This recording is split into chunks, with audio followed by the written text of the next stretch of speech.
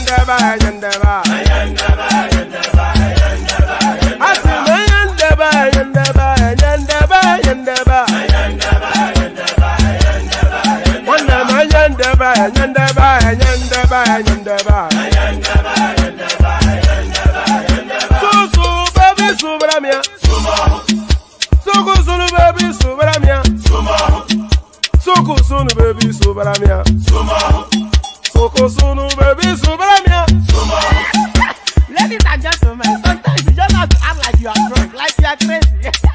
Confuse your enemies, confuse them. Oh, that's yeah, we mo. Yeah, we mo. Oh, that's yeah, we mo. No, but I got to know. Yeah, kwitara kara mi nguru ma mi ga kwuru m ụgwọ ya baby mo How I feeling? ayandaba ayandaba ayandaba ayandaba ayandaba ayandaba ayandaba ayandaba asim ayandaba ayandaba ayandaba ayandaba wanda ayandaba ayandaba ayandaba ayandaba so baby subramia Soko sunu baby subramia Soko sunu baby subramia Soko sunu baby subramia Ase kwa nefo jabani si akuna nyego mkambasi ozo. Since I was born, but now I am getting youth. Akuna mota akuna koga book.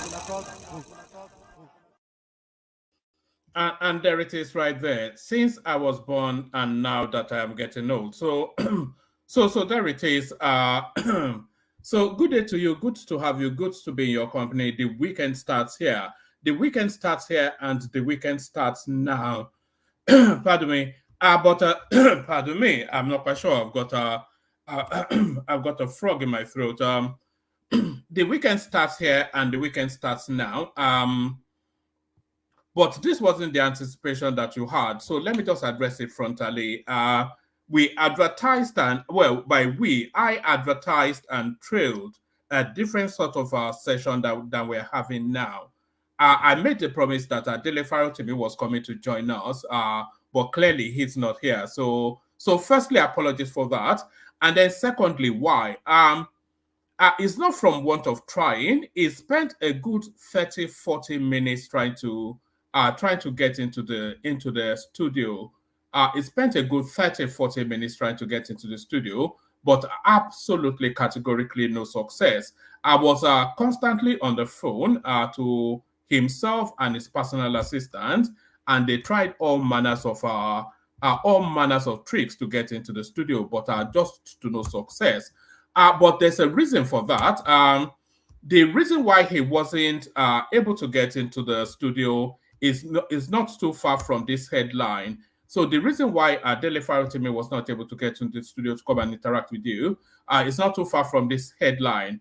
Telco confirms major cut in subsea cable in Red Sea as internet disruptions hit Nigeria, Ghana, South Africa, others. So this is exactly why he was not able to get in. So Telco confirms major cut in subsea cable in Red Sea as internet disruptions hit Nigeria, Ghana, South Africa, and others. So that was what happened. But Dele Farotimi did send a voice note. He sent a voice note to you guys just so you can appreciate the effort he was making to try and get in. So let's listen to it. It's only about 20 seconds, but he sent a voice note. Sure, you can share this with him. This is where I am. Safari wouldn't open. I've tried everything I could. Nothing, none of the networks in the house would appear to be working. Not my MTN, not the house Wi-Fi. There's nothing I can do, and I'm getting frustrated with this. I don't need this stress, please. I'm stopping now. So there it is right there. He's tried everything that he could.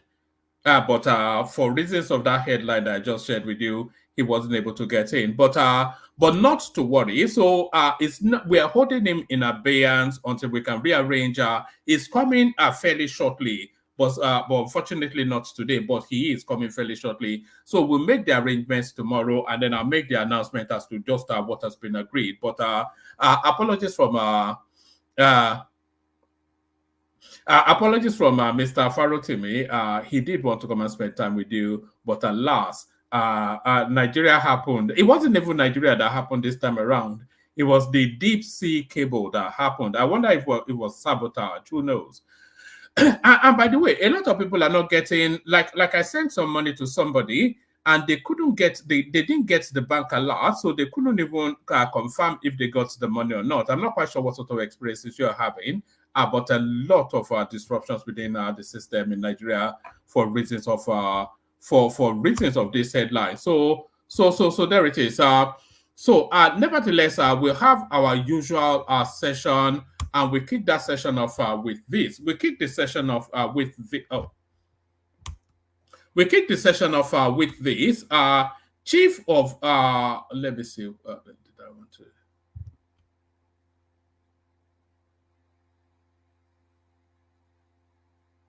All right. Yes. I want to share that as well. So let me move it here. All right. All right, let's kick it off. So we kick it off with this. Chief of Defense Staff asks EFCC to track funders of terrorism in Nigeria to end insecurity. So I wonder if that's not the first thing they should have started from 1999 or whenever this thing kicked off. The Chief of Defense Staff, General Christopher Musa, not Mustafa, the Chief of Defense Staff, General Christopher Musa, has called on the Economic and Financial Crimes Commission, the FCC, to track terrorism funding in the country. This, he said, was one of the main means to curb terrorism globally, whilst urging EFCC to help in tracing funds related to terrorism. So I'm not quite sure if EFCC especially needs to do that, because of course, under the Buhari administration, we got a list of the funders of terrorism from the Middle East. The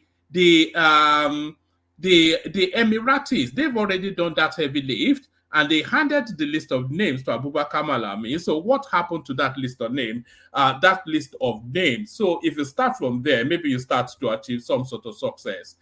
Not once have they ever paraded somebody as a big shot within that terrorism space. And this is something that's been going on for the better part of 20, going on 30 years. Chief of Defense Staff asks EFCC to track funders of terrorism in Nigeria to end insecurity. The Chief of Defense Staff, General Christopher Musa, has called on the Economic and Financial Crimes Commission, EFCC, to track terrorism funding in the country. This, he said, was one of the means to curb terrorism globally, whilst urging the EFCC to help in tracing funds related to terrorism. A statement on Friday by the Director of Defense Information, Brigadier General Tukur Gusau, stated that the CDS spoke when the executive chairman of the EFCC, Kayode, visited him in Abuja. Yes, essentially we get the gist of that, but the totality of it and nonsensity, the totality of that and nonsensity, if you want to enter terrorism in Nigeria, if you want to end terrorism in Nigeria, you can fairly easily. It's just essentially just the smallest of efforts being made by any of these security forces will address that. A lot of this terrorism, a lot of these terrorists, a lot of this kidnapping for ransom, they actually transact the money electronically. So a lot of the ransoms are paid electronically. So what level of investigative whatever do you even need to trace that? So it's just a nonsense. They just make all these sound bites in the newspaper, and that's pretty much the end of that. So that's pretty much the end of that. Let me go to this space. This space now speaks to this thing that we have always wanted to run our country down, up and down the world. This is if this happened in Nigeria, what sort of response do you think it would have elicited? Okay, let me just play you it. If this had happened in Nigeria, what sort of response do you think it would have elicited?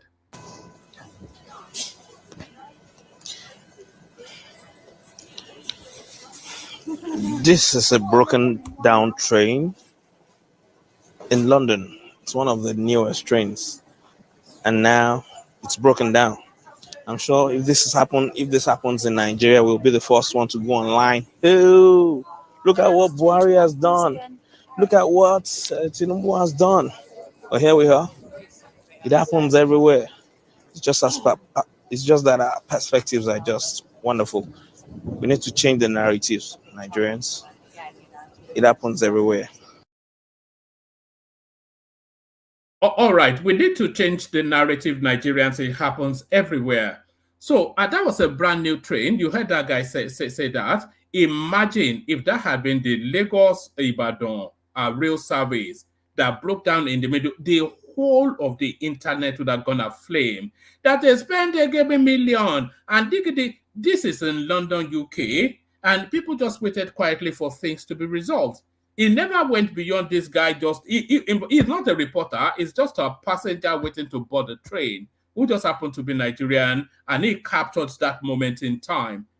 It never made any headlines because they know routinely trains will stop, trains will break down, and then of course that will be resolved and things get moving. But if that had happened in Nigeria, woe betide. It is Tinubu. He has done and you know the rest of it. All right, let's go on from there to Sheikh Kigumi and back to the narrative of terrorism. Here is it not? Yes, Sheikh Gumi. Let's listen to this. Happening now, especially we are seeing that these bandits are getting more and more vicious. Before they don't do what they do now, they are heading to softer targets, as the military man has said.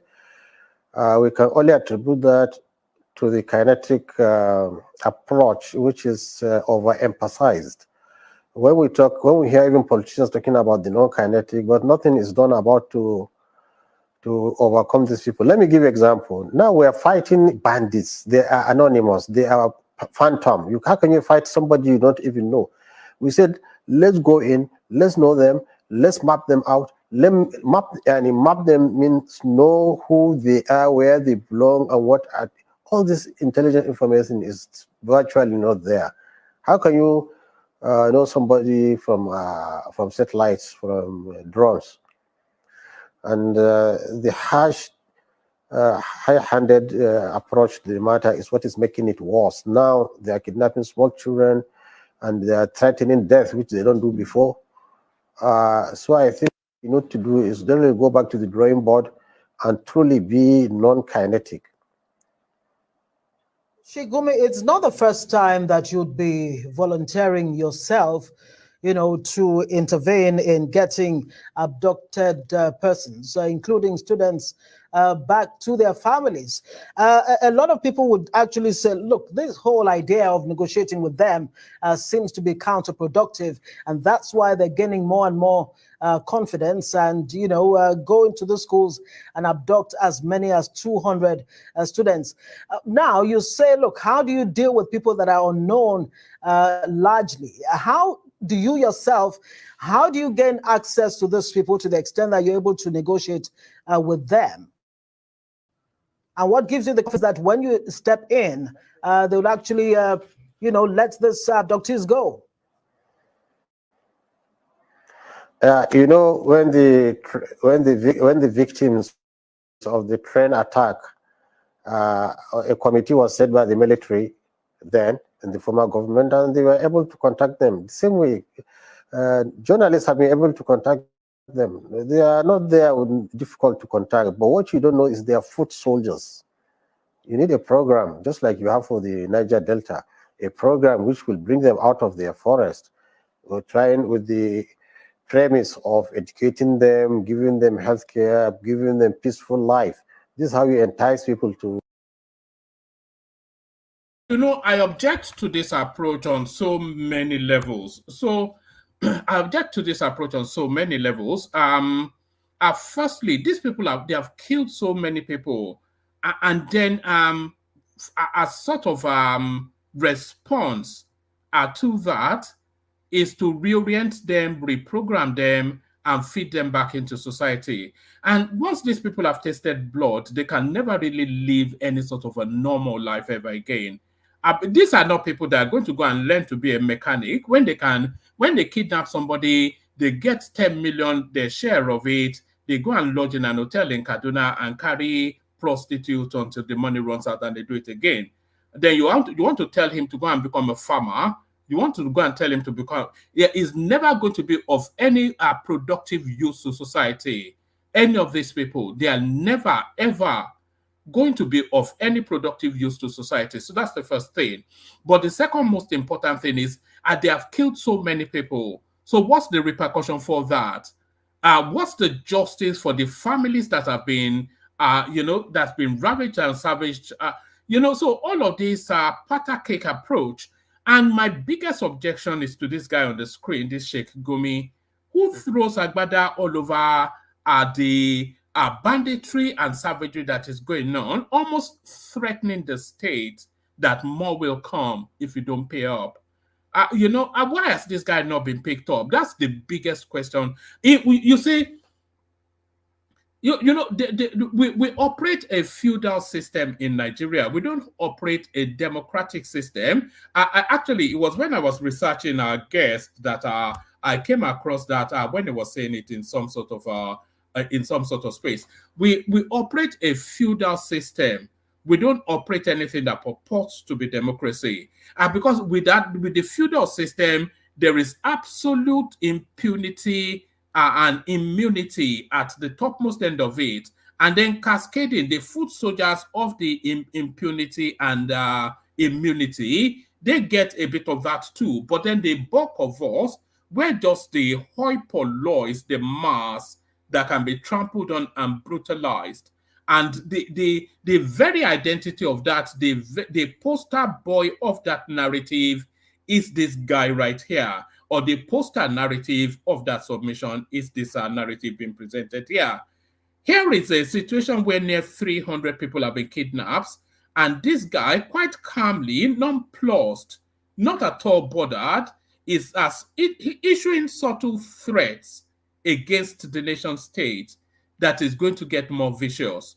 And we've seen him in the company of these people, by the way. Remember that clip when he was in this forest space surrounded by these bandits as they hung on to his every word. And yet, this guy traverses the landscape. He even has security details looking after him. Instead of being next to Nnamdi Kanu in a room somewhere. It's unbelievable stuff. It's unbelievable stuff. But there it is. If somebody like this is not in some sort of custody, we're not fighting anything that purports to be a fight against terrorism. To avoid violence and militancy. But when you continue dropping bombs, in fact, petrol bombs, destroying roggers, killing children and women, so they will find no sympathy and empathy on our own children. This is it. An eye for an eye. This is what is happening. So we have to change our tactics. We have to change our style. What we have been doing has not been productive. But what we think is, if we can have a channel where we can have a dialogue with them and understand them, and promise them what we can do. And I think that is a better way, just the way that so many people were released. So that is Sheikh Gumi issuing his subtle threat, as he often does. Yes, first of all, what's happening now, especially we are seeing. All right, so that's Sheikh Gumi issuing his subtle threats, as he often does. Let's go on to this one. This is the shape of politics to come. El Rufai trying to wiggle his way back into favor. Fresh permutations as ex-Governor El Rufai meets Fani Kayode. Photos emerge. So it's more the photos than anything else. The former governor of Kaduna State, Nasir El Rufai, has paid a courtesy visit to the former Minister of Aviation and one of the spokespersons of President Bola Tinubu's Presidential Campaign Council in the 2023 election, Fani Kayode. Fani Kayode announced the visit of the outspoken politician to his residence in a tweet on Friday. Let's do that again. That's not reading well. The former governor of Kaduna State, Nasir El Rufai, has paid a courtesy visit to the former Minister of Aviation and one of the spokespersons of President Bola Tinubu's Presidential Campaign Council in the 2023 election, Fani Kayode. Fani Kayode announced the visit of the outspoken politician to his residence in a tweet on Friday, March the 15th, sharing pictures of their moments whilst describing him as an irrepressible force in Nigerian politics.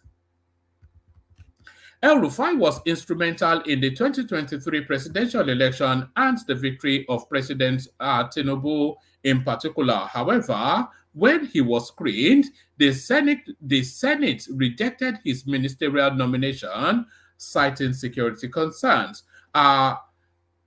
However, his visit to the former minister was historic, as the duo were rarely seen together in public, not to talk about visiting each other at home.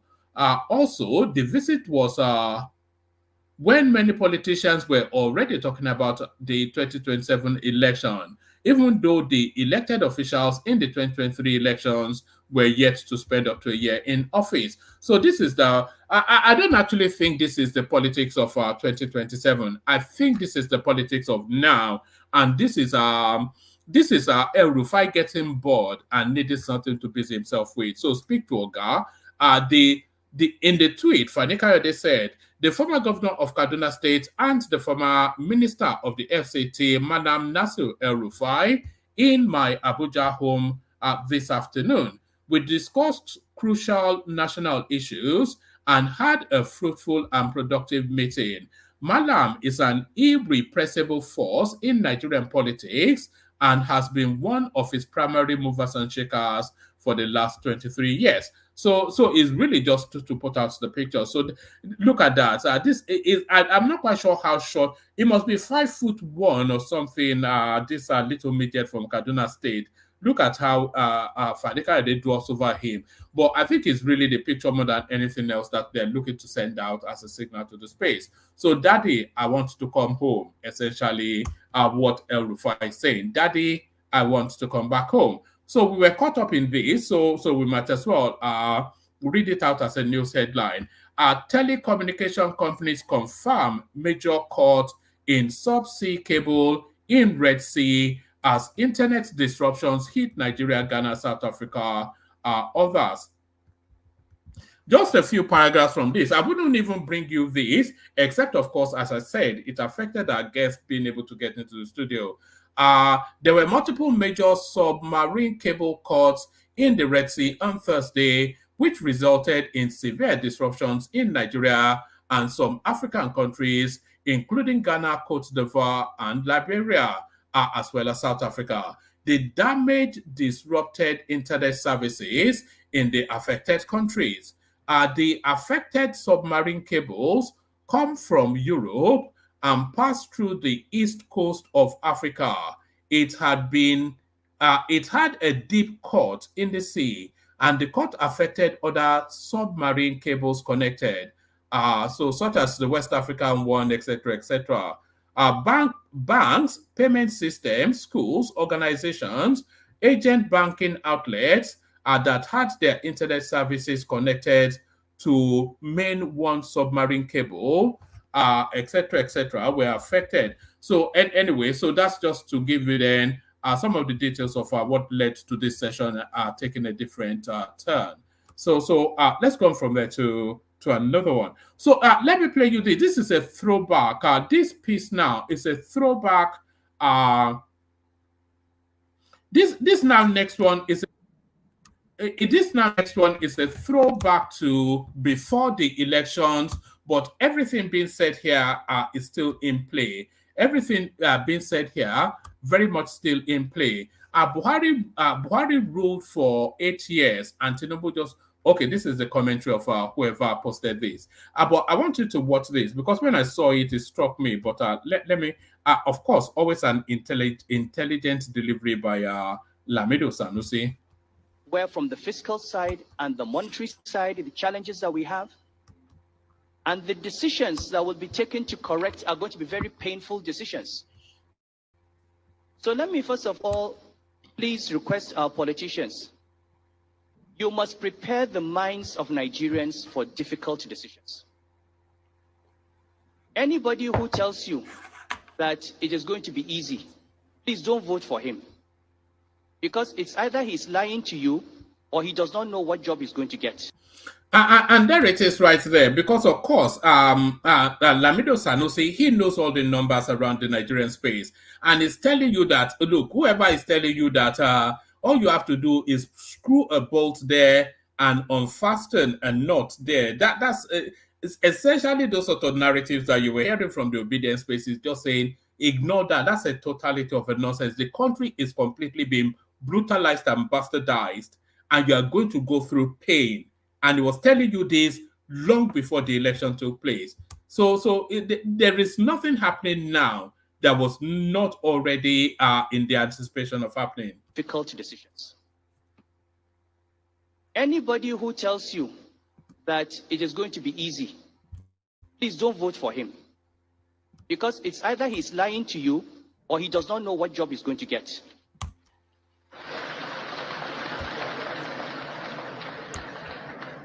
You cannot with this level of debt service, with this level of collapse in revenue, with this level of poverty, you cannot. And you have to take corrective decisions. Tariffs on electricity sector have to be corrected. Tariffs in the oil sector have to be corrected. But before we correct that, we have to deal with the opportunities for rent seeking. You have to close off the inflated numbers, the false numbers. And I hope that whoever becomes president... You see, from what El Rufai is saying here, the cuts are not even deep enough, because he's actually saying all of the tariffs, electricity, everything is subsidized in Nigeria, by the way, including electricity and everything else. And he said just remove all of the subsidies. So Tinubu is even managing your pain points, because as far as Lamido Sanusi is concerned, just tear off the bandage in one sharp movement and let the bleed bleed, and then let it settle and dry off. So that's essentially what he's saying. In 2023, the first thing they should do is ask NMPC. Sorry, let the wound bleed, not let the bleed bleed. I don't know what I'm saying now. I'm just cobbling together this session, by the way, just so we have a session. My whole preparation was for our guest. So we're just winging it through this one. So we'll wing it through this one and see where it lands. So we've just hurriedly put this together just to have a session. But before we correct that, we have to deal with the opportunities for rent seeking. You have to close off the inflated numbers, the false numbers. And I hope that whoever becomes president in 2023, the first thing they should do is ask NMPC to document and bring evidence for every dollar they took as subsidy.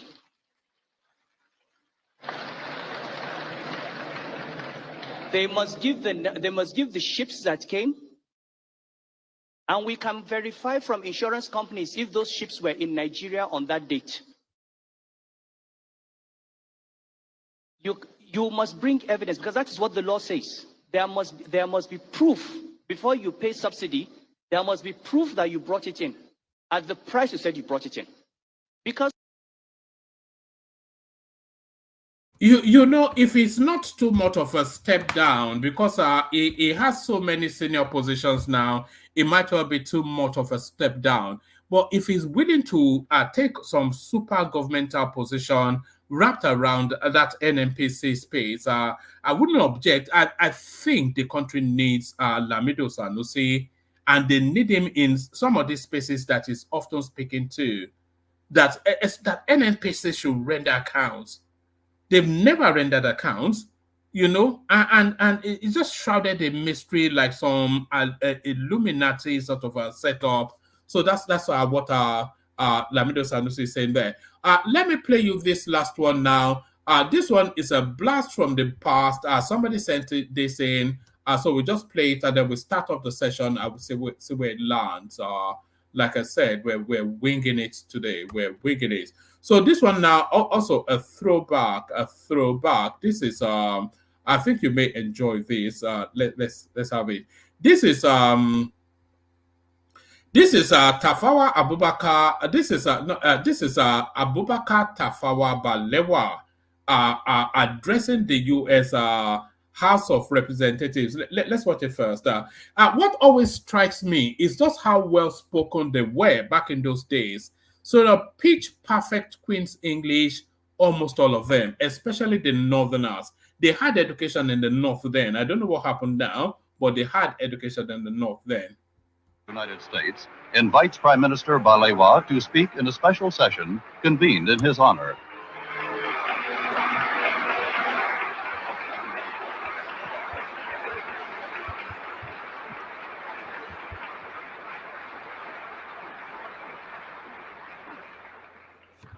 I regard it as a signal honor and privilege to be invited to address this world-famed gathering, not only because the United States of America is one of the leading nations of the world and one of the most powerful and advanced on earth today, but also because I believe that those who have struggled and worked to achieve independence will share with you and the great country which you represent a special meaning of liberty, of freedom from outside control. All right. It doesn't especially say anything striking or that you want to spend too much time listening to, but it's just really one. This piece is telling us that he's the first and probably the only. It says this was part of the official state visit of Prime Minister Sir Abubakar Tafawa Balewa of Nigeria to the United States 1961. I stand to be corrected, but it seems that since 1961, Sir Tafawa Balewa is the only head of government in Nigeria to have been given a speech to the United States House of Representatives. So I'm not quite sure how factual that is, but somebody sent us and I just thought to. It's really just how well spoken he is really what I wanted to highlight. They spoke English back then. I don't know what we speak now with all our funkified accents that even the people of indigenous to the countries that we live in don't recognize. We speak them in Nigeria. But let's go to the care guys and then we kick it off as the way lands.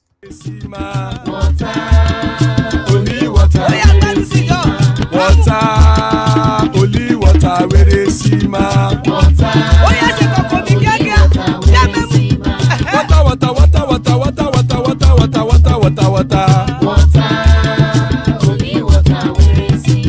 Hapa o naido.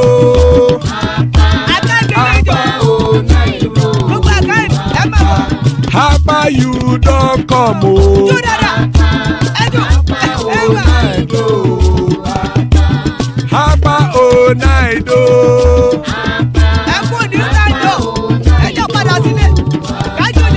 Oro kẹ̀kẹ́ ẹlẹ́mù yé o. Ilé sọ́dí àkẹ́kẹ́ ẹlẹ́mù ré o. Bobby master kẹ̀kẹ́ ẹlẹ́mù ré o. Chief Wẹ́lá tí kẹ̀kẹ́ ẹlẹ́mù ré o. Eruku lẹ̀lẹ̀ ẹlẹ́mù dé. Eruku lẹ̀lẹ̀ ẹgbẹ́ ẹlẹ́mù dòde ojàre o. Eruku lẹ̀lẹ̀ Ghana ti dé ẹgbẹ́ bọ́dì o. Ọmọ ẹlẹ́yẹ ẹyẹ o ó dìlé o.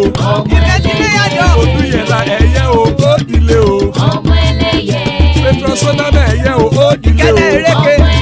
Petrosodúnkẹ́ ẹyẹ rẹ̀ ó dìlé o. Ẹlẹ́kọ̀ ọ̀run mú ìní o.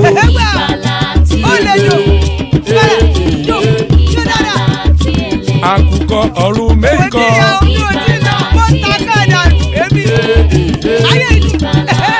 Ikú kò ní ríwà gbéṣe o.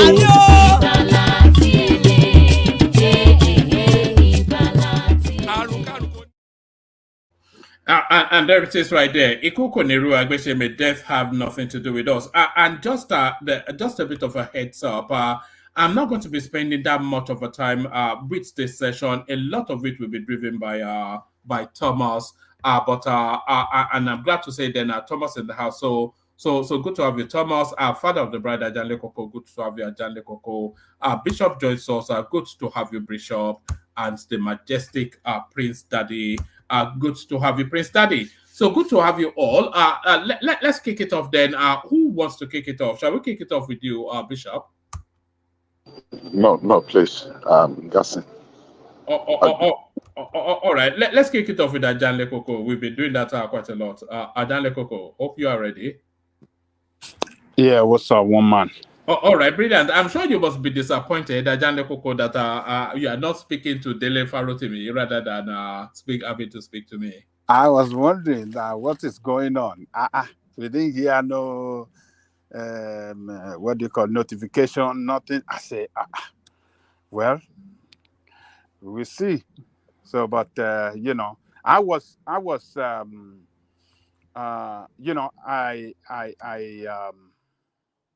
heard the news this morning about that internet cable problem, and I was thinking in that direction that it might be that problem that is responsible for him not able to come and you not able to. To be honest, to be honest with you, I pushed it a little bit because earlier on his PA she sent me notice that look, there's a lot of internet disruptions in Nigeria. Do you want to reschedule it? But I then phoned Ekene Foley and all their internet seems to be okay. So I said no, let's just carry on. And the guy tried and tried, you know, he just couldn't get. I kept moving the time and he kept struggling. He eventually got frustrated with it and he said, no, I've tried my best, but we'll reschedule it. It will still come, but you know, this whatever it is that is happening under the sea is not happening everywhere. Yes, I'm glad that at least he sent a voice note that he has tried everything to make it happen, and I hope next time he will compensate us with more time. Yes, because you only offered us 90 minutes, so I think maybe I'll use that as the sympathy vote to push him. You know, you only offered us 90 minutes. we're gonna ask him to give us to spend more time with us. And maybe I can push him as well because he wouldn't budge on anything past 8 p.m. Nigerian time. So okay, yes. Well, it's okay, no problem. I hope they will fix that cable problem, internet cable problem, because it might be difficult to send money now, you know. Well, I sent yesterday, I think it was, and the guy is telling me that he didn't get the alert, but thank you anyway, you know. So maybe when he goes to his bank, hopefully we'll get there, you know. Okay. All right, let's kick it off. One man, what's going on? All right. We're just really let's kick it off with this Sheikh Gumi, who is telling us that the insurgency is going to get a lot more vicious. You see, greetings to our listeners around the world. Click on the like button, share and subscribe if you haven't done so. You see, sometimes when Gumi speak and you listen to him attentively, sometimes you don't even know what you want to do with Gumi, because sometimes it's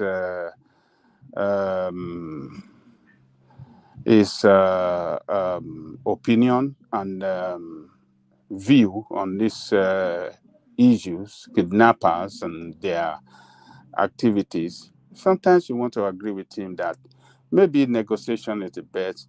Sometimes you don't even want to agree with him that how can we continue to negotiate with people that doesn't even understand, does not even want to cooperate. You understand what I'm saying?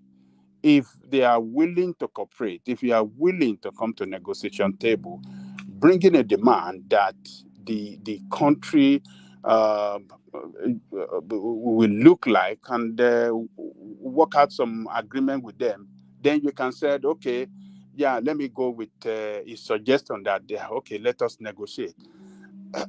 How do you want to negotiate? I don't understand sometimes. How do you want to negotiate with these people that kills their own people?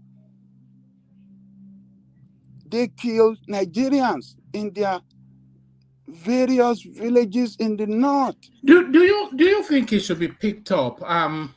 Do you think it should be, because a lot of people feel that it's too powerful to be picked up and it will trigger it will trigger a reaction in that space if it's picked up.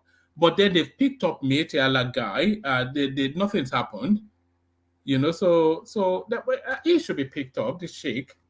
No, it cannot be picked up. Reason why I say it cannot be picked up is that he's not engaging in terrorism activities against the state. He's not sponsoring people that are carrying out this, unleashing people that are unleashing terror on the state. And there's no, there is no information, intelligence reports by the state that shows that is complicit in this activity, So, but listening to what he said today, I think he gave us an information that is very useful. An information that is very useful that shows that Nigerian state, people in charge of the security of the country, plus the commander-in-chief, are not making, they are not making a frantic effort to put this situation to an end. And what did he say?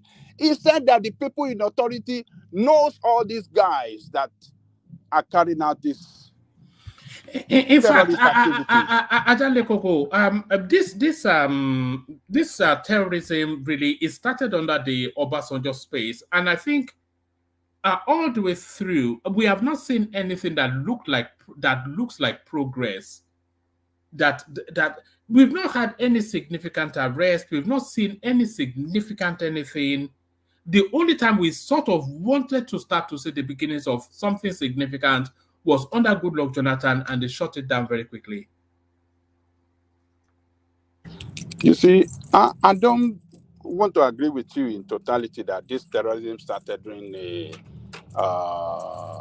Obasanjo's administration. Well, was it not when they killed Shekau that kicked it off, the leader of the Boko Haram space? That was under Obasanjo, wasn't it? Yeah, their leader, not Shekau, the what do you call it? Is that Ibrahim Shekarau? Ibrahim, it's not Shekarau.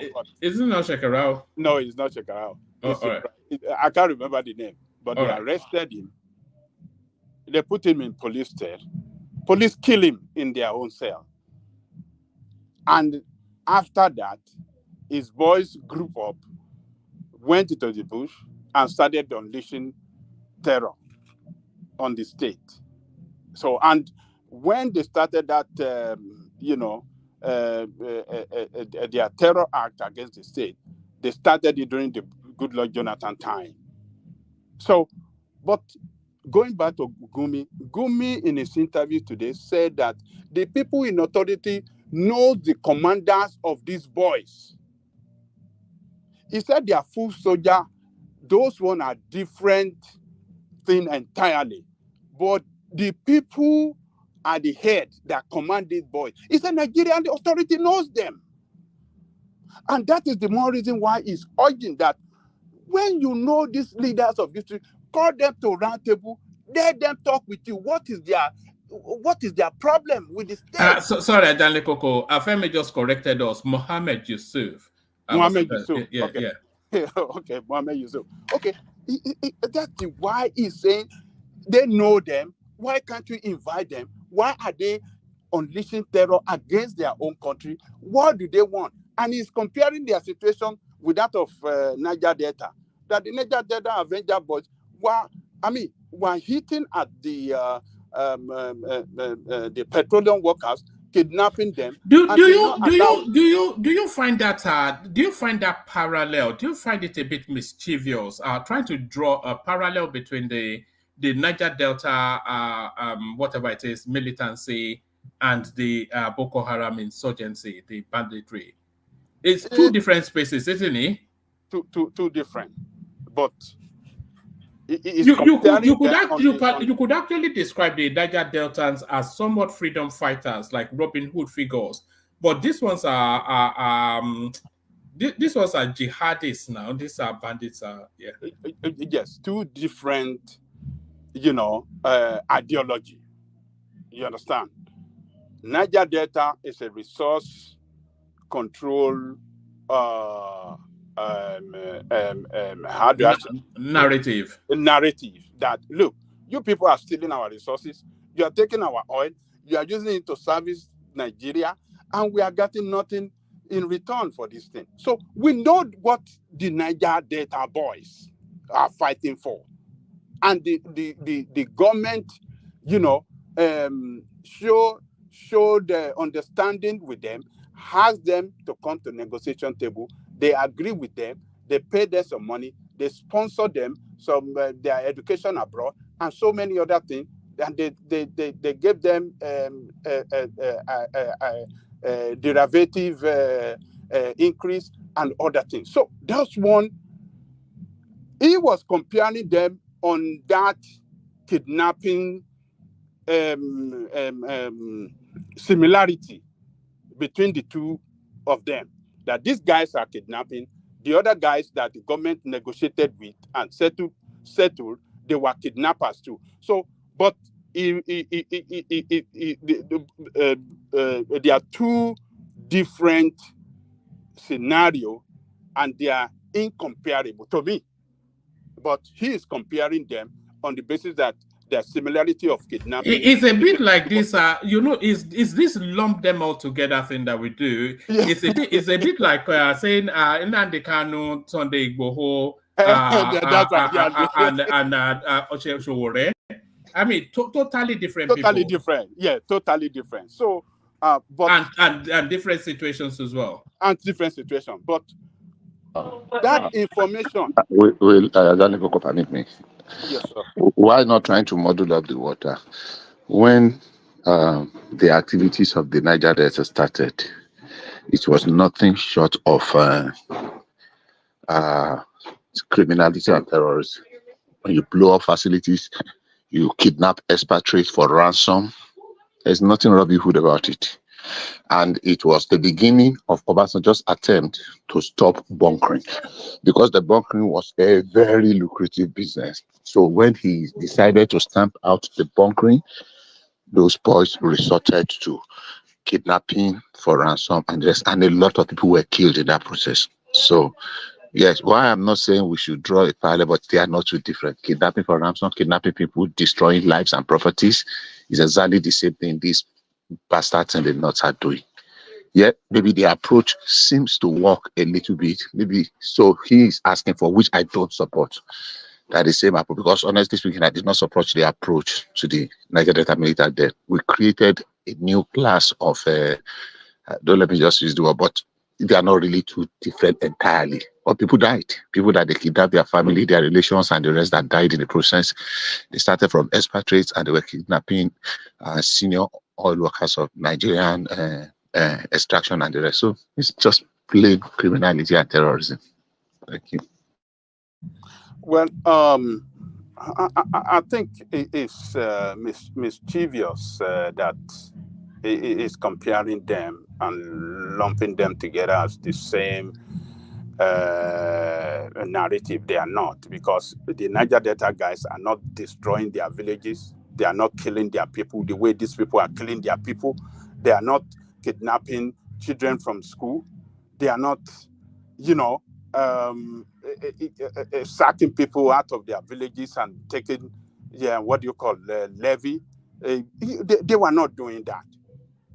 They were not taking people into the bush. And you see, but the information that he gave, that is very important to me.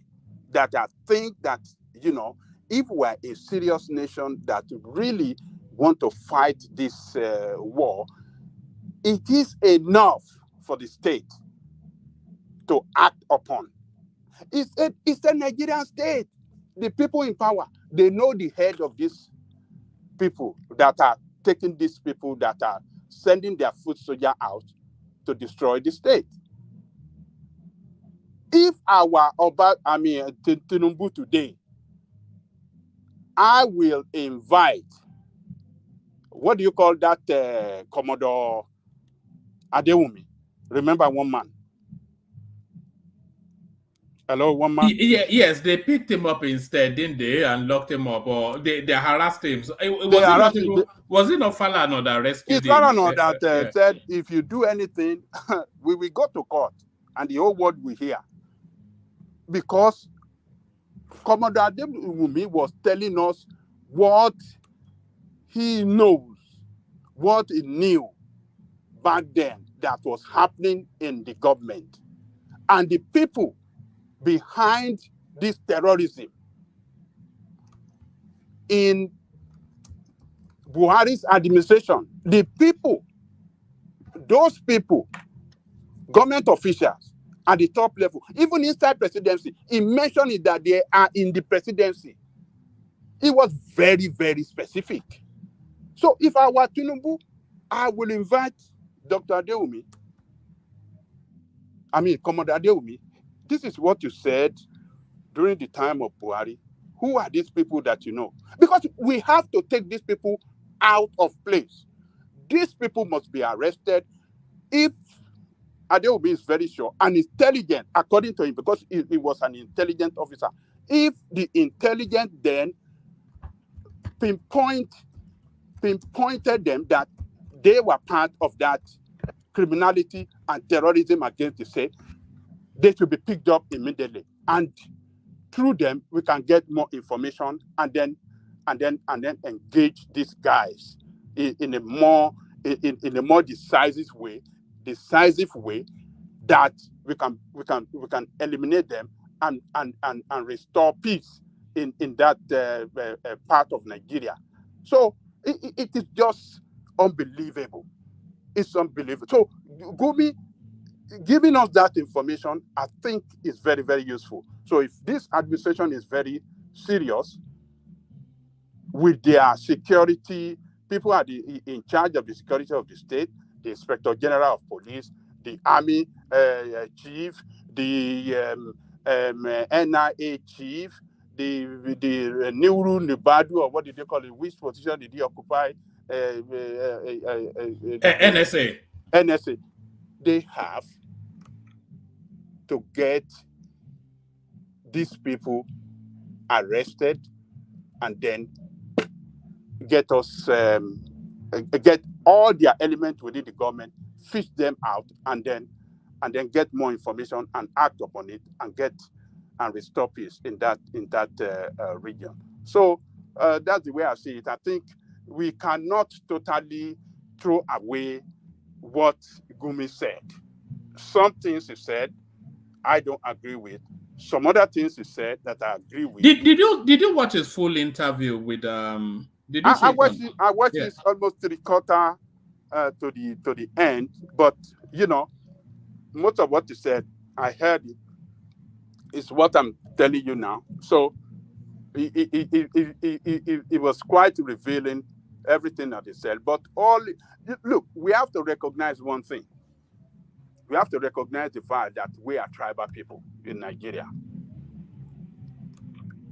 Yes, those boys, the leaders of this criminal group, still look at Gumi and those mullahs in the north as the only set of people they can engage with due to their religious belief that our mullahs, our this thing, we still show respect to them. We can meet with them if they really want to talk to us or on behalf of the state. They are given that condition. So if they are given that condition and they are still showing respect to some people, group of people in their own part of the country, I think it's good enough to open that window of opportunity to engage with them sometimes. Everything cannot be bomb. I'm not saying that they are good guys, they are not good, but Gumi haven't been a leader, a religious leader, and those guys too claim to be Muslim. I will not totally agree that they are good Muslim, they are bad Muslim to me, because good Muslims should not be killing their own people. They should not use religion, to kill innocent children, women, and elderly people in the society, or carry out kidnapping. Islam does not, there's no scripture in Quran that suggested that they can use kidnapping, In fact, does the Quran not say you shouldn't even kidnap your fellow Muslim? What I are don't they? know. You are right, one man. Your fellow Muslim in any part of the world should be seen as member of your family. That is what Holy Quran said. Wherever you see your fellow Muslim, or you are in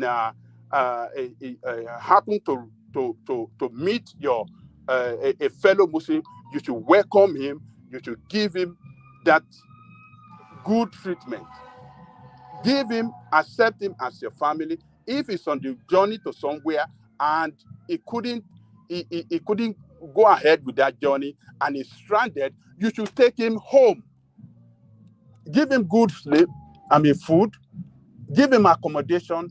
And when the next day you want to proceed on his journey, if God bless you to bless, if you are blessed to bless him, give him some money.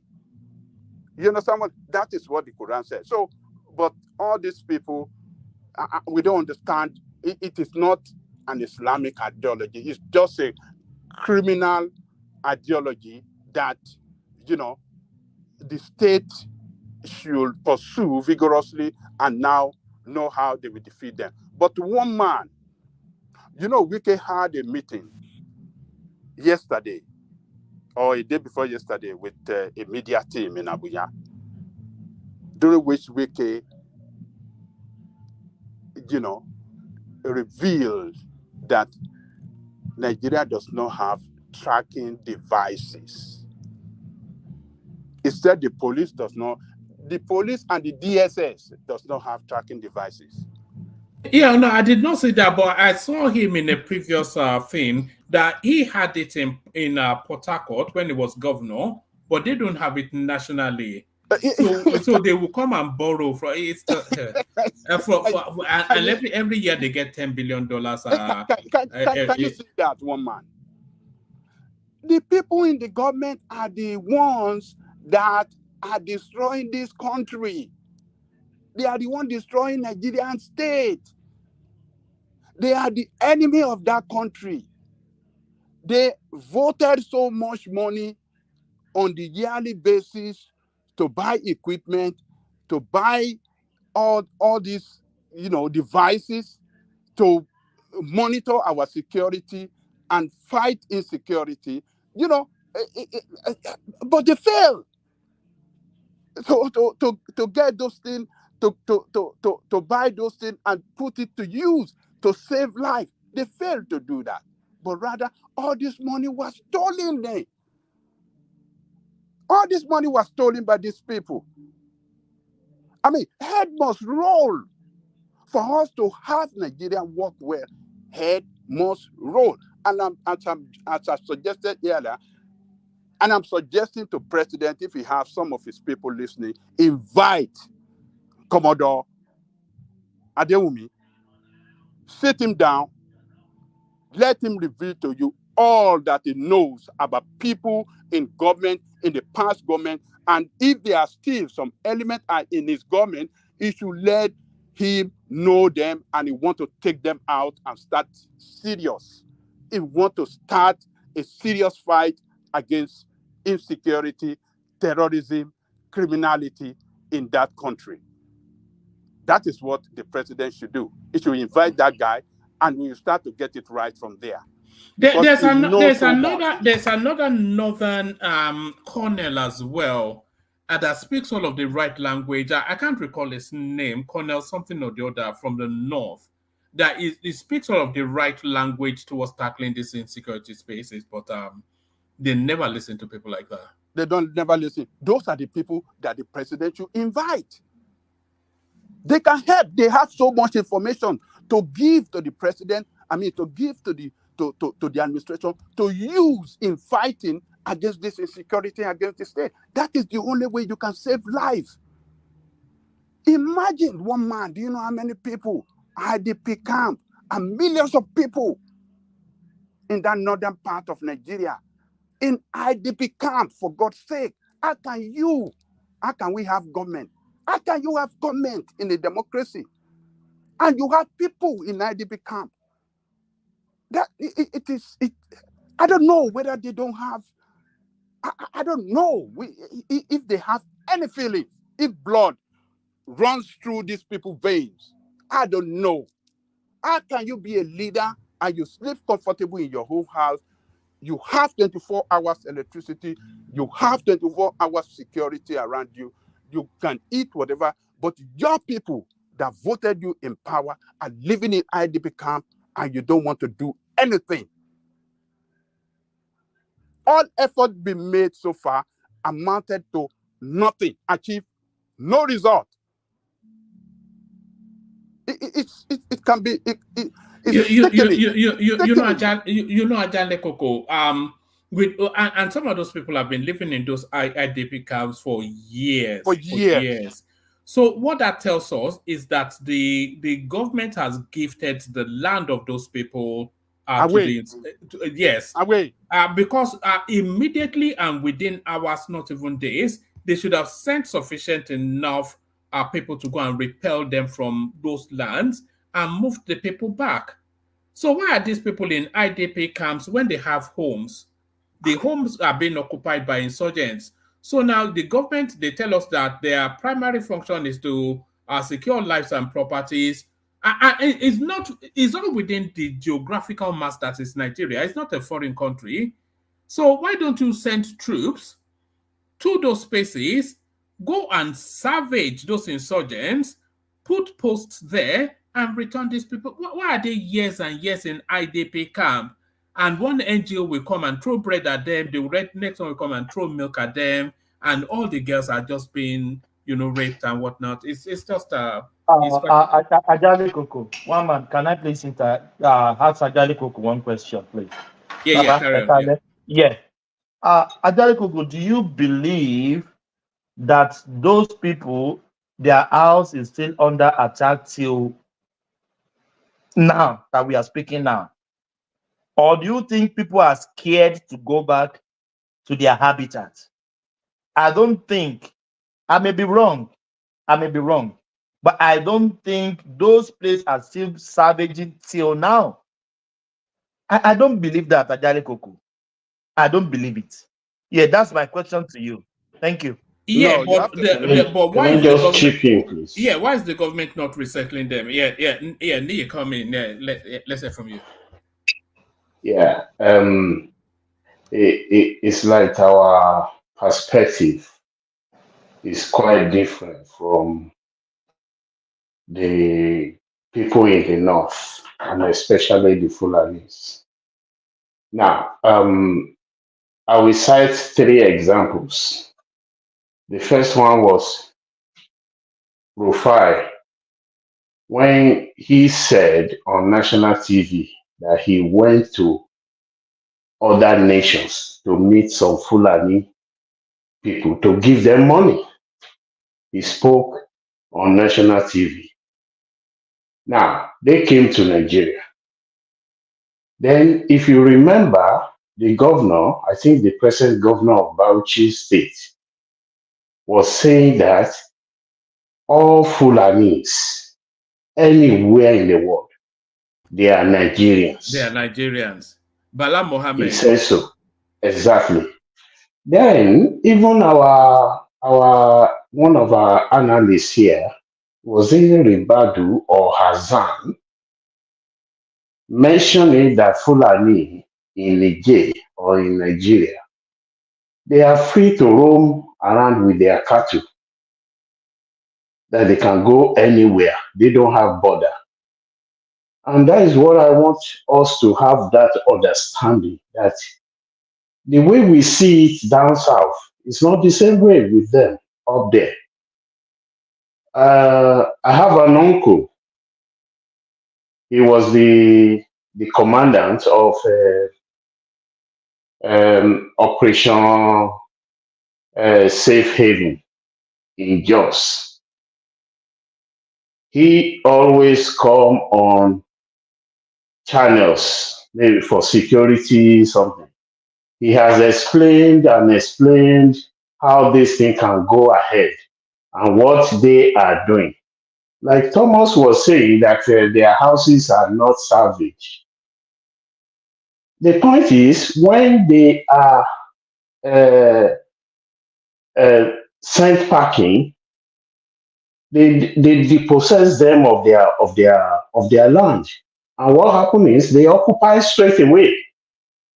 Is that not the reason why in Jos, especially Jos North, there was always a fight who will be even the chairman of Jos local government, because they now have a lot of Fulani houses, while the indigenous were not, they were contending with the indigenous that they cannot continuously be the chairman of the local government there. So, and it's still the same. If you go to some parts of, even in Oyo State, you find some places where Fulani will be speaking like this, you think they are Yoruba. Even in the part of Okeogun, where Thomas came from, I don't know how common. Not to interrupt. Yeah. Not to interrupt you, Niyi, but there was actually one Fulani guy in Oyo that ended up being elected as I think a councillor. His Yoruba was so strong, yes, in Oyo, one of the sleepy outlets in Oyo, yeah.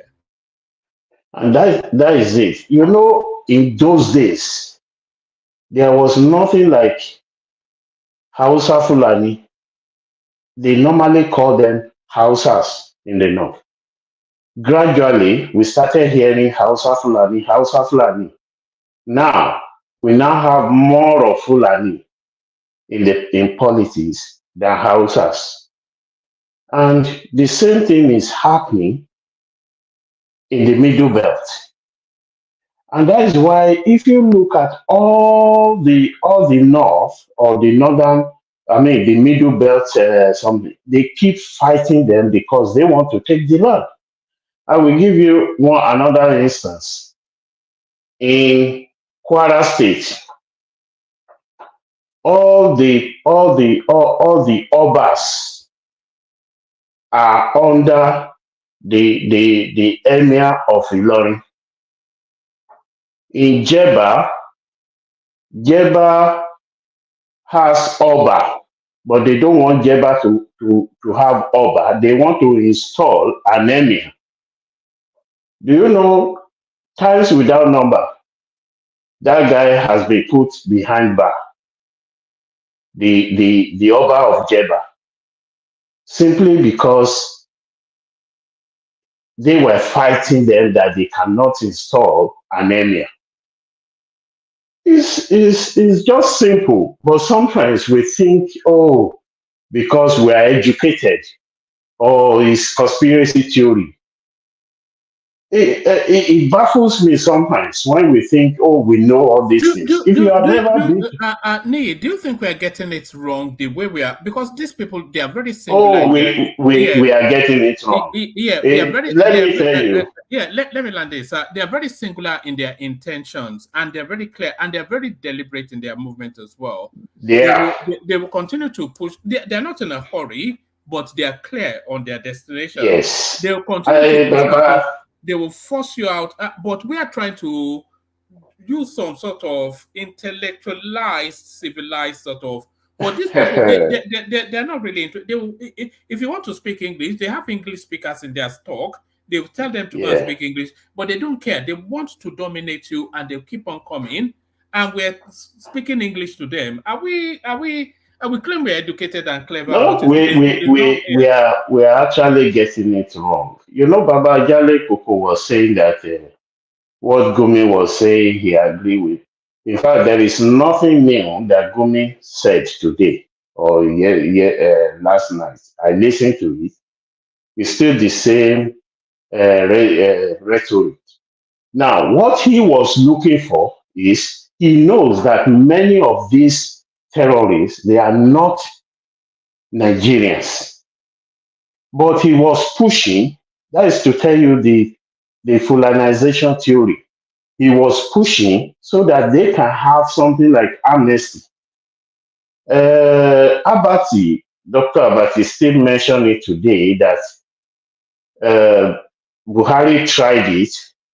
He called these people, he negotiated with them, they bought uniform for them, they trained them in order to incorporate them, but they failed. So, but what he wanted is, he wanted amnesty for them so that they can come from any part of the world as long as they are Fulani. They will be under that amnesty. So we should get this thing clear. If you I don't know, it's just sometimes when I listen to people talking about this, I just laugh that the ideology are not the same. People will say, "Oh, in India there are millions of languages."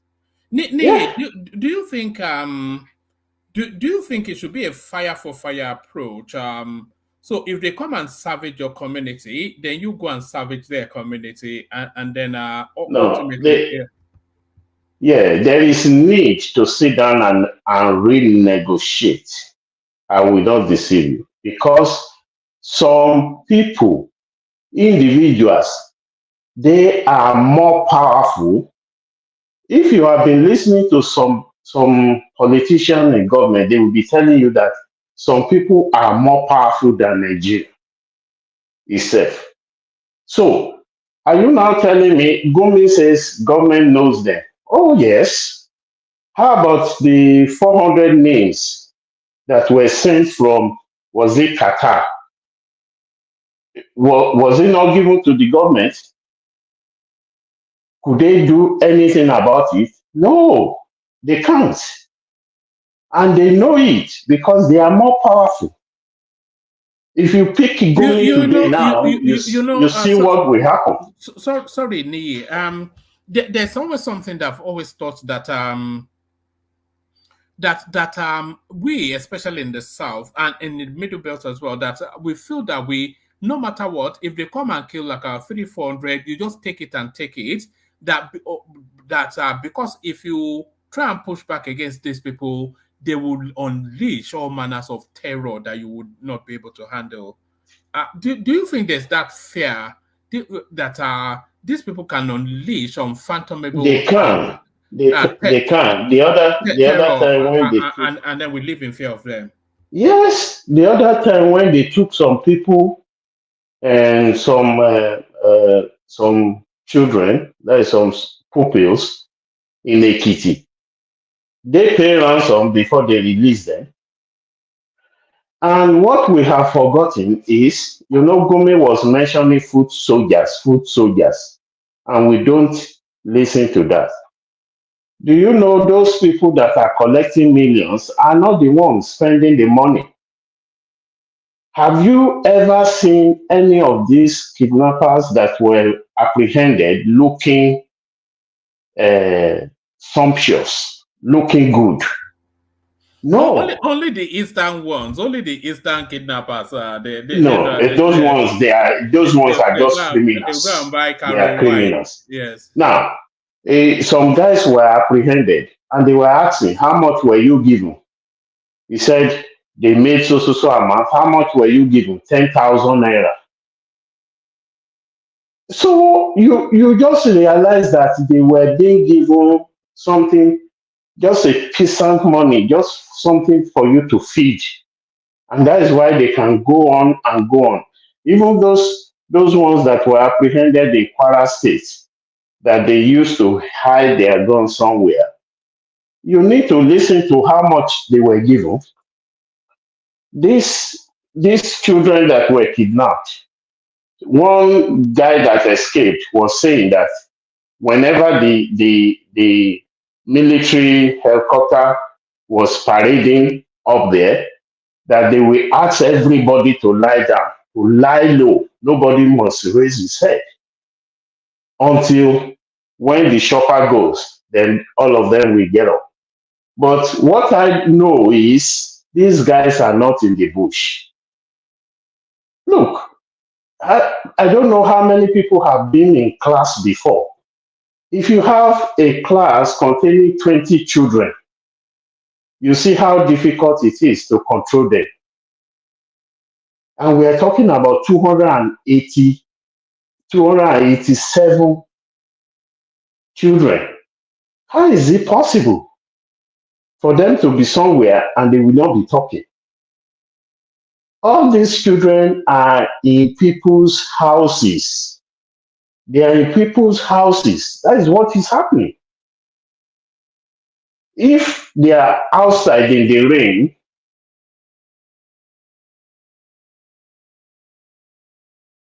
that is the point. But the way we are seeing it down south is not the same way they are seeing it in the north.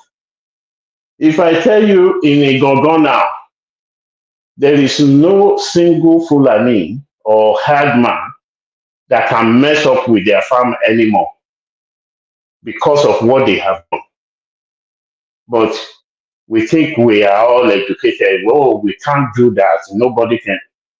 Now they are giving the testimony that, in fact, Fulani cannot eat any crop in a Gogon or in all those 7 Ibarapas. They all came together. Irua, Igongon, Ayete, they all came together and there was some things they did.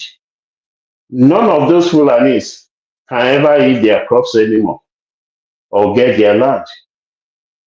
But we don't believe we can do that because we are educated, or probably because we are Christians. You see? So that is just it. Thank you. All right, brother. And thank you. Back to Ajahn Ekoko. So, one man, in conclusion, I will go back to my suggestion. The president to invite those people that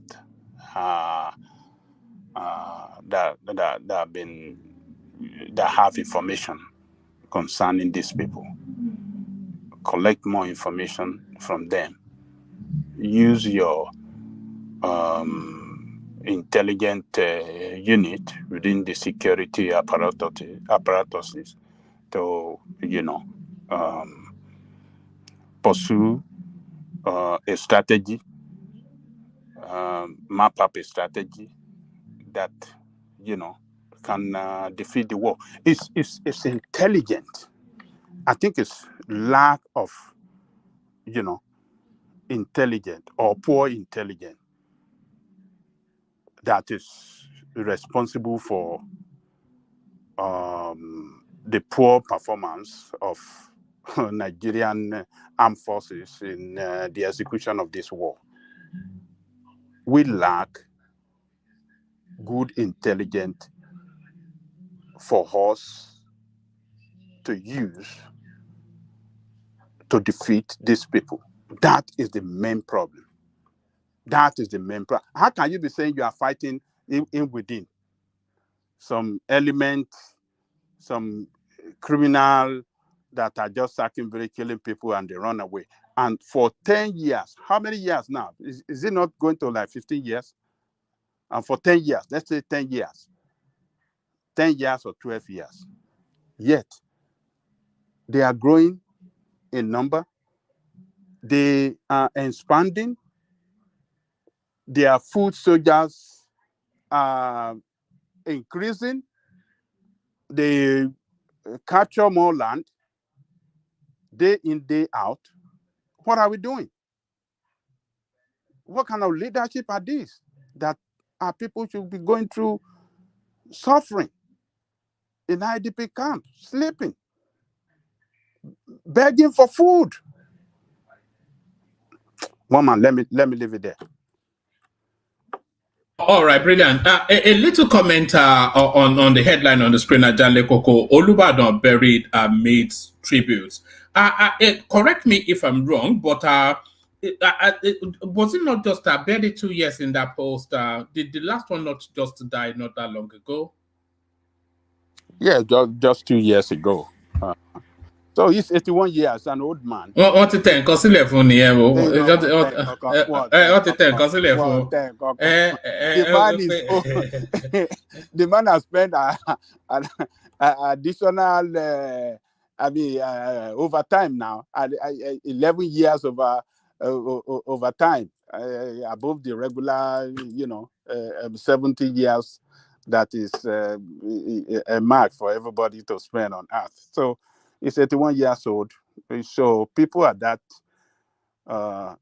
age, anything can happen to them anytime. So I believe it's God time. God took him away, and Ibadan people, they don't have problem in selection of Olubado because it's turn by turn. It's not Ifa. Ifa does not guide them in who going to be the next. Why are they struggling to since the Alafin for your died? It's going on 2 years as well, if not longer. Why are they struggling to find a new Alafin for us? Let me tell you one man. That of Oyo is a different ball game. They have to go through the tradition. And a lot of rituals, a lot of things have to be done. If I tell you, I believe they are doing something. They're really going to choose somebody that going to be the best, the person whose time that will bring peace and tranquility in the Yoruba land. So they have to take time. Those people that are in charge, the Oyomesi, at the moment is the Bashorun of your land that is the head of your land now. So, and I believe they are doing they are going through the right process to get us another Alafi, and I hope very soon. Did it take this long to appoint or to elect or select the Oni? The Oni is different now. They have, how do you say it? Are they not 3 or 4 family? What do you say it? Is it royal? Ruling houses. Ruling houses, yes. They have about 4 ruling houses. So when one ruling houses ended their own term, the next one, they know it. So it's within that ruling house, that next ruling house that, they have to, if I would guide them on who should become the Oni. So that one is more easier than that of Oyo. So Oyo is, I believe they will get someone very soon for us in Oyo land. So Oyo people are smart people now. Those are the core Yoruba people. So. All right, brilliant. Let me take you to the headline piece, Adan Lekoko. This meeting, it strikes me, one, because they were always at daggers drawn, El Rufai and Fani Kayode, always throwing missiles at each other across the media spaces. But then the surprise visit then, El Rufai makes that visit to Fani Kayode. So the reading of this is essentially that he's trying to wiggle his way back into some sort of relevance. So what are you making of this meeting of strange bedfellows, fresh permutations as ex-Governor El Rufai meets Fani Kayode, photos emerge? What are you making of this rather odd meeting? It's a political meeting. I believe they are planning something for the future. What do you call it? The former governor, El Rufai, might have political ambition, and he knows that Fani Kayode is very good when it comes to communication. It's a propagandist. He knows how to deliver it effectively. He knows how to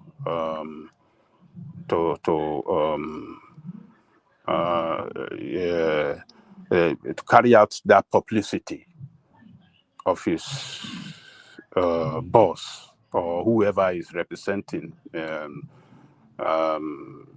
for political office. He know how to deliver, a very serious, a strong campaign, and propaganda and stuff like that, to rattle the political space. It's very good, except we want to lie to ourselves. Fani Kayode is very good at, effectively communicating the agenda of his mentor to Nigerian people. So that is what I'm suspecting. I believe it's a political meeting aiming at, pursuing, a political ambition. So that's what I can read to that meeting one. All right, brilliant. And just finally, this one here. This is just this clip from this guy from the UK showing us a train breaking down and being on the station for like minutes and hours. So it's just really to draw that contrast. If we had this happen in Nigeria, of course, hell will break loose.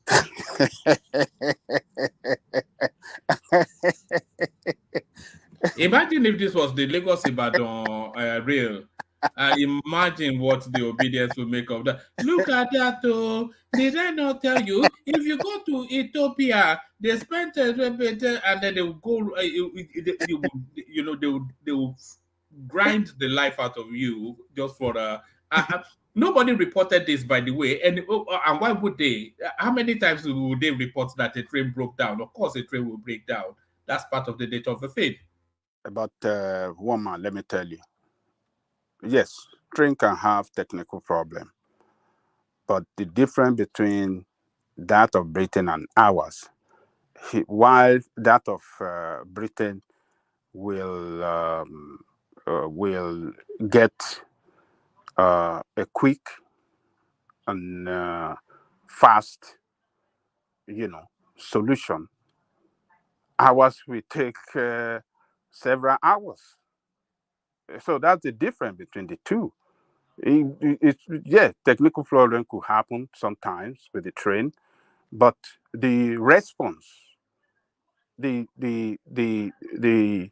rapid response that will come to get it back on the track, to get it work again, that you can't get that in Nigeria. We have seen a situation where the Lagos Ibadan train developed technical problem, and people were there for like 8 hours. More than that, people have to call their people, and they are in a thick bush. They were scared that, we hope these people, terrorists, will not come and grab them here. So it was a bad experience for people that went through that kind of situation. So you can't compare the two. They are not. No.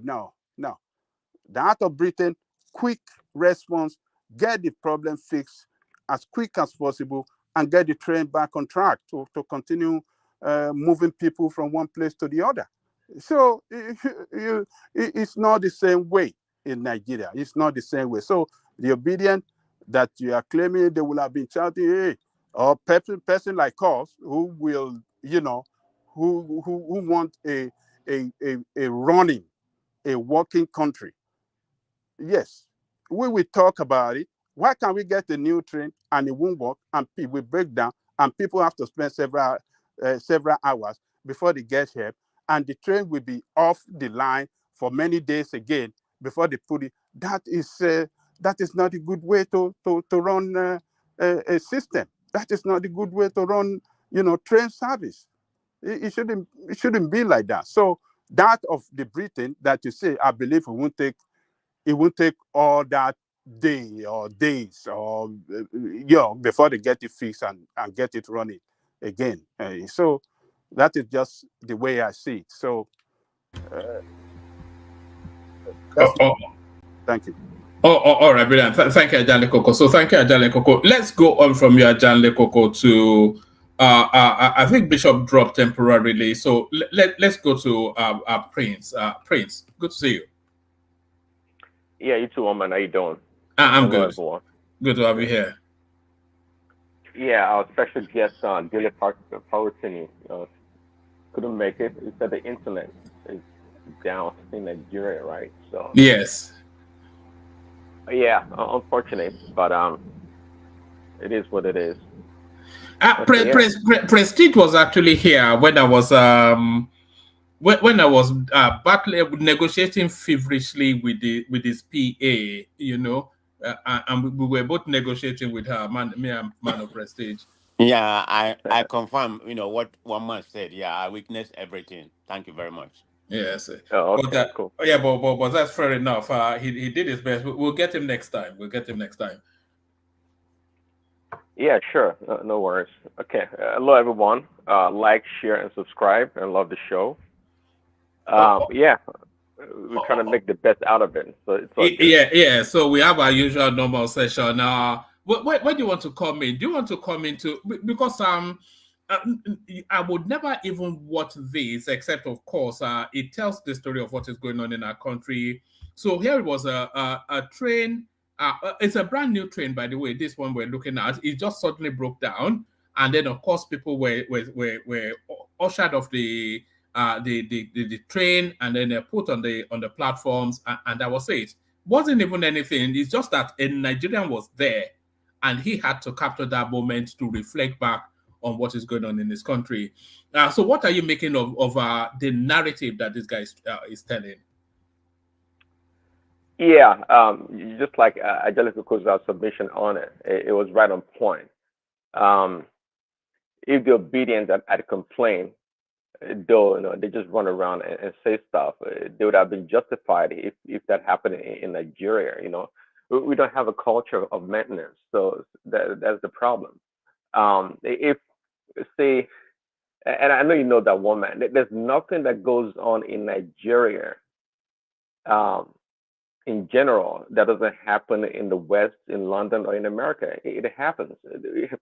I mean, we live on Earth. We're not in heaven. I mean, there's a lot of things that happen here. There's murder, maybe not so much in England because you guys don't have guns, but there's murder, killing, kidnapping, building collapse, bridges collapse here in the West, in America. So there's nothing new about that.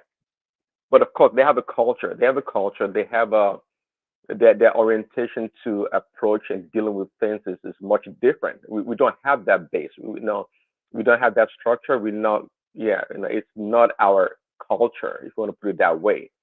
And it can be because we go to the West, we see what they have there. Our leaders, they travel around the world. They have the nicest of things in the world, but somehow, some way, they cannot replicate the same models in their own countries as leaders. So I think it must be some sort of inferiority complex because, like you said, there was a time actually that Aregbesola was accosted when he was having a buffet somewhere in the UK, carrying his own plate and all that. But these guys, they come here, they get they form an orderly queue to get a service, and then they get onto a service that works. They take the system working for granted. These are the people ruling us, not just in Nigeria, but the whole of that our sub-region and even the wider region. They take things working in the West for granted because they know no other way than things work there. So now they govern their space, they have money. So do they think that there's some sort of aliens that are running or how do they justify coming to the UK, finding that things work, and then going to Nigeria and not being able to replicate it? Well, that's the conundrum, really, that exists. But see, leadership is corrupt everywhere. But to what degree are we talking about? You see, leaders here in the West. You can talk about America. They see the people that they lord over. They don't lord over. That they are in charge of their affairs, right? They see those people as a reflection reflection of themselves, and that's quite powerful. But we don't have that kind of thinking orientation in Nigeria. It's a master slave relationship we have there in Nigeria.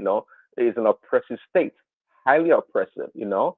From the military abuse the police, the police abuse the common man, and the politician abuse them all. Isn't that the system we have there? So it's at a grassroots level.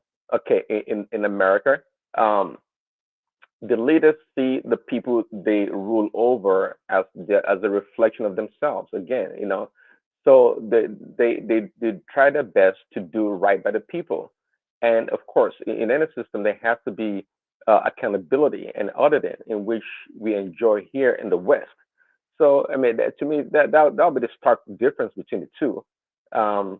In Nigeria, everybody goes in there to they're not accountable to go, siphon or loot whatever they can loot, and that's the way it works. We not want we, we tend to pretend a lot. I don't know, but we're not one in that sense. But at the same time, I don't believe that Nigeria should be divided or should break apart.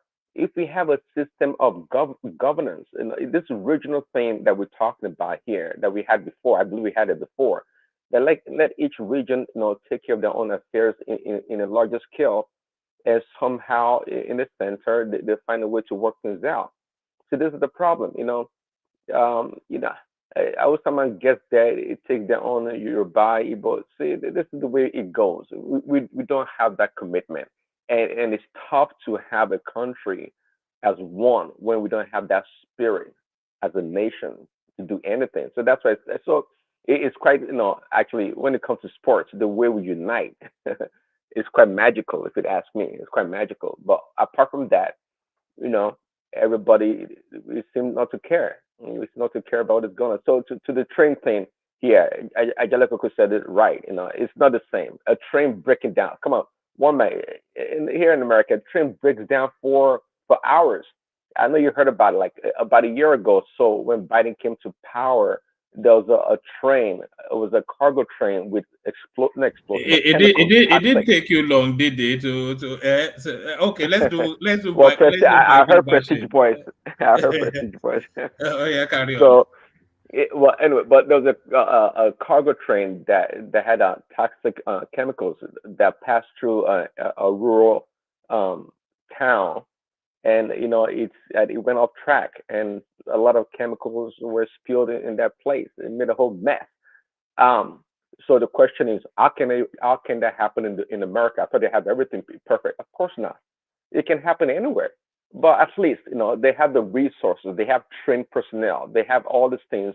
They have institutions to deploy to salvage what is left, and they did their best. Not because people didn't get hurt or maybe die, but nonetheless, they did their best. Case study, let me put some joke. Not Nigeria, the house is burning, the fire is burning. They are calling the blood of Jesus, the blood of Jesus, the blood of Jesus. These people are so daft. The fire is burning. You are calling the blood of Jesus. It's not Jesus come and quench the fire. I'll continue, my brother. Yeah, I mean, so that's the difference. That's the difference. So I mean, we experience a lot of disaster, and in America, it's really a big country from coast to coast. So it's not unexpected. But again, something happens. At least you can call the police, and you have a reasonable time for the responsive police or fire department and the ambulance. So that's just the difference. Things just seems to work. We're not really better people than the Nigerians, but again, we can say we are better people. Why? Because we've been conditioned in such a way to respond to certain things in a more logical approach. And just like Thomas said, a lot of things they do back there don't make sense. And that's what makes us better in our approach, not as better human beings, so to speak. So it is what it is. That's the country we live in. But, and I wish we can, Lagos is doing great, eventually Lagos State will become a model for the rest of this country, right? And that'd be great. I think there are a lot of smart people there. See, we're not short of smart people. We're not short of the human capital to do this thing. We're not. And you want to talk about natural resources? We have the human resources. We have the natural resources. Hold on, Prince. You say we are not short of smart people, but are we not really? Because all of the smart people we have in Nigeria, they live in Lagos. I don't know of any smart except somebody that is governing us. I don't. If you have a brain in Anambra or Abeokuta, would you stay in Anambra or in Oka or let's not even use Anambra. Let's use Abakaliki. So it's not. If you have a brain in some satellite state, would you stay there or come to Lagos or go to Abuja? So the only brains we have are in Lagos.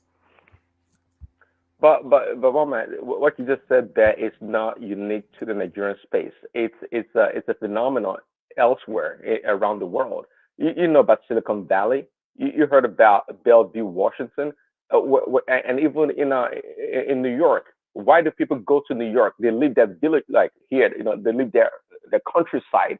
A lot of people cry for that matter, and they go to New York to do what? To go to theater because you want to be known.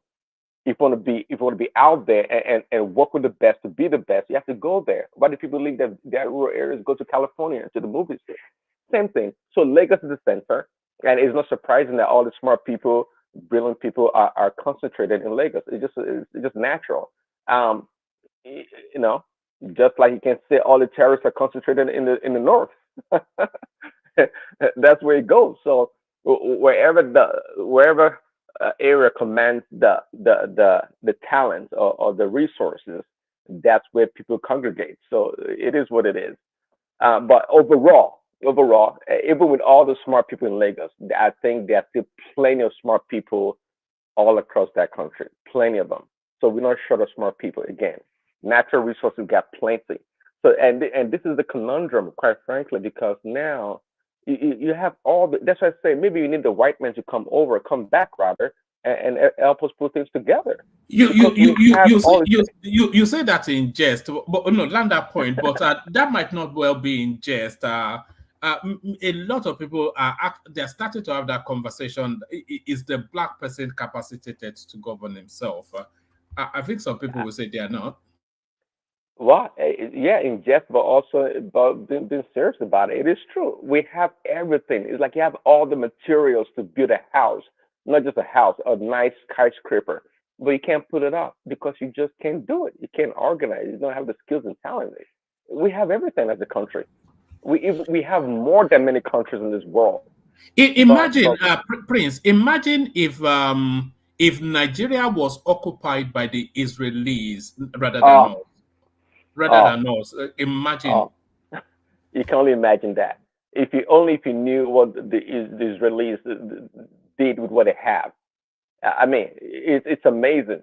When they are turning rocks, when they are turning rocks into an agricultural phenomenon in a desert, right? Imagine. I know the export.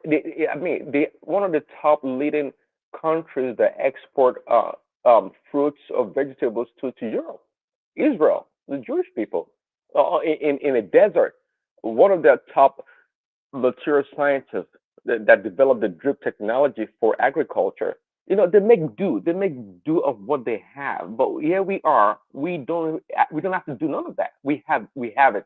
Nyafu nyafu, as they say, plenty of it. We have it, but we can't do nothing with it. So so it just puts us in a really bad light. And I tell people all the time, it's not about. And sometimes it's not about being smart. Actually, it's not about being smart because it's about your environment. It's about your environment, your community, the people around you that makes you. Sometimes you can be smart and it can just be a smart person in the closet, but nobody knows your talent. That's why when these Nigerians they come to the West, they do exceptionally well. Why is that? I thought they're smart and talented. Yeah, if they were, how come they didn't do that in their own country? It tells you that your smart is not sufficient to be great. Your environment is key to your success, and it's 50-50 if you ask me. If you look, Americans is going down in math and science, in classrooms, fine. But if you want to name all the the top inventions in the past decade or two, it's all coming from mainly America. Why is that? it's being smart is not sufficient. Environment plays the key to your success. And I mean, but Nigeria is great as a country as it is, and we can be much better at doing things. Yeah. But anyway, so much that's for the train guy. So yeah. All right, let me take you to Fani Kayode, and is now new BBF El Rufai. Of all of the pairings, I never saw that as a pair. So, what are you then making of this now midnight visit of the little man from Kaduna to the loudmouth from the southwest? Yeah, I don't. I'm not sure. So, I mean, I think your headline says it's trying to get back into governance, right? Well, Is there any other way to read it other than that? But carry on, yeah. Well, I mean, I thought El Rufai, the guy did very well for Tinubu. We all know that. I mean, he stood against Buhari and all those shenanigan policies that were trying to implement towards the end of his administration, and he was there for Tinubu. Was a big supporter, and I don't think Fani Kayode is the middleman or the person that can liaise between him and Buhari and Tinubu rather. I think you can go directly to Tinubu's office and demand or request his attention to talk to him. So I don't know what Rufai is doing, but I actually believe even though I'm not sure if they what they did to him in the Senate confirmation, but he actually believed that he wanted to go pursue his PhD program. He had it in his heart, so he didn't want to take nonsense for what they were trying to do. He just maybe left and pursued his PhD. I'm not sure if he's finished it, but do you not see that was just I thought that was just a backup storyline to cover up disappointment. So it just had that as a ready go-to, so that if things don't go his way, he'll say, "Oh, I wasn't really convinced when I was saying, no, I want to go back to school." Yeah, I was totally convinced. No need. I mean, the guy's been around for a long time. 8 years governor. I mean, SCT governor or administrator. I mean, he's been around. I mean, and when these guys like not Fashola, like Fashola, when he said he was tired, it is true, he was tired. These people need a break sometimes. Why is Fashola not in Tinubu's government? He said it himself. He didn't want to have to do that. He wanted to rest or do something else. And I felt the same thing for El Rufai also. You know, El Rufai is very smart. You don't think Fashola was snubbed? Oh no! Because there was only one role for Fashola, and that's the chief of staff that Gbadabe Amila has. But as soon as Tinubu won that election, Gbadabe Amila was just, when he was in France. Do you remember when he was in France? The guy couldn't even walk the street without Gbadabe Amila being next to him. So I think he gave him close marking and then used his wife to deliver himself into. I think Fashola was outmaneuvered. Yeah, we know we debated that all along, and you guys thought Fashola would have been a better or a more suitable chief of staff. One man, don't you think there's a special thing about Bajamia Abila to Tinubu? Do you remember when he snubbed, when Tinubu snubbed Oshibajo? Do you remember that Bajamia Abila is the one that walked up to him? They dragged him back, yes. Oh, yes. So at least they have close relationship. So I think he suits for that post. That's just my opinion. They have close relationship, one man. So you can't doubt that. For him to call Tinubu back that day, and Tinubu just listened to him and went back and greet and salute the vice president that day, you will know that it's a big weight to Tinubu. Yeah, thank you. Yeah, I absolutely agree with you, Thomas. Yeah, it's yeah, it has a really close relationship with Tinubu. That's Gbadabe Amila. But at the same, looking at Fashola was too big for that job. At the same time, not too big. If you know what I'm saying. So Fashola couldn't be doing that. It's like it's not a boy's job. But what I'm trying to say is that that kind of job really, really fits Bajabia Mila. I'm telling you, this chief of staff business, it really fits him. Look at his personality. It's a little somewhat crafty at the same time also. Do you think Fashola has a bigger status than Ibrahim Gambari? Well, obviously, I can't put a face to Ibrahim Gambari, so I would say yes. He's one of the biggest, sharpest political operators within Nigerian space, Ibrahim Gambari. He was the chief of staff to Buhari under his administration, replaced Abba Kyari when he died. Oh, yeah. I think it was UN special envoy to Myanmar to go and resolve all that. So it's a big name. Yeah, to Myanmar to go and He resolve. was a diplomat by career. So that was his job. A diplomat by career all his life. That was the job that he was doing. He doesn't have no political the way you just describe it now. And as a matter of fact, maybe his time as the chief of staff to Buhari, maybe I even regard it as the worst chief of staff ever, because I don't see any significant. How do I describe it? There's no significant performance that he carried out during the as a chief of staff there. The whole shenanigan that was happening in the presidency was going on. There was, it was just the same, Buhari's style. No coordination, anything goes. All right. Carry on the conversation amongst yourself for about 5-10 minutes. Give me a moment. Okay. I thought it was going to bring sanity into, the presidency and get things done orderly, with,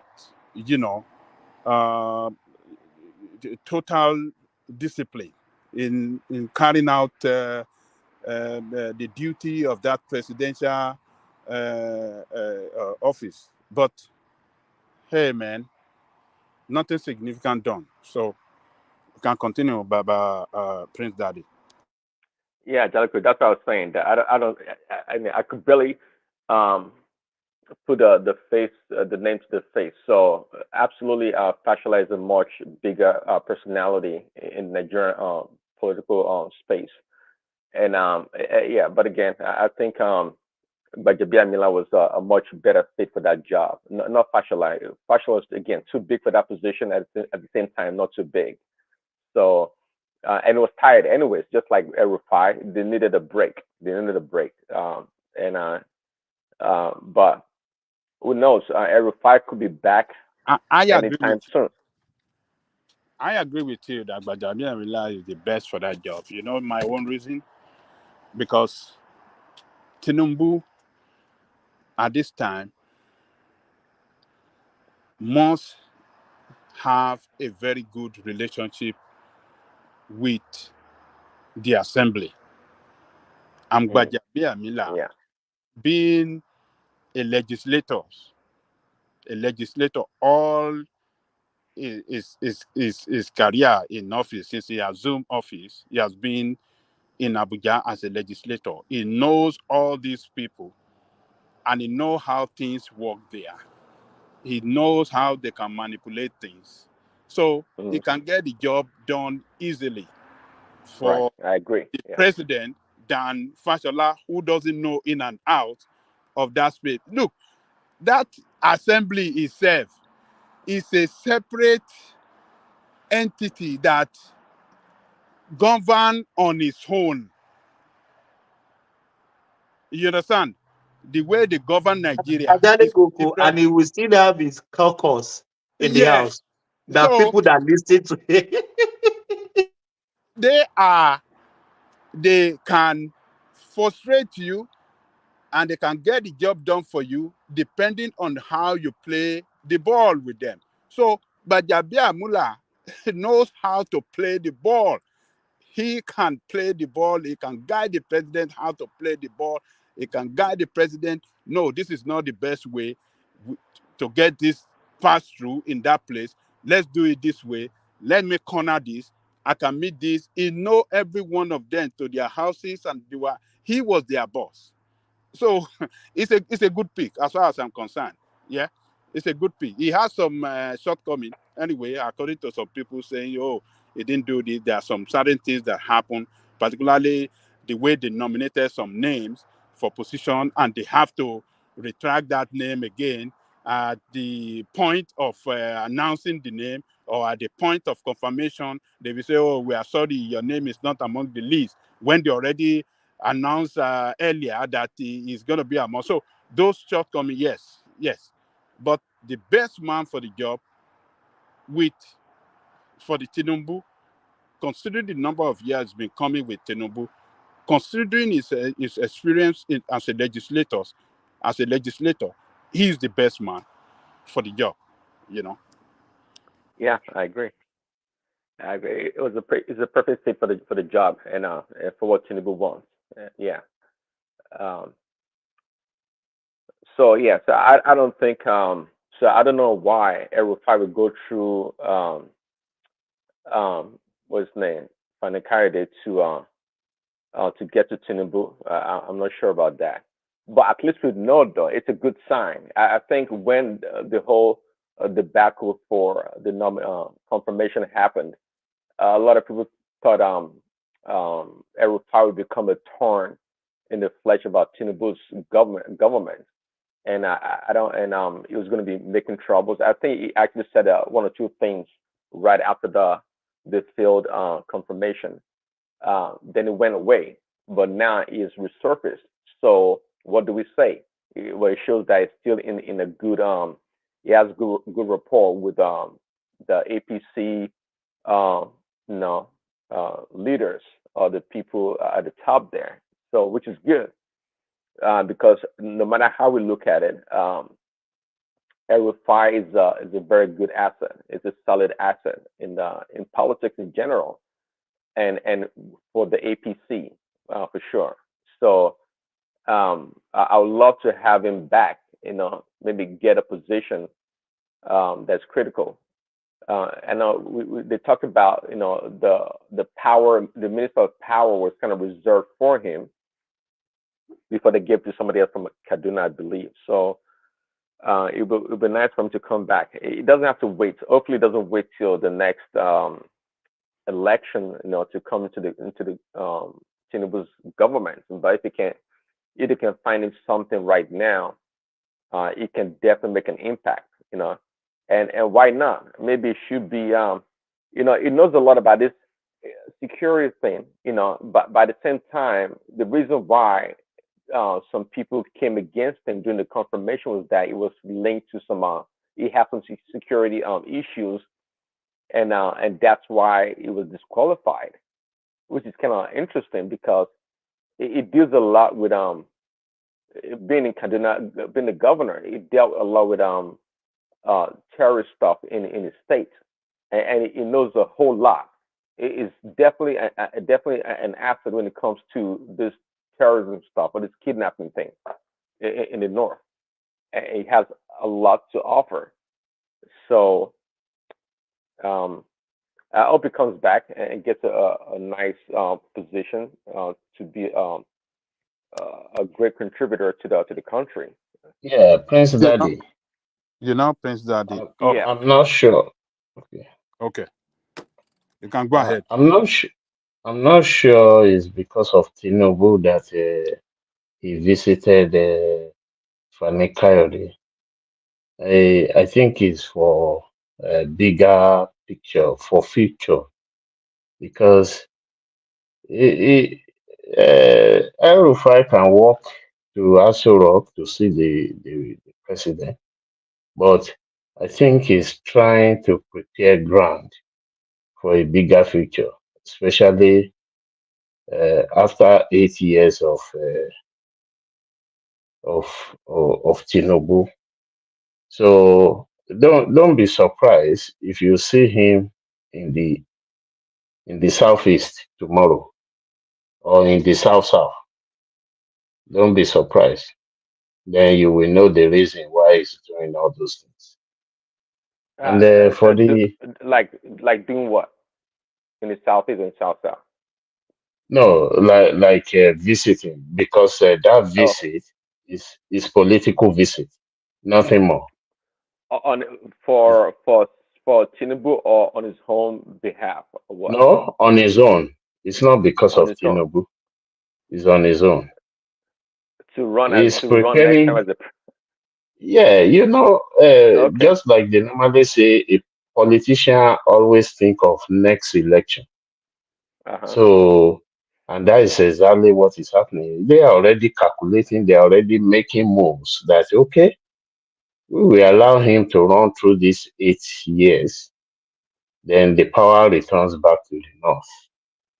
So he has to start pressing buttons. Okay. So you're talking about Yeah. 8 years. I thought you were talking about the next 4 years. I got you. Uh-huh. No, Okay. it Okay. will be after 8 years. So that But is what is. realistically, do you think Rufai has that political capital? Even though it's a political giant, you can say that. I mean, ignore his stature, but Don't forget that he has APC, and he will do everything to prevent Kwakwanso from returning to APC. So, okay. Okay. and if All right. Kwakwanso should be left in NNPC, then he cannot make any headway. So we should think of that. So Hmm. How old in the next 8 years? How old will be Malam El Rufai? Rufai is 60 something. So maybe he I will think it's be 61 or 62, so it's gonna be like uh 60 or 69. maybe he will just be Oh, okay. 69 or Eh? Still thereabout. young. How long, Prince Daddy? How long will these old people? It's Maybe you. 64. It's 64 now. Yeah, yes. 64. 72. But We don't finish, Joe. you know I cannot see anybody younger than 70 being Nigerian president. But that's It his thought. doesn't look like that. It doesn't look. Because by the time you serve your apprenticeship and all of this, and then you get taking all the One man notes and apprenticeship. Apprenticeship. yeah, Yes. you know, you know, because the traditional route, you have to be two-term governor, and then you know you have to battle so many people ahead of you. By the time you do, and you are not going to win until you are 3-4 battle. I can't see anybody under 70 being Nigerian president. That's why Peter Obi is deceiving himself. He just wants No, to be that one he president wanted just to like use that. the back. They wanted to use the back door to Graduate. come in.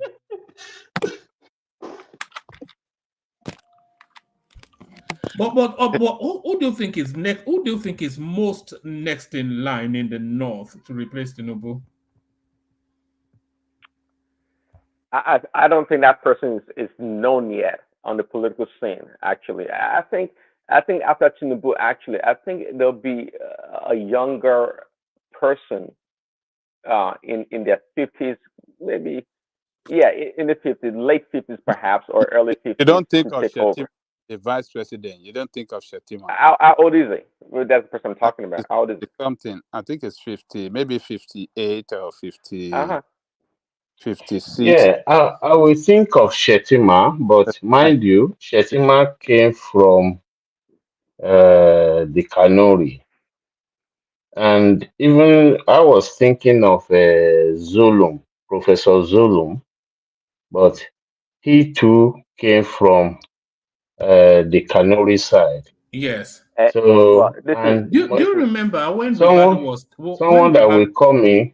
Yeah, you are right. Okay. when Ribadu was telling us that the Fulanis they will burn Nigeria down before Yes. before they let a Kanuri, they will have an Igbo man before they have a Kanuri be president. No, but one man. See, that's not why gonna happen, man. Tinubu sacrificed. If Tinubu if God spare his life to spend 8 years and he want that power to go to Kanuri, he want his vice president to be president, that's the person that will be president of Nigeria. Nothing going to happen.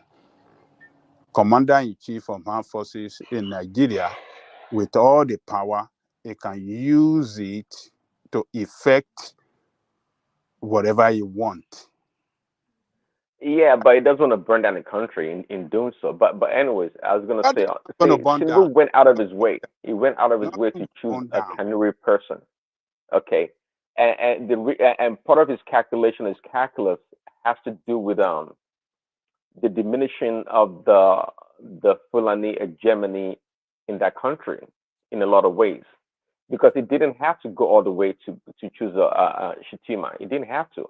He just made things harder for himself. You would think that if he wanted to choose a Muslim ticket, it's going to be a Fulani person that's widely accepted across the north.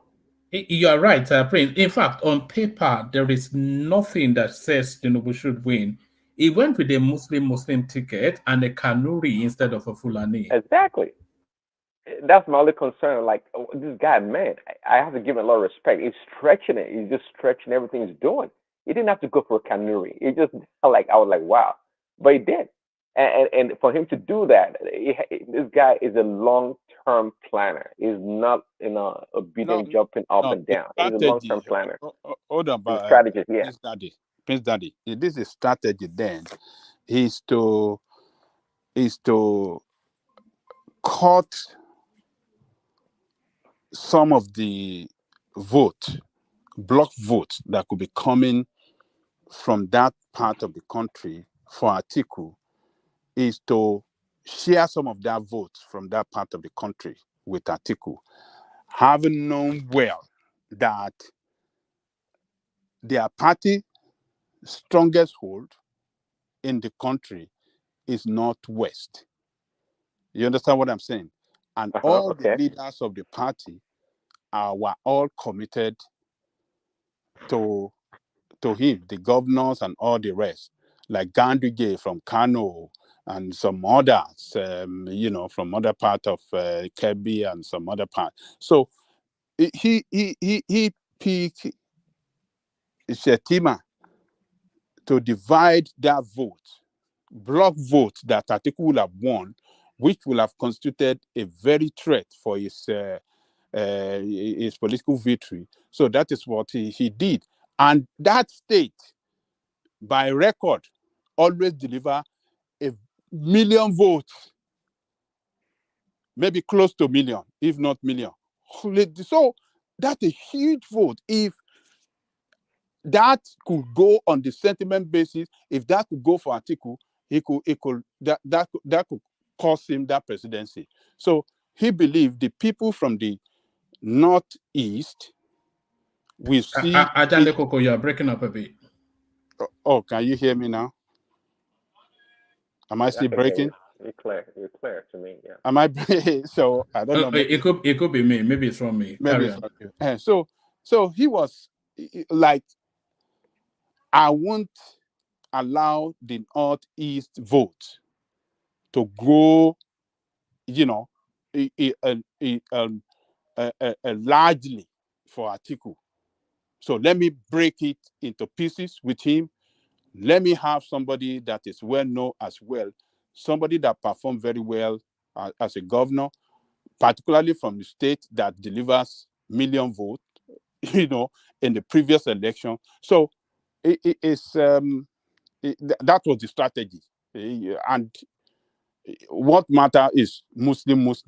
So, and to the northerner, Muslim northerner, they believe, oh, well, it's our brothers, and it was a strategy that worked for him. So if he had not taken that action, if he had taken from Northwest, we don't know what might have happened. Atiku being a long-term presidential or hard. But Ajande Koko, it's a strategy that should not have worked for him. The Nigerian demography, the Kanuris, they're about 4% of the population. The house, although it doesn't give you, It says Hausa Fulani is 29%. This is the demographic breakdown of Nigeria. Hausa Fulani is 29%, Yorubas 21%, Igbos 18%, Ijaw 10%, Kanuri is 4%, Ibibio 3%, and then 3.5%, and then Tiv 2.5%. So it was a real gamble because, of course, Atiku is a Fulani man. And if those votes had gone along the usual traditional ethnic stocks, when they look at the top of the pyramid and they don't see any of their stock there, then they should have gone with Atiku. It was a real gamble. Yeah, it took a gamble to some extent, but the stronghold of their party, which is the Northwest, is an advantage on the side. For 8 years, they maintain a very solid, consistent election winning in that space. Northwest is the strongest hold of their party. So that's an advantage on the side. So where they have, lesser influence and a big time politician coming out from there was the reason why he picked that guy that let us go and divide his vote. Northwest is our strongest hold. We're still going to win in the Northwest. Our president, the current president then, the president then, who was Buhari, from there, and some, what do you call, Rufai, the big name in the party, strongly behind him then. From there, Ganduje from Kano, another vote from Kano that, Kano always, delivered million votes, is there behind him. So that was a guarantee, was like a guarantee vote for him. It wasn't guaranteed, though. The stars just aligned for him. Yeah, Prince. Right. I was going to say, now you can't discount the 30 years or so groundwork of Tinubu in that region. Okay. And I think that's what he was banking on. And it was quite clear that Tinubu had a network of supporters and he had a lot of things going on there. Not because of the so much was guaranteed. Tinubu had done the groundwork. It was, and that's why when you can tell he did, because when, after all, Atiku is a Fulani, is a Fulani man also, and Tinubu went almost 50-50 with him among his own people. What do you say about that? You can't just come randomly from anywhere in the country and get that was actually more impressive than Peter Obi winning Lagos or even Atiku winning Osun.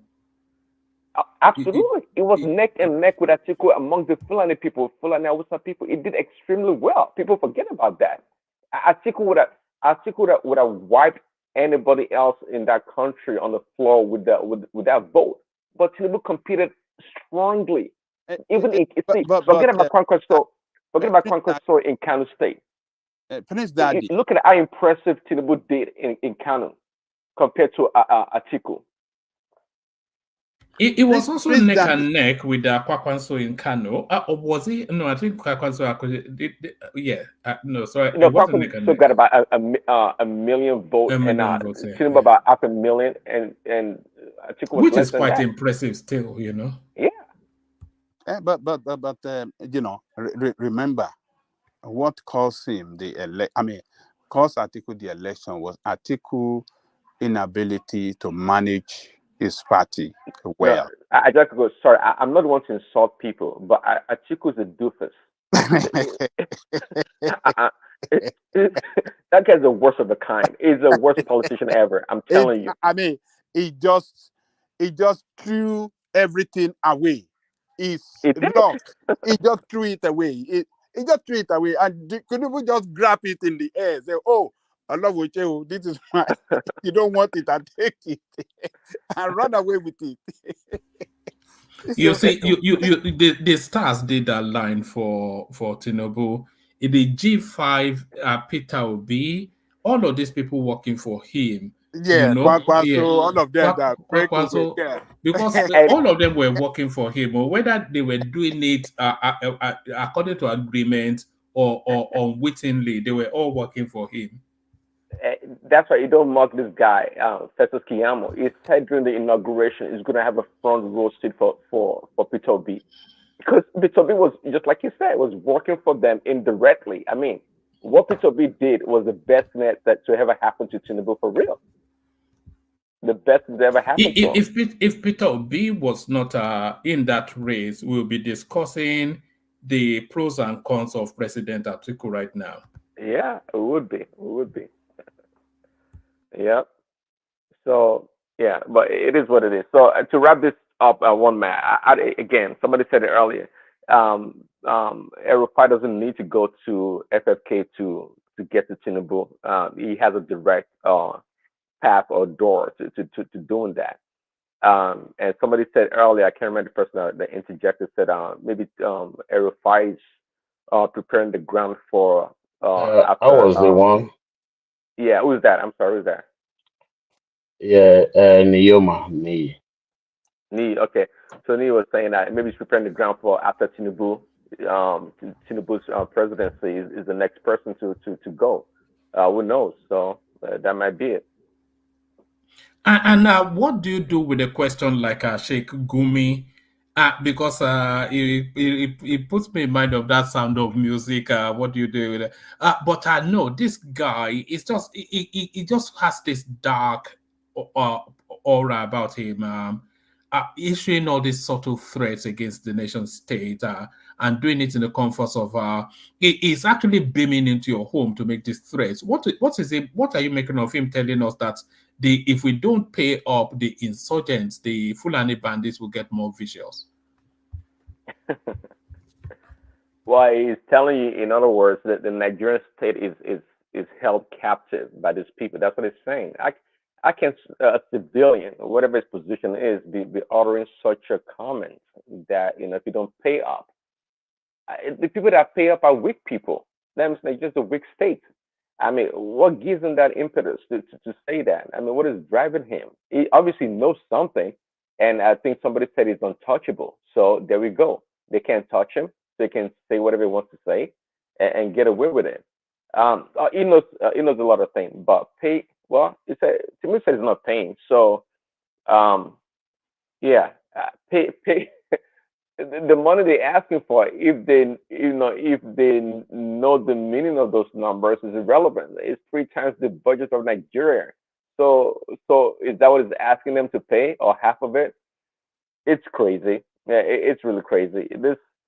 This racket of kidnapping and terrorism, it's much bigger than we all understand. It's all wrapped up. I mean, if you ask me, the military is at the helm of it. The military. What do you think is in play? Is it just banditry for money? Is it a religious sort of a thing, or is it a political thing? What do you think that banditry space is? What do you think on the pain side? So I think right now, you guys can correct me if I'm wrong, that Nigeria is experiencing the longest democracy in its inception, since its inception. And I did a quick wiki search, trying to see since 1960, after the independence, what Nigeria's governance has been. And it appears to me that the military has always played a role in Nigeria's governance. They have been. They've always been a part of it from the beginning. That's short, civilian interregnum after the independence. It's fine. But the military has always been there. And we know that from Agri and Ronsi, when they took over the government also. They've always been there. And that's how the military has made its impact and wealth. That's how they've always done it.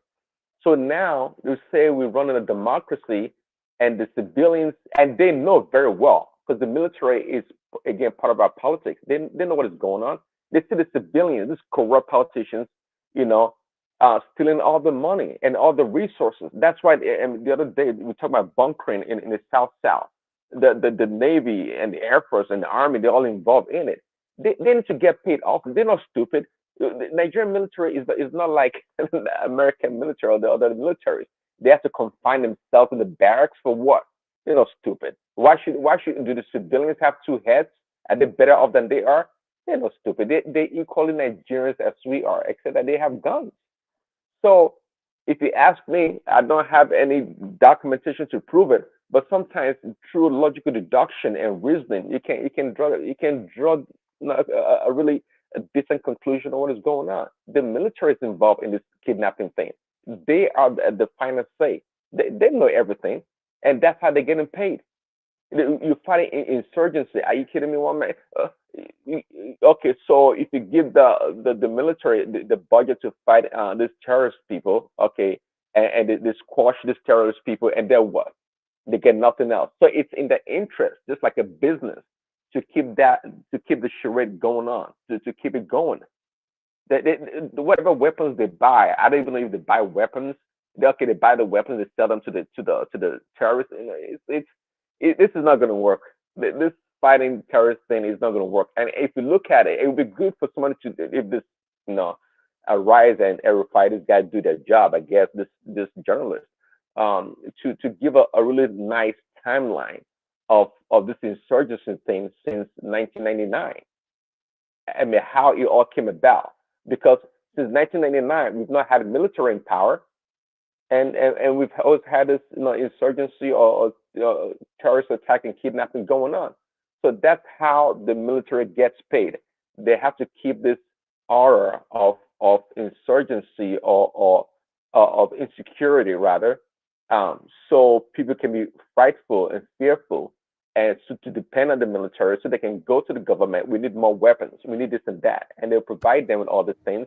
But it's never, if you give them all the best weapons in this world, one man, they're not gonna destroy no terrorist people. This ragtag people, they're not gonna destroy them. It's whose interest? The corrupt politicians? Nah, they're not gonna do it. It's more complicated than that, and it's just unfortunate that that's what we're living with. And again, just like you call them, the oil polluters are going to suffer. The common people and the poor people are the ones going to suffer. The kidnapping innocent girls from their schools and taking them to the bush. That's what really tugs at. Akinde, they want to come in, but let me just say, that's what really tugs at people the most. When you imagine some 14, 13-year-old girls being herded into the forest by savages. It's heartbreaking. I mean, that's what I'm saying. That when the politicians don't see the people they are governing, they don't see them as their own reflection. You see young girls as your own daughters and sons as your own sons. You have more empathy. You want to do something. You want to be more dedicated and focused on resolving the matter. But everybody's so disconnected. Everybody's so disconnected. I don't think, maybe it did. Even Tinubu, Malam Buhari, we didn't hear him say much. But even Tinubu, he said one or two things, but you don't see the urgency. You don't see, let's tear down this house and go make sure we get these girls. It's like business as usual. Who knows? For all we know, they probably tell them, hey, these girls or these people are like, they're all well taken care of. They're sleeping well. They're being fed well. Nothing's happened to them. So just pay up the ransom. It's so complicated. Maybe they have that guarantee. Who knows? But Angelica was talking earlier. Sometimes you said they should summon somebody to the after work to give an explanation of its utterance in the past. Well, sometimes I think there's some things Tinubu himself doesn't want to know. Sometimes you don't know certain things. And Tinubu, we all know he's not stupid. Tinubu has been around for a long time, and he knows the whole Nigerian thing is complicated and complex. And some things you just have to keep them at bay and pretend like you don't know about them because you don't open a can of worms. He knows some things step by step. Not like insecurity as we have it in Nigeria today. You see, everything that is responsible for this insecurity, this president must show interest to know and tackle them. And from every quarters that can feed him that information to win this war really matters. So you can't say some things you have to let it go. I mean, just allow it to just slide by. No, not within security matter. This is people are being killed every day as a result of this insecurity. Well, is the comment. My point here is that he knows that if he digs deeper and inquire and ask more questions, he knows. Tinubu is a smart guy. We all know that. He knows where the finger will eventually point to. And when that happens, you have to open a can of worms, the Pandora box, and more things are going to come out, which is going to lead to more. The chain reaction of what will happen is probably what he's trying to stay away from. Okay, he knows that. He's not the commander in chief. Akme doesn't summon the military leaders and give them orders to do this and that. This guy, this intelligence guy, I heard the other day on a show, a Kimberly show, was saying that they should summon all the military people and give them assignment and tell them to do this and that. Akme is not doing that. Does it not have smart people around them with military intelligence or know-how on how to go about these things? Of course they do, but they're not doing it. Again, some things needs to be kept at bay. He doesn't want to know everything. Let's just have this in the appearance of doing something. He wants to solve the problem, but he knows very well the kind of insecurity we're talking about here is not like kidnapping a bunch of young girls and impregnating them and keep them in the room in the southeast. That's not what he's talking about. He knows it's beyond that. The kind of kidnapping he's talking about it's linked. It's a chain reaction from the military to the top politicians and the religious people. It's so complicated, and Tinubu knows that. He knows that. So Okay. he has to play the game. Quick question, Prince. You said the military knows about all this nonsense going on. So how do they know about this nonsense going on and they cannot solve the problem? Can you give me Well, that's my point I said earlier. They know because they are part of the machination. It's their baby. That is their own doing and finding. They created it, and the reason why I said it earlier was because from the beginning of Nigeria's democracy, right after the independence, the military has always been part of Nigerian political system. They've always been there, and that's how they get paid. That's how they enrich themselves. In what ways have they been part of it? Is it through elected office or through? Well, it affects their budget if this insecurity, if it's resolved. Well, while I agree with you in part is they probably there are some scrupulous elements within the military, within the armed forces who sell weapons, to all these bandits, or terrorists. However, I have to disagree with you because you find a lot of military guys being killed in this war. Is that Charles? No, this is not Charles. This is Akin. Okay. Yeah. Well, don't be. I'm sorry. Don't be deceived. Of course, the in a sense, it's like a circle of trust. The circle of trust. Of course, the people dying at the military personnel. This what you call the common military people. They are gonna die. They don't know what is going on. They have no clue. Yes, they are dying in large numbers, but the people in charge, given instructions, given commands, the people that have the intelligence are the people at the top. They know what they are doing. And many times it's always a diversion. They mislead those people with their intelligence. They do all kinds of stuff just to keep the whole thing going. It's just it's sad. They know nothing. They have no clue. It's just like the mafia or any other organization.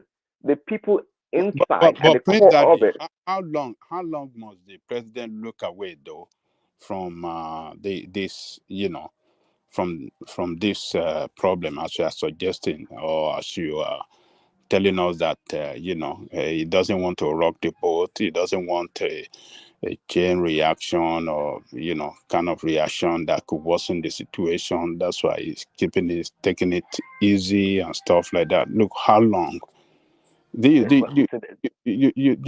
costs, it costs us millions of lives, cost our economy, crumbling our economy, crumbling frustrating development, future direction of the country. We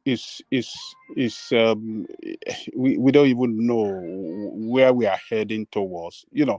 The president cannot, as you are saying, as you are, your observation, that is not good. If that is really what is, and I don't want to agree with you that is what Well, really. It just I'm telling you, it's those at the top that are the problem must be taken out.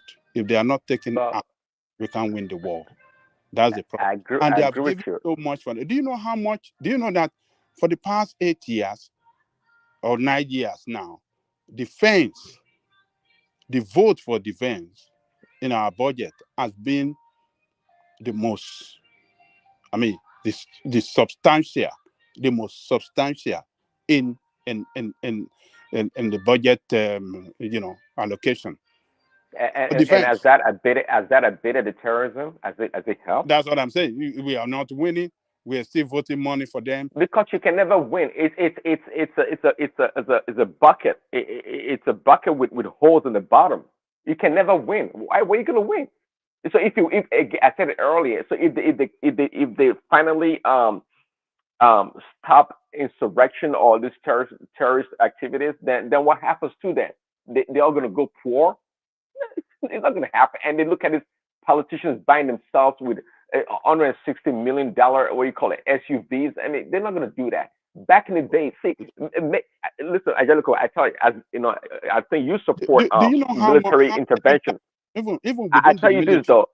Hold on. I tell you this: if we allow a military coup to come back, this insurrection will go away. As bad as terrible as that sounds, this insurrection thing, this So terrorist banditry. which one do you prefer between military coup to come in and wipe out this problem, or we maintain this civilian craziness and we continue to have this problem we are having? Which one do you prefer? You see, that's a conundrum, Angelica. I tell you, if they can guarantee they come for only 6 years and go away, I'll sign up for that. I'll sign up for that.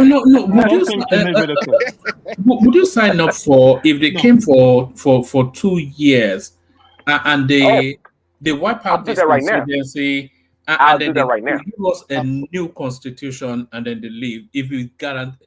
Because I think. Oh man, that's a no-brainer. That's a no-brainer. I'll take that right now. Anybody should take that right now.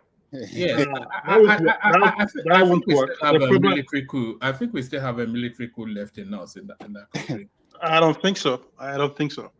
We'll still go on the same circle, So the way it's going right now, I think the politicians should stand up and actually give the backings, all the supports that the military needs, to actually win this war. They need that political will, because all this we're doing right now, especially the military. We cannot. I understand where Prince Daddy stands, but we cannot outrightly say, well, it's the military that is being compromised. Of course, I understand there are some bad elements in the military, and of course in the police, but that is not enough to say that they cannot have the political will to support them to go outright, to go there and do what they're supposed to do, what they are trained for. Because if they keep giving them all this defense money each year, it will still be the same circle of events. So My own thing is I don't want military coup. I want to see. Sorry, what do you call political will? What are you defining? Okay, like for example, the politicians, and if I say politicians now, I'm talking of the executive, I'm talking of the legislatures, and I'm talking of the judiciary. You understand? If all this arm of government come together and say, hey, we want this stop, this nonsense, this shenanigans going on for the last 15 years. Okay, we want this military generals to call their team, to call their guys together. We want them to go in there, to go and deal, to go and, smoke these guys out where they are in the forest, wherever they are, smoke them out. Okay, this job will be done within a day or two at the most. Okay, but because the political will is not there, they just say it just to kind of gain some political win, within their parties, or of course maybe their own group. But they're not really saying it because they want this war to be over. Okay, that is why we keep seeing this circle of events every month or yearly. So it's not about the military not doing their job. It's about the politicians, giving them the backing, telling them, hey, we need you guys. But it is the interest of the politicians to have a stable and safe country, right? Because the same with the military. Same with the military. I'm sure every military. It's in the interest, to me. It is the interest of the military to have this unsafe environment, to have this insecurity. Again, because that's a cash cow. That is the cash cow. Why should they nip it in the bud and go broke? Why should they? They have millions and billions overseas, and the human beings like the civilian politicians, they are greedy. Babati, let me say this to you. You said, Babatio. who is that? Who That's is Prince Daddy. Prince Daddy. Yes. Yeah, Prince Daddy. Okay, Prince Daddy. And their worldview as well. Their worldview is the same as it's uncanny. Exactly. The same worldview, the same voice. Exactly. It's very easy to get confused with both of them. I always, it's that happens all the time. I actually came because of what you said earlier on. I was listening on the YouTube site about how it's going to come to an end if we have a military intervention. Honestly, that is not totally very correct, and I can tell you very confidently that is not totally. I put a caveat there. I put a caveat there. Yeah, no. I'm not judging. I'm just trying to hear my view about. You see, unfortunately, there are many people that analyze the situation we find ourselves in that are not.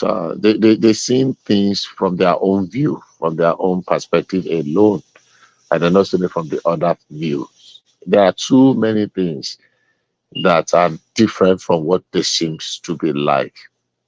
Now, are there people that are benefiting from this unnecessary insurgency, insecurity we have in our land? Yes, they are, and they are everywhere in the civilian populace, the academia, the intelligentsia, the military, politician, among our religious people, in the NGO, that's the non-governmental organization, in the civil society space, among the everywhere. They cut across every facet of our national divide, every tribe, people that benefit.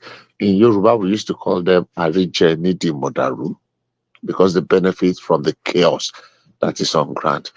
There is no evidence to prove or to show that they are more among the politicians than the military personnel or among the civil society than the religious whatever. They are just spread everywhere, and that is a natural phenomenon. There are greedy people, there are ungodly people everywhere, there are wicked people everywhere. So is military regime or military intervention or military interregnum going to bring us any kind of succor in this space we have found ourselves? I will tell you emphatically no.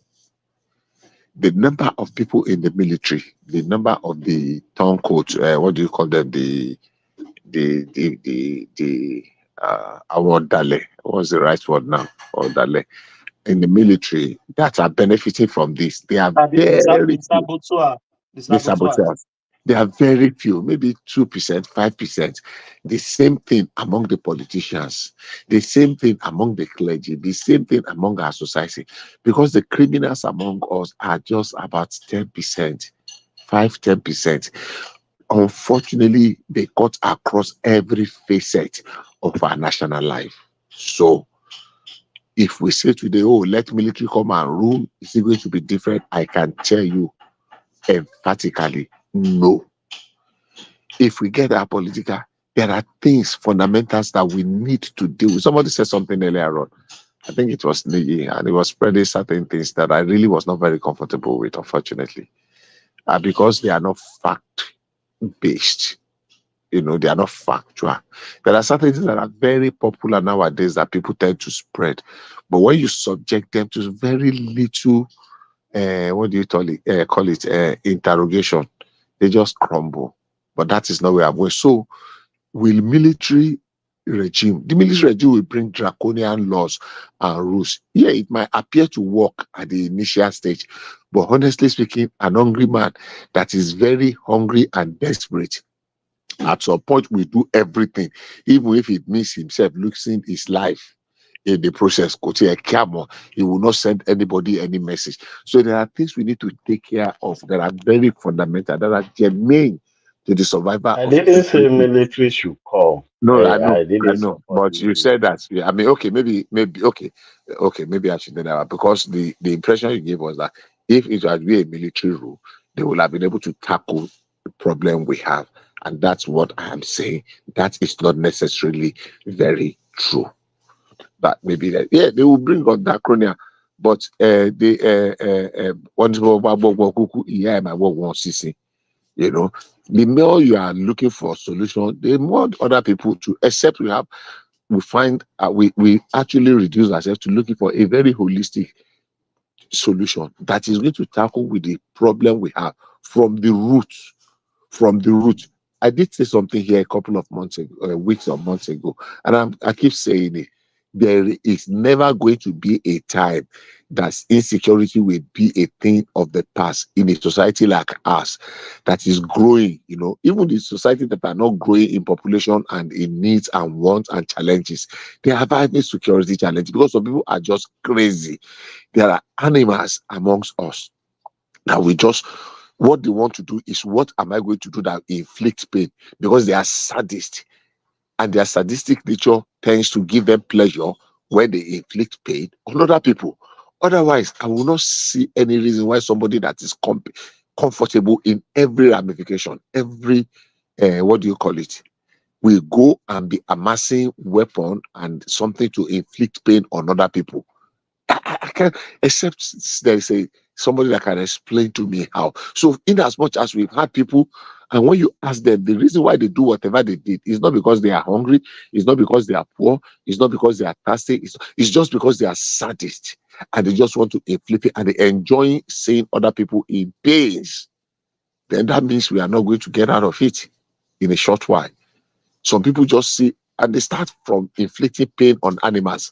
I mean, if I see a rat and I want to kill it, I can kill a rat one time, pop, and that is all. But some people will pick a rat and they start. So are you saying so there's no money organization involved in what these people are doing? They just do it randomly. That's like armed robbers.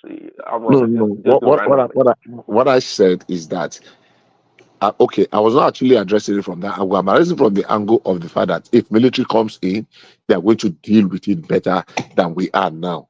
Either because they are more patriotic. I don't think so. There are very bad people in every facet of our national life. In the military, in the clergy, in the academia. That's not the point that is being made, Bishop. The point that is being made is if the military come in them being a military administration, there's more impetus to try and crush it, because it's a direct challenge to their to their professional space. So Yeah, there's that. I'm telling you no. Hold on. Okay. What do you mean no? I'm telling you no, because things change every day. It's just like what they call mutation. Now, even in the military, among the security, whatever, there are people that are sympathetic. Either they are just sympathetic because they are sadists, or sympathetic because they are getting pecuniary benefits and gains from it. So the fact that it's lingering in the civilian space that we have now, when military comes, it will still linger. Because there will be people that will still be sympathetic to that their cause. There's all that, but there is more impetus. If a military man is sitting on top of the country, then the impetus to address that insecurity is more paramount because that is his field of endeavor. I disagree with you. If you want us to go there, I can explain. Don't we have military leaders in the Burkina Faso and all those stuff, and of course Niger, Chad. We still have insurgents there, right? It's crazy. It's even crazy. Look, military government will not bring an end to insurgency in Nigeria. We can go down around. We can discuss that a whole day, and I can tell you very factually. Of course, people will have divided opinion, and I agree with that. But it is not going to bring a panacea. It's not going to bring a solution to what we have, because even among the military, we have some individuals that are sympathetic to those insurgency, either because they are just sympathetic, either from the religious perspective, or they are having some financial benefit and the rest, or they just hate, they just want to be sadists. So the fact that we have sadistic people with sadistic tendency in the military, I mean in the civilian populace, in the politician, among the academia, they are also there in the military. What does the military do to take care of people like that? Maybe I will not be at liberty to actually discuss, but it is there. That's a fact. So everybody is another man, another person's watch. What do you call it? You watch another person, and that's why there is something about the military. Now look, you might not actually be part of. There is something we call the conduct prejudice to military discipline in the military, in the Nigerian Army Act and other military acts. That is, when you are engaged or you are involved in conduct, it might be somewhere, maybe you are in a beer parlor, when you are in a public transportation, you are in a church, in a mosque, when your conduct is prejudice, something that will bring the military into disrepute, you can actually be charged for it, and in a court martial from the BOI, Board of Inquiry, to military discipline and the court martial. The reason is this: to send a message to other people that have tendency of going the same route. It's not that what you have done is worse than what people do every day, but because more is expected of you. With that written in the code of the military, does it mean that military men don't misbehave today? Of course not. They still misbehave.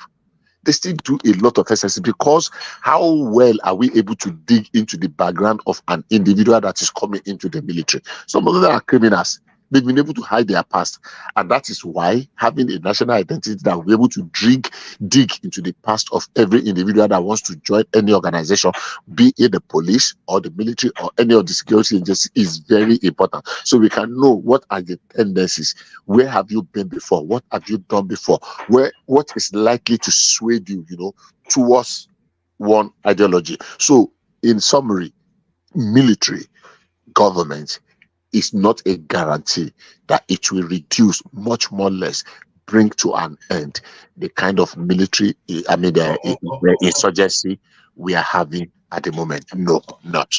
No. Well, that's your subjective view. Others hold a contrary view. I feel that the impetus Tinubu is a civilian man. He has no military backdrop.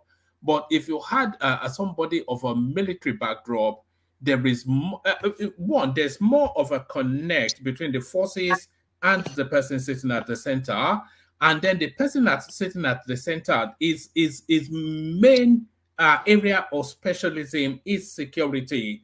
So there is more push for him to address it as a matter. Nobody is saying to solve it so that there's no insecurity anymore, but to significantly impact it. So that's just my view. But Buhari was the general. You remember? Let me just quickly respond to you before I let go. Number one, yeah, you are right. to say that's my subjective view, but I have the right also to say that's your own subjective view Yeah, too. it's both are That there are subjective two views now. exactly. So So now there, let's nobody's that's the making part. So categorical saying statements. that is my Yeah. subjective view does not diminish my view in any No, way. it's your subjective view But still. now, yeah, okay. So everybody's subjective. So let's leave that as that. Yes. So, but now, fact of the matter is this. Let's deal with fact. Buhari, which I believe in, and I supported him, and I still do so boldly when he was coming, because I know he has no strength, he has nothing hidden, and the rest. How much did he do in solving the insurgency? I mean, forget. What do you mean? It How much got did he do? worse under him. What do you mean? I'm How much did he asking, do? how much did he do in bringing down the Buhari was insurgency? a civilian president, not a military president. Oh, are you saying we should go back to military regime? Is Are that you not what? joking? Is that not what we're discussing? Okay, yeah, that was what I thought we were, and that Yes. was where I was going until somebody, redirected me. That people that have military experience, and I don't know whether you were the one that used that word. So I assume that people that have been military, head of state before, or that have been military personnel, generals, that it became. Look, the truth of the matter is, if that's where you're going, that we will have to go back to military. Back to our initial argument, I think. What do I say? Oga? We can't go back that route. We can. That debate is not for now, but we You cannot. see, no, you cannot say we cannot. Maybe you can say I don't think we should, because some of us feel we should. I one of them. I feel I feel that if we had a short military, and you say, oh, they'll stay if we had a short military intersection for let's say a period of 2 years, so that military, it will serve so many positives. It will truncate this constitution that we are having, so that goes in the bin, and then because of course the next republic has to come under a new constitution. So it gives us. So can you hold on, please? Okay. So it gives us the window to address all of the malaise within this constitution, and it gives us that window in one swoop, just to completely rewrite it, rather than this endless little bit here, little bit there. So we can just in one action have a new constitution that serves the purpose. Sorry, can you mute yourself for 1 microsecond? So I can. I'm not talking. I'm only laughing now. What's the Yeah. big deal Let in me that? land. So go ahead now. Yeah, Because land. it's putting me off. So let me mute you for a second. Then you can push back. So it can in one move just because the constitution goes and we can rewrite a new constitution. All of the impediments in this constitution, it can be frontally addressed. So that opens that opportunity, and then it can also give us the opportunity to recalibrate a lot of things. The conversations, if it's a military administration that is looking to effect real change and repoint the country, all of the conversations around the composition and and the relationship. So all of these conversations that we have been having, it can be had within the that military short intersection, and then it can then be brought into play for the next republic that comes in. So there's that, and then there's still somewhat in that opinion space that a military administration is more suited than a civilian administration to deal with the banditry and insurgency. So that's the point I was looking to make. Okay. Bishop, for you to yeah. answer everything together, let me chip in. Let me put something in addition to what woman. So, okay. Look, in addition to what man said, the military have a record of defeating insurgency in the past. The Matasina that came up in the 80s, they crushed it. And some other, they crushed it. So this could as well be crushed if we have military at the helm of affair, directing the affairs, directing its men to achieve results, because their own is automatic and likely. Go and do it, get the job done. I don't want to hear anything. That's it. It's a command. So they have that history of defeating a similar insurgency and something like this in the past. So then you can respond. Okay, it's interesting, if not outrightly ridiculous, that today a day will come that how we do, and I will tell us that military is not a solution, and you, woman, and Ajale Koko, who will be the one that will be defending the military, and I will go. Let me start by saying that military is not going to be a solution, and I will tell you why. Number one, it's if it's not, that is entirely very. I will have used the word uh, ridiculous, if not entirely outrageous. This is it. Adalego made a reference to Metasine. That is a space I know very well. Now, the solution of 40 years ago, Metasine happened around 1982, 83, if I'm not mistaken. And I really, really know what that space was like because I was in the north, especially Kano and Maiduguri, where they had sway. So, the military today, you are suggesting that the military will come and they will they will write a constitution, and they will, who are the people that will write that constitution? Is it the military, or they will now conscribe some bring some civilian to come and help them? And that is the bane of the present constitution we have. That is the basis of everybody that have spoken against the present constitution, that, oh, it was the military constitution. So if the military comes in today, they suspend that constitution and they now write a constitution for us within 2 years. In the first instance, who tells you that it's going to be 2 years? Who tells you? Because they are the one that will determine. And if 5, 6 persons sit together and plan a coup, and one of them become the president, by the time the 2 years of that one is expiring, the other one will say, she won't not die if we need step aside, let me to come and experience how to be the head of state. And whether we like it or not, it's going to take a very long time. But I have always said, number one, and I want to go back to that, I believe, a military coup is no longer possible in Nigeria. It's not feasible. A military coup would be a total disintegration of Nigeria. Because I don't care. I don't see a one Malami or Bala or something come to say, Major General, whatever. Southwest will kick, will pull out. And I'm sure Southeast will not fall in line.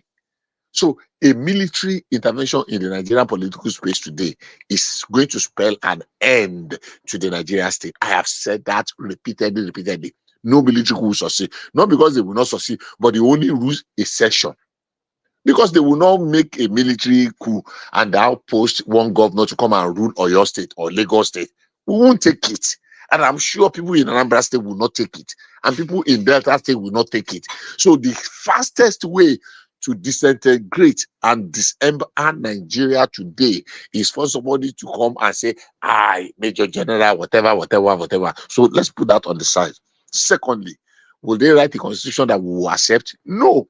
Because one of the biggest challenges that people have been pointing at today is that, it's the military constitution. So we are now saying that military should go, I should come and write out a brand new constitution. What gives you the impression that those constitutions are not going to be filled by people's personal ambition and interest? They will write constitution that suits their own narrative. At what point are you going to bring people? Even if they are going to bring people, they will bring people that will dance to their own tunes. This is what we want you to write. So you are professor, whatever. Bring all the professors in Nigeria University, put them in one room, give them enough money that will settle them for life.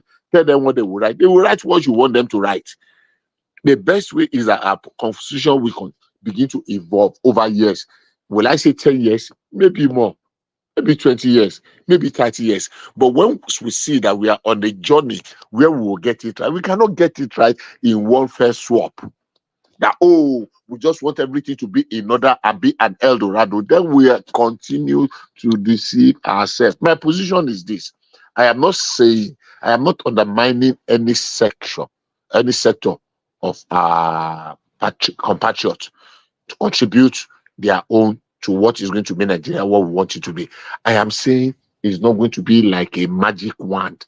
It's not going to be like, oh, the military will just come and will just turn our situation. This situation we are passing through is something that we must pass through. We will grow from it. We will learn from it. We will overcome them one step at a time. You know, like they used to say, every facet of our national life, one step. When we defeat that one, we move to the other one. We'll face some new challenges. We'll defeat it. It's going to be a long run. It's not a dash. It's a marathon.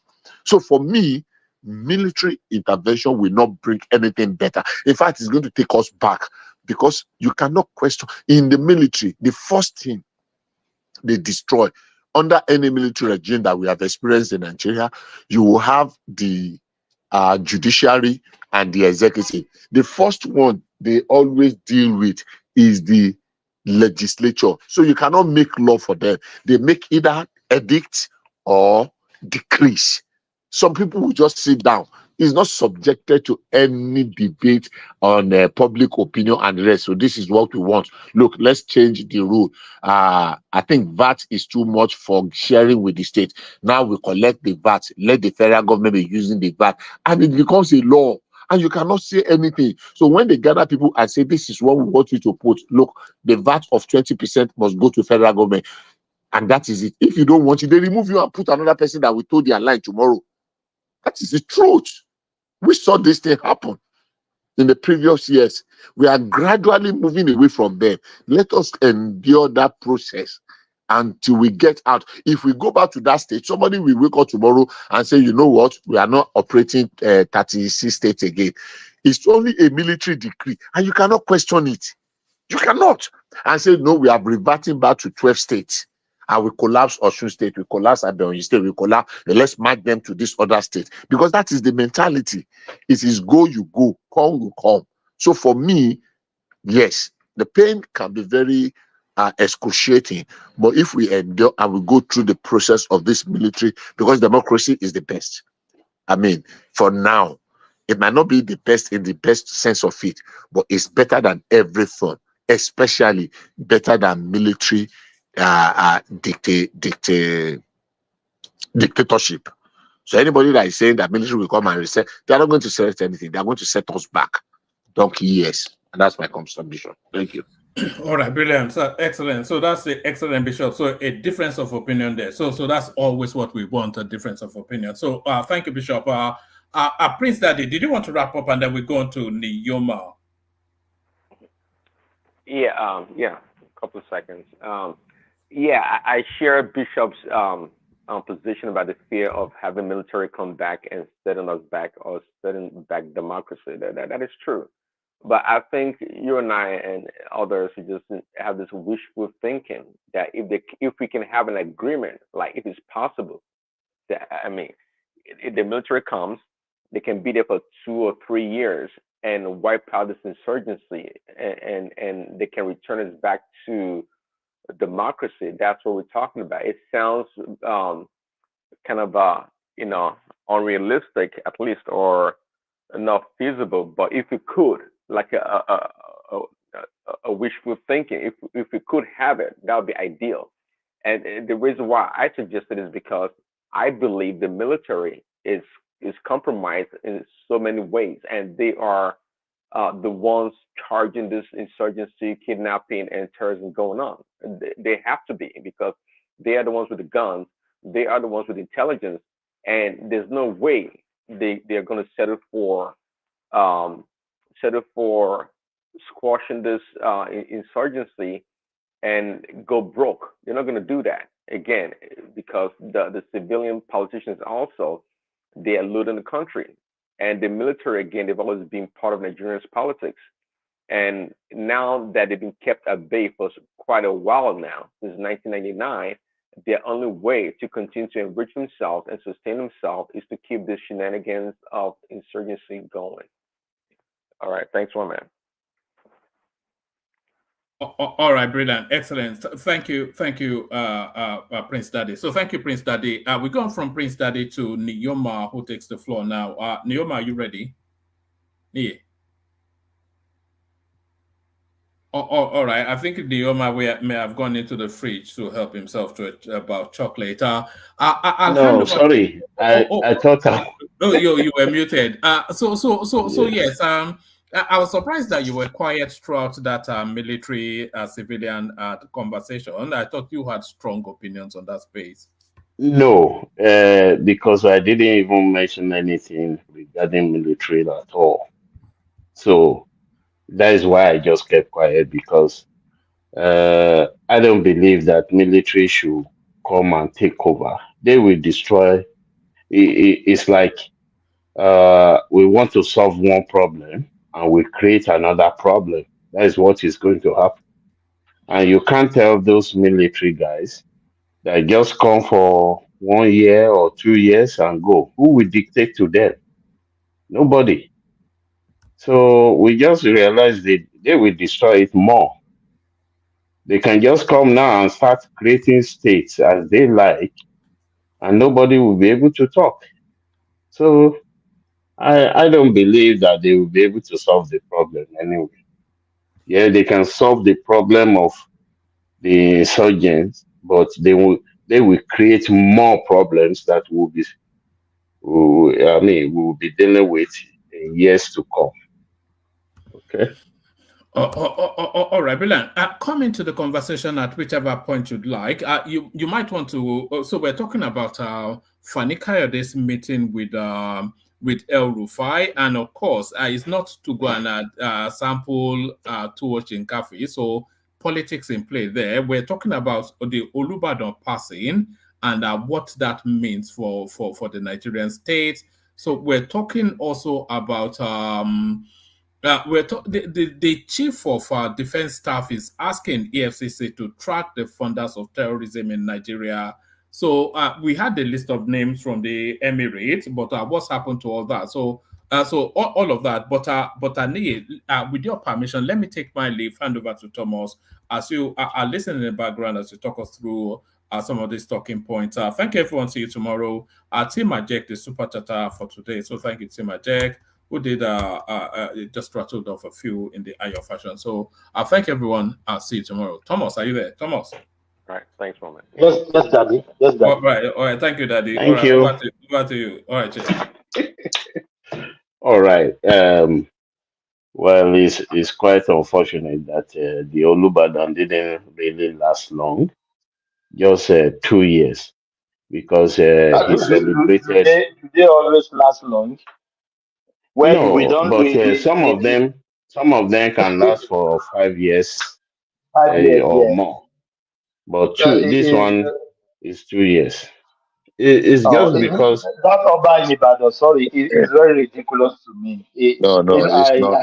No, I grew up in it's Ibadan. not ridiculous. It's not no. ridiculous. We've had some Olubadan that lasted close to 20 years. So what are you talking about? Yes, It's they one of the do. most peaceful succession system in Obaship. The most peaceful. That's Everybody right. knows where you are. So yeah, that That is right. he died in 2 years does not mean. I mean, look at the last Olubadan.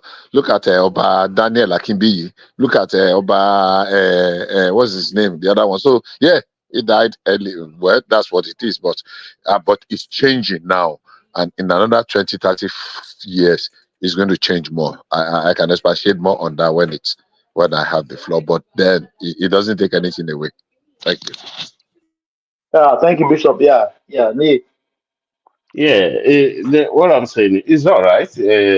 Sincerely, is the most peaceful one because they know the next house that will be coming to the throne. So unlike You don't think that one man around. You understand now? no, not really, because most of them are always old, and that is why many of those ruling houses they always look for the youngest person, or maybe as they agree to just put that person as the balogun. So by the time he is getting to 60 or 70, maybe it may be their own turn. Anyway, may his soul rest in peace. Um, I just want to talk about the train. Yeah, sometimes we people that they talk about Nigeria, they sometimes we are not objective. I don't know whether we have a fixated mind that as long as it is not what I was expecting, nothing is working in Nigeria. Things are working. Breaking down of train, it happens everywhere. Was it not a year or 2 years ago here that a train driver lost control and 7 people were killed? He was put into trial, and they realized that because they first said maybe he was sleeping and being a black man again. So, but eventually they realized that it was the brake that actually failed. So, and he was acquainted. So it can happen anywhere. The only thing is, we, like in Nigeria, we are never patient. If a bus breaks down here, we all sit in the bus until when another bus will come. Or sometimes you just see that if a driver is too fast, he may just park at the bus stop and wait for another 10 minutes, and everybody will just sit there. But not in Nigeria. People will be rushing down to take another one. No? So that maybe if it breaks down, it takes ages to fix. Well, I wouldn't know because here, there are a lot of expertise, and their manual are written in English. I don't know how far is true. Someone said that some of the train, their manuals that is in Nigeria, that their manuals are written in Chinese. I don't know how far that is true, so don't quote me on that. But that is what I was told before. So maybe that can make it to delay for a while before they can repair it. So, but let's just know that things can just happen anywhere.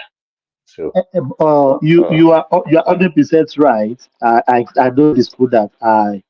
I am in Australia. As this train has broke down like twice. 10 years I'm here.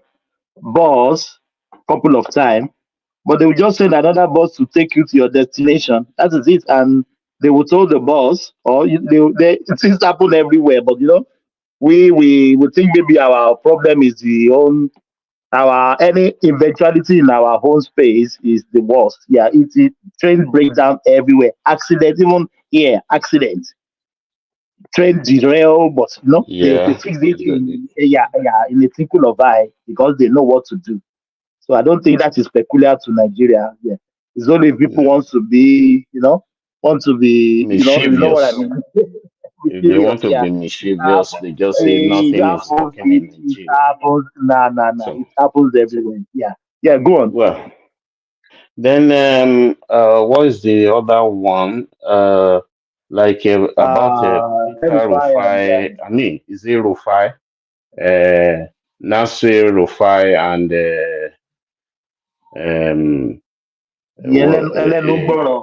Kayode. Wala. Yes. My To my me, namesake. yes, I was saying that it goes beyond Tinubu's regime. It's not because of Tinubu that he went there. I know it's a political meeting. I believe it's a political meeting, but they are looking beyond Tinubu's tenure, possibly. And I just as I mentioned before, we won't be surprised if tomorrow you see him in Southeast or you see him in South South. So we may not be surprised, but I believe it doesn't have to go through Fani Kayode before getting to the president. I don't think so.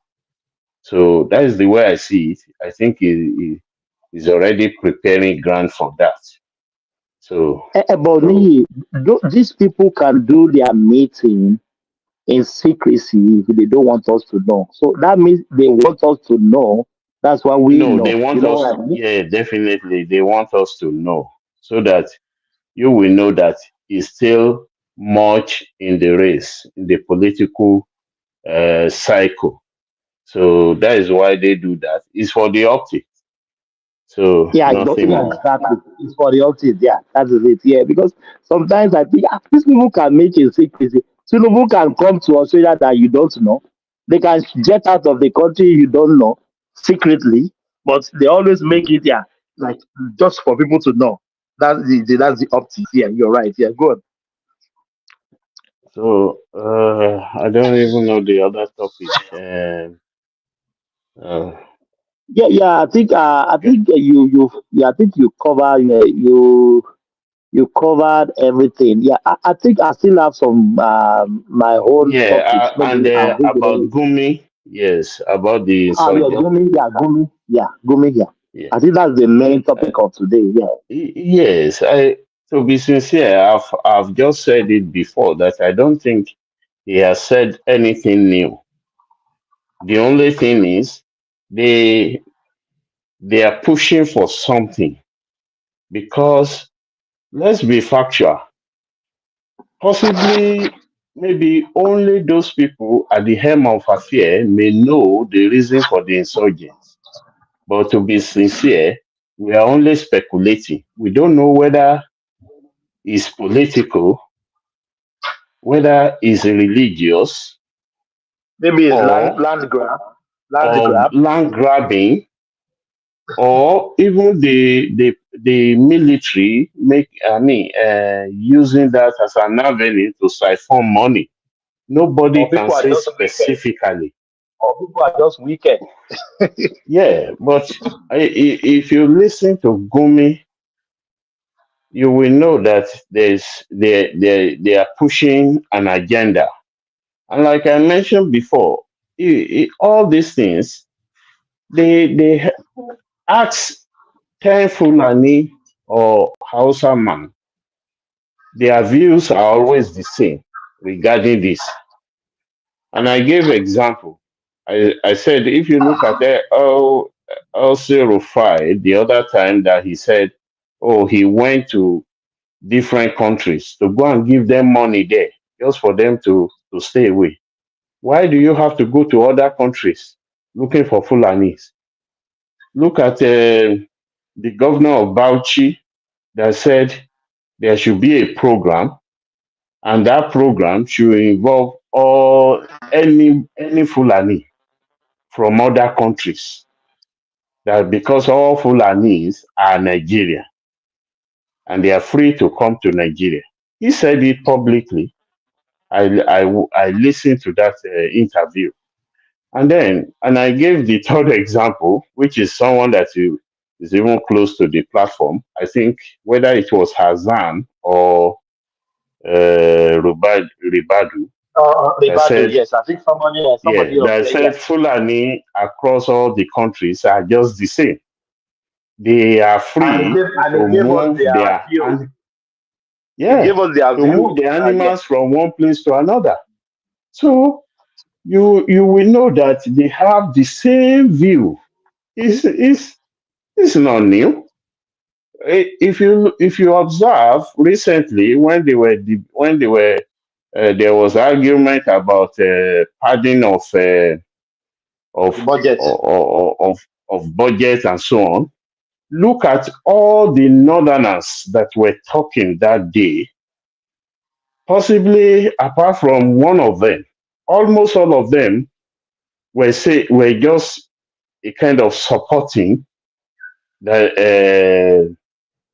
they are not supporting openly, but they that is that Ningi or whatever they call him, that oh they should pardon him, they should just warn him. You see, because they have the same view. And even all those things that he was saying, it was not because of the party, but he was pushing a political agenda Agenda. Yeah.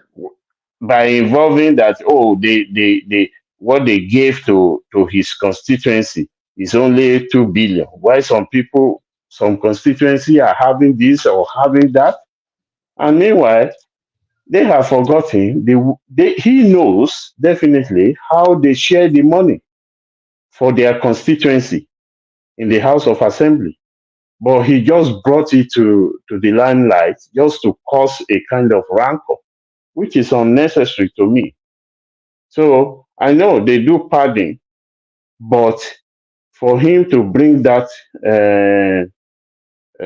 undertone, ethnic undertone, I think that has defeated the whole argument. So for Gumi, is actually looking for a way to push that agenda. That yes, if they can do something for the Niger Delta, then they must do it for these people. But you have forgotten that Niger Delta Avengers or whatever, they didn't create any IDP camp. They didn't. They were all Nigerians. But these terrorists, maybe half of them may not even be Nigerians, because someone has said it before that even the Fufude they speak sometimes is not Nigerian Fufude. So, and those are the people that really understood. It's just like if someone is speaking from Ondo State now, it will be different from someone speaking from Oyo. So they know that some of these people, they are just across the border, and then we want to give them amnesty here. So I think Is it not because our borders are porous? It's very ridiculous that somebody will there's just nothing enter we the can. country. There is nothing we can do about that, because if you go to Kano or you go to Castina, you just walk across the border. You don't even know you are already in Niger. You don't even know, because it's just a plain ground, a plain land. You don't even know. So that is just it. It's not that there is any barbed wire somewhere or there is any demarcation, nothing. So But hold on, my brother. So how did they monitor? It's my question will can be ridiculous. So it's even ridiculous. I'm even saying it now. How did they measure people coming in and out? It's just open. It's just free for all, isn't it? no, It's just free they for all. can't measure. And you know, in Nigeria, it's not that we carry a passport or we carry our identity. Identity. No, Do we even anybody have comes one? in and yeah, because I remember when I was in Kano, they called some people, I think it's Buzo. They are mostly the security guards that you use. These people are not even native of Nigeria at all. But all you need to do is just to get one of them, to be paying one of them, and you see 10 of them coming to sleep around that place every night, guiding the place for you. Yeah, I think they call them Buzu. Yes. So they are not Nigerians, but they just come there. Oh, it's so easy. It's so easy. Are they hiding under all these West? Something that you understand what I mean? It's just Under sometimes. No, people can't just be entering your country without data, there's nobody can say how many people that enter that country to eat. No. no, look. We do. In actual fact, we don't even know the population of Nigeria. It's under speculation. Nobody knows exactly the population of Nigeria. We only speculate that we were this 5 years ago. We should be that this year, or maybe 10 years ago we were this. Nobody. So it's difficult to even know the number. You go to the north, you want to count, you want to do census. Is it in Puda you will go in and start counting their women? You Their can't women, do that. They just tell you they will shot you with arrow. they just tell you how many women they have inside that place, and that is what you write down. Mm. So it's just ridiculous. We don't have there have never been any sensor that is accurate in Nigeria or near accuracy.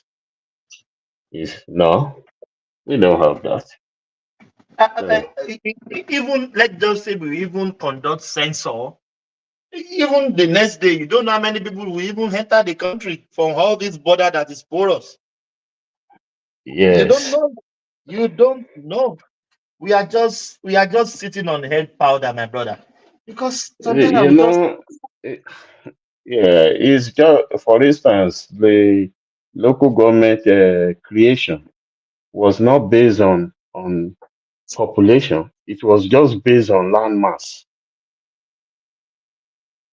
And if you go to Kano, a, a town to another town belong to two different local governments,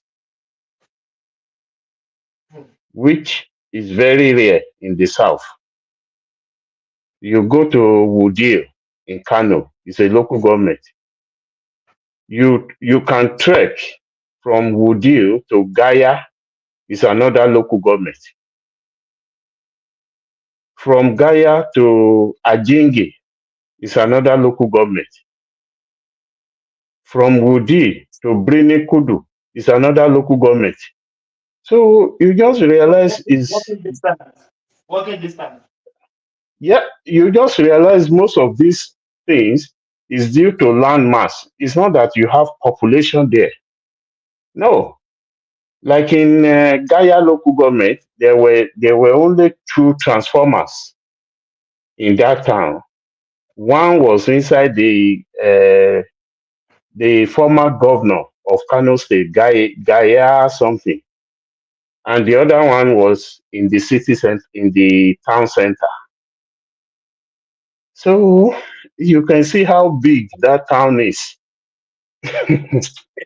Can you count how many transformer in Alimoso local government in Lagos? How That many is the people live point. there? Physical people, If people that you see every day. let me tell you, if you look at Alimosho, if you have to spread it across like in Kano, it cannot be less than 6 or 7 local governments in terms of population. So because Because they once you collect take allocation. They will collect allocation. yes, yeah, so that is why all these things they are pushing, nobody even knows the reason why you have these insurgents. We are only speculating, nobody. So we are scratching the whole thing on the surface, and it's like fear. Nobody wants to dabble into it, nobody. Maybe for a reason that is unknown to us, nobody wants to dabble into this thing. So that's just it. But can we say they are comfortable with the insurgency, or they are just daft, or they don't know their rights, or they just surrender? I can't even I can't pinpoint No, something that's yeah, you know when they say something is a ticking bomb that it can go off at any time, people don't think about it. They just say, well, it's not really a big issue. Before these insurgents came, there have been a big issue in the north with Almogeries. If you are eating your food and you just say, let me get water, you just stand up. Before you know it, they've already turned your food into their aluminum plate. And maybe 10 of them are already rushing the food. You you look back, because they go to Malam, they call like Quranic school. They just do the study maybe for 1 hour in the morning, and all of them go out. Nobody feeds them. So whatever they eat outside, that is what they eat. Then any fresh food that they give to them or raw food must be brought back to the malam. So that is the way they live their lives. When they are out, any food, any cooked food given to them is their own food. They eat that.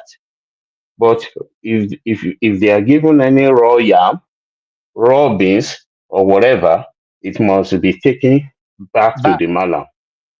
Yeah, they are malam.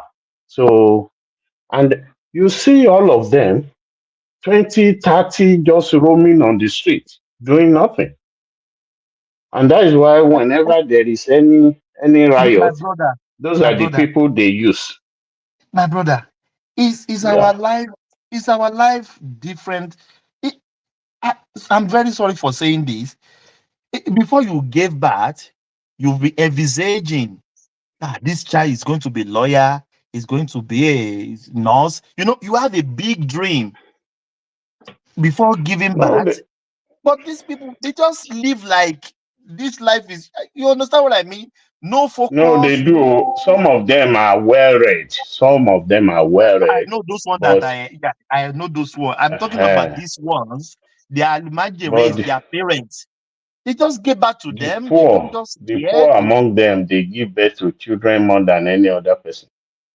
The poor among them. So it's just like the same thing in Yoruba land or anywhere.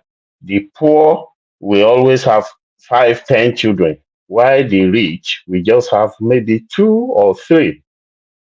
But the poor, you just see someone, if a organizer, and he's having 6 children.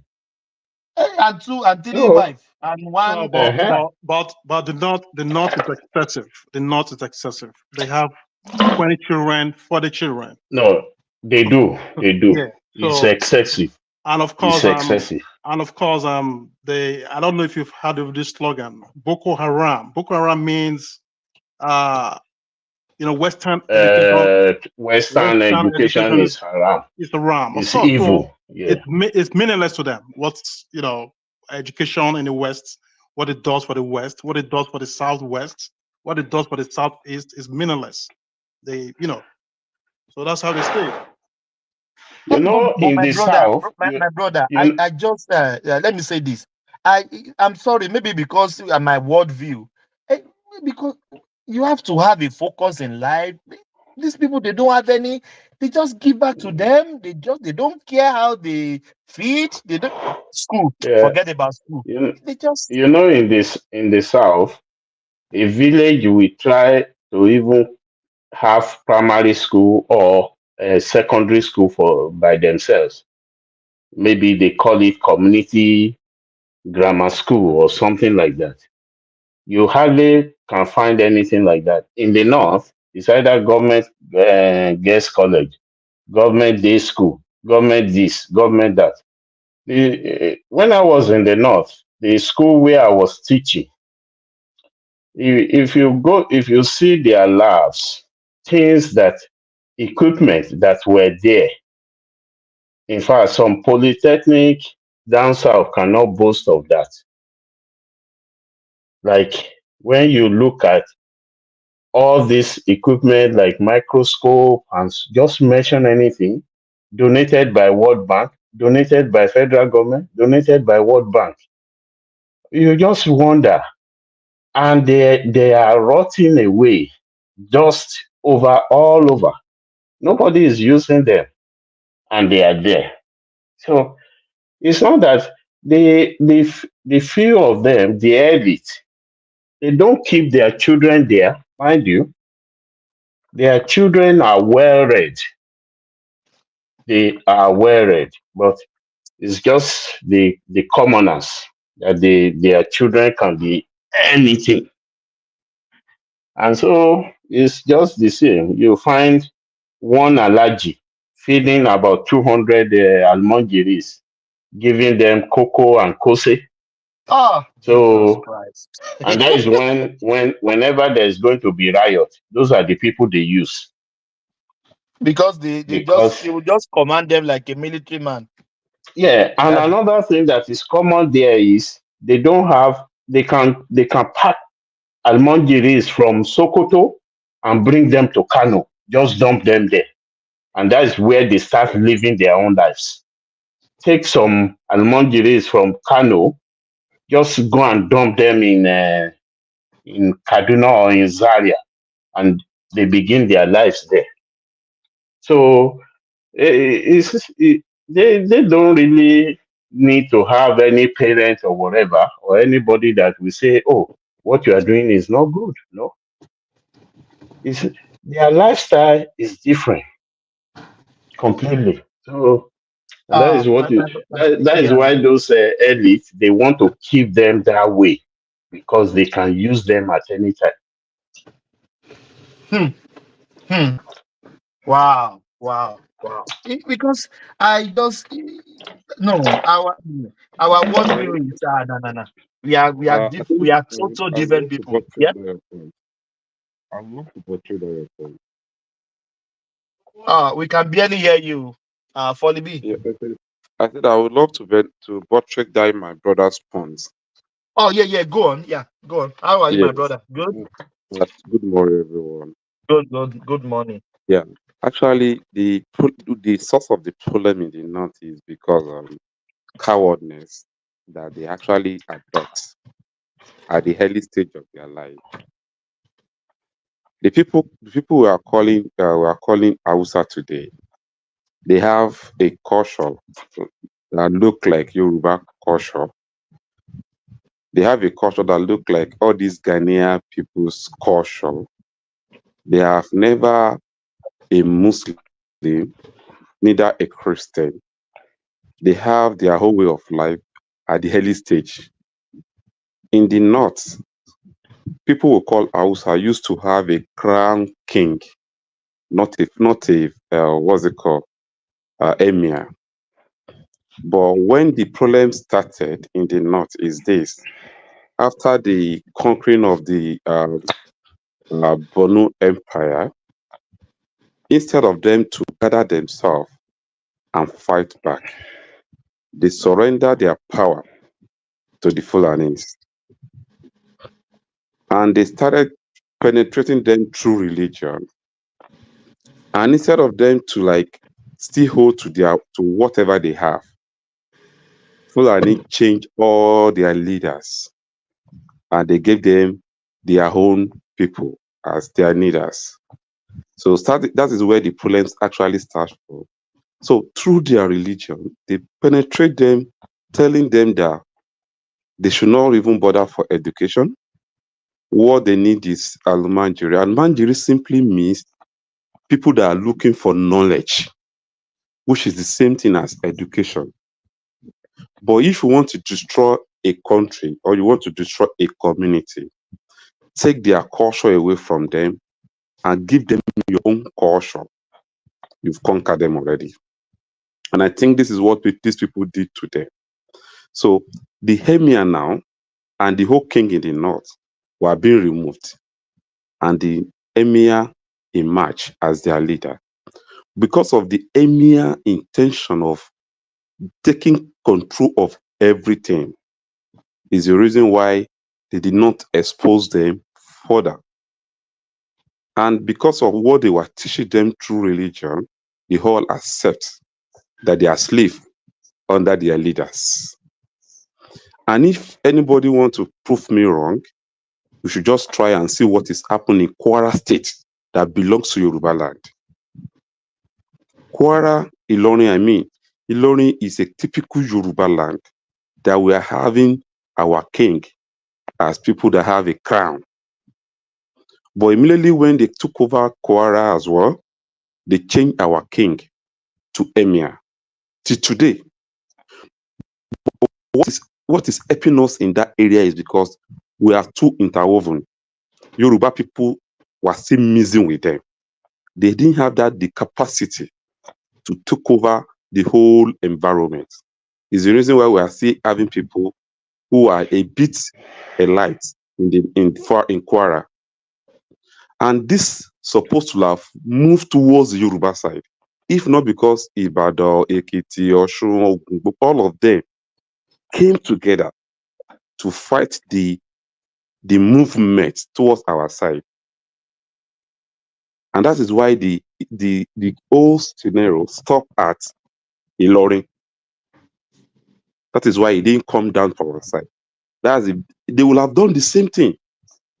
The same thing they did in the north, they will have done it in the south, in the west, I mean. But we don't have a visionary leader then, people who are very bold enough to see the problem and come together and fight the war. The whole Yoruba land will have been in the same way, northeast, the condition that northeast today. And if you want to say that Ilori, you will see a little Almanjiri spirit in them as well. Yes, they have it. This is exactly what for the B. Let me ask you this. Don't you know, don't they think that what they are doing, the rest of the world, the tribe, are striving? Don't they see themselves that they are the one that you know what? I don't get it. You know what? No people that is enjoying nobody is enjoying what's it called? A system. And he knows the reason why the system is still under his control. That will ever allows you to be free. They know. Wow. But they don't care. Wow. They don't care. These people knows. It's the same thing that is our leaders here too. Knows that these people are suffering as well. But because they can still afford to fly their jet, take their plane, they are not looking at it that one day they will die, they will have a children in that same system that will grow up to come and meet the problem on ground. You know, just as you have said, if you really want to destroy a culture, you take three things away from them. And if you look at the book of Daniel, when they were taken away to Babylon, the first thing they did was to change their names. They changed their names. That is the first thing. The second thing was to take their food away. If you remember, they started giving them Babylonian food. Babylonian food, yeah. And the third thing was to take their language away. They started teaching them the Chaldean language. So they changed their identity. Those are the so once you take all those identity away, that remove their culture. Do you know in some parts in Kano, they used to carry what do they call it? They used to carry masquerade. In fact, there is a particular local government in Kano that is more of Christians. I can't remember precisely the name of that. We have a lot of them. We have a lot of community who are not support. Yeah, but in Brinikudu, they used to have masquerade in that place. I don't know about now. So, but their culture, everything is now taken away that, if you don't receive Islam, you are entering hellfire. And that is exactly what they actually did to us as well. Even the Christians, so-called that is what is happening in the south too. They changed our name. My name is Olorunso, but these people change. They have to tell me that unless I became I have to go and do baptism, and my change was changed from Olorunso to Peter. That's the only way I can enter the kingdom of God. And I accept it, and I change my name truly because of the brainwash. It's not that all of us were waking up to see it. All our name is being changed. That is why you will see a beautiful name like Arike, Oluwamuyiwa, Olamide, the beautiful names that have meaning. You change it to Peter, that you don't even know the meaning of that Peter. You change it to why why do you think African church was established? Because when the Baptists, the CMS, the Anglican first came, you have to wear suit. You cannot wear agbada. So because they believe, oh, that is leading you to hell. Is one among other issues. That was how African church came about. So they've really brainwashed that you cannot wear this, you cannot wear that. To it, it's quite unfortunate that they've really taken a lot of things away due to religion, and it's just to conquer, nothing more. Just to conquer, It's just to conquer the people. To conquer the people. So, in fact, so that's we what are we in it. have. Yeah. And if you want to have Nigeria a is change of not, it, we have to be very if intentional about it. Nigeria is not restructured, we are going nowhere. If it's And not who restructured, will restructure Nigeria? Nigeria is going nowhere. These people are not ready to restructure anything. They will restructure it to their pockets. Will you tell me that Tinubu does not have a good ambition to do things well? He has, but the forces are just too much. The forces are just too much. Hey. That can never be an excuse, though, because someone will have to do it. So who will do it? Who will do it, man? See, it depends on every what you year. understand. Every year, sorry, Mr. Do you Ola. know the reason why? Every year they have been saying that the last military, I mean the last regime is better. Oh, the last civilian clinical is better. Now, do you know some people are saying now that even Buhari's time was better than Tinubu? No, that is And when it has been from old days. Where is the political will? If you are saying, oh, something is too much, something is making it possible, where is the political will? Without restructuring, to get things nothing will be done. And that's what if you have to restructure, and the structuring has been, if there's a paper, there's a draft to that effect.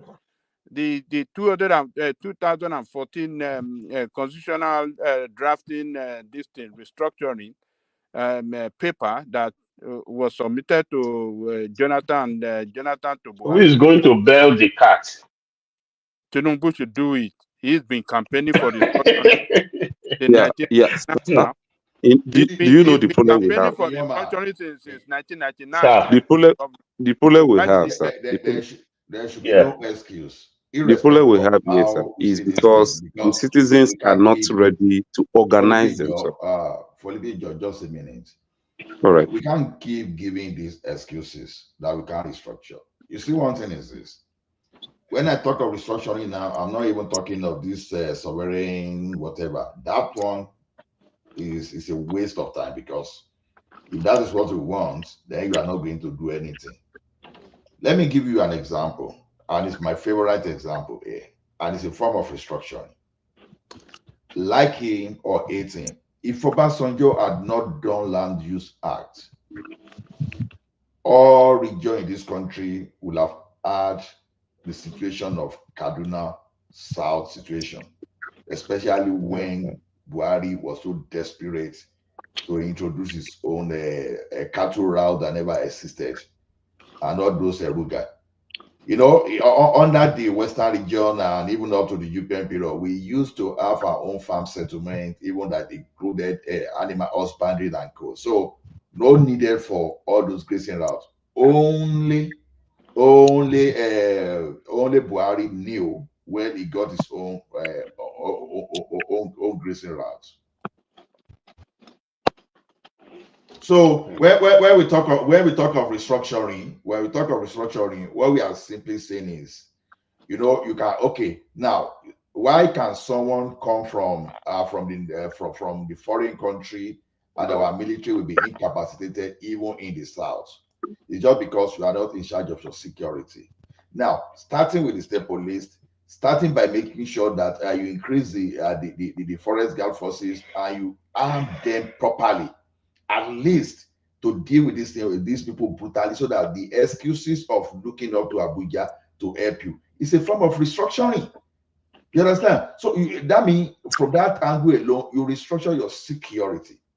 Now, when you first of all deal with that, then you can now start thinking of, okay, how do we go back into self-sustenance like it used to be, where we used to have our own farm settlement or farm clusters around our region, and then we can move to full security.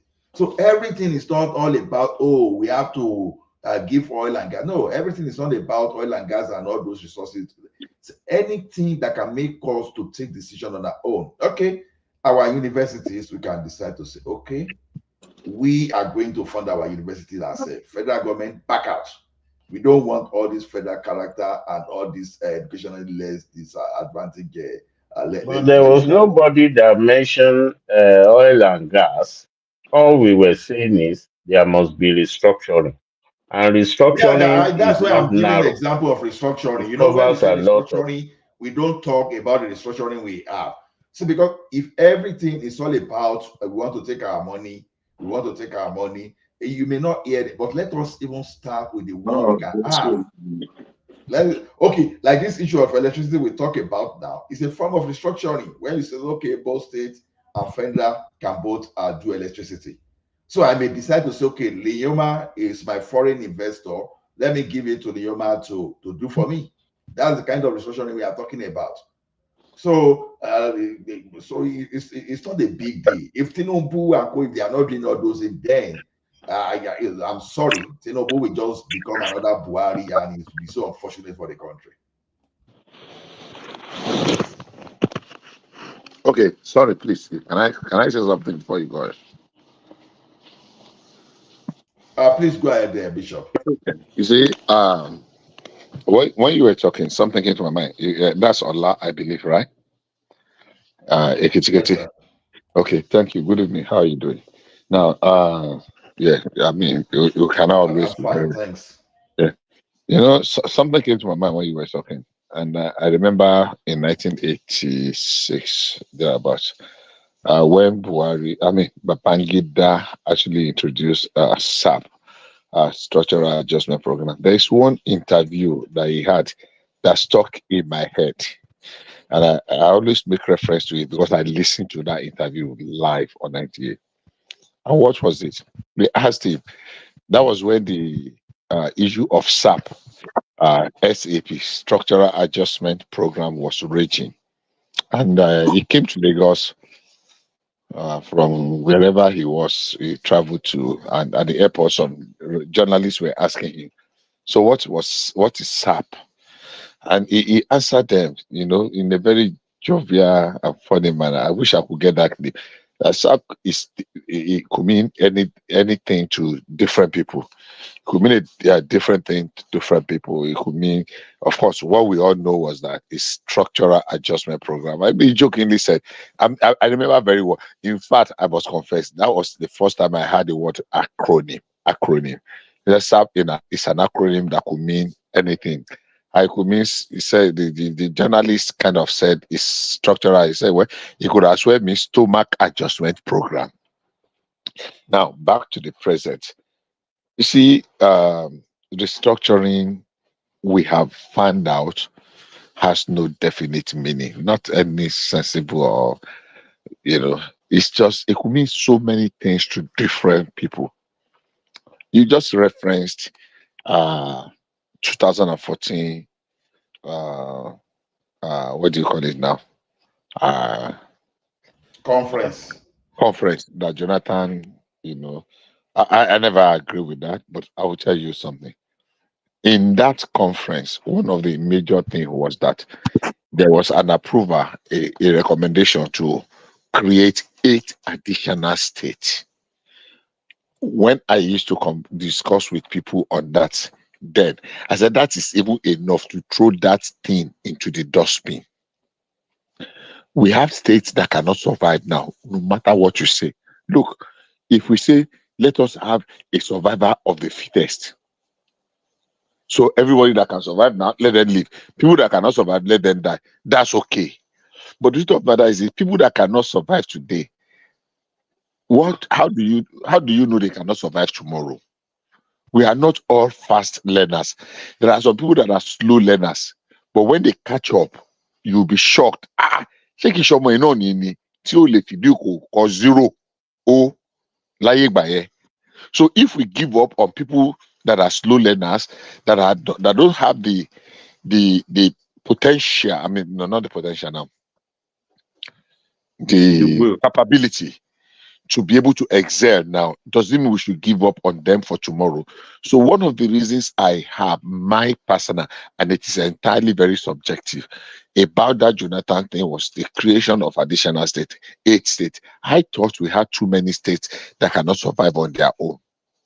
So recommending additional creation of additional 8 states is really not going to help. That is my view. I'm not saying that is the right view.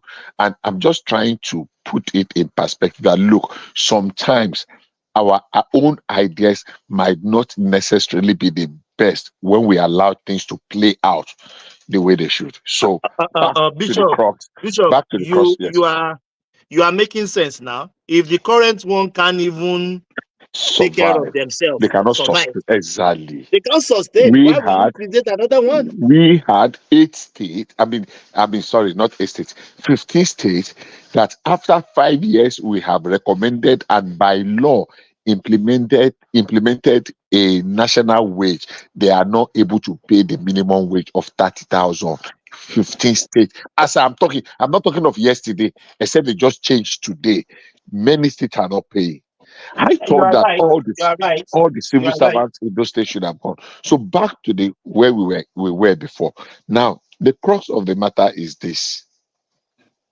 Is there a one solution that will solve all of our problems? I don't think so. Just hold on. Don't be in a hurry to cut me off. Now, the states, based on your preferred solution, restructuring, and everybody saw it as a buzzword, like a one-time solution that will solve all of our problems. And I have listened to some very reasonable people that took time to analyze and ask and review, is restructuring a one-time, one-stop solution to all of our problems?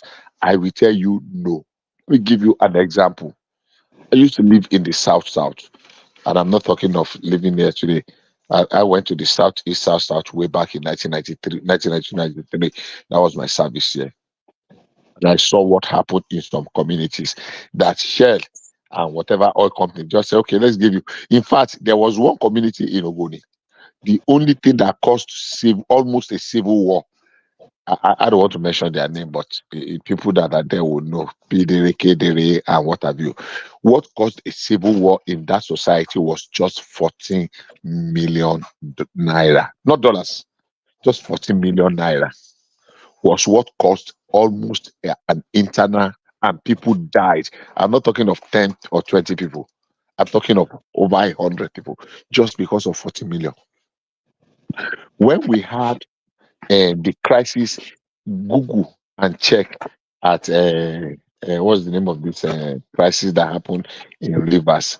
What's the name now? Oh my goodness! I'll remember. Don't let me waste your time. And when you look at the crisis that happened there, what's the name? I'm looking at the place now because I know that community very well. But the name just keep anyhow. And when you go again to look at the integrated waste management facility that Shell wanted to establish in a Che community, there's a place they call Umuakuru, Edegele, Olapo, Eche, in Eche. And these are a community.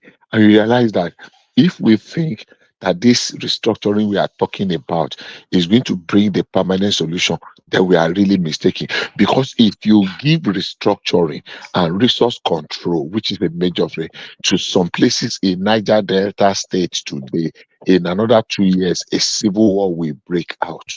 I'm telling you. Civil war. That's where you will realize that there's a big difference between a Jaws and a Sekiris. You people of Isoko will tell you, no, this well belong to us. People in Delta North, in Ogbagu, Kwale, Ogume, you name it, all those, you will now see the difference among them.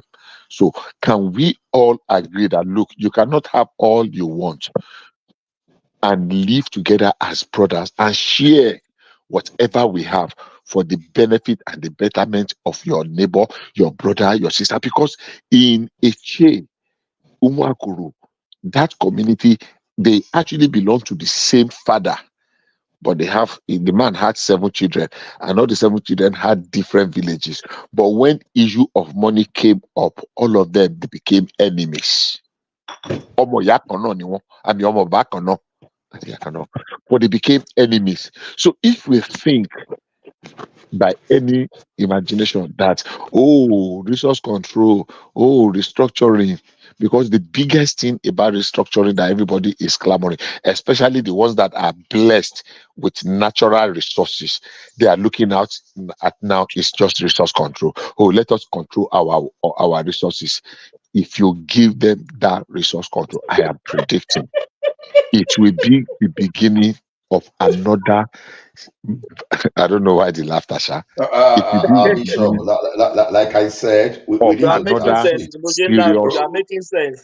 It will be the Resource beginning. control. It will be the beginning. Let me land. I will just land in another one. It will be the beginning of another serious civil unrest. Look, I can mention without like you, I can mention 10 civil unrest in Nigeria, and the things that actually cause those unrest are not as vital as crude oil or natural resources. Just some piece of land. Piece Are we of land. talking about just piece of land? Land that is not even up to 2-3 acres is causing civil war. When you are not talking of natural resources, people will die. I can tell you 10. What is the origin of crisis? At least you are a Yoruba man. Between Ife and Modakeke, can you tell me? Issue of land. This is my land. This is your How land. much is that land? Mélòó ni gbogbo ilẹ̀ tá à ń sọ yìí? Kò tó 20 acres. So if people can go to war and ready to kill their people they have lived with over the years for a piece of land that is not up to 10 acres, now think of when they now discover that there is gold or crude And oil. the land is still dirty today. Nobody do anything about it. Nobody even use it. It's there, exactly. People don't mind. They are ready to just die. So I'm trying to just be a little bit be in between, not to fall to the right. That No, Bishop, those things. if you don't mind, let me just come in now. See, the thing is this: when we say resource control, the problem is we've limited it to anything natural resources. And when you look at it, the greatest resource you can have as a country is your human capital. Now, what we're saying is this: when we say resource control, sometimes your resource control, in my own definition, can be your institution, can be your land, can be all those things that we build some kind of your economic resources to sustain yourself. I keep ramming on this our settlement, like a farming settlement scheme those days, and all those who were doing like Odua investment. Now, for the for those people that are asking military to come back, let me talk. Who is there? So the thing is this: for those that would like to welcome the military, congratulations to you. But the bad news for you is this: the same military you talked about the other time, they were the one that brought us to this place. And they were the one that made us look away from our resources. They were the one that hijacked our resources from us. Resources is not So solid like rulers, it's one man, and it's no, not. one man and his people. Now then one military people. You understand? resources are not limited. Resources, in fact, when you look at those mineral resources we are talking about in Nigeria today, they are more of cost to the country than even blessing. What have been sustaining this country is mainly the human capital, and I can prove it to you. The entire oil and gas we talk about is far less than 90% of the total GDP of this country. Or let me even change it away from the world GDP. It contributes just less than 90% of our economy, right? The only thing that crude oil is doing for us is our highest forex earner. That's the only thing. So now, if that one is 10%, then you ask yourself, how are people surviving? Some people are traders.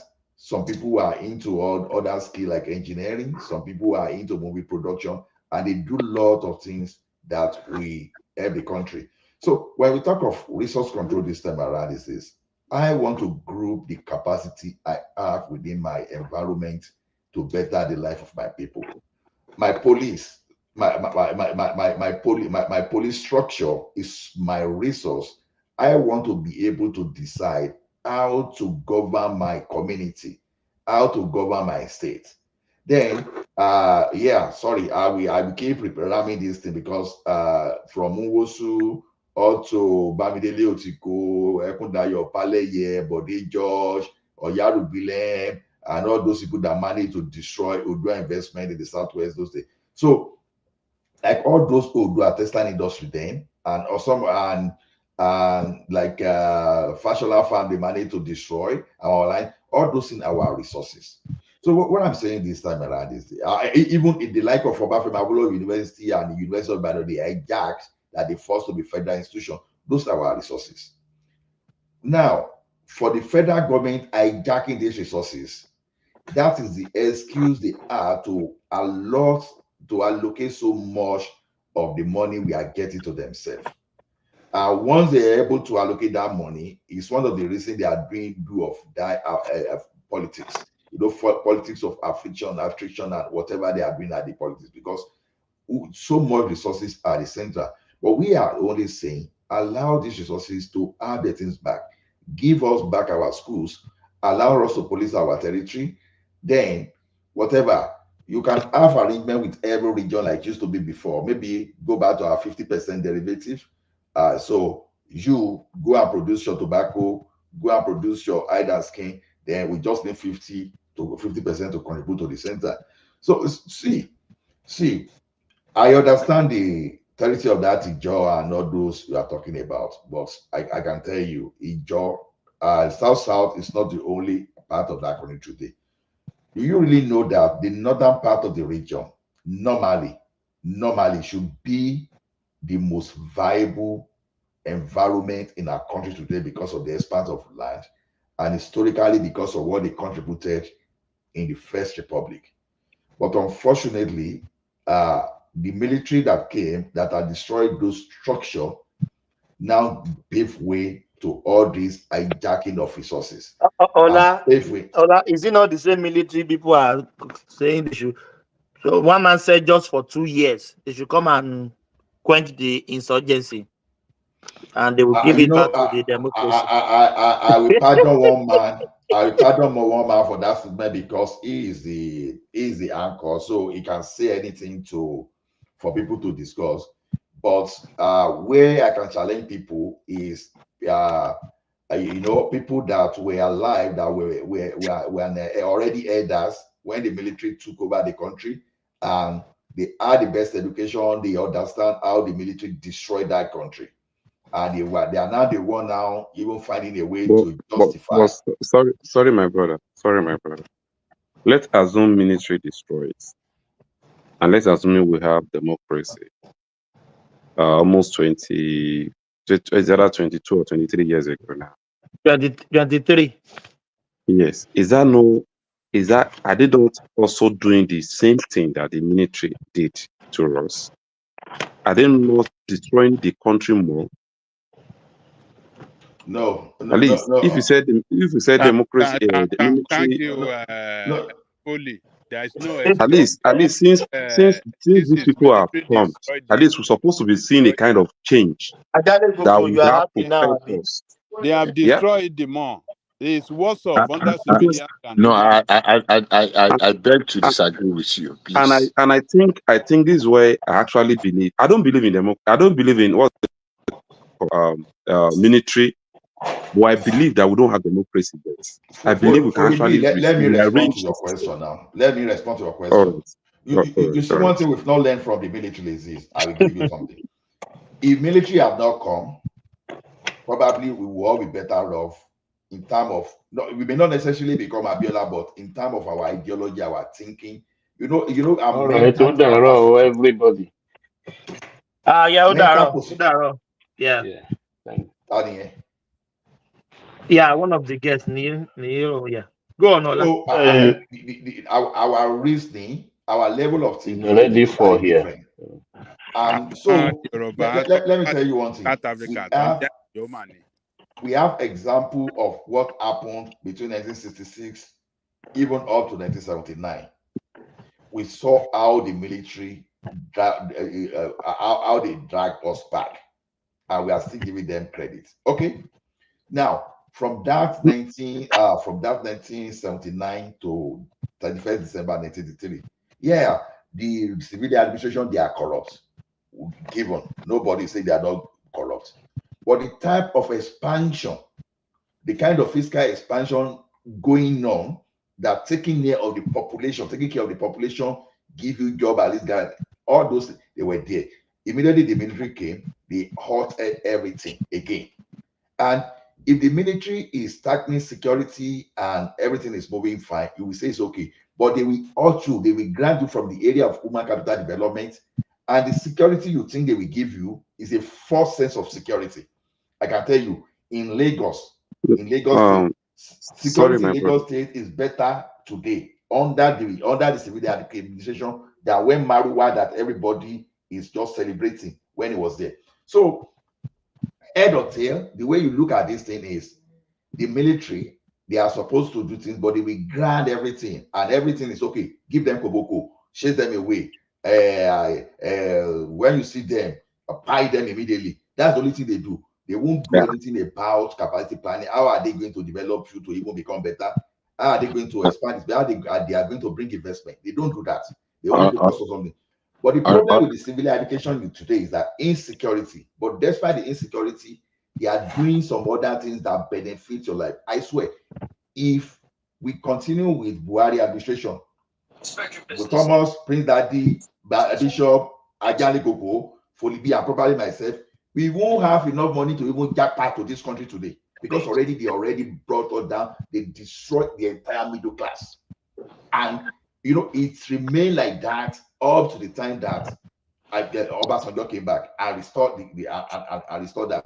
So when we talk of this, you are not even looking at the danger that these people posed in the past, and we are saying they should come. Sorry, my brother. I want to ask you this question again. Do we really have what we call democracy in Nigeria? Do we really have what we call democracy? We have democracy, but it's only the way we want to look at it is why we think we don't have. We have democracy. I asked you the question. What is democracy? Please. I thank you very much for answering the question. Please, if we call something democracy, is it when people force themselves to rule people? Is it a democracy? Sorry. Ola, let me respond. Ola, let me respond. Don't go there. Ola, let me respond, if you don't mind. Yeah. Go ahead, Bishop. Can I? Good. Now, that is very subjective. That is very subjective of you. Now, you believe people force themselves because the election did not go your way. That is not democracy. Democracy is the ability to meet. Hold on, let me finish. Let me finish. I will let you finish, please. But before you continue, I'm not talking here as I have a kind of bad motive here. I just want us to dialogue. So stop insulting, please. I did not insult I just you. want us to dialogue. Where's the insult there? Please, I just want us to dialogue. That we are here But to where is the dialogue. insulting there? Where did I insult you now? Because you are already saying it because I didn't go the way I want it. That's not insult. Okay? Is that insulting you? How do you mean? Please. No, please. I'm not saying you. No, I'm don't not please actually me. No, just address the issue. What do you mean? Did I insult you in any way? If you want to come out and say something, say it in a way that we all learn. I want to learn How from did you I guys. say That's it now not that the point. indicate that I insulted you? You should No, say that. you already throw me out of this. I did not throw you out. I addressed what you just said. Where you said because it's not going towards what I want. How does that translate to insulting you? You already threw me out of the conversation. No. How are you? My How intention do you asking mean? that question. Bishop, How do you mean? Folly. My intention. How the hell do you mean about that? Ask this question. I want to learn. Hold on, please. Can you please hold on? Yeah, I don't think what Bishop said amount to any insult. Now, why are you taking it in that direction, my brother? Folly. Okay, continue. Sorry. Continue. No. I don't like the word I continue. No, just tell us. Wow. No, what I said is this. At least we are here to dialogue. We are here to talk. We are talk. Yeah. This morning we are talking heart to heart now. Nobody is talking about political or this or this. This is a problem that all of us have in our space. We are all looking for solution. Okay? And that is why I asked the questions. But you now telling me that because the reason why I asked that question is because the political space did not go towards what I want. Okay? Yeah, that's not an insult. It's just his You were trying to redefine democracy for us. And I said democracy does not mean. Let me finish.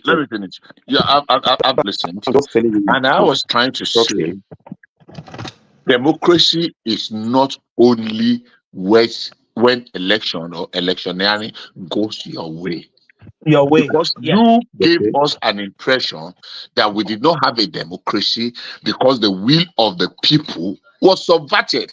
You don't have any evidence. That's the indication. You don't have any evidence whatsoever that the will of the people was subverted, except for some very myopic, subjective, narrow-minded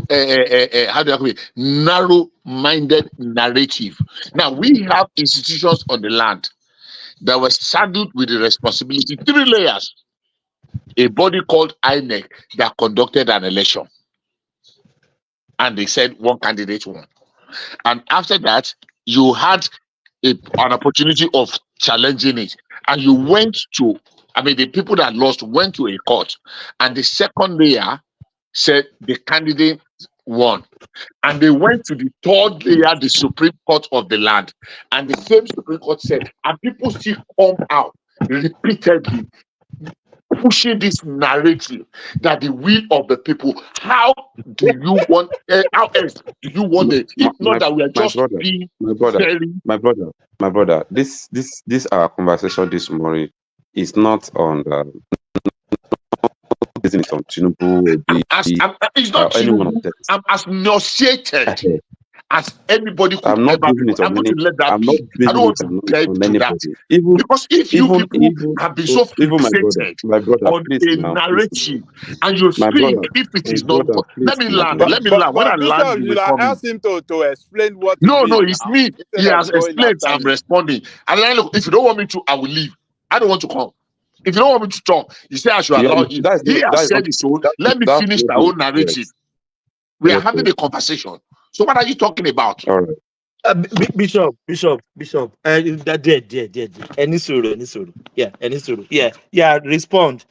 Yeah. Go on. Yeah. You know what me I call them. Hold on, Folly. Hold on. Yeah, okay. Bishop. Yeah, Bishop, respond. Let them have that conversation. My conversation is not because I'm not taking it personal. Folly, it is not about you. I only stated, and I was going to address issues as it relates to the election because in democracy, you win some, you lose some. You lose some. That is life. It is not only when you win that democracy is good or it is active or things. No. your ability to be able to admit, for me, if my candidate loses today, I will look how am I going to get better in the next election. But that's not my focus. My focus is Nigeria. And I've always said it. And irrespective, even if I have my opportunity and reasons to, I will stand against my father. If he comes out from the grave today to stand in an opposing direction, I will tell him, Baba Alaye, on this one, you don't have a chance. So for me, how can we get better? Democracy at the moment is the best form. Can we attain that democratic whatever in a just will it just happen like that? No. We are going to grow into it because the best of democracies in the world are having challenges. They are having challenges. I am not going to deify a Tinubu, not today, not tomorrow. I'm not going to see him as this because immediately, even my father of blessed memory, I don't see him as the all in all. I have reasons to disagree with him, and it's on record. I disagree with him very vehemently when I need to. So if I could disagree with my father would have been approaching 100 in another 2 years if he had lived. And if I could disagree with him, then who the hell is Tinubu? That would not, but I am able to look in between the line and analyze issues in my own way. Am I saying I am always very right? No. As it is in Nigeria today, democracy is still our best bet. Is it the best thing for us now that we are in El Dorado? No. We keep falling and we will keep rising and we will keep going. We will correct some of our mistakes gradually, then we'll get better. But even in another But 100 Bishop, years, we don't in want to another fall 100 years, again. I will People add, don't want us to fall. that's the problem. They don't In want us another to fall. 100 years, am I going to say we will have a perfect democracy? Show me one society today that started So democracy 100 years ago that are my brother, I perfect. think Just show me one. my brother, can I come in? Yeah, go on. Yeah, folly. Yes. I think what we call democracy is with the definition is government of the people, and for the people, right? Which That's what shows they that told us. it has to be people, which shows that it has to be people that will actually say, we want you, come and rule us, right? Yes. That's the definition. Yes. And what do you want to say about when you now pick some people from different locations and you gather them in one hall and money exchange hands, and these people decided on behalf of the rest of people who are not willing to collect money, and they collect thousands of naira to produce a candidate for a political party, which at the end of the day, anybody that political party produce would eventually emerge as a winner. Bros, let's just think Do deeply. you want me to address that? Do you want me to answer that question? Yes. Number one, and I don't mean to be insulting, and this is not an insult if you look at the definition. Your analysis on this matter is very subjective, extremely very subjective, and I will answer you. All right. Now, what you have answered is actually not the election itself, it's the primary. That is the process of nominating a candidate to run for an election. Yes. Now, yes. So let us go back. Let us go down. The constitutions of the land is the grand norm, and that is whatever you do that is against the constitution, you can be charged for it. In the process you have described above, were there instances or situations that people go contrary to the constitution? That is subjective. That can be debated. That is one. I don't want you to answer because it's going to take us on a gyration, on a slope. So I don't want that. So I, as an individual in a community that I am running an election, you, Felipe, as my friend that believe in me, And we have people that have registered to be party member that are nominating, that are contributing. And you believe so much in me. Folibi, is that Folibi I'm talking to? Yeah, it's Bolivia.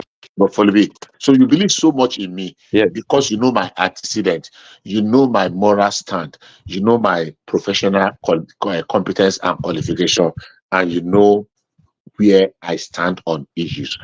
And you have people in your own community, maybe they are 50, 100, 200, that are going to be part of that nomination. And because of your belief in me, you did not have a conversation with me. I did not influence you in any way. And that is before God and man. But because you believe strongly in me, and the people that are supposed to vote for me in that election, we have to travel 20, 30, 40 miles. And you tell them, I believe in this candidate, and you go out of your own way. They tell you that, look, I really, really want to go. I also believe in your candidate, Oga Folibi. But man, I don't get kind of money to go to transport myself. And you go out of your way to make that logistics available for them. Okay, if you really want to go and the challenge you have is the transportation, don't worry. I will bring a bus or I'll give you X Naira to be able to transport yourself to that place. In as much as you believe in that candidate that I believe in, and you are going to express your what do you call it now? Your franchise, I mean, to us. Have you in any way committed a crime by encouraging and enabling people to express their free will? You did not do anything to convince them or to change their mind or to buy their conscience. All you have done is to help them, but you use your own personal resources in your conscience of conscience.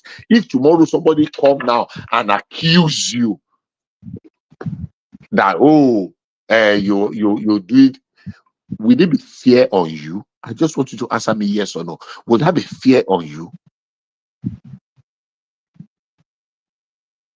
Let's talk. It can't be. You It want can't be us to yes have a or no. conversation? It can't be yes or no. It has Answer. to be yes. Will that be fair on you? Will that It can't assessment be of yes you or no. that, oh, you were corrupt, you have robbed, you have done this, will it be fair on you? You are not saying it is yes or no because you are not being objective, and that's not an insult. Now back to the crux of what I said. I said every person can see things differently. There is an adage in Yoruba land. I don't know if you're fully misfollowed or sure. They say people went to see an elephant, and some people saw the elephant from a different perspective. They say, oh, the blind people, rather, blind people went to see an elephant, and they described the elephant the way they saw it. Look, the fact that the other man is seeing that elephant like a trunk of a big tree is not wrong. The fact that you are seeing it as a big wall does not make your own or their own wrong. It depends on which perspective, which angle, which side, which area. No, I'll land in a minute. You are seeing the elephant from, and I'm coming. I'll land in the minute. Just count my second, 60 seconds. And the tendency, the ability, the grace to be able to appreciate the tendency of other people to see it from this different perspective from yours is the real definition of democracy. It must not always be the way you see it alone. I'm Yes, not saying bros. you are wrong. Even sometimes you can be right, but majority are wrong. But because they are in the majority, they will still have their way. Even though you are right, but you are in the minority. So what are we talking about? Bros, thank you. Thank you very much. Let's put Nigeria in a form of a business. Okay. And let's say Nigerian masses, let's say Nigerians, people who are the owner of that business. And it comes to a level that we want to employ somebody to work for us. Okay. And that person in our home business, I have my business, I want to do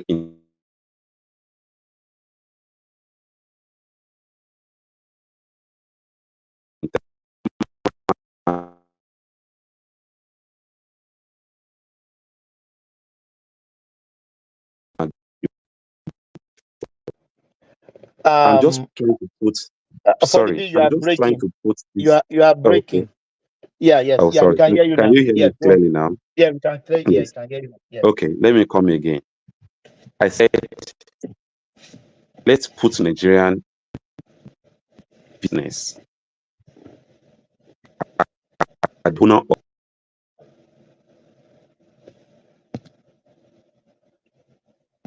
And now you drop. Yeah, and now you dropped. Yeah, yeah. Bishop. Yeah. Can anyone hear me? Yeah, Yes, yeah, I can hear Oh, you. yes. I think. And Yeah, I Foley think still it's oh, probably Foley maybe dropped. network. Foley Yeah, dropped. yes. Okay, Foley It will dropped. come back. So what I It was will come saying back. is, Yeah. yeah. If Foley comes back, I will yield the floor for him. What I Yeah. was saying is very simple. Look, the truth of the matter is this: do we want democracy, or we want a pseudo democracy, or we want dictatorship? One thing is very certain: apart from monarchy, the alternative, the other thing apart from democracy, is dictatorship. And even the best of democracies in the world have not produced an El Dorado. Let us take an example. Where in the world, the only thing that is giving people a little bit of leverage today is the fact that, look, their population is not growing exponentially as some of our population have grown in Africa. So they have a grip control. Bishop, can I push back a little bit? Can I push Go back? ahead. Why not? Why not? I think you have been defending this democracy that is not working for the people. You are defending it too hard, and we have to tell ourselves the truth. What we are practicing is not democracy. It is, you know, let's say politics. Do So or die affair. Do or do or die. die. So no, it's not a draw. So I will ask you. So, Permit me. So where? No, Bishop, just no. let him You will land. answer it. No, it's not a big Yeah, deal. So I will just yeah. ask you. Give us an example of a perfect democracy anywhere in the world. Perfect democracy. I mean, the America. underline one. It's America. Are you kidding me? Are you sure, Shirini? A perfect Australia. democracy. Australia. Are you kidding me? Australia, where we know what you are doing to the Aborigines. Kidding me? So I want you in the course of your response to me, Ajale Koko, give me an example of a perfect democracy anywhere in the world. Thank you. okay. But Bishop, that question is a trap question. Now, nobody is perfect. Nothing is perfect in life. At least we are not waiting for perfection. We are waiting for moderation. Okay. Moderation in the sense that at least let's pass through the normal process. Let's do things the way it's supposed to go. Okay? Not like when you are contesting, you are hiring some thugs that will come and be killing people, come and be beating people up. Foley. We are just expanding this thing on this. What is democracy? That act alone, No, Foley. Disqualifies you as a Just leader. Just a minute, please. Now, fully, you are being very Bishop, pedestrian and very just a minute, subjective please. again. Okay, go ahead. Bishop, just a minute. You see one thing about the way we are defining our own democracy, we are just trying to take things wide. We can decide to go this wide till the kingdom come, and we will never get to the definition of democracy. What are the fundamental principles of democracy? Rule of law. You are a rule of law, and you have the process of voting. Whether the process is perfect or not is another thing entirely. Nobody is saying we are running 100% democracy. As we speak today, whether we like it or not, we are governed by a constitution. We are not governed by a decree. So when we are taking this idea of this is not democracy too far, all those things are just some kind of vague ideology. If it's by the constitution, you raising arms against your citizens because you want to rule them alone, you have disqualified. That's if you as a leader, you allow your citizens to be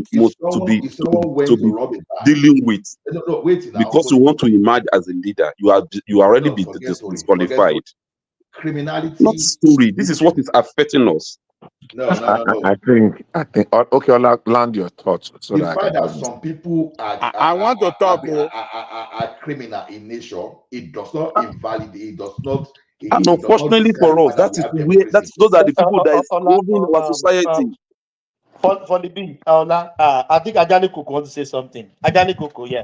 Then Ola, you come after Ajani Koko, then back to Folly B, then I think back to Bishop, then Folly B. Let's do that in that arithmetic order. Yeah. Ajani Koko. You see, for the B, as he was trying to tell us, it defines us democracy, government of the people, by the people, for the people.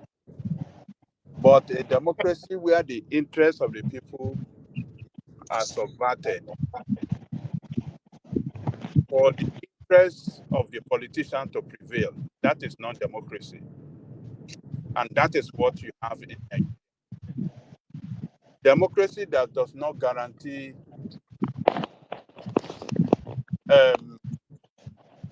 welfare of the people, that does not guarantee security of life of the people, that does not, work for the interests of the people, is not democracy. So you can call it, you can try to compare it with the fact that you have the structure like a presidential democracy we have in America does not define it as the democratic structure So, in the real sense of it, in the real in in Ajani Koko, such a way that it works in America. Ajani Koko, don't give democracy your own Hold definition. on now. What exactly is the Hold on. definition of democracy? Talk. You have been No, talking. I'm only asking you a question No, because you are let me taking us say on my own way. on a different trajectory. What exactly is the definition of democracy?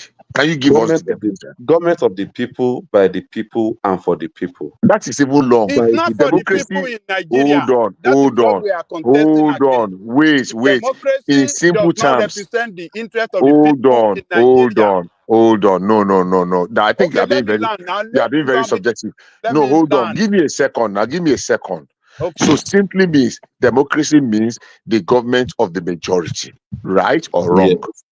Yes. Simple. Whether their decision is wrong, whether they do is wrong or right, it is the simple. You guys always want to navigate That is and not turn in it the to your own definition. narrative. It is not. That is So not what the is definition. the definition? Let even Don't say accept. the Let even definition. accept. Government What of is the majority. definition? It's not government of majority. For the B, It's not government Bishop of majority. Ajani It's Koko. the government Ajani Koko of and Bishop, yeah. everybody in the country. That is what democracy means. Government of the people, by the people, for the people. Who are the people?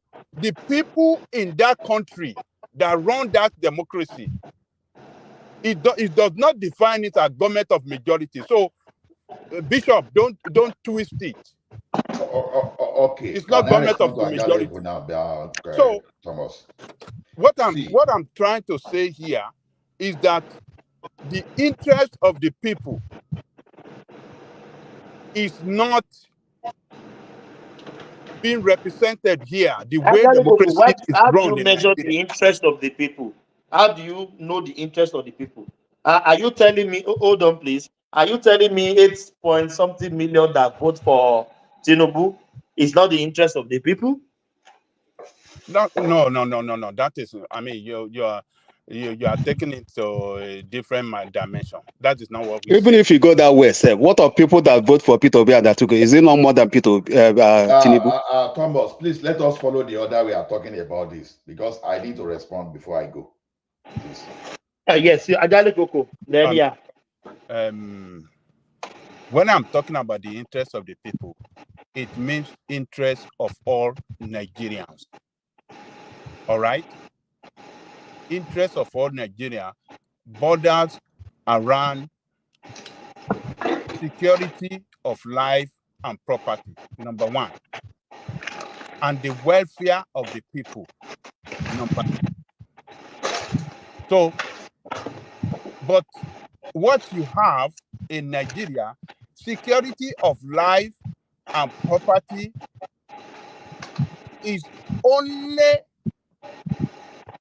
restricted within, is only enjoyed rather by the political class. Security of life as at present Nigeria is enjoyed by political class. But And the Angelico, that has just hold on. Let him land, yeah. Hold on. Let him land. Welfare of the people. The welfare of the politician is mostly taken care of than the welfare of the people that voted for them. So you see a democracy that has segregated the political class from the people being governed. The interest of the people being governed is being subverted, and their own interest is well taken care of. So we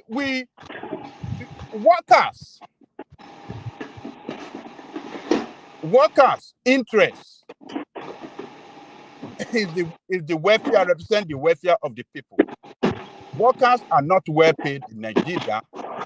You see demonstration over demonstration, protest after protest, strike after strike, school strike for 9 months in the past administration. You see doctors going on strike. You see all these things every day, every fight, every day. Many countries, you see political class, governors across the country sign to pay $30,000. $30,000. 30,000, sorry. 30,000 we naira. are diverting. That's not even the point. Hold on now. They strike in Canada now. Let me land. They strike in Canada. So does that mean that Canada has no democracy? Wait in Nigeria. But does that mean Canada has no democracy? They strike in Canada. Wait in Nigeria. No, we are talking that. Hold on, man. What we are saying is hold on. Let me land. You guys will come in. When you sign agreement, when you in the political class sign agreement with the workers, this is what we are going to do, and at the end of the day, you didn't do it, you have subverted the interests of the people. So what Foley is telling you is that, look, the interest of Nigerian people it's nothing. It's not taken care of. It's been subverted and been, by the politician, and they are doing it with impunity. So nothing can happen to them. That is not the way democracy should work. Democracy should work for everybody in the country. Everybody must enjoy good life, happiness, security. That is the way democracy works. And the economic well-being of all Nigerians must be taken care of by the way the country is governed. But our economic interest is not taken care of. That is what Cody is saying. And I know, all of you knows that. You all know that, except you just sometimes you just want to defend indefensible just to show some maybe they want some to kind of support. They want to defend Tinubu. They want just to just to support the political somebody in power political party align with their own. Ola, can you respond? I actually wanted to chip in one thing. I want to respond. See, yeah, go ahead. Talking of inefficiency of governance is another thing entirely. But saying Nigeria do not have a democracy, I think may be misleading. One of the core elements of democracy is rule of law. Whether we like it or not today, people still take government to the court in Nigeria and they win judgment against the government.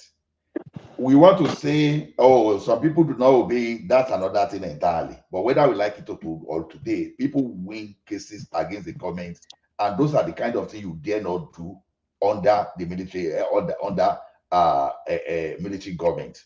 So those are the things. Now, when we are talking of election, that everybody must, that everybody must accept that must accept that result. No, it's not going to happen. Even in Canada, even in America, even in United Kingdom, everybody will never accept that result. And if those people that are not accepting that result, if they are telling you that it's not democracy, they will just be talking off tangent. So that means they are not saying the thing, because everybody cannot be on the same side. It is impossible. So when they are saying democracy is the government of the majority, what Bishop said is very perfect. That's the government of the majority, because you have to do that about that. Then in democracy, you go by election.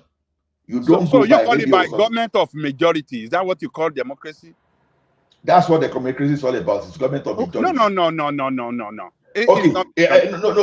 Wait Everybody. now. In America, It is how government do they do their everybody. democracy? In Government of democracy, minority. the word people doesn't mean majority. It means everybody.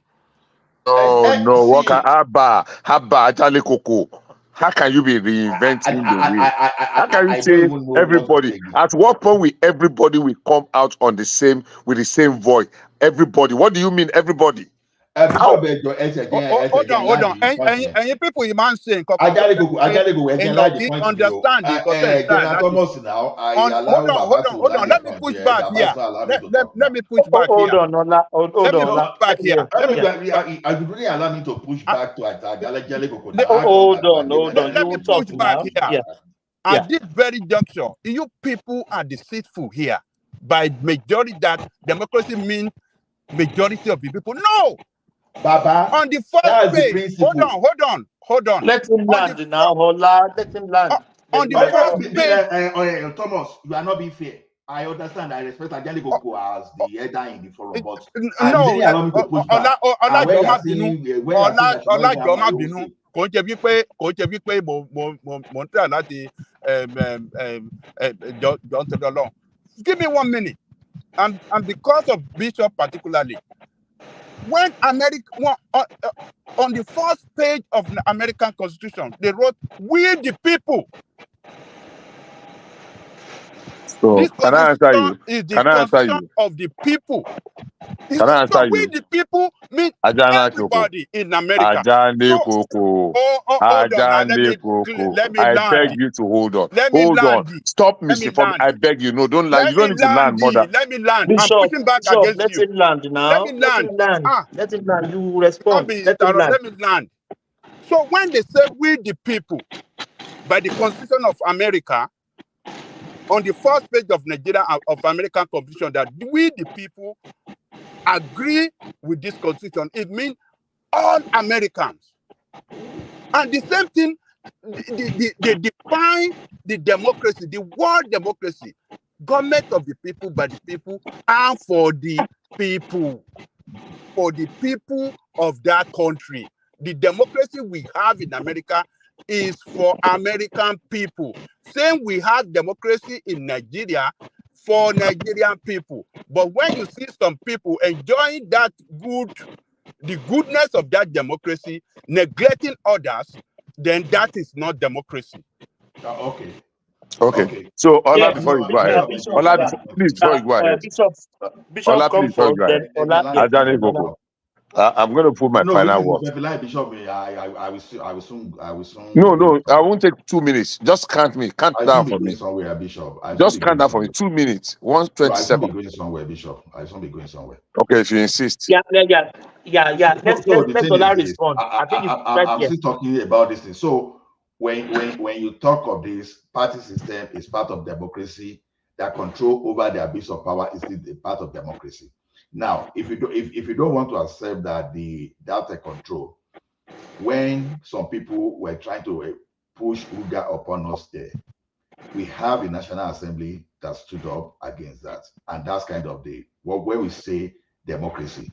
Ideally, under the military, you will just wake up in the morning, they will proclaim that, okay, Oyo South is now Ruga, Ijebu area is now Ruga Ekiti, part of portion of Ekiti is now Ruga. But when it comes to democracy, you want to control abuse of power.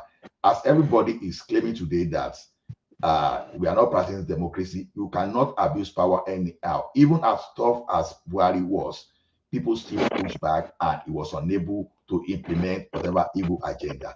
So accountability, you may say these people are not accountable as such. How many people that time will go to IBB and say, oh, we want to know how you spend your money? And today we can challenge the government, we can challenge the National Assembly. Okay, we want to know what you are spending, to the extent that even your National Assembly will come out and say, oh, Senator are not earning this, so this is what we have for. We now look up about budget party. Could you do that one under the military? And you are saying this is not democracy. I think think what people are trying to put to us as democracy here is just in an ideal world that, oh, everybody should just be on the same side perfectly. Once they say this thing, everybody on the same side. Who says Nigerians, who say this democracy, irrespective of how imperfect our constitution is, who say people are not participating? One principle of democracy is because the citizen must participate. When we were discussing election here, we were doing permutation, how the Obi will not win, how this one will not win. Then when we went out on the election day and vote, what is that one? Participation. You understand? Would the military even need you to participate? Or when you go to Kingdom in Dubai, in the United Arab Emirates, or those things, would they even need your requirement to do that? So every element of democracy is part of what you can see within a democracy. And we are saying, why I'm pushing back on this is this: we should please, I'm just begging of us, I'm doing it with all the sense of responsibility and humility, that we should minimize how we misinform the public and how we distort the facts. You understand? Our own democracy may not be the ideal one you are looking at, and you know, for someone that is supporting Showore, maybe you are unable to even raise, let's say, 100,000 people, and you are saying just because maybe some people that add 8 million or 10 million because they are not perfect, all of a sudden what we are practicing is not democracy. I don't fall for all this. If you are going there, that 10,000 it's not about going there, because I know that's the politics you are playing there. Democracy. Yes, that means we all learned about democracy. I will tell you. I will tell it to you. If you want me to give this to you, if you want me to give this to you, I will give it to you. I will give it to you.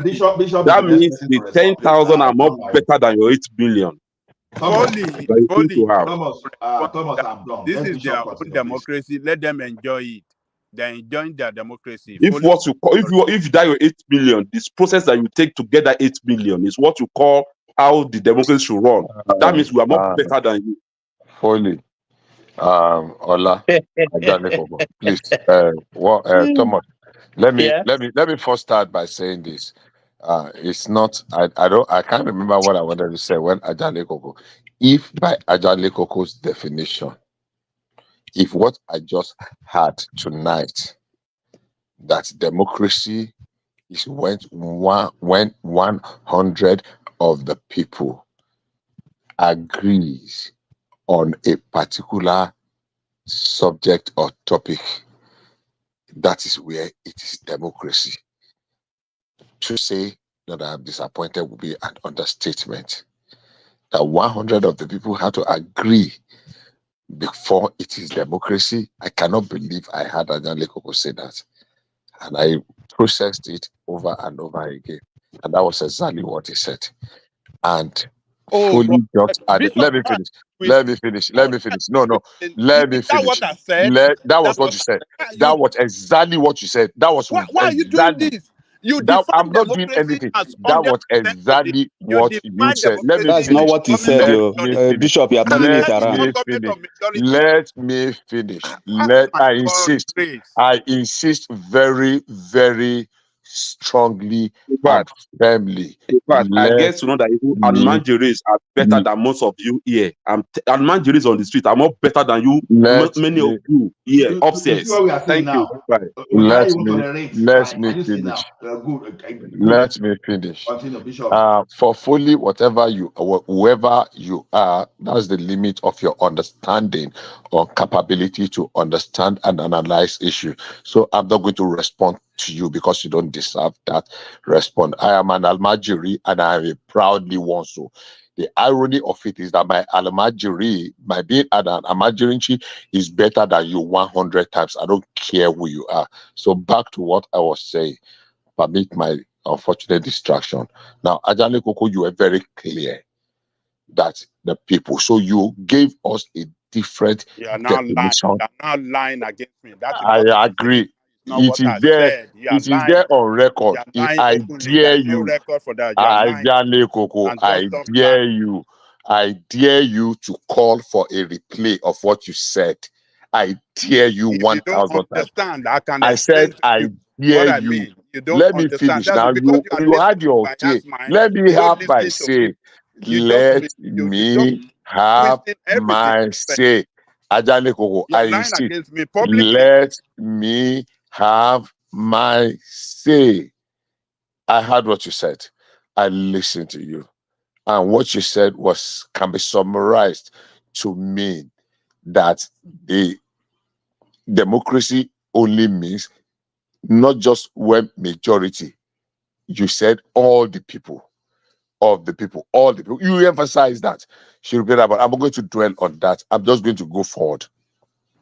That is a So how disappointing does that mean and that everybody must agree on one thing? How does that connote everybody must agree on one thing?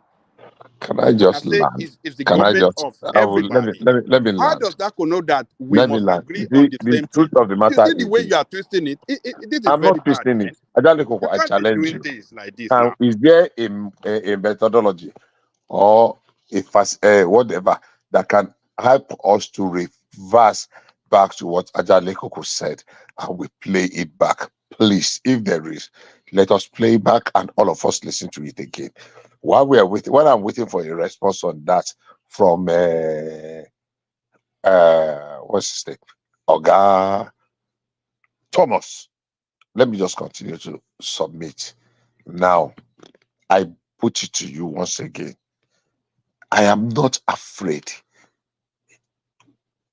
to submit and subject myself to superior argument. But facts are sacred. Sacred opinions are free. In this issue of democracy, what we have on ground, you might not like the president because you did not submit it, but the will of the majority. And I did use an analogy that we have 3 layers. The number 1 was the election, the number 2 was the appeal, and the number 3 was the Supreme Court, and all of them. And it is time we move past and look and act in the best interest of Nigeria as a nation. Is it the best? No. Look, I challenge you, Ajale Koko, and I will use myself as an example today. If they give me an opportunity or the opportunity today to come and rule Nigeria for 4 years, am I likely to do the thing that every 100% of the population will applaud? Absolutely not. It's never going to happen. Even under the reign of God the Father and Jesus Christ, there was an antichrist, there was the Lucifer, there were people that we think that they can do it better, but the majority, is majority always right? No, maybe not. Majority will always be right, but majority will always have their way, and minority will have their say. The fact that in Nigeria we are beginning and we are striving very strongly to continue to redefine democracy, what democracy is and what democracy should be, is a service to democracy or democratic tendencies itself. That some people think that if it does not go our way, then that means it is no way. I sometimes, when I think about these things, it's appalling, disgustingly appalling to say the least. And I dare to challenge. That was exactly what you just said. Because it did not go a particular way, that means it is not right. And that was exactly what Foley said in the submission to throw disparage at me. But Bishop, So they I are will both in repeat. the same political, Oh, now. They are okay, that's Showre, okay. yeah. I don't know that. I don't know They that. are So Showre, I brothers am and ready. brothers. Oh, now I don't know that. So I am ready. I'm willing to make a volte verse to turn around if I have a superior argument. If you present to me a superior argument. So I repeat once again, democracy, even though it's not the best in quote, but as we have it presently, compared to monarchy, compared to military dictatorship, compared to what is the other one, democracy seems to be, the civil war. But is it the El Dorado of governance? I challenge you, it is not. Even if it is, what do you call it? Your show that wins the election today, and win, that majority votes for him. Is it going to be that everybody will be happy with him? Is it going to be an El Dorado? Hey, No, it's not going to be possible. Never. Trump scored more than 70 million. Trump scored 70 million votes in the last election. It's not the president. Like the people that voted for him will not say, oh, because we are 70 million. No, in Nigeria today, Tinubu is not my God. But today is the choice of the majority. All other candidates can do is to go and renew, try, so that when next they come, they will win. There is not a time. Your suggestion that because the constitution says we the people means everyone in Nigeria must, or in the country must align. That is the most embarrassing thing I have heard you say in all my interaction on this platform. Thank you. Yeah. You see the point, like Bishop. See, the point is this, Baba. Let Ajali Koko. Ola, hold on. You will come after Ajali Koko. Ajali Koko respond. A right to respond. Yeah. I'm it's surprising that Bishop is telling open lie against me. What I didn't say is what is emphasizing that I say. I didn't say that, all of us have to agree on the same thing. I didn't say that. I didn't say that it's only when we all 100% agree that means democracy. No! Fani did not say that as well. We define democracy as the way democracy is being defined, that is a system of government that must work for everybody. We are not talking about election. We didn't say anything about election or the outcome of election, that everybody must vote the same way, 100%. That is not what we said. I don't know why you are twisting it. I don't know what you want to achieve by that. That is not what I said. We were defining democracy that it's a system of government that, by its meaning, it must work for everybody. Wherever democracy is being practiced, that government must work for everybody. It doesn't matter who wins the election. Once you have won the election, you represent everybody, including people, the opposition that did not vote for you. You represent everybody in that district, in that state, in that national level. You represent everybody. That is the meaning of it. And the interest of everybody must be carried along. And what are the interests that we share commonly, that all of us share together? Security is one of it. Welfare is one of it. And many others. Health, education. How we want to go about it is a different ballgame, but we share a lot of things. Economy must work for everybody. It mustn't be an economy that works for only the political class. It mustn't be the security that works for only the political class. It must look, those are the things that we are talking about. We are not saying that, oh, some people, if we are not saying that all of us must vote 100% the same way. No, that's not what we are saying. And that is the picture you are painting. I think there's a mix-up. Maybe Bishop thought you are talking about election. What I are you think you saying are we are talking talking about about election? governance. That is why I'm Governance. saying that Yeah. it was listening to me with biased mind. It didn't listen well to what I was saying. Ajali, let me push back a little bit. It's Bishop that brought election stuff on it. Where this guy Foley or whatever is talking about democracy. The Bishop brought, he want to defend Tinubu. I don't know, They want to every defend time, Tinubu, and everything Tinubu must be defended. Yeah. Everything it has to go the same line with Tinubu. Once you are talking while I will have, they are talking against. Ajali Koko, while I think my thinking, while I Sometimes I think my know we may thinking, say something. We may say One something and voice. One we voice, may not please. know Yeah. how others interpret. Ajani Koko, if I go by the way of what you said, sir, it's like the way Bishop described it, because I have the same understanding as Bishop. Because when you say we people, the we people, you understand, it can never be 100%. We people, people exercise their right through their representative.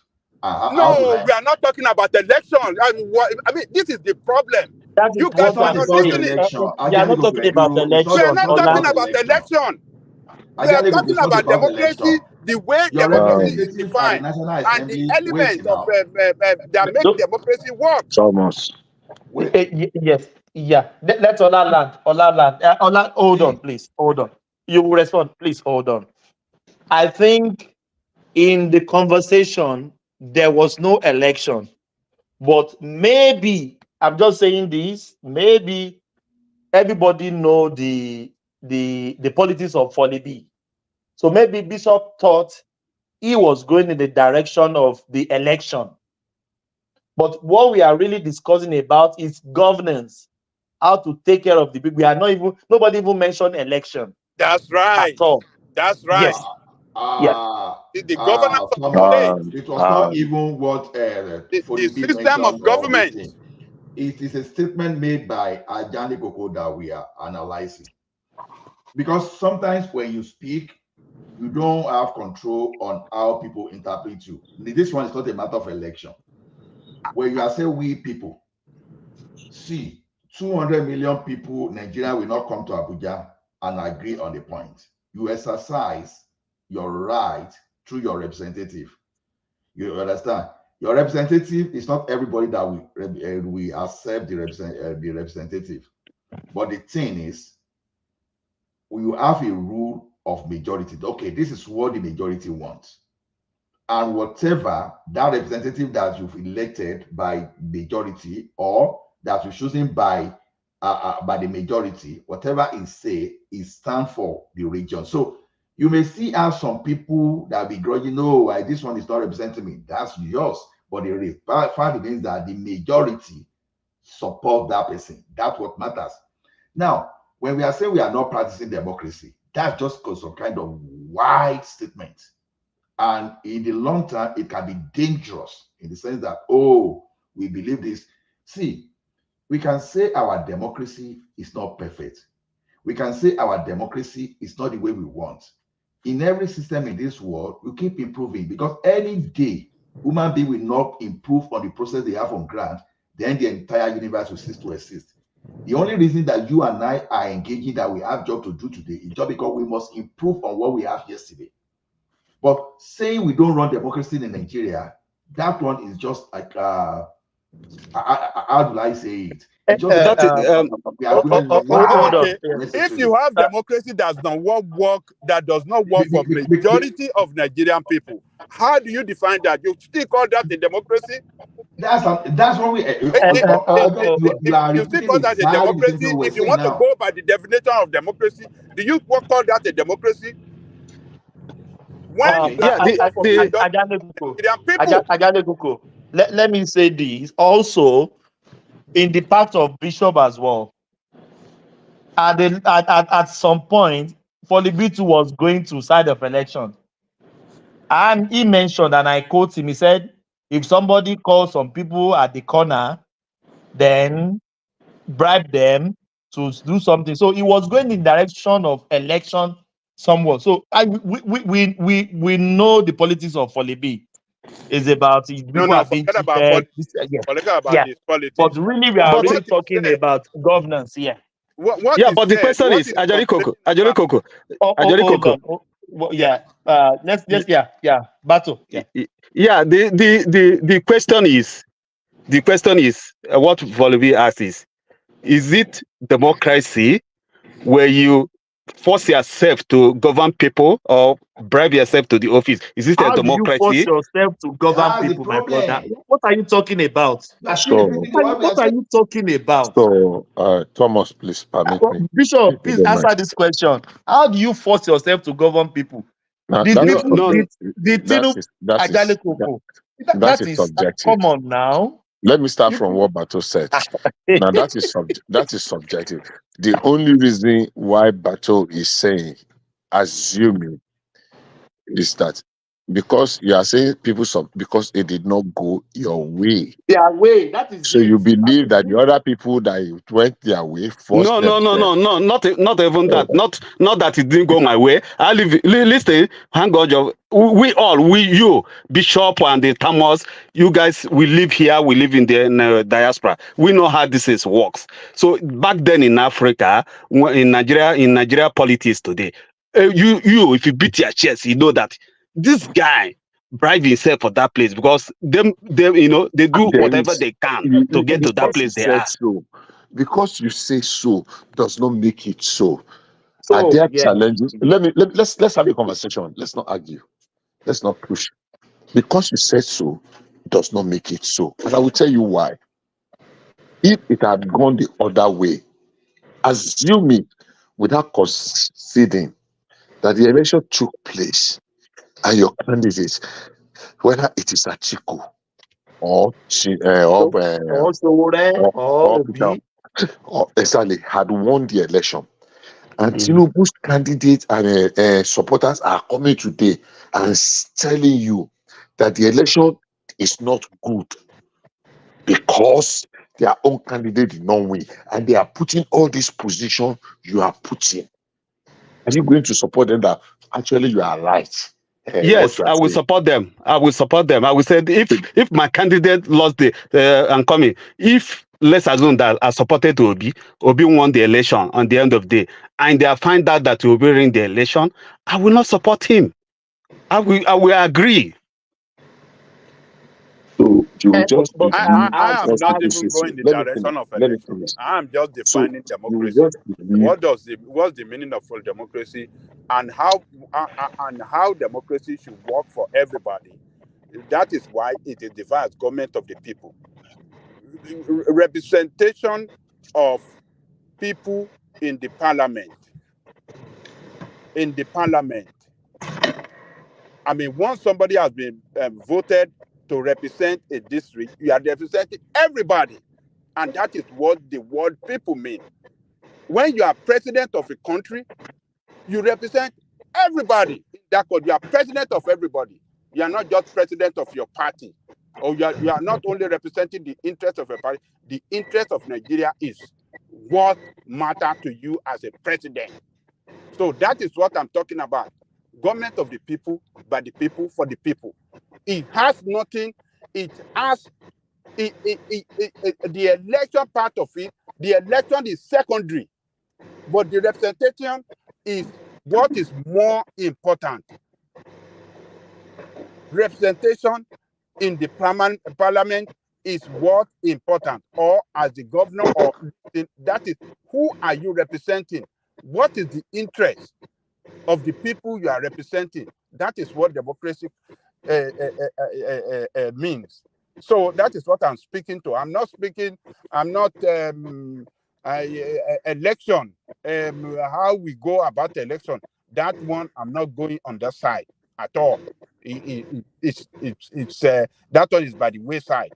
But if you want to even break it down, if we look at the process through which someone become a candidate of the party, and through which somebody, become a representative of the people, then you will know that that is not the way it is defined, that people should emerge and people should be voted to represent the people at every elective level, position. We are not complying with the way it is defined that democracy should be practiced. We are not we are not abiding strictly to it. We are doing it in such a way that, so selfish, that carries corruption heavily, openly. And democracy does not prescribe that, there must not be transparency and accountability. But the way we are running our own democracy, there's too much corrupt practices, and it is so heavy, and it's not delivering any good thing for the people of that country. And that is why the country is not working. That is why you have insecurity. That is why you have bad roads across the federation. That is why you see your educational infrastructure collapsing. That is why you see your hospital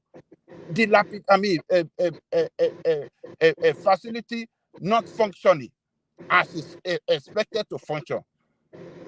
How can you tell me that democracy? Why can you have leaders that have been running democracy for 23 years but cannot use hospitals in your country? They have to travel out.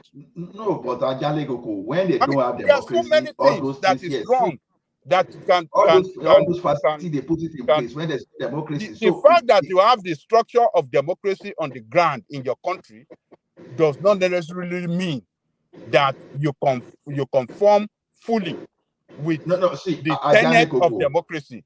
Ajale Koko, United Arab Emirates, they don't have democracy, but they still have good road, they still have good hospital. So there's difference between administration, you understand, and when you are talking system of government and we are talking of administration, two different things entirely.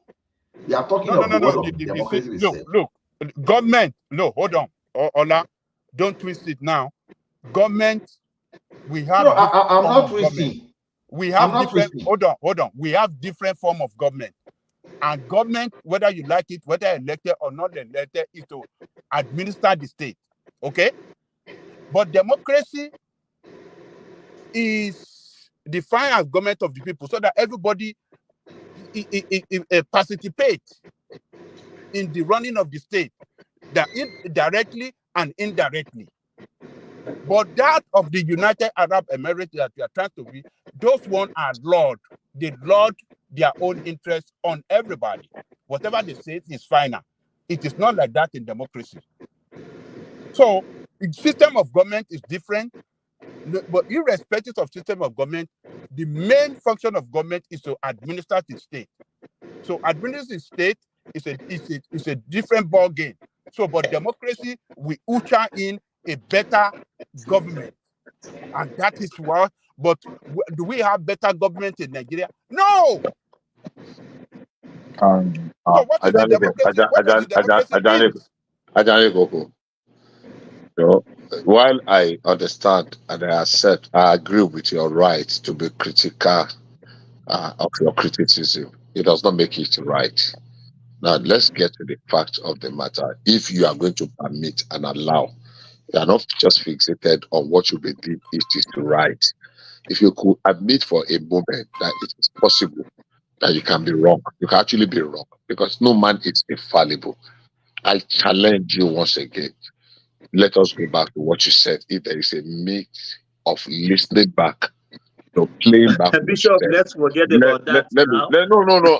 I'm not saying we should. He must. I'm just put. He has placed his position. Now back to the crux of the matter. Look, I am. Bishop, can we even agree? Let's assume he said what you say he said, but we weren't talking about politics. He was talking about governance, politician taking care of the masses. I am not. See, I am not just limiting myself to talking about governance. I'm putting both of them in perspective. That idea there is going to be an El Dorado because of one particular system is imputed in place. It's just a mirage. It's a mirage. Look, no matter the best of the governance system you put in place, there will be poor people. Tell me one society we have that there are no poor people. Bible even said it. There will be poor people among you. Exactly. Is it America? Is it in the Europe? The best of the European societies today are the Scandinavians. And when we talk of the Sweden, of the what do you call them? What's the other name? Finland. The Sweden, the Finland, the Denmark, and the rest. Go there. There is a minimum that even the poor can still afford certain basic necessities. But does it mean they are not poor? No, they are still poor. They cannot afford vacations. They cannot afford a yacht.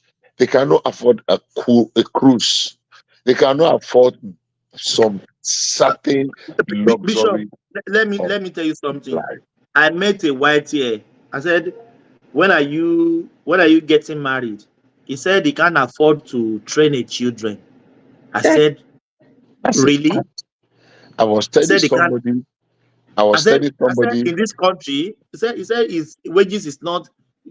He can't. How will he afford to take care of a child? In Kentucky, a few weeks ago, I was at a location. I was actually on this program, one man show that day, and I met a man. Actually, two persons. One was a veteran, and the other one was a man at 74. You mentioned it before. I think you mentioned it That before. day, day I was there. It was shocking, and that man was there to look for a job at 74.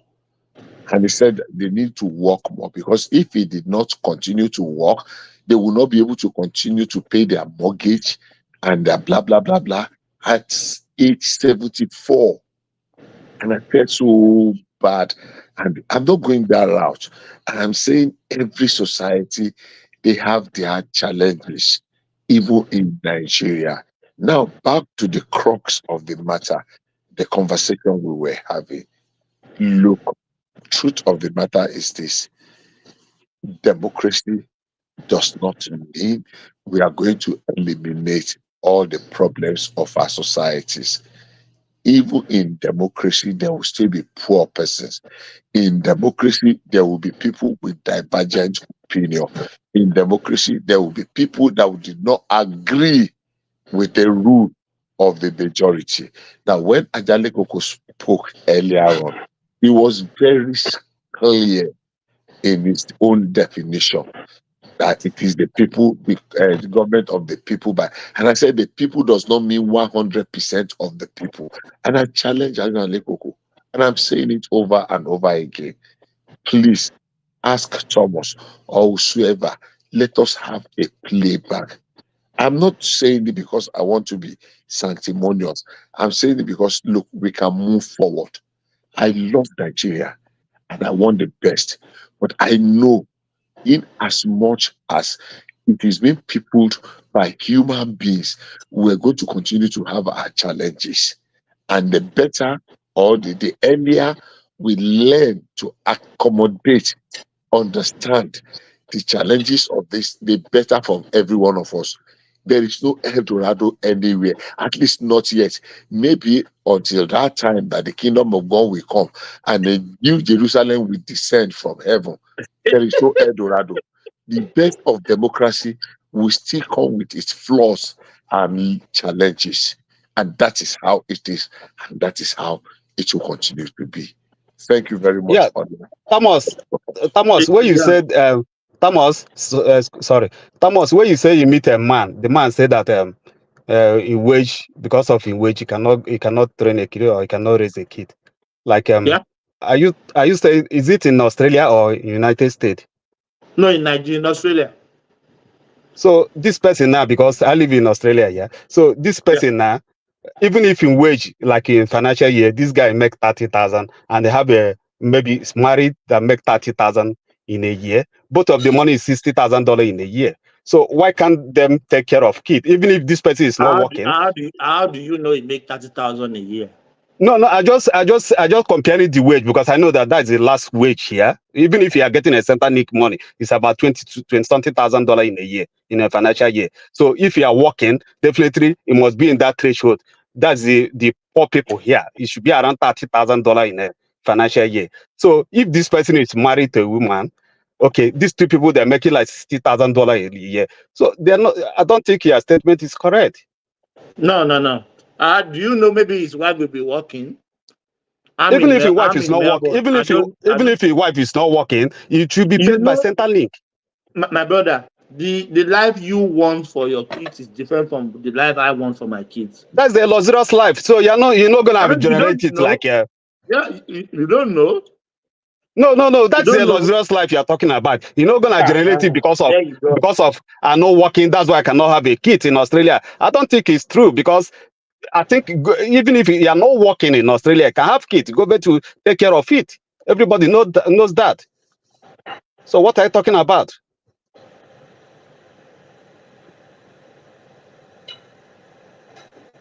If government go to buy food for your child, buy clothes for your child. Yes, it can go to Salvation Army, it can go to Venice. So like it's cheap. So Even government will give it. Government to my brother, don't argue with me. I'm in Australia. You are in Australia. Is everybody that like to go to Salvation Army to get clothes? Yeah, but you're talking of luxurious life. So when you talk about luxurious life, you know, maybe I want to live luxurious life, or the guy wants to live luxurious life. That's a different conversation. Like me here. You don't know. You don't know. Maybe you want to live luxurious life. Yeah, but you are generating it like the person because the person is not working. That's why I cannot raise a kid. You will start from the minimum. Like that's the minimum. Like me now, I can't go to Salvation Army and get clothes. It's not possible. Yeah, because we want to live a luxurious life, you know. Because I'm working, I'm earning, I can live luxurious life. Thomas, Remy, Yeah, good morning, everyone. I've been listening to you guys about democracy and also the stuff you are talking now. I will start from the one you are talking about now. Let me tell you something. The mindset of a white people is totally different from the mindset of an average African man. The white people, they are organized set of people and they know what they want. If he knows that even if he is earning 100,000 Australian dollars a month and he thinks that he cannot father a kid, he has his own reason. You cannot force him to go to, not everybody will go to charity home for clothes or whatever. And when Bishop was also, I don't know whether Bishop is still here, he was talking about the Scandinavian people. Bishop is still here. Yeah. I want to tell you something. I'm living here in Finland. I have a friend who has 2 underage children. Education is free to the university level here. But what about the associated cost that comes along with it? And I will break it down for you so that you guys should know what really transpires here. First and foremost, they always ask them for money for this clothes, for this kind of training, for excursion, for whatever. The associated cost you are paying in 1 year is also money. It's not free of charge.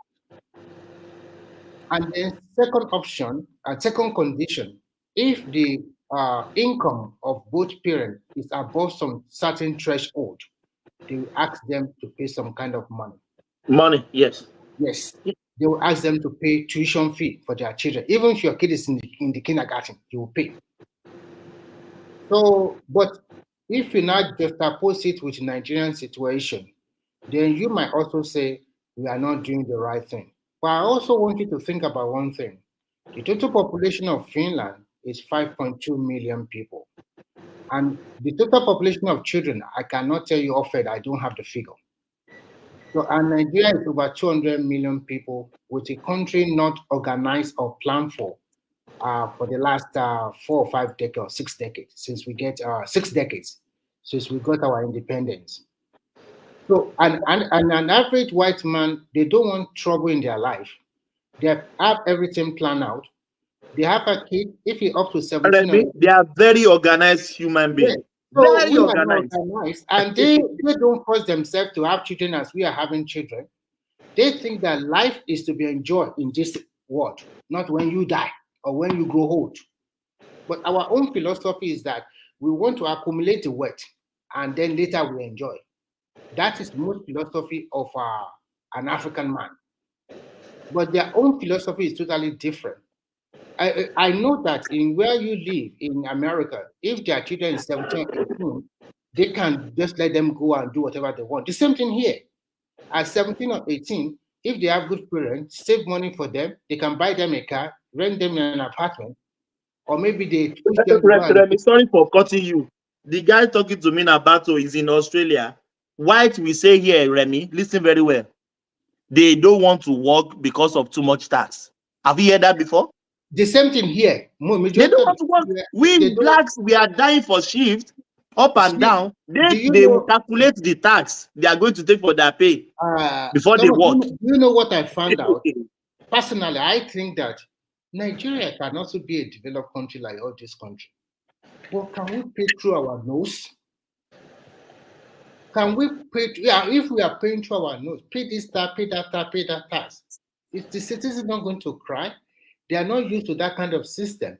And then you just want to force them. Because if you are really talking about total welfareism system, that means you have to take from everybody and then spread it. That means every Nigerian that always like a trader in Alaba market, that all the profit go to his pocket, he has to go and register his business and they will tax him heavily. The more you make, the more you pay. The more you pay. So when you look at Remy, I was saying I don't mind the tax they are taking. Is the money coming back to my pocket? They said no, we don't calculate it like that. They calculate the tax before working. Yes. They also calculate they also calculate the tax according to your age. Even once you get some finances, they will look at your age. They will look at so many factors. So it's not that just that, okay, I'm just doing some simple job, then you are entitled to this. No, it's not done that way. They want to see the hard work. For example, if you want to take a mortgage of financing of a car, you are going to pay about 600 euro in a month. They will look at how much income are you earning in a month. You cannot tell them you're earning 1,000 and they will give you that money or 2,000. It's not enough because they factor you have to pay house rent or pay mortgage. You pay mortgage, you pay your car, you pay for this. In a nutshell, the system, to be frank, is better than Nigeria. They have good road, they have everything, but Nigeria also have their own advantage because every situation you have to look at the pros and cons. Now, the democracy you have been talking about, you are right. Democracy is for the people and by the people, but you cannot just say it literally like that. It's so simplistic that way. You have to look at the context of democracy. How do people get there? How do people rule? What are the separation of power in a democracy? Because this is an enlightened platform. So both of you are right, because in a democracy, you cannot just say, it's for the people. So if for the people, is the 200 million people going to be your president? You have to choose one out of them. And how do you choose them? You go for an election. So the way I see all of this thing is that sometimes because of emotion, everybody is there. If Tinubu lost, I don't know how I will take it. But for me, I will move on because this is my own personality. Because I see all of this thing as a game. It's either you win or you lose. And if you lose this time, if you have opportunity to contest again, go ahead. Muhammad Ali, the great boxer, lost several times. He's still one of the greatest boxers of the world. Tyson also lost. He's one of the Remy, If we are defining democracy as government of the people and for the people, the end goal, what is the end goal? It's not by just saying that it's for the people and for the end goal is for the people to benefit for whatever process you use to achieve to get your leaders elected. I totally agree with you for for the people to benefit. But the issue. Can I ask you a question? When we Okay. say for the people to benefit, are all the people, are they going to benefit equally? Are there not going to be some conditions set for these people to get this, for that people to get this? So look at that. Just answer that question. There's no society where everybody will benefit equally. Can you give me one example of that society? I said there is no society where everybody will benefit equally. That is it. You can continue. So the issue here, let me tell you, we have to design what it will work for us. The notion that we have that it must be this type of democracy that we are practicing, whether it works or not, we must stick to it, is what I don't like. And several times on this platform, we have asked that question, that we are talking about democracy. How many developing country, is this type of democracy working for? If you remove the so-called, maybe the European country, especially the Western Europe and probably America, which other country can you say that, okay, the democracy is working for them? And if you look at it, even if you look at that is working for a little, they've adopted and adapted their own form of democracy, not this one that we just talk to, maybe American system or whatever system that we are practicing. This one is not working for us. It's not working, and I think the earlier we know that it's not working for us, the better for us. It's not working. And Simba, you see, yes, why it's not working is deliberate. We ourselves did not make this thing to work. The way we are running it, where you see the politician interests are well taken care of and the interests of the people are not taken care of, that is not the way it should be run. Where the politicians are having immunity right in office, can you hear me? that is not the way it should be run. Babajale Koko, have we developed to that level to make it work? Hey, Simba, can you hear me? Yes, I can hear you, please, Daddy. Sorry, quickly, Angelico. What part of our democracy is not working? What all part of it, democracy? everything is not working. Is it the election that we have that's not working, or both the election and the governance and the is not working? Everything is not working. But really want to just like you said, Simba, even the election. See, I used to say that the election malfeasance in the world, Nigeria was number one. But having experienced the election here in the States, I'm telling you, if you know the level of corruption in the election here, you'll be taken aback. You'll be super surprised. I don't know what you're talking about. You know, Prince Daddy, I agree with you. But America has developed to a stage whereby they can, whatever anomaly that they have the capacity to cushion it.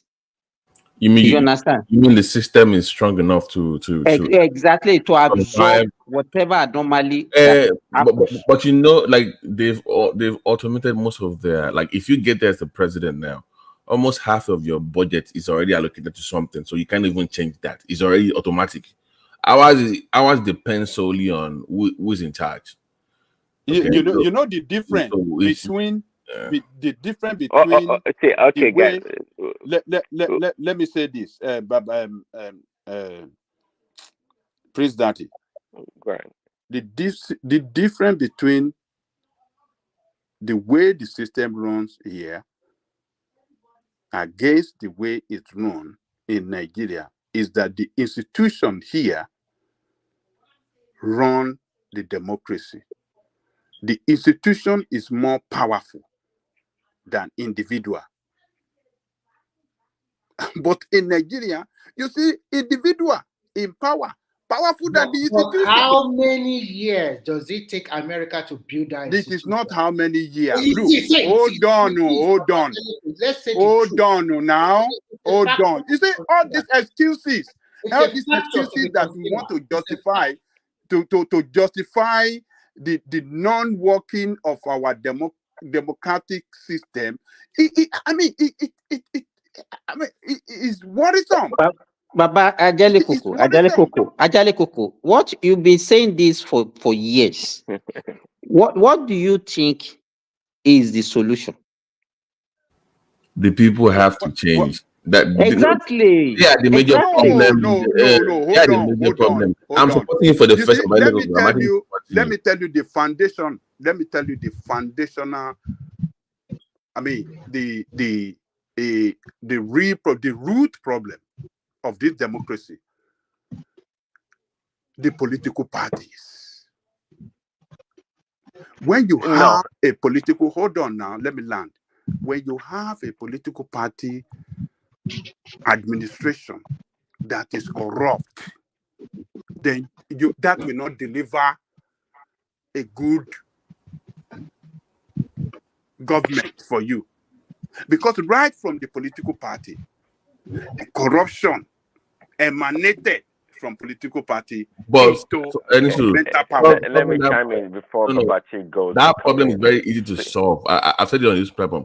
If you want to solve any those problems in the political party, all you have to do is have an open primary system. Make it a law that any primary system in any political party has to be open. Therefore, every member of that political party has the right to vote. That way, you sideline godfatherism. The need to bribe somebody will come down drastically. So once you have an open primary system in any political party, you can solve that problem. It's not that difficult. Are you referring to option A for like the Baba? No. Open just means that, right now we have, if I want to run for office in a political party now, I must know somebody that will pay, okay, you vote for me, blah, blah, blah, because you are the big wish in the political party. But see, how is that any different for the way they play politics here in America? But how's any different? No, I'm saying that open primary system means that the members of the party. But you people are just talking about the election. That election is not our problem, let me tell you. That's what I was asking. Which part of our democracy is not working? In the situation whereby you have even individuals that are more powerful than our institutions. That is what I said earlier. Dr. Simba, they have the same people here. There are people in America that are more powerful. But let me finish. Our own situation, we have to look. Our own situation is peculiar. You understand? We have ethnicity, we have tribalism, we have religion. You don't have all those. You don't have all those one in America. You understand? Actually, you're right about that. We have it to a much lesser degree, actually, because they have what they call racism here. And we don't even have any structure to curb the excesses of all these things that we are talking about. No, we actually do. They just don't. They're not just effective. They just don't work. Because the people that form the institution also think along these ethnic, religious, and whatever lines. Not even only that, you have just said it. That individuals are more powerful. Let's not dismiss what Remy said earlier. Just look at the governor in the state. Nobody can challenge the governor. If the assembly, haven't you seen when some assembly are trying to even among themselves to choose a leader, the governor doesn't want it. If you go and pull up the roof, or you go and send some Nigerian democracy needs time to actually develop to become a robust democracy. One second. Unfortunately, is even getting worse. It's not maturing at all. That is the problem, Simba. Hold on, but you know the reason why it's getting worse because people like Angelico support the military taking over. Every time the military comes in, we are not talking about military. We are not talking. When the Angelico will tell you that military should tell you suggested that military should come and sanitize the space for 2 years earlier. What are you talking about? Let me address a few things here, please. Indulge, please. The reason I brought up the open primary system is to address the concern that you guys have. When you say governor have influence, blah blah blah has influence. If in an open primary system, every party member in that, let's say it's a local government elections now, or it's a state or it's a House of Rep elections, every party member in that locality have the right to vote for whoever is running. So that decreases the influence of big wigs in that political party. It's not true. It's not true. Hold on. Let me. I'm getting somewhere here. Okay. Because what happens is once you can find a way, maybe you have an alternative, Simba. And now just give me 1 second.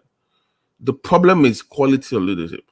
When you can fix the primary system in the political parties, that way anybody that they are presenting, that we are picking from, will be of quality and high standards. So the main focus should be at the way we select at the primary system in the political party. By the way, how we select their primaries has to be what you fix, because once you fix that problem, whoever they are presenting to us will most likely, and in most cases, will be of high standard and high quality. That means the party members should be able to just look into open primaries. You know what I'm talking about, Simba? Let me respond. Let me respond to that, and I'll give you an example. Baba Jericho can bear me witness. Prior to 1992, let me tell you, even from the formation of the political party, who are the people that formed this political party that we are talking about? They are the elite. They are the big politicians that owns the party. When they were preparing for the primary, the same way that you are talking about, that was the same way they prepared for the primaries those days before, during Babangida regime, when he was preparing to hand over in 1991, 92. I was aware of what happened. Money exchanges, and they distributed money to even all the party members. You understand? So, to me, whatever method you use, it doesn't stop the corruption. Stay with me. Stay with what I'm saying. You know, listen to what I'm saying. I'm saying that will still happen. It takes time. You will fixing that problem. I'm not denying that it doesn't exist, but it's harder to bribe 10,000 people or 40,000 people than having to bribe 4 or 5 party members that have the vote power to get you in primary. Yeah. That is the difference. If I say, it's not difficult to. That's what I'm telling you. It's not difficult to. Stay with me now. I'm saying that if right now we have party, laws. If you have, we have. Do you know, Babati? Do you know how they? Do you know how they elect the delegates? Even the delegates. Wait, wait. Delegates are the ones voting right now. Right? But they were also elected. You know what? Somebody, can I finish, please?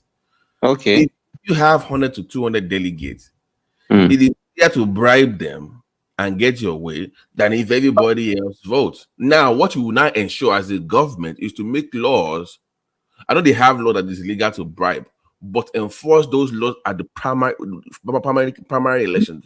That problem. Let's find some. I'm telling you what. Number one, it's harder to bribe. Have you? Let me tell you, the delegates, even the way they elected the delegates also see themselves like as if they are also going for an election. I agree with you. That's why I said they also money exchanges and before they were elected. Are you listening? I'm saying that I agree with you because having delegates means we have an indirect voting system at the primary level, right? I agree. I'm saying that to fix the problem, first of all, you move that power away from them, where they don't have that much influence, where everybody in the party has the right to vote. Number two, you now make sure that anybody that bribed or attempts to bribe at the primary level is either removed from the primaries, where it is free and fair for all party members to run for office. It's like you are just living in your know, dream. but Simba, Babati, you are living your dream. No, Simba. Who will do that? Who will do what you just said now? Who will do it? Hold on now. Let's voice. Hold on, please, Simba, please. Simba, hold on now. Hold on. You know, we come here all the time. One voice, please. Yeah. I am looking for solutions. So I have provided one. If you have something better, but I think we should just stop complaining every time it is impossible. Let's move on and decide something. I have some questions. You're actually giving out the way forward. Let him land. Hold on, please. Hold on. Babati, have you landed? Yeah, Foley wanted to. Yeah, Foley. Yeah, Foley. I want to ask you a question before. Yes, sir. Okay, sure. I mean, so Foley, let Remy ask that question. Then you come after. So my questions are like 3, 4. The first one: what constitutes bribery to you? Okay, if influencing people's votes with in our own reality, with cash, with promises for positions, and undue advantage over the other person, even though you're projecting equality in a political space. That's what we consider that. Yeah. So in Nigerian context, it's only money that they used to. Yeah, but I just have to give a little bit better perspective. Yeah, that. So what do you think about when people say that if you are an elected official, people come to you, I have a wedding ceremony, I have a naming ceremony, my child wants to go to school, I need children's school fees, I need the tailor machine, I need so many things, they go to them every day. My mother's swallowing viral. What is that place? First of all, listen to what I said. I said, now I know even party members that you want them to vote for you, we ask for those things, right? What I'm saying is anybody running is a problem we have to solve. I'm saying that we ensure that anybody running, even in the primaries in any political party, will make it illegal for them to vote. Okay. So what do you think about how do you achieve that? How do you achieve that? It is hard. I'm actually, if you have a better way to solve that problem, let me know. But I want to. So my idea of always let me wait. My thing is, I am done always complaining. Yeah, I'm not complaining. It's hard to solve the problem, Simba, but you give me a solution to fix that problem. My solution. Don't complain about it all the time. At some point, stop complaining. Start fixing the problem. What do you think about parties, the political party having political ideology? Even if you are going to only one that's what I'm saying. Like if you have open primaries, if only 1 6. Let me respond to you now. Let me respond to you, please. If you have an open primary system where people come with ideas and they know if I come to AAC, for instance, and we have an open primaries, and somehow the law makes sure that it's illegal to even bribe anybody, and it's the party members voting for me. Then if I have enough party members to that believe in what I believe, and we start winning elections, you form something. It all starts from winning.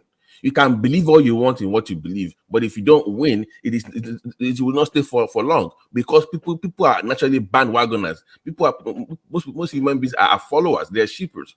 When you start winning, you jump on your bandwagon, but you start from winning the primaries. That is what you need to fix. So it is hard, Simba. I get the problem.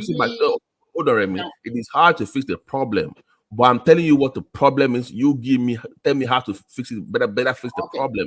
Fix the problem of open power system. Fix the problem of bribery at the political level. Once if you can fix the primary elections, and you have an open primary system, then the quality of leadership that you will bring up will be stronger. So can we now maybe I can interject too, if I can get a minute here. No political parties with ideology in Nigeria. No, we don't have any. They can. I'm telling you where the problem is. It is the primary voting. That is where the problem is. If you can fix that problem, No, Babati, let me push Okay, back. let That me is not the let me only. interject a little bit, I guess. Let me say this, Babati. So Look, Let Jali Coco. Jali Coco, go then. After that, please. Let's follow the order, at least, so that we won't stabble people's voice. Yeah. Our priest has been trying to come in. Remy has been trying to come in. Jali Coco respond, then Prince, then Remy. Yeah. Jali Coco. yes, the problem is not limited to what Babati is saying. The problem is that we have political party, number one, that have no ideology. Number two, the administration of the political party. Number one, they are not transparent. They are not running with transparency and accountability. They are not open. Say, okay, you can. What Babati said is one of the solution to the problem. Yeah, that's my problem. Please start giving me solutions. Let's stop complaining. Fix the problem. Hold on now. We actually asked you to speak after Babati the last time. So it's the solution that I'm saying. If you have a party that does not have ideology, then you have nothing to deliver. So a political party must have ideology in the first place. Number two, the administration of the party must be so transparent and carry accountability as well. And it should not be expensive to vie for nomination. It shouldn't be something that is expensive to do. That's unrealistic, Jali Coco. Hold on now. Hold on. What I mean by it shouldn't be expensive is that, look, from the nomination form must not be expensive for you to pick. Presidential nomination form in Democratic Party, it's free in United States. You don't pay a dime. You don't pay $1 to pick a nomination for to be president of United States within Democratic Party. Don't you think that the price that we put is just to reduce the number of people that maybe that will vie for the? It's reducing the quality of people that will come in. It's reducing the number of the quality of people that will come in. Candidate. So before a candidate is not, for example, I know you know that Nikki Haley, okay, she didn't go anywhere. Do you know how much millions of dollars? Those are the people dominated into our campaign. That is a different exactly. So because they're not paying $1 or $0 for a form to be nominated, don't discount the millions of dollars. Okay, that came with her. Millions of dollars her own money? Is that her own? It doesn't matter. We're talking about money in hold politics. On now. That is the difference.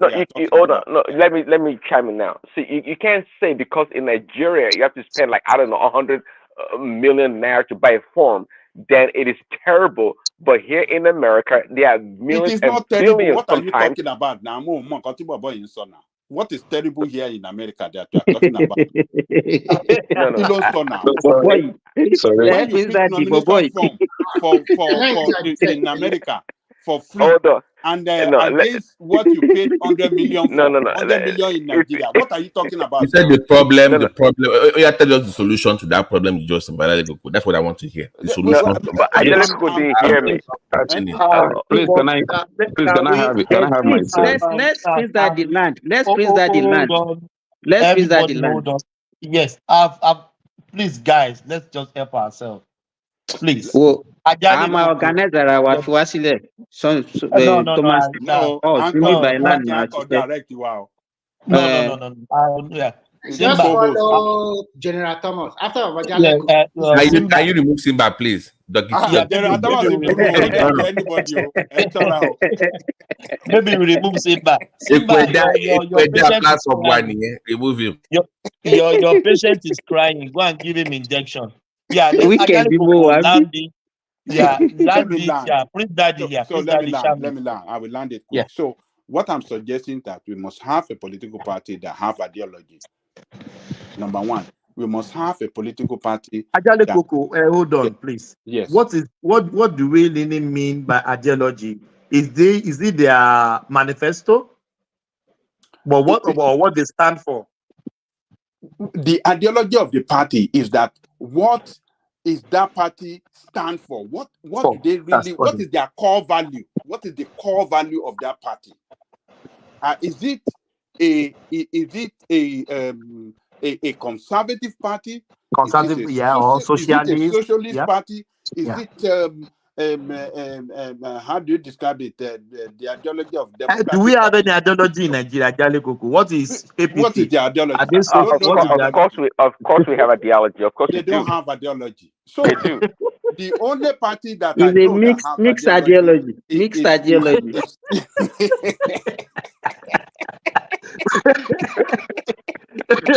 Gbogbo lowo ideology. Okay, Ajale Koko, have you landed yet? It's Prince Ideology Party. Gbogbo lowo ideology.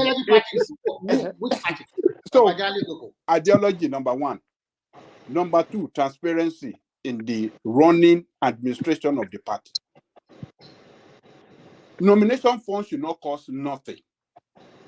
And the party must be so firm that nobody must pay anybody a dime to vote for him, either during the primary process or in the general election. Did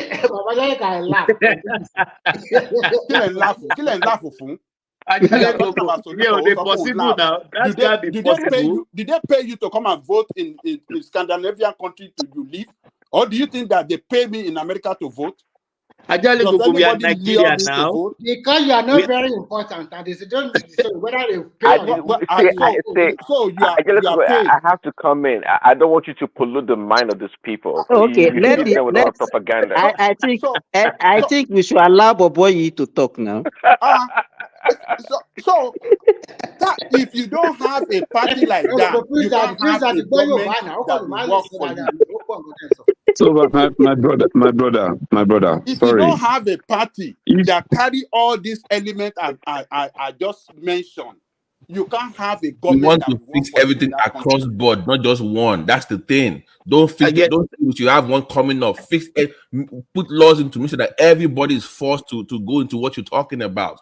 You cannot bribe during primaries. You must have your fix that problem for everybody. Don't just say once you stand up. Understand. That is what I'm saying. Fali, For all can the I take political a spot parties, real quick? I know it's a turn. For all the political parties. Ajale Koko, let Prince go. Yeah, Prince Daddy. Hold on, Fali. Prince Daddy. Yeah. Okay. Thanks, Fali. You see, I don't even know where to start. But anyways, to the point about they don't pay a dime for a form in America. It doesn't matter. The point I'm trying to make is there are still millions and billions of dollars that follow these politicians. So you're making an argument that in America they don't pay for a form and they do in Nigeria. It's to make it relevant. Is the money in politics we're talking about? I just told you about this lady, Nikki Haley, the Republican candidate. At the end of the day, she spent over $100 million trying to get the ticket for the Republicans. Okay, so do you think that money just came from nowhere? It came from somewhere. Special interest, people that she has to. At the end of the day, she won. She has to placate to. She has to do something for them. That's how politics is played in America. So don't discount in Nigeria they pay so much money for the form. Therefore, no. That's not the way it goes. If that was the case, why every year, every 4 years, they talk about trying to curb money in politics in America? Because it sways the votes, it controls the politicians, and we know that.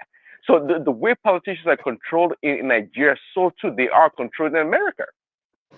When it comes to ideology, well, the problem is that, look, you guys, I think Remy said it earlier, you're not allowing democracy to actually develop, form, and become a robust democracy in Nigeria. Because but Prince Daddy, how long are we going to wait? How long are we going to wait? No. Well, Let it be to the developing. point, see, I don't know if in the earlier show, I talked about how the military has always been part of our democracy. We've never, until 1999, if I'm not mistaken, that we've had up to 23 uninterrupted democracy. But from the beginning, right after the independence, we've always had the military breaking democracy in Nigeria. Yes, you are right. Yeah, you are right. Okay, Yeah. so all the time that we could have used that opportunity as a country to work out all the kinks in our system, by now, truly, maybe we would have gotten to a point whereby we have ideological parties. But we've not gotten there yet, because we've always had interregnum of the military and the interference in our democracy. It takes time. See, you guys want to be like America's democracy overnight, which is unrealistic and unfair. We need time to gradually develop. See, democracy becomes robust based on the constituents, based on the voters, because eventually, if it's gotten to that point, Nigerian electorate, they're beginning to demand ideological position from these parties. But nobody's talking about that right now, because we're all concerned about power. We're all concerned about food and agriculture. I have a question for you.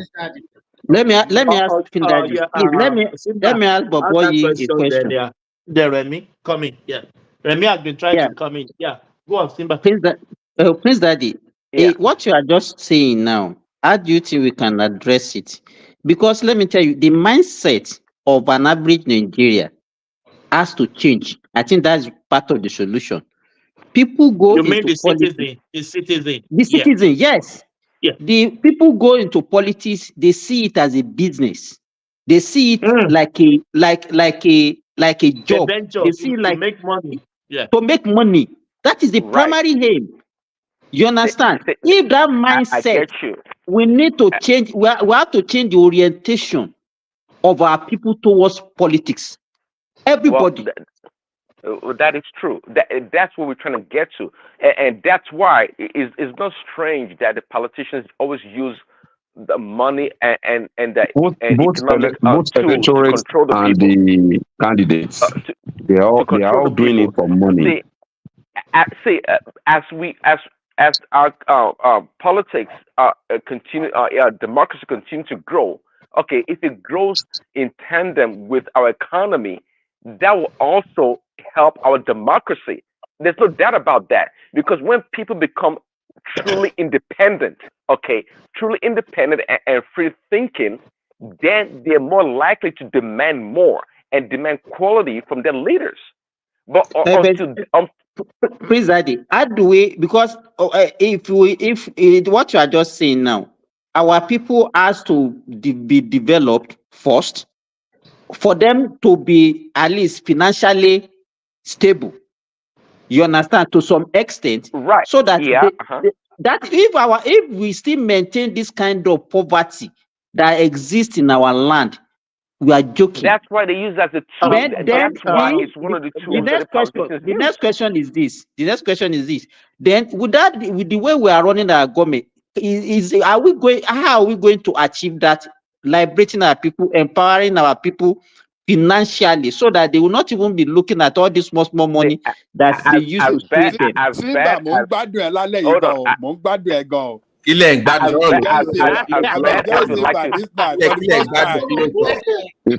the first time that we're enjoying Timber. Guys, as bad as you like to complain, this night is a change. This is a new Simba. This is not that old Simba. Hold on. I like to blame Prince. Are we sure this is Simba? Maybe it's another person. Simba is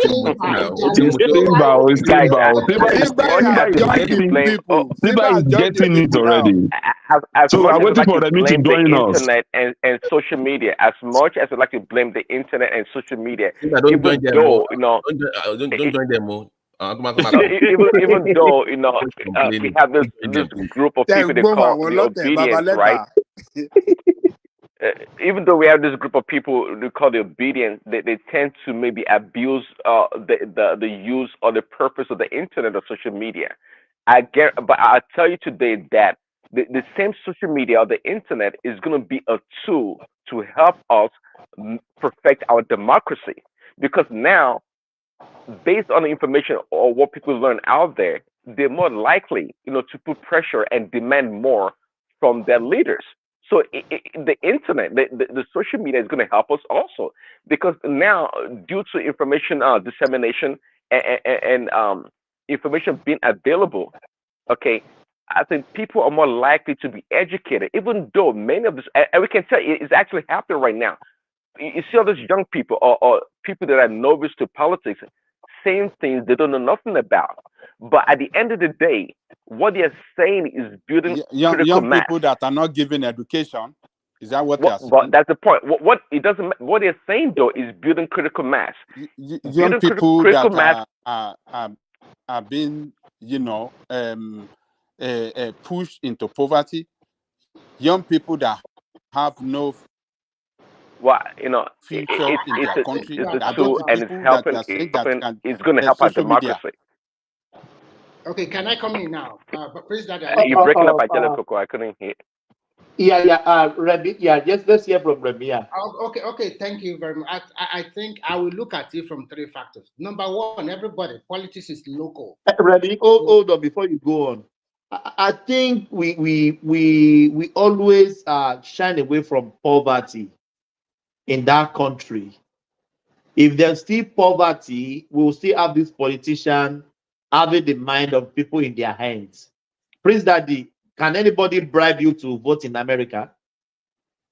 Can anybody bribe me in Australia to vote? How much would you want to give me? Maybe you won't collect it, but they do bribe. See, that's the thing. See, you have to understand when you do comparison. It's very important to understand what you're talking about and the context in which you're talking about it. But what I'm saying, you will not take it. No, you can talk about you and I, but there's a lot of bribing in politics here in America. There's a lot of bribing, lot of it. Tell us the bribery. Tell us the way they are bribing in America. See, unlike in Nigeria, whereby they go around with nylon bag of gari and rice, okay, to the poor people. Okay, here they funnel billions of dollars through what they call the non-profit organizations. This non-profit, though they don't pay these people a lot of money, they go out there in the community and influence the voting of these constituents in different ways, and they get the money. How? Tell us. Give a sample. How they influence. Tell us. Okay. For example, if I don't know if you saw the documentary movie 2000 Meals. See, for example, the Democrats, the party that you belong to, they approach a nonprofit, say, hey, try help us get out the votes. So they give that nonprofit, let's say, $1 million. Okay, good. That nonprofit goes into, let's say, the poor community whereby there's poverty. It's quite clear, the ghetto, whatever you want to call it. There's poverty there. And they go there, especially, for example, in this past election, whereby they did a lot of mail-in voting. They employ people, normal people, to go out there in the community to canvass for this envelopes, for this mail-in ballots. A lot of people go there, actually door to door, believe it or not, and knock on people's door and ask them if they have vote, the envelope that's not returned yet, and they offer them to give them like maybe $20 for the envelope. Some they pay, some they don't pay. Those that they profile that they can take the money, they give them like chicken change or $20. They take their vote. They go around in doing that as part of the expense to canvass and collect these votes. What they're doing In reality, it's illegal in many places. What are you saying? Okay, probably maybe Coco, what I'm saying is quite clear that you don't know what I'm talking about because you don't know. You don't know it. Hold on. You don't know what I'm talking about because you don't know. If you knew, you would be asking me that. This is a country of law. You can't knock on the door and telling people like yes, they do. They do. I'm telling you what they do. Hold on. Telling people, oh, take this envelope and vote for us, and the opposition party. No, I didn't say that. Even though they do that, I said they collect the envelope. They give them money and collect that mail-in ballots. They collect it. And they go. Mail-in ballot is part. What are you talking about? Mail-in ballot is you know it's a right. You can vote by mail-in ballot. That doesn't mean that they okay. Let me tell you. Okay, this is how it works. For those that are trying to corrupt the system, this is what they do. You know, for you to hold on, for you to mail out, hold on. Good morning, Carol. It is illegal. Can do, sir. Sir. I do, sir. Boy, people are paid to go and canvass in the United States. You're a bad man. They can talk to you about their party. All the parties have people that do go out and canvass, but it is totally illegal to give someone $20, ₦2. They will arrest you in America. Thank you very much. Solution based. You guys don't be full of yourself. You talk like America is so foolproof. I'm telling you about corruption that even documented. That's on record, on video. Know that, but and this is nothing new. Anyway, it's been going on for such a long time here.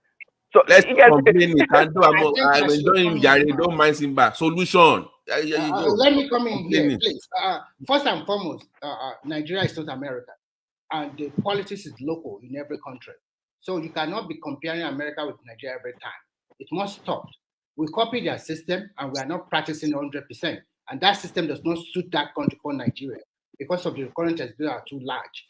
Now, for me, I see that the political terrain and our election have improved from 1999 to 2023. In 1999, everybody voted as they like. It's all rigged. 2007, it's all rigged. But for the first time in the history of this country, can you stop laughing, Baba Jaliko? I beg you. I like the passion. Please remove that from the platform. Please, it's disturbing the flow of the platform. Please remove this last election for the first time in the history of that country. I'm not talking about who won. I'm talking about there is accountability. Very easy. Places that we used to have 2 million votes, how come they can only master 700,000 votes? Places that we used to have 500,000 votes, how come they can only garner total vote 300 or 350,000 votes? There is accountability now. This past election have shown that we have started to evolve. It needs time. Democracy needs time to develop. The greatest democracy in the world, India, it takes them more than 200 or 300 years. America, you are talking about, it already takes them more than 100 years to develop their institution to today. Even till now, they are still disputing the last election. Remy, we know 2027 will be better. So I think to me, these are my own personal. Their mistake. Hold on, please. Their mistake in 2023, they will try to perfect it 2027. If anybody tell me the last election is not one of the best, I don't know where the planet the person is living. If opposition can win in the territory of the ruling party, can you do that before? Come on now. So continue, Remy. So to me, I see several solutions. Babati talk about primaries, and I like what the Supreme Court have done. The primary is the sole responsibility of political party. If you do your primaries and do not do it very well, it has caused some of these political parties to lose their position. Example, Zamfara State. And the recent example is Plateau PDP. They lost all their national state assembly member when they go to court of law. It's a good lesson for most of these political parties. So that is why they now canvas that once you have a primary, they are begging their contestant not to go to court of law. That means we are involving people we must reason about. I know that it's not easy. And when we talk about money in politics, I bet you anywhere in the world, if you don't have that money, how can you cannot just be conversing with word of mouth every now and then, or just the party ideology or your own ideology. Even if people believe in you, you also have to converse for money for you to donate to you, because you have to travel from one place to another. If you don't have the money, how can you go to Enugu to go and campaign? How can you go to Kaduna or Sokoto to go and campaign? Remy, one candidate, they said he's flying private jet all the place. I don't want to mention his name. He's after collecting donation all over the world, after collecting donation all over the world. How did he get that money from? We don't know. You know they keep CC, but there is money to private jets now. So what I'm trying to say is this: if political party they didn't get their heart together in their primary, they'll be thrown out, even if they win the election. It has happened because there is precedent, which I think is good. Babati, I understand you, but you must also understand that Nigerian policy is different from American politics. And you also have to think about the electorate itself, the people, the voters. Remy, please hold on. Folly, I muted you because there is noise coming from your side. If you want to interject, just interject, please. Yeah. Okay. Yeah, so Remy, we have go to on. think about the people, the voters themselves, whether by act of our leaders or our government policy or people themselves. We are find ourselves where we are today. Chief Remy, they're followers. Humans, most humans are followers. When you do what you need to do, they will follow your direction. It's my point. So you cannot wait for them to change their minds. You have to find a way to force that change. So Yes. so that the average human being is a sheep, or they are followers. So once you do the right thing, they will fall in line. Is my point. 100% good point. But how do you go out there to convince them or to follow you? It's another Then point. fix the primary system. Make it bar that if somebody tries to bribe It's anybody, not only even the primary collecting system. bribes. No. Remy, hold on, please. Remy, let me quickly finish. You It's don't not make only it. Don't make it one way where you say somebody bribes somebody for vote is illegal. Make it illegal to even collect that bribe. How about that? Make it a two-way street. Even being paid for to vote is illegal. Do that too. Before. I asked you a question and you said in Nigeria most times they bribe. But I want to let you know it's not only about giving money during election day that they bribe, whether primaries or normal election. Before that primaries, they already bribe a chunk of people, whether in kind or in cash. You Thank might you, not Remy. People bribe electorates even years ahead. Sometimes years ahead. What I want to say now is that what I want to say is very simple. Unfortunately for Nigeria, our literacy level or exposure level, because when you talk about a country, you look at people in that country, how do they sit down to analyze things themselves without even people convincing them? That is why you guys in America, because the literacy is very high, and then you guys are exposed to a lot of things. You can see it through all the candidates, and you can pick your choice. But in Nigeria, one majority of people still thinking about what I want to eat, or I'm still looking for a job, and somebody now throw crumbs to you, you will quickly follow. But when the economic situation improves, Remy, if you don't mind, I want to contribute to this matter. You see, one thing is this. No, Ola, no. We are paying $10 now to talk.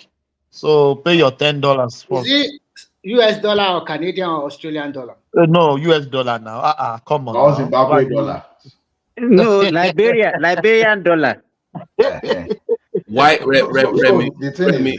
Remy, why can't you make it illegal or make Wait, it Baba T can contribute. Bàbá tí ó dà pọ̀ tí mú nǹkan lálẹ́ yìí, ọkàn ń sọ̀sọkúsọ ni, Ọlọ́run. Thomas, Please so that remove, Thomas, please remove serious Simba on the background, platform. why? Please remove it. Yes, I've get the order from above. We're removing Simba. Simba, You see one thing. You see yeah, one Ola, thing let's hear about from Ola. bribery. Ola, you have been quiet all through. I think you are sleeping. Or you are No, I'm listening. not sleeping because they bully me out now. Foley B and Ajade go bully me out. That's why I just decided to keep quiet. Yeah, So- let's hear from Ola. Yeah. So the thing is this: bribery, sometimes it depends on the way you look at bribery. We have legal bribery and we have illegal bribery. So the bribery we talk about today. Jason, illegal bribery. Can you see Tinubu supporter now? Can you see how they are defying bribery? Which one is Oh my God! legal No. bribery? Or which one Let is him legal explain bribery? now. Let him explain. Illegal and legal bribery. Let him explain. Everybody, we keep quiet. I mute myself too. Yeah, let's hear it. Yeah, Ola, go on. You see, what separates legal bribery and illegal bribery is this. Because illegal bribery is well pronounced by the law. But the legal bribery is what you call, oh, I'm trying to do some kind of social responsibility, like the type that Abiola used to do. Oh, I give these school buses, I give all these things. When you know that in 20 years' time, you are going for an election, already what you are doing, you are bribing ahead in the name of being a philanthropist. So when people are doing all those things with the intention of what they are going to benefit later, Ola, sorry for cutting you. That's what you just said. Fayose has been giving them water in Ekiti. It's called it spotlight or something. Right on spot. See, because myself, I play politics at the level of student union, so we know all these things. So that's why I'm saying there's no sin anyway, because you know your strategy. Now, when we say government bribe, people think, oh, government will be giving you to. No, there are some policies they intentionally do to gain people to their side. You understand? The Nigeria is only different that because we make it raw. We want to give it to you raw when you are doing that. So that's what makes that of Nigeria so disgusting and make it illegal bribery. So end goal of you being a philanthropist or being a social responsibility is that you want to achieve a favor. End goal of illegal bribery is that you want to achieve a favor. So the only difference, what makes it different, because there's a legal pronouncement against a particular one. At the end of the day, both are to achieve the same thing. So now, in the ideal world of Foley and Ajale Koko, they just want everything to be perfect before you start. If Ajale Koko and Foley were to be assisting when they were manufacturing aircraft, up to now, aircraft will not be flying because it has to have zero safety issue before it can fly at all. So in their own ideal democracy, there's nothing like they call continuous improvement. That's where the problem is. What we have today, by the election of 2023, we can never compare to what happened in 2003 when Obasanjo was saying it is do or die affairs. By the election of 2023, you were unable to import people from Niger Republic, from Chad to come and vote because already we were able to capture you. The only reason they are saying the election failed in 2023 just because it didn't come towards your expectation. Because because human being, it is normal. Even in Canada, as we speak today now, some people will give F to do what they will cause in even in Canada we are talking about. I'm not even talking of Nigeria now. Because you can never certify any group of people. So the solution is let this. him finish. So my solution is this. Whatever we have now, already we're on the solution already. Like I said, this beavers, honestly, is a very good solution. He has solved a particular problem. Even though some people want to kill that solution already by saying, oh, this thing is not good. They don't. Okay, next time, don't worry. If that will cause noise, we won't even let you see from the portal again. What about that? What about that? Or we won't let individual be able to, or we can integrate the beaver directly. The beaver will be updating without manual updates. The beaver will still be, everything will be automated instead of human being updating that. We can keep improving. Then at the primary level we are talking about, see, we can't allow everyone to just get to that place because we are going to have a very chaotic situation.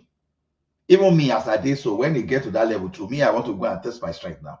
Just imagine in a party now, we are now have about 5,000 candidates now coming that, okay, vote for me. What are we going to achieve at the end of the day? It's going to be something that is going to be chaotic. So the thing is this, people that want to go into politics, they start early.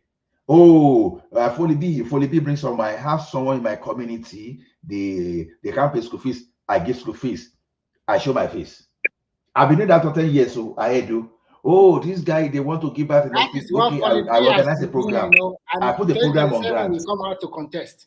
You understand? That means I've been doing my own bribery 10 years ahead. Oh, that's Yes, I the would like nice to guy. speak Oh, after the guy our who listens to us, all those stuff.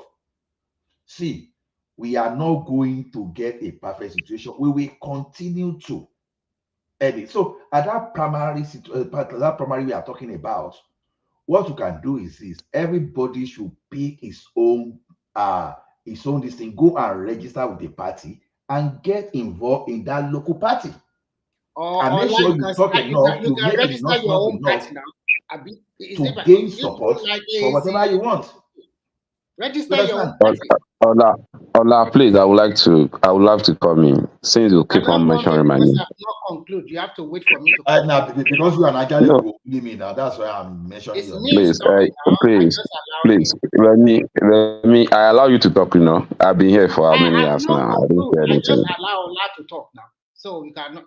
Okay, I'm listening. I'm listening. Let's hear from Foley. Foley from Nigeria. Network went off. Yeah, Babati, we have a perfect law in place when it comes to our election. We have a perfect system in place when it comes to Nigeria's election. But what we don't have is the participants who are already boycott the laws and the system that we have for our elections. These people they have become more bigger than the system, and they have the system that back them up. These people control INEC. They have the money. They have the thug by their side. They have the security forces by their side. And they also have the system under their palms. So if you're talking about the primary, and I will tell you, last electoral reform, the instruction given to them is let everybody have their general primary, not even candidates, not even what's it called? What are they calling them? Delegates. But do these people, they will just come in, you people have gathered, they will just make a fake course. The one that happened in my home territory, that's what I'm talking to you. I mean APC primaries. And people have been gathering to come and vote. But they will just delay them for how many, for 2-3 hours. They will tell them it has been cancelled. Before you know, people will leave the scene. And in the next 10 to 20 minutes, we just see some people gathering themselves again, doing some video. Before you know, they voted. This is how these people did in my streets. So that when we are talking about the solution of our problem, we should be thinking, what is it in for these people? Why are they doing what they are doing? Why must you even spend more than your salary to get to a position? These are the problem. If not because of the mind of going there to go and look, go and collect, go and continue doing the corrupt acts. Why will your salary is 1 million naira in a month, and you are going to spend 4 years, which means the whole money you are going to earn for the whole tenure they are going to stay there is 48 million. It's 88 million. And during that period, you spend 1 billion naira to get to the position. That should tell us something, that these people are not willing and they are not ready to go and serve people. an initial stage where governance is being introduced to us as people is because we have resources, we have things that all of us. Funny, give me Yes. 30 seconds. It's the Yeah. same old rhetoric. Let me come in now, please. Hold on, Remy. Hold on, please. I stopped him because of something. You will come after him. Yeah. We have a progressive and Biggie at the background.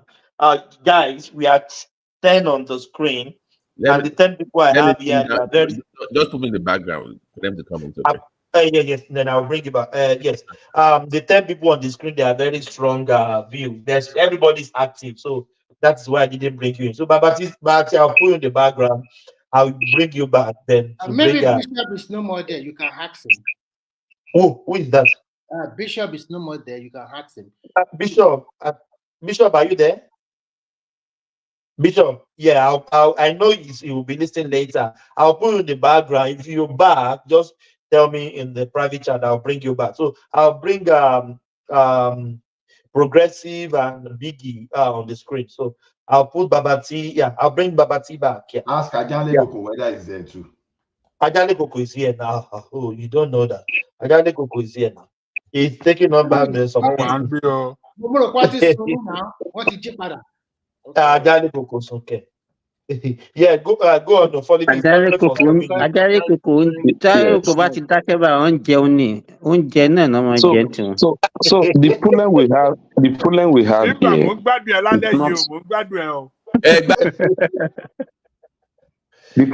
here is not the law. The problem we have here is the caliber of people throwing themselves up to come and vie for position in Nigeria. And these people have all what it takes. They control the money, they control everything. But where I think all of us here need our own duty and our role to be played now is how can we change the mind of so-called the people we call electorates. Because these people don't know impact of somebody governing their environment. They've made them believe that once you elect somebody, he's actually going there to go and become rich and richer. So themselves, in their mind, they are thinking, voting for you, they are doing you a favor, not doing themselves a favor. So when you are going there, they want to collect their own money for doing you a favor. They'll be expecting returns. They are seeing themselves as if they are doing you a favor, and they want to collect their money before you even get there for doing you a favor. It's we that we know the impact of governance in our society and in our life that we need to creep into action and make sure that we continue, as those people who are actually penetrating the system, we should be playing our own role as well to make sure we educate and sanitize the society and the people that is voting. And the number of people doing that. Hello? Folly B, I just gave you a chance and you are taking all the minutes. I only have 2 or 3 minutes and then you can come back. Can you let me? All right. No problem. Actually, electorates have a right to pick whoever they want to vote for. The problem I see in Nigeria is that we have different kinds of elitists in Nigeria. Some elites, they are good about criticizing. They are good about saying the only one. They are the only one that knows everything. But they dare not put their head in the ring because they will tell you, actually, politics is a dirty game anywhere in the world. You have to have that one at the back of your head. People will mustslide you, whether legally or illegally, anyway. And in Nigerian context, they fight with everything they have. Maybe because the benefit attached to all these political positions is very attractive. Maybe we have to look about the benefit, maybe cut it down. But in terms of having quality people, we have a lot of quality people in Nigerian political terrain that have had important positions. But what I would just say is that people should come together, form a party with a good ideology, and find a way to talk to people. Because I have seen all these lesser parties, their leaders, the way they are communicating to Nigeria, it's not the right way, it's totally the wrong way. They are even worse than the political party that are ruling. They don't know how to pass their message across. They come around very egoistic, very proud. They think, oh, I'm holy. You should vote for me. I am the right guy for you. That is not the way politics is being played. That is the mistake they are doing. And if they continue on that trajectory, they will never win any elective post in Nigeria. You have to how to people, how to sell your idea. It's not you come along and saying that, look at all of them, they are all thieves. I'm the only one here. It's not done that way. Whenever you step your feet into politics, you are already a dirty politician because people have something against you. There's nobody that is bad. All these Okay, let me say this. You know, we are talking about the process of our electioneering, this thing. Now, we are choosing the candidates. We have to look at what are the impediments that they used to have in actually carrying out their function. In a situation whereby, you know, one of the major problems we have as Nigerians is that we are not patriotic to our country. People have more allegiance to their tribe than the country. They have more allegiance to their religion than their country. Do you understand what I'm saying? They have more allegiance to their region than their country. So in a situation, Sorry. I want to quickly comment. That is not true. I think the Nigerians' allegiance is more to their wallet, to their bank account. It's nothing to do with their. No, we are talking about that one. I'm just expanding it. Progress. When they tell you they're doing I'm listening. Simba, can I come in now? Let me finish. Let me.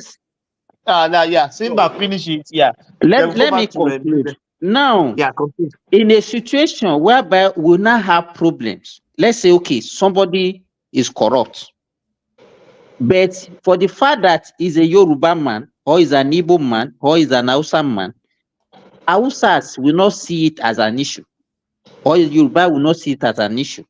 Never. If we want to punish that, because let me tell you, all the problem that we have in Nigeria is because there is no deterrent to anything that anybody does.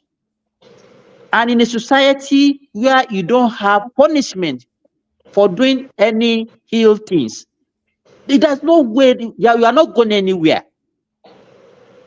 We always view everything in the prism of religion, ethnicity, tribalism, and whatever. So what we supposed to be speaking about now, okay, we can talk about the electionary process. Okay, you elect, even if you elect a good leader in Nigeria today, somebody who has a good mindset, his hand will be folded. The people will he will not be able to achieve anything, because people will, even before he start working, some people will already start working against him because they don't even like him, because it's not from their tribe, because it's not from their religion, because it's not, so they will not see anything in an objective way. So how do we solve this? If we don't eliminate all this, and then like what Progressive said, also, we are more selfish. Everybody is just looking for what they will eat. What to get. So that is this. Those are the problems. If you like, go and bring George Bush, bring Hilton. He will achieve nothing in that country. Simba, what I say is this: my generation and generation after me, I'm sorry, we cannot do it. Because we are already being corrupted one way or the other. Maybe the new president now, I don't know whether it's going to be, or the next president, whoever is, we have to, the new generation from 2 years. But Remy, hold on, please. It is true, because the mindset. Hold on. You are talking about the new president. The one that just came in is still new. Why can't you? What I'm trying to say is very simple. Look at our generation. I don't like complaining. I like solution, as Babati always said, because we cannot be complaining every day. And I know that Rome was not built in a day. And my generation, maybe my generation and the generation after ours, maybe we have to have a big sacrifice. But unfortunately, personal interest supersede national interest. So the present government of today have to start reorientating those ones that are already under 5 years old. We have to do that national orientation, because when you look at all these big country, look at Japan. Japan, their kids start going to school at age of 4 years old, and in the classroom they share the work among themselves. There is no class captain. They teach them to be patriotic. They teach them their own culture and tradition, how to hold their country more higher than individual interest. We don't have that one in our country. Everything is that from 2 years old, you want him to be good in math and English, and you want him to be. So you can see the way they are training their own children. The same thing here. It's all about holding your country in high esteem, teaching them to be patriotic at age of 2 or 3 or 4. And they will continue to do this one. But we don't have that. Are you telling me the generation after us that they are thinking about how to blow? And now that Nigeria, you see that hangout is not a big deal anymore. I can do whatever I like. So we have it's a big Remy, Remy, sorry for cutting you. Let's hear from the new people that just come in. Okay, Can do outspoken progressive. Then we have Biggie. Progressive, are you ready? To go into the conversation, or do you want me to? Do you want to free flow, or do you want me to give you the topic? Yes, I said. Do you want to free flow, or I should give you the topics? Yes, so I'll just talk more about the candidacies and the primaries and issues like that. So, some of the problem that we have is the complexity of how the system is organized. So, what am I trying to say? In situation whereby the elite, when they want to take power, they will pivot to senatorial district, religion, it's our turn. So, but it's my brother, it's my sister. So the followers, to say, we should not be playing those politics with them. You understand, Thomas? So what we when they come up with issues like that, we have to hold them accountable to say, no, let the most competent among you come out, and then we will select which one we want. So, but they use this language to rig the system. They use it to seek favorism, because in some cases, if you don't micro zone, it doesn't get to their turn. So they will push so hard for micro zoning, so that they know that as the smaller it gets, the bigger the opportunity. Exactly, the bigger the opportunity for them. So all of these things are what do you think about? We have been talking about primaries. What do you think about primaries? The candidates, sometimes progressive. We always focus on the big picture, which is the general election. We don't have power about the primaries of the parties. But why can't you focus more on the primaries? That they should bring. Progressive. Sorry for cutting you. I'm telling you, I said it before election, and I'm still repeating it again, and it's still going to happen 2027. Anybody PDP or APC picked, I said it in last election, even 1.5, 2 years before election, anybody APC, PDP picks is going to be your president. There is no doubt. Why can't we start from Why can't you start from the primaries to make sure they give credible candidates? Because if the primaries progressive, PDP and APC, they have 50% chance if they choose their candidates. That is how it's going to be. I don't know, maybe PDP will still be strong 2027, but the last election I said it. So why can't we start from the primaries? They bring credible candidates. So what do you think? Primaries is the affairs of the political politics. The question is this now: how many of us participate? How many of us are members of political parties? How many Nigerians have registered to become members of political parties? So you are a devil if you are a political party member now. They will say, so what are you doing there? then that is the only way. That is the only way you can participate to change the structure from inside out. That is it. So, you are right. so if you're not inside, you're not going to be able to influence what is happening inside. So the only way to influence what's happening inside is to first of all become a member, join them. So but the thing is this: card carry member. It's not yeah, mouth. It's not mouth member. Thomas, let us be honest with ourselves. Right, let us be honest with ourselves. 90% of the people that come online to tell you this, that if they become a member of a political party today, and one aspirant come and give them $10,000, they'll take it and just keep their mouth shut. Okay? So,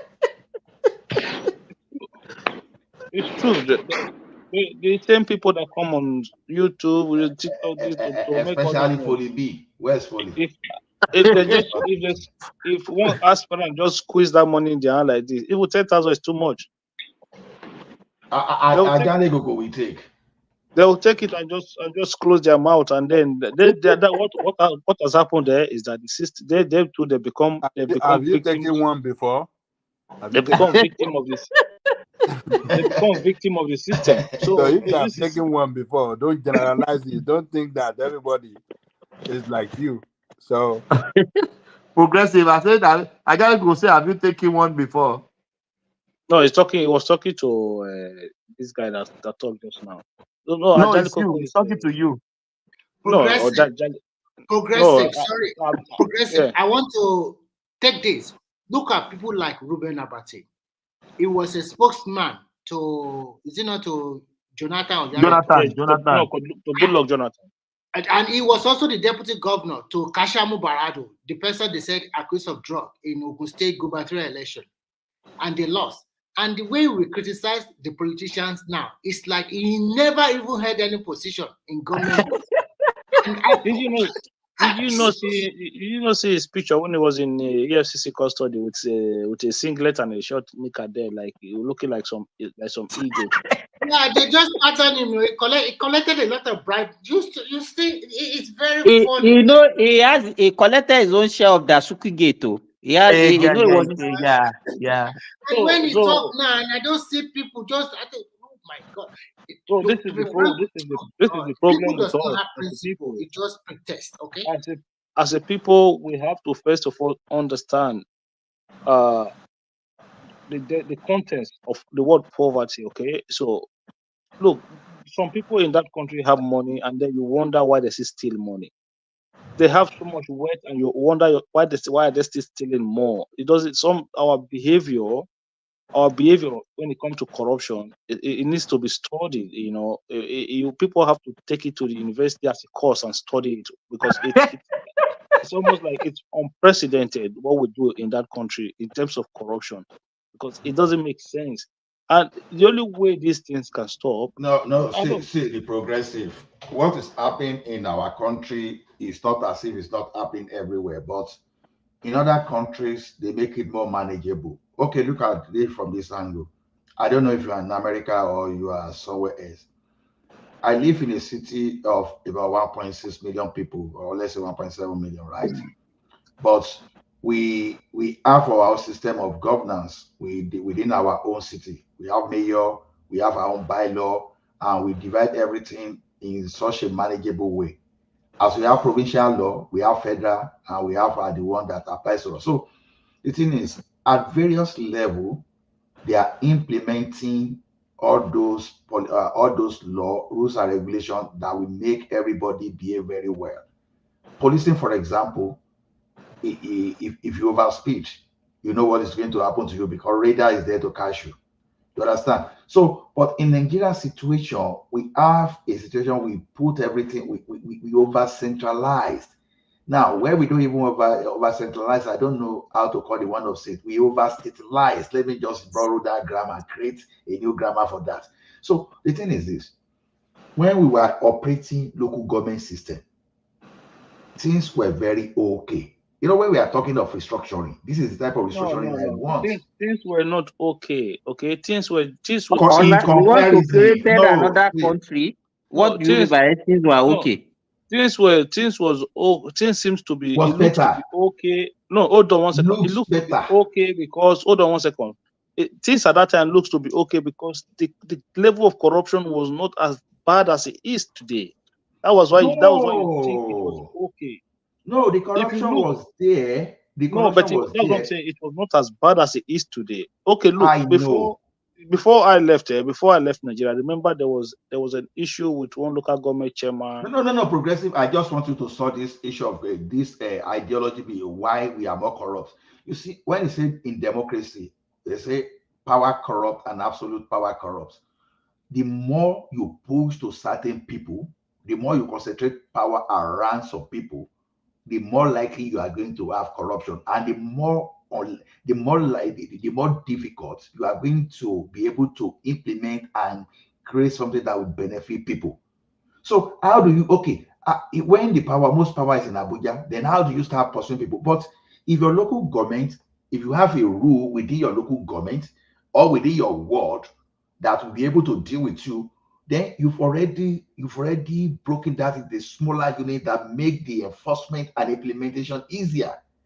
But when you are now bringing a very gigantic pool of a bureaucracy, it becomes more difficult.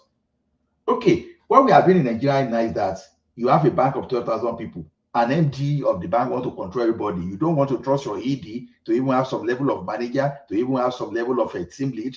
You don't want to have that. But you want to have one big manager somewhere that will be managing people. So what you are suggesting now is if we decentralize, it will curb corruption. Is that what you are suggesting? See, this grammar we use sometimes, all the dangerous grammar. You can never eradicate corruption, but you can always reduce and minimize the negative effect corruption will have. You understand? So the thing is this: when you're an organization, maybe you probably be medical director or one of the officers before. The thing is, if you don't delegate more to your subordinate to manage, and you want to manage everything, what we are having in this country is what we are going to have. That is why in this our environment now, if you are saying, oh, I manage a team of 20 people, they won't believe your resume. They throw your resume around that you are a liar. Because when even some vice president of a company will not even manage more than even 4 members of a team of 5 members to make the team more manageable. But we have the type of bureaucracy in Nigeria that one person want to manage like 2,000 people, 3,000 people, 5,000 people. So how will you even know what they are doing under you? These things are just basic leadership and organization structure that we are failing in Nigeria. But when we talk here, we say we are terrorizing things. But look at how people govern around. They break the thing down. There is no business of states with what is happening in Ado Ekiti or Jauba. A state has no business there. It should be the business of Ado Ekiti local government. Now, you can even break it down for the person that within the world to even have some level of control. Those are the kind of things we are talking about. Listen, I think hold on. Can I quickly just say something? I think you're talking about governance, right? We're talking about corruption. So look, all those things we say, a lot of them, right? We understand that the more you take governance to the closer to the people, the more the people benefit. But we are talking about the attitude, the actions of people who are supposed to take this governance to the people. Like I was trying to explain to you earlier. Don't forget, there was in my area where I was living there. There was local government election. We elected local government chairman. We elected ward councillors. So there was a time when one of the local government chairman had an issue. They had to kick him out of office. You know politics. So they appoint a caretaker chairman. Brother, look, within 6 months, the amount of property this man built, you'll be shocked. You will be shocked. A caretaker chairman, interim chairman, within 6 months, only God knows how many houses this man was building. So at the time, people were saying, is the chairman. People were hailing him, but he was stealing from the people. But the progressive, ask yourself a question. Why was that not possible under UPN government? Have you asked that question? But this is what I said. The level of corruption at the time was not as bad as which UPN of 1979 to 1983. It is not because see, they broke the thing down in such a way that you could even monitor. You know who to face. But it is when military started cordoning everything and started dashing out to some people, to their cronies. Okay, 1 million is meant for people, and now maybe out of that 1 million, the military administrator now take 950. You know, Ola, Quiet. Ola, That's hold on. exactly what happened there. Ola, don't let us just be. You have been economy with the truth. I passed through Akintola's house that was built before 1960 in Ogbomoso. I was marveled that how could somebody build this kind of house in probably 1950 something and is still standing the test of time to today. Where does it get the money from? We tend to pretend as if the corruption that we are talking about started today. No, Simba, you are correct. That's not even what I listened to a clip made by Abat Macaulay as far back as 1945, and was still talking about the same thing that we are talking about today, 1945, even when we are still under the British era. Even when you read Quran, when you read Bible, you will see corruption there. That's not even what I'm saying. Okay, even Judas. You know, the only thing I will agree, I agree with you. You know, let me tell you, I mentioned some things earlier, some of the problem about that we have, that is not even making us to make any progress. That's not making us to even punish people that held in our country, like religion, ethnicity, and tribalism. If we can decentralize and everybody is managing their own resources, I think we can eliminate that one to some extent. And I think it will be good for us. Because if you are in the northerner, you will not be seeing everything from even it will eliminate that of religion. Because if we are in the southwest, you know that at least we will be a little bit more homogeneous in terms of. Okay, let me tell you something that happened in the late 80s when IBB was there. You know, that time it was the local government that was still paying teachers. Now they now had this former military man that was the chairman there. He would take the money to the bank to yield interest. But you know what? Because people knew who to face and they know the family house, people gathered on him that, Oga, you have to pay this money. People took action because they know where to go to. But if that big man was to be in Abuja, it becomes very difficult. You understand? Because that man, for example, that chairman now will not have the security detail of a governor, but they know it's within there. They know the family. Immediately, people raise voice like this. The man just did the right thing because you know you are living with the people there. So I don't know if you guys remember Tafa Balogun was doing that well. He would take the police money and be collecting interest and not pay them for months and months and months and be collecting interest. Yeah, but a lot of governors were doing it as well. A lot of governors. That's why you see some governors progressive. Governors from 1999. Some of those governors from 1999, a lot of them that had a lot of salaries. They were owing a lot of salary when they left office. That was what they were doing. They would just take the money. It's not as if people were not stealing during those UPN we are talking about. After all, why did Buhari get excused to? He was the master of government. You understand? But what we are saying is this: the bureaucracy we see. Okay, governor now, for example, they don't want to release the local government money. How do we define that? Those are the kind of adjustments we need. We don't even need to be saying be sharing money. We want to say local government be contributing. Now, take care of your locality. Bicycle tax, the tax you collect from the market, all those the tax from the tenement rates. Local government. You see that you guys always say it's not. If we want to practice it to the letter, right? It's not going to work in Nigeria. Let's be honest. This was working before progressive. We are saying that was when we had a sensible, that was not politically induced. But it worked. Hold on now. Let me make my comment, please. Just let me make my comment. That was when we had a sensible, not politically induced, bordered local government. this one, they've sliced all the local government to the point whereby some of them now, they are just bush. You go to some places they call local government. It's all village. Look, you can say, yeah, they have farm, they have this, they cannot generate anything. Let's be honest with ourselves. They cannot Then if they generate cannot anything. generate, let them cease becoming a local government. Let them stop assessing money. That's exactly where I'm going to. Because So we know the before, military people wanted to use to before, steal because money. this our local government was very big, so because they merged, like they like, not that they merged, the way it was originally created, you have them big, so it's much easier for them to fall under a situation No. The whereby progressive, you are not getting me. Because I've just told you where the problem came from. Because some people wanted to be stealing money. After cornering the money, they are using small money to shut people mouth. Now, what we want to say is this: we have 6 geopolitical regions. Okay, the National Assembly, they are pushing for unicameral system now, right? Assuming that in terms of the same way we can push in such a way that, okay, whatever that is going to be the allocation will be the will be the responsibility, let's say, of the geopolitical zone. And geopolitical zone, we have a way to be working with the federal government. So let every geopolitical zone go and create as many local government they want to have. If you like, create 1 million.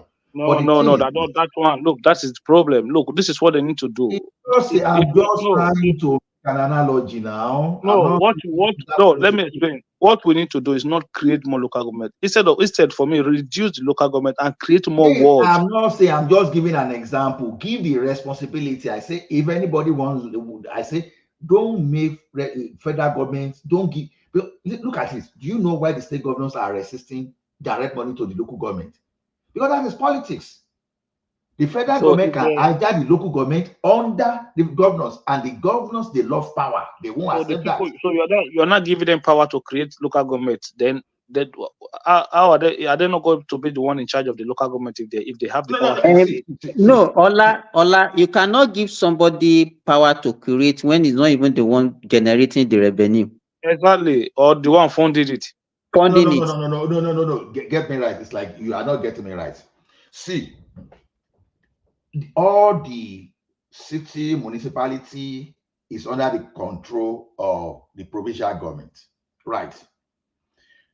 So, but the province now, if you want to create a city now, if you want to do some other things now, you have to go through the provincial government to upgrade your status, all those stuff. But you know, the situation in Nigeria now, when you go back to the situation in Nigeria, the only reason the northern part of the country we have more local government than the southern part was just because of politics of how to take your money away from you, right? Or to have some kind of political advantage. But what we are now saying this time around is this: eliminate that problem already, because it was one of those problems that lead us to where we are today. Eliminate that problem. Allow every region, Western region now, for example, was just working with the federal government, but the Western region that time, Southwest, the regional government will do whatever they feel will be okay for their region. We don't operate regional government at the moment, so we cannot. It's just an example. Don't make it as if I'm making it a hard-coded. It's just an example. I'm saying the federal government should take its hand off of saying you want to be giving local government directly their money, or you want to be doing this.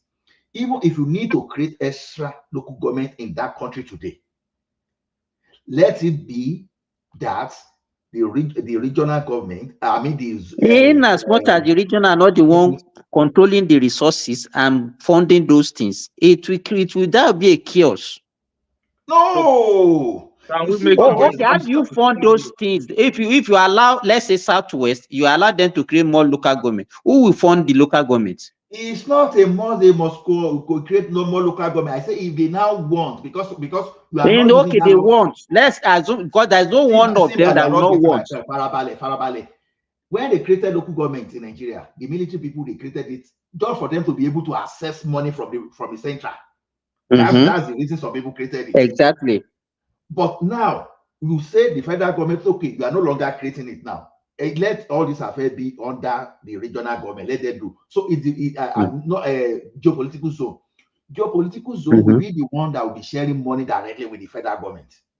And let the geopolitical zone now agree within themselves how they are going to. So the idea of creating 1 million local government to go and access money from Abuja will stop. But Because how do you distribute money to your political zone? Based on how do you determine that? How do you determine that? Go by the, how are they doing it in the 60s? In the first In the 60s, federal government was not the one distribute. Each one of them are generating their money. They just have a certain exactly. percentage You are going to where I'm going to now. that they contribute to the federal level. Exactly. That is exactly what I'm saying. Let us go back to such kind of system that they will generate the money, and they will not contribute to the federal.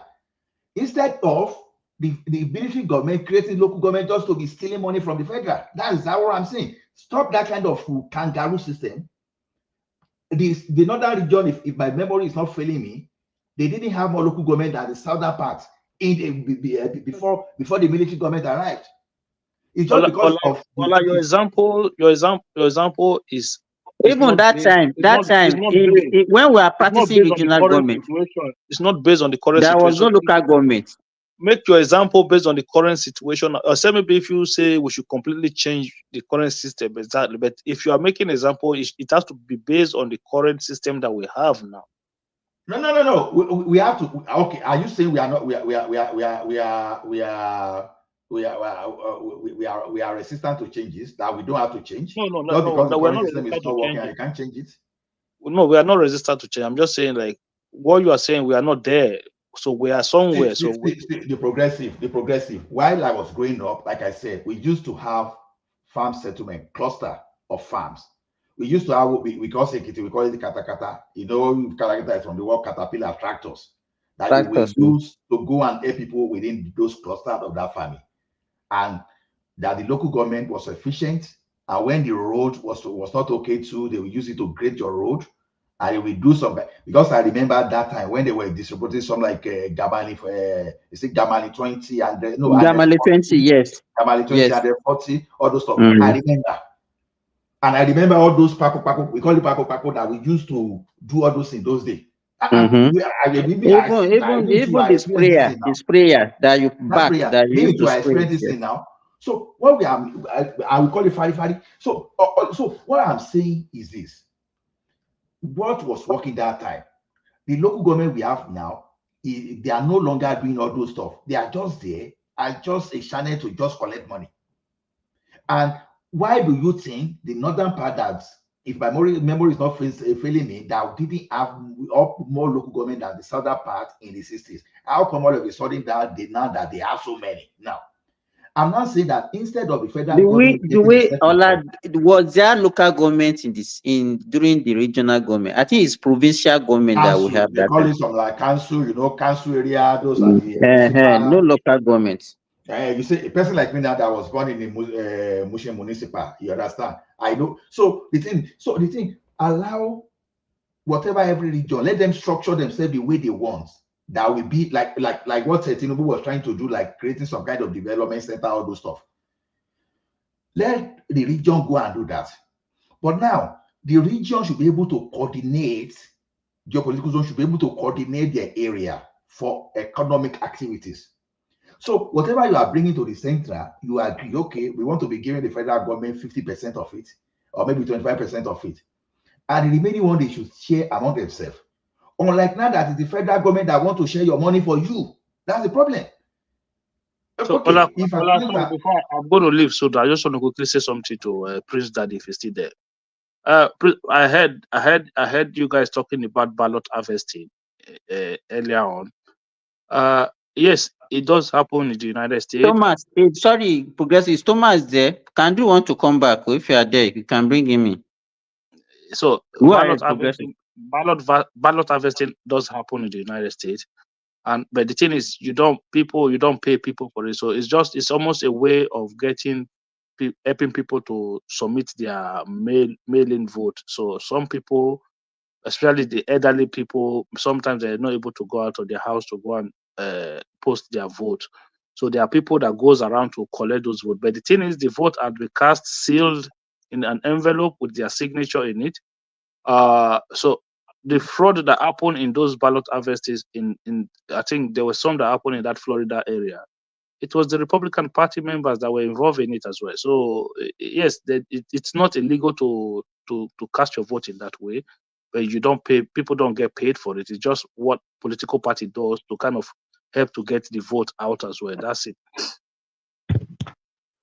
Hey, progressive, you shifting the goalpost, but at least unlike Angelico, you acknowledge that there's ballot harvesting that goes on, Yeah, and but it's not illegal. well, see, this is the problem. It's illegal in some states. It is illegal, and there's a difference between ballot harvesting and going and trying to go from door to door to collect people's ballots, okay, and help them mail it in. It's not each state have their own laws, and I know you know that. Obviously, Angelica didn't know that, okay, and it's not an issue of a Republican because most of the illegal balloting that happen in the Democratic dominated areas. Okay. No, that's not true. A lot of the Well, prosecution that has happened under this have been with the Republican parties, people who work for Republican parties and who are canvassing vote for Republican parties. well, So it's they strange you know. say that. This is the first time I'm hearing it. It sounds like you watch too much CNN. This is the first time hearing that. No. It's I always don't been watch. about. I've not even watched CNN It's in always a been very about. long It's time. always been about most of this illegal stuff that goes on. It's always been in the cities, in the major cities that are mostly dominated by the Democrats. So it's amazing why you're talking about it's a Republican thing. This past election and ballot harvesting in some state like California, it's totally legal. And It California, happens in it's Florida as well. It happens in Florida. Who won in Florida? well, Is it not Republican Party? if it's legal, it's not it's fine. Okay, well, obviously there's more. Democrats are There's the not ones more. that actually stop the ballot, like Baltimore and stuff. They're the ones that do that all the time. Exactly, Baba T. Yeah, This but guy, it happens shoot the in goalpost. Florida. See, Why it's do you think legal that in brings Florida to people in? mail in. Why It's do you think that legal brings in people Florida to in mail across the in. border? It's for the elections. They're gonna read them. They're gonna pump up the votes, the numbers. That's the whole Who's going to point. pop up the vote? Democrats. How? Do you know how this? Do you know what mailing ballots? Do you know how they? Do you know how it even works? They're gonna Of run up course, the I know how it numbers works. in those counties. Mailing, but even Prince Daddy knows how it works. But you know how it works, but you just don't want to. You want to try to bend the. Look, if you are not an American, how are you going to vote? even some people who are even Americans that have been to prison, I've seen them being prosecuted for mistakenly or wrongly voted because they thought they could still vote, but they got prosecuted for it. Let alone somebody who is Well, not a United States citizen. How is he going to cast the vote? well, they can cast the votes when in the major Democratic dominated cities, they're not asking for ID or any form of identification. That's how you're gonna do it. Okay, and that's why you people, progressive, always fight against ID Yeah, but how do verification you of get the voting. ballot how do you get the ballot sent to you in the first place if No, you're not no. You authenticated? see, you go to the voting location, okay, and line up and say you want to vote, plain and simple. Yeah, And you but don't have to present you're your gonna have to ID. show something. You're gonna have to show That's what I'm something to say telling you're you. a citizen. That's what I'm telling you. You people always fight against, and you still fighting. You call it discrimination against black people or minorities. But the reality is that that's the tactics they guys are using. So you yourself don't even know that they can vote without ID. You guys fight against it all the time. It's strange to you, right? No, look, voting without ID is different from ballot. How do you get your ballot in the first place? And I'm telling you that it's not. See, obviously, in the state that you and I live, you get your ballot. Okay, you get your ballot, but in some states, that's why No, Prince, it's you very. don't It's vote, hold but on, let me finish. how did you It's get the highly ballot in the first sophisticated place? in a way. See, that's why the voter rolls are corrupted. Okay, when the voter rolls are corrupted, you can go to the election voting location and say you want to vote. If you're a human being standing on the line, and you say you want to vote, if you get your million ballot or not, doesn't matter. You can go in there and vote. You can go in there and vote without an ID. That is not true, man. Come on. It doesn't work like that. You can't just go and say you want to vote. If not, everybody will vote. That's what you guys are working on. The question I want to ask Prince Daddy, didn't you have voters register? That's why I just see. But Mitchell, I'm learning a lot of things here. I'm telling you that election here is as corrupt as Nigeria. I'm telling you, we have a voter register, but Progressive Party, they call it Democrats. They're all criminals. These people, they corrupt the voter rolls. What is called the voters roll? It's a list. You don't. No, so Prince Daddy, you are very valid, Jerry. People may not want to see these are what this thing they've proven all those people all those things even in the great academic environment within the United States of America and outside the United States of America. The researches are the confirmation are there everywhere. See, there are corruption in the Western countries electoral system.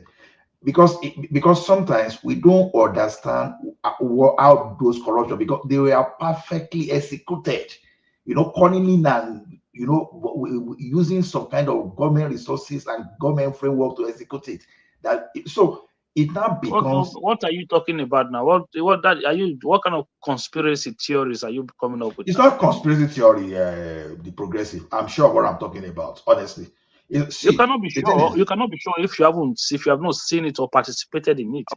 Did you hear what I just said? I said it has been talking with so much confidence about American politics, but you don't even live here. I've said it here, and I'll say it again. I've told you guys before. I don't have to live in the United States to understand how the system Progressive. works. And you're right. You're absolutely right about that. You're absolutely right about that.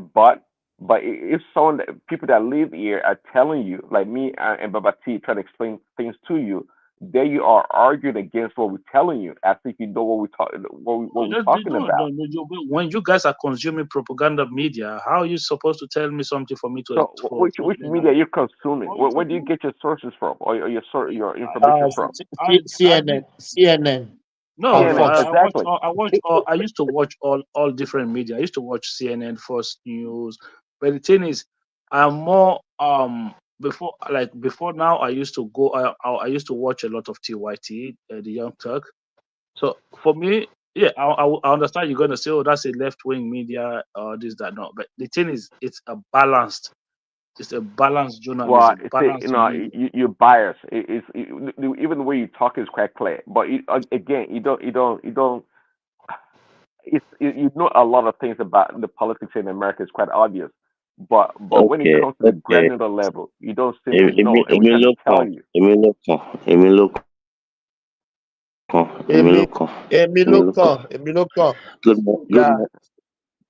Good morning, everyone. Good morning, everyone. Yeah. I have a small confession to make. Really, the reason I came to Lagos is to get initiated into my APC membership. So that was the main.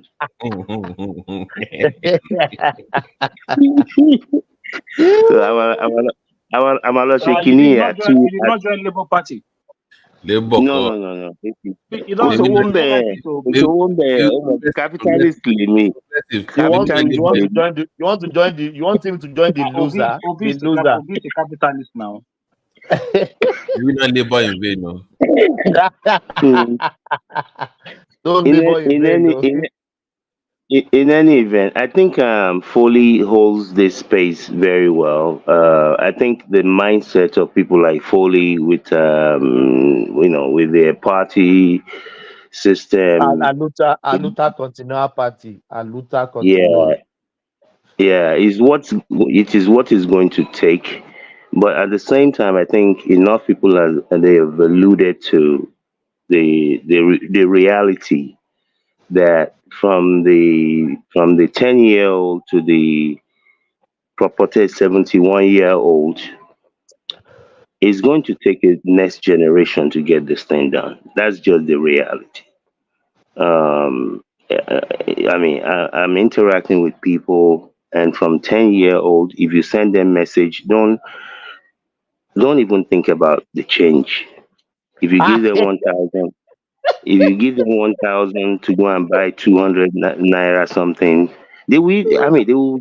It is in their mind. It's automatic that they're supposed to keep the change. But me, I collect my change. Even if I'm going to end up giving you 5,000, I want my change. I No, want my even change. if they want to give you the change, they'll be looking at your eye, see if you will say keep it. Yes, Yeah, maybe keep it. Yeah. yeah. But my thing So, is, give me so, my. so can do. So I'm right. The Yes, generation. yes, sir. Yes, sir. It is going to take, and it's not. It's not. Can you give us the solution, please? We know the Yes, problem. no. How do That's the solution, and it's not because I don't want it, but the reality. I said something about a high rank alpha that was visiting my dad 3 days ago. That my dad said, if you went to mosque and Etebaloki, whatever my dad mentioned, and on the way you met this one man that they said had a room full of money, and the man said, Senior Alpha, come and collect 2 billion out of it. Alpha said, Ọlọ́run ti gbàdúrà nìyẹn. Uh-huh. There you So go. I also if want you to have share something with you guys. Do you know Boala? Everybody know Boala, right? Daniel Boala. Daniel Boala. Do you know that when he crossed to PDP, they gave him new Prado G, that biggest one. kékeré nìyẹn kékeré nìyẹn ìyẹn ló fi ń ṣe welcome party. What I want to say that look at all those who that cash out in labor. They cash out with a mansion, buy luxurious cars. Obi, even Obinko is flying private jets everywhere now. Cash out big. Okay, look at the ones in the Senate and national in the national side. They're all cashing now. They're not even looking at anybody. Keep quiet. So even Obi, and like some of you rightly said, like someone mentioned Nikki Haley. You see, I believe and I support what Baba just said in terms of, at least if you're going to charge for the nomination form, be it local chairman, be it governor, be it president, even if it's going to be a fee, it should be nominal. Yes, people are going to need people to donate money to canvas, for TV ads, for going from state to state. So that is, to me, that is not part of the corruption. Yeah, the people that are donating to any candidate anywhere in the world, they have expectations. And you that they're donating to, you know that there are constituencies that you have to provide and produce for. If you want to call that some degree of some form of corruption, I would not argue it. But but what we're talking about here is for someone to go and pay 100 million or 40 million to buy a form. I mean, anybody? Let's Yes, ask sir. this question. Let's say they put the money at 5 million. APC say 5 million for president candidate. Do you know how many candidates will come out? What is 5 million to a lot of Nigerians? But is it possible? Remy, is it possible for INEC?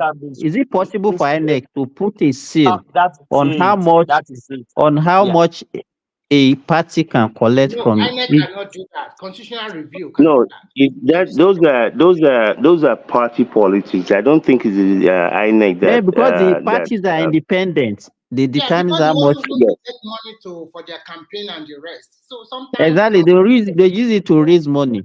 Yeah. Sometimes some people buy that form not because they want to be president, but because they also have special interest. Maybe if you become the president, It's an investment now. It's an investment. Like Pastor Bakari, Ola's pastor. Yeah.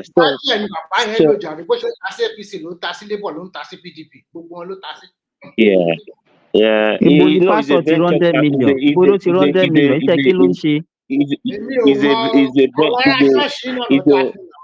No, if Àwọn they ọlá ló venture, send the you, dollars sí you, láti you Canada. know, you know what venture capitalists, you know what they do.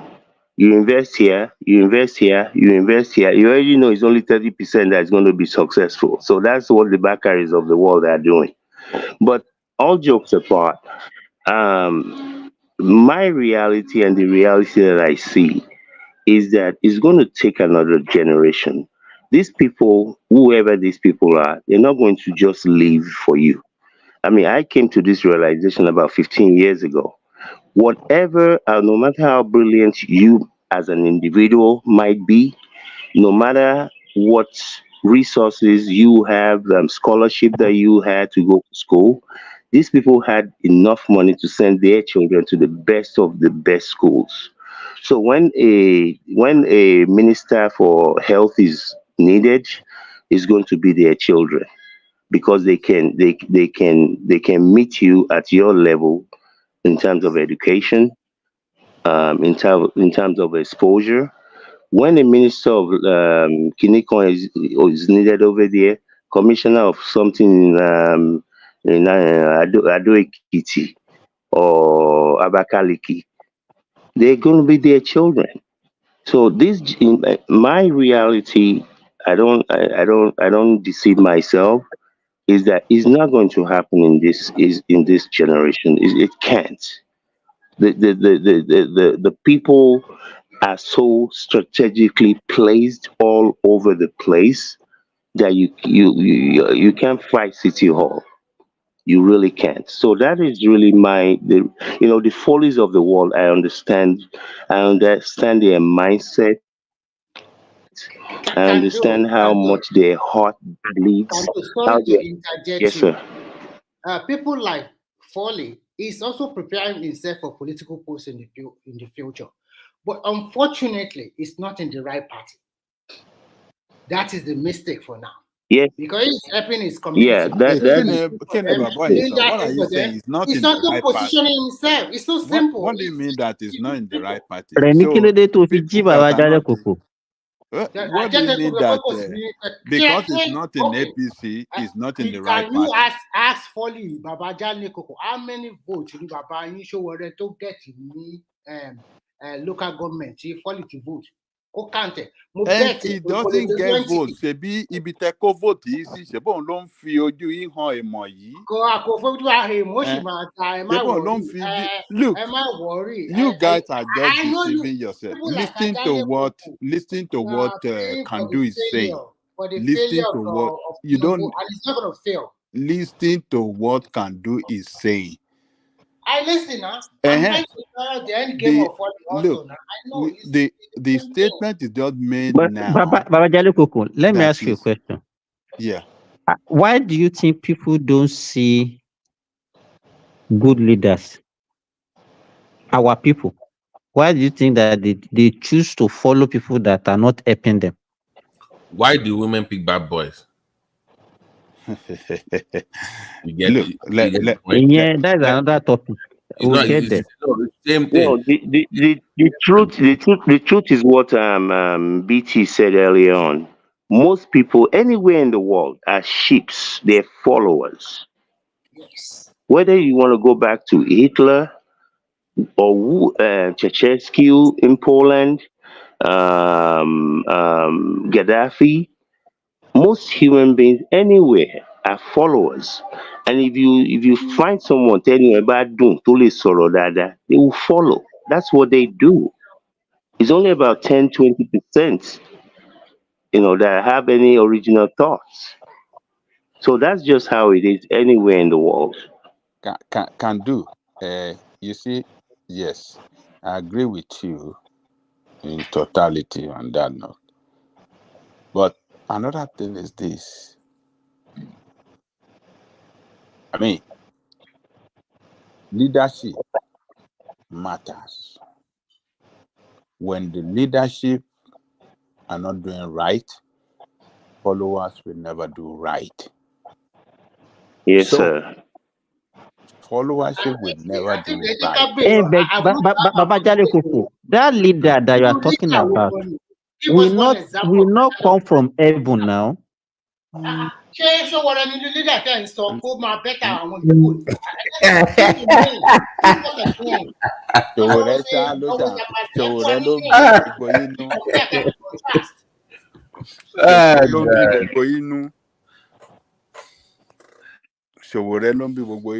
Let me tell you this. Showore is a leader, but it's not the type of leadership we are looking for. That's You will not get there if you don't follow. What do you mean you will not get there?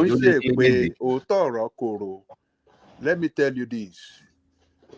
When Showore took his campaign to some people, and they were saying, "Oh, APC have been here, they give us money, this or the," Showore told them, frankly, I'm not going to pay need láti máa fapá jánu máa fẹsẹ̀ jọlẹ̀ lórí ọ̀rọ̀ political matter Nigeria. Look, what we are saying, if all of them practices that Showore's ideology or the way to hold on now. If they are acting in the same way Showore, acted by not bribing anybody, by not selling form to, party, by not selling party nomination form to anybody, and they don't take bribe and they don't pay voters, Nigeria will be better off. Because what you are going to see political party with ideology. You are going to see the party that will work for people. You will see the people will vote for the right candidate that will get to the position of power and work for the people, because he never bribed his way. So, but only I can say that the rhetoric is, why are not people not voting for your Showore, another candidate from your party? Why are they not picking them ahead of other parties? At least other political parties like Accord and the rest. Because people like you, why don't you even do one seat? Hold on now. Hold on. Because you see,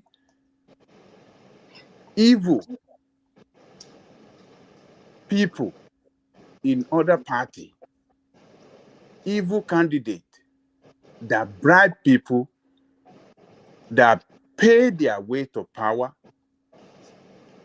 that convince people like you, like they are the best, and people like you support them, even though you are well educated, even though they are better than your Showore. Hold on. Even though you live in the best country in the world, or one of the best countries in the world, where things are done right, you still support. Are you comparing Showore with Tinubu or comparing? No, it's not doing that. But a quick question. You said things are done right in the West.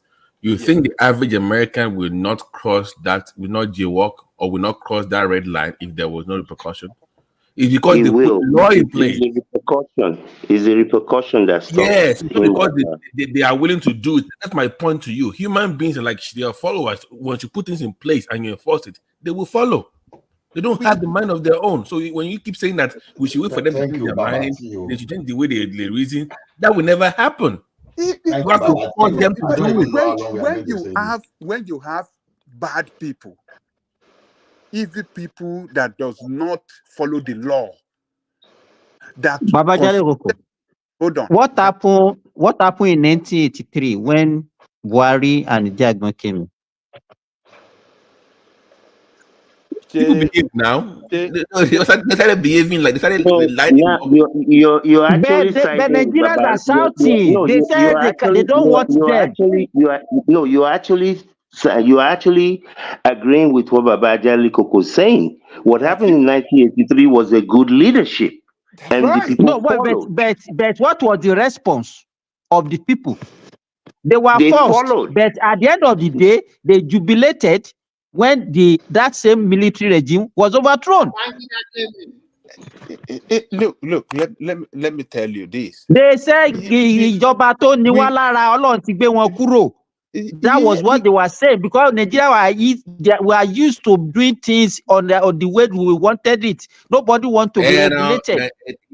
Yes, good. Because Nigerians, what they did, they need what they Exactly, I agree with you, Babati.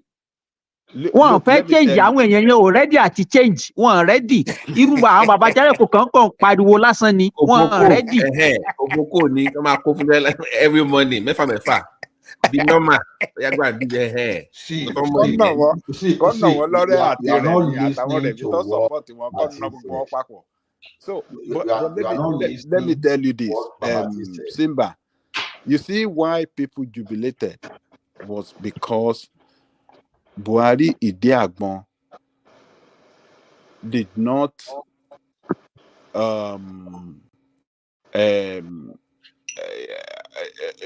you know, what they failed to do was that they did not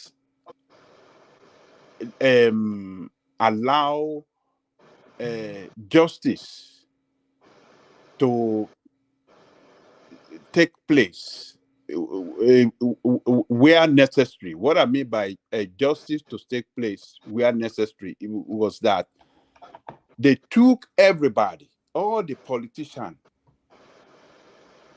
they took everybody as if everybody was guilty of corruption. Everybody. Baba Jálẹ̀kọ̀. Don't paint what is not. Those that are guilty and all of them, they were thieves. They were thieves. Oh, it's only that they have labels. Let me tell you this. I remember that time in the old Oyo State, Bola Ige. I remember what Bola Ige did in 1983 to win his second term. He distributed. Did not win second term. Now, what are you saying? I said what he did. I'm not saying he won. What he did to win. That's what hear me well. What did he do? He distributed guns. I can remember that time. What? Believe me, guns, Ibn. Do you understand? My father was one of the people that even earmarked to be killed that time, because my father was a staunch politician in my village. You understand? Those people perpetrated evil. Was doing MPN. MPN, exactly.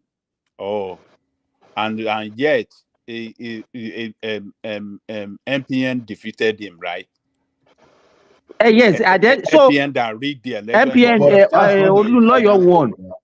That's not the point. When they rigged the election, what of the unvoted? Was it not rigged? That's not the point. When they rigged, for the fact that he arrested all of them that time, because the notion that time was that the Nigeria politicians were not performing well. You can see the level of corruption for that regime. Do you understand? Did not perform well in your state. Or Bola Ige, you want to tell me that Bola Ige was not corrupt? How was Bola Ige corrupt? Tell me, how was he corrupt? Baba Jasin, let me tell you, Baba Jasin was corrupt. Baba Jasin that they took to prison was corrupt. See, Ambrose Ali that did not build one. His brother, exactly. Hold on. Ambrose Ali that had no house of his own. That one was corrupt. No, see, Ajani Koko. That was the mistake he made. No, see, Ajani Koko, the word corruption is broad, so I don't want to venture into that place. Truly, Bola Ige has his own shortcoming, but his shortcoming will look considered one acceptable. Of course, compared to what we see today, we will say, okay, acceptable. The level there, yes, is but the problem we still have as Nigerians is what exactly we are still displaying now. Even as of now, we were even trying to celebrate Idiagbon and Buhari that they were criminals. You understand? They were supposed to be in jail, and we are still celebrating that. We even see what they do as right. The question here is this: do they use Koboko to tell us how to drive here without overspeeding? No, they are not using Koboko. Just overspeed. Radar will catch you. Nobody's arguing with you. the bill will come to you. If you like, don't pay. You will see the consequences. But Ola, you Man, why no, wait, do you know what so, do you know the you shake measure my they line of have? thought. If Do you you don't know let me laugh, you won't get where I'm going to. If you don't ṣé let me wọ́n laugh, ń fi tipátipá máa wọlá tó ń sọ̀rọ̀ ń sìn láyé if you don't let me laugh, democracy you won't ṣé even know wọ́n ń fi where I'm going to. tipátipá gba mọ́tò lọ́wọ́ àwọn èèyàn lẹ́kọ̀ọ́ ń sìn láti gbé wọn lọ Get lọ́tẹ̀ in land àbí now. You what are won't you even know saying? where I'm even going to. Do you know where I'm going to? Do you know where I'm going to? You don't know. The question is this: a leader will put a system in place that will maintain orderliness. Awolowo action group or whatever, and UPN, they put a system in place that ensure that everybody benefited from free education without anybody sidelining the processes. That is why we are talking of leadership. Now, if you have some leadership today, there's a way you can eradicate corruption. Everything is systemic. If you don't put the right system in place, then people will not perform. So what we have today is this: Buhari came, and Idiagbon came, and they are just doing koboko. Can they sustain that? So why is it that what our leadership are doing today is what is not sustainable? Koboko. So okay, everybody will be like Idiagbon, right? And Buhari. No, it's not going to be. But do something that even any why did you Ola why did you talk about only Koboko? Because I could remember that time they put some laws in place, decree. If you do exam malpractices, they have certain number of years you go to prison. Don't we have laws today? Are you saying we don't have laws today? We have laws. So where are those laws? Hey, what the difference between then and now is that they allowed those laws to manifest. But okay, now, yes. I ask you a question, Simba. Why is robbery not so rampant in Lagos today, despite the same police that are corrupt are still the one manning Lagos? But the bank robbery in Lagos has reduced. Why? But because they made it difficult for them not to be able to do it now. It is difficult to rob and escape. Is too populated now. There's no way. It's difficult for them to escape. Yeah. It is difficult to escape of now. Population, Simba, let's just face this fact. Too much traffic. There's no way. Lagos is not the way it used to be, where you can grab this thing and run away. Speed up. Something easily. Working, but we're just trying to depreciate it so that they can suit our narratives. That's not the point. There was a time that during the Obasanjo period that they caused some robbery gang, that the robbers have to confess that some DPOs were giving them target for the weekend. You understand? But what Lagos government did today is this: they even rule the police into making those things difficult because they equip them in such a way that, okay, we'll give them the system that will work for you. We equip you with armor personnel carrier, everything. Okay, you station yourself in such a way that if an armed robbery gang will escape you, you will have to answer for it. But the government didn't just put them down without doing the right thing. Okay, Lagos State today, because we are talking of Tinubu, because approach of Sowore and Peter Obi, they are looking like that approach. Don't go to this Lagos State in pay armed robbery. Not being in place, you don't answer the practical thing. Population and the traffic will not make it easier for them to escape. Lagos State government to make everybody look on Google, corruption, it was free. Corruption sí jẹ́ ká dákẹ́ ẹnu wa ṣé torí àfẹ́ máa sọ̀rọ̀. Ẹ ṣáà jẹ́ kí n land now. Do you know what is going on in má fọ́ gbogbo bàtọ́là mọ́lẹ̀ o. Kí ni ọlá ń sọ yìí? Do you know what is going on in Lagos? The kind of meeting that is going on. Ọlá make comparison ni o, kò sọ pé nǹkan kan lọ o, he is making comparison ni o. See, àwọn Ajalikoko àti àwọn Sowore wọ́n ní bọ́n ṣe ń ṣọ́ọ̀tì yàn dá wọn ò ní kẹ́kẹ́ sọ̀rọ̀. Agídí tí ò ní jẹ́ rí kankan ṣe náà yẹn má dá wọn lò. So the thing is this: corruption ṣì ń lọ lẹ́kọ̀ọ́, but there is a difference between the corruption gbà tó jẹ́ pé ẹ̀rí 100 billion lẹ̀ ẹ̀dẹ̀ jẹ́ 100 billion tó the extent tó jẹ́ pé 500 billion péré lẹ̀ máa rí tó jẹ́ pé inú 500 billion yẹn ẹ̀ tún máa san bí another 500 billion láti sanwó salary. But this guy go to that place. Did he eradicate it? No. Over corrupt. At least allocate ile fún ara ẹ̀. We know that Tinubu is corrupt. But our leadership ní àwọn elite kí náà máa ń ṣe ni pé wọ́n máa ń reduce corruption. Wọ́n máa concentrate fúnra wọn. Ìwọ̀nba làwọn lè jí gbogbo ẹ̀ tán.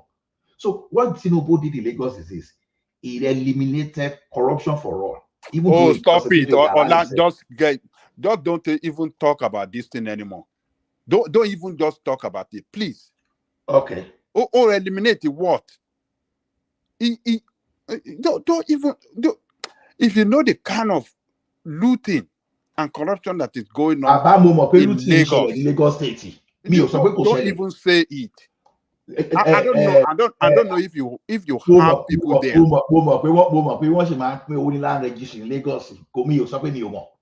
We have people there and we know what is going on, but we can't be saying it. That's what I'm saying.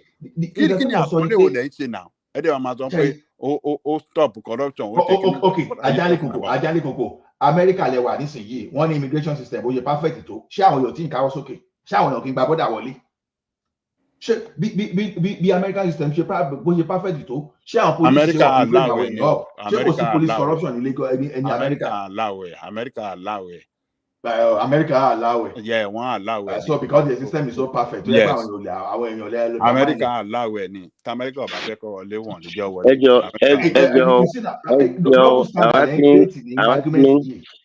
ẹjọ́ àwa ti wà lóko àti ṣe ti rí irinṣẹ́. Ọlọ́pàá bá rà dá yẹn lọ́wọ́ yín láàrin ìgboro nísìnyí wá gbó lọ́wọ́ yín o, wá ní kankan lẹ́fẹ̀ẹ́ fi ṣe o. Àwọn ọlọ́pàá ní wẹ́pọ̀ lẹ́gbẹ́ dání sí tọ́ bá rà dá lọ́wọ́ yín o. À ń roko ní gánì wa. Tọ́ bá rí lọ́wọ́ yín láàrin ìgboro sórí ọ̀tọ̀ náà máa ń sọ. Ìyẹn ló ń pè ní iṣẹ́ àgbẹ̀ ní iṣẹ́ ilẹ̀ wa. Iṣẹ́ àgbẹ̀ ni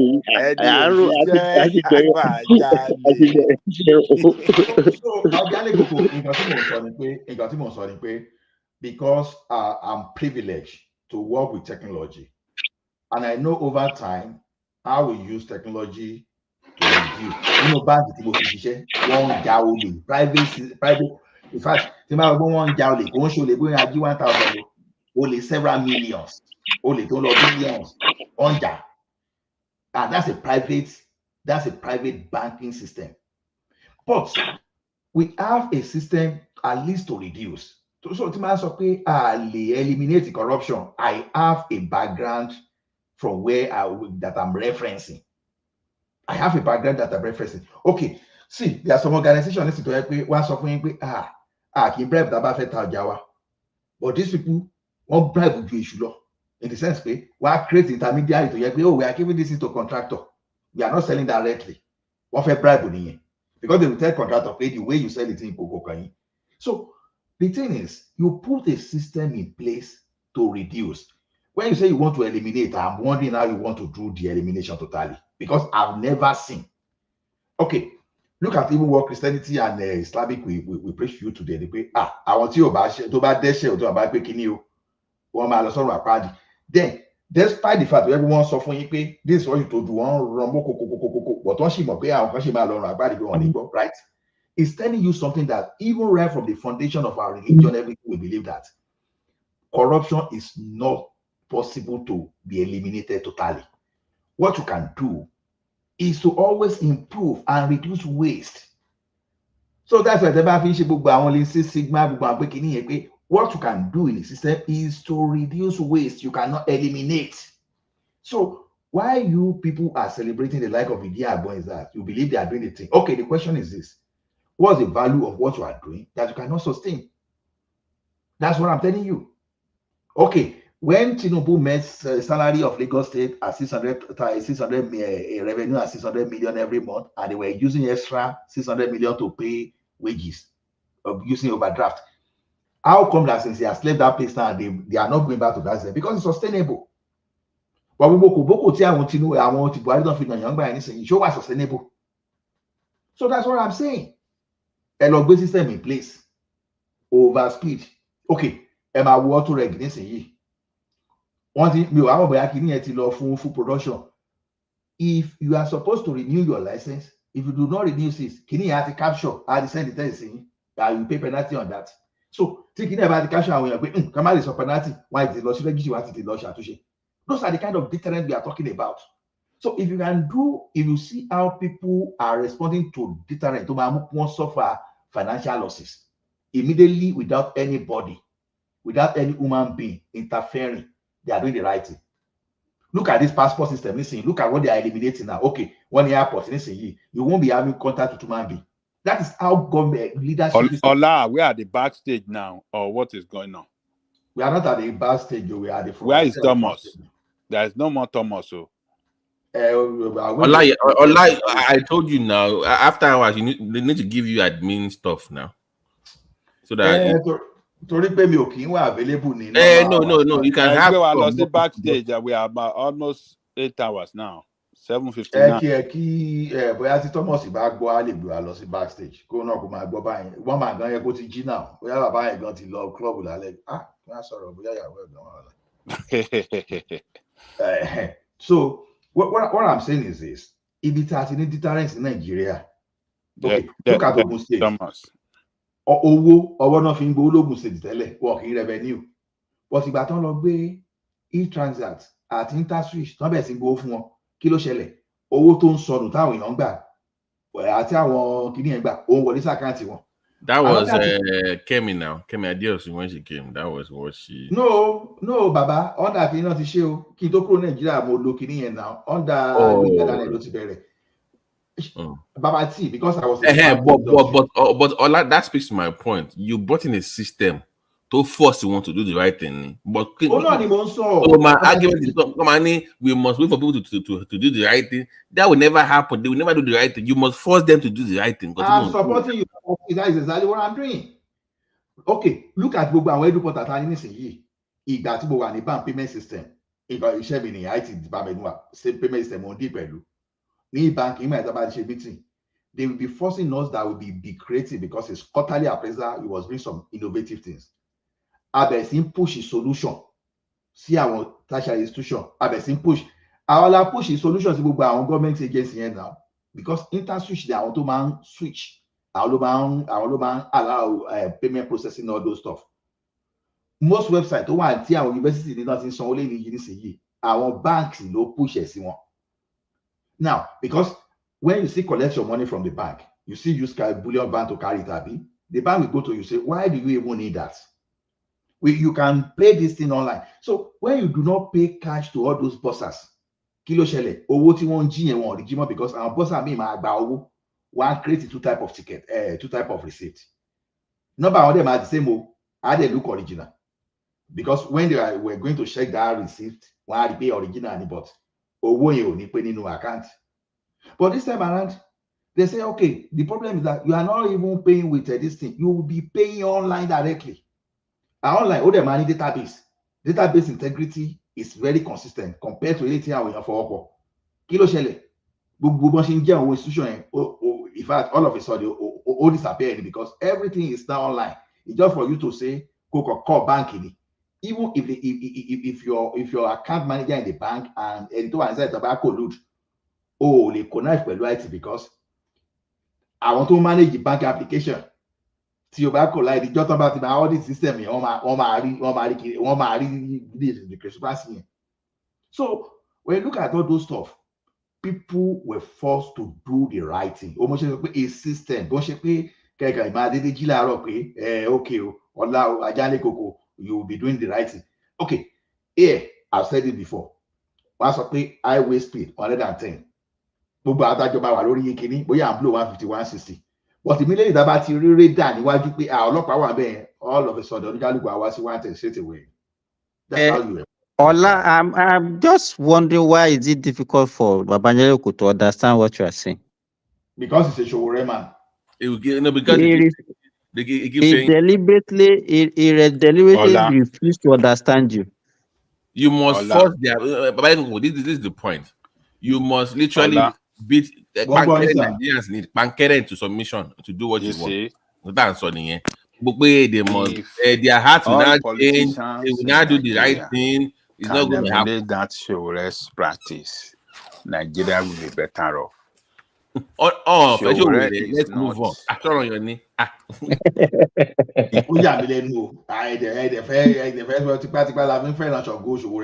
Èmi ò tiẹ̀ wá mọ̀ èló náà sọ fún one man fún campaign tó ń ṣe everyday lórí Òṣòwòrí gan.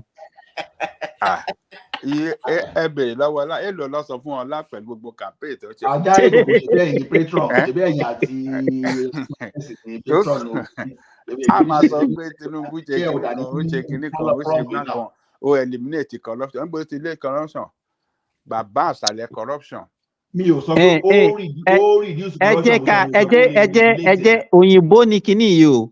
There's a difference between eradication and elimination. ó yà mí lẹ́nu o. Bàbá. ó eliminate ó eradicate.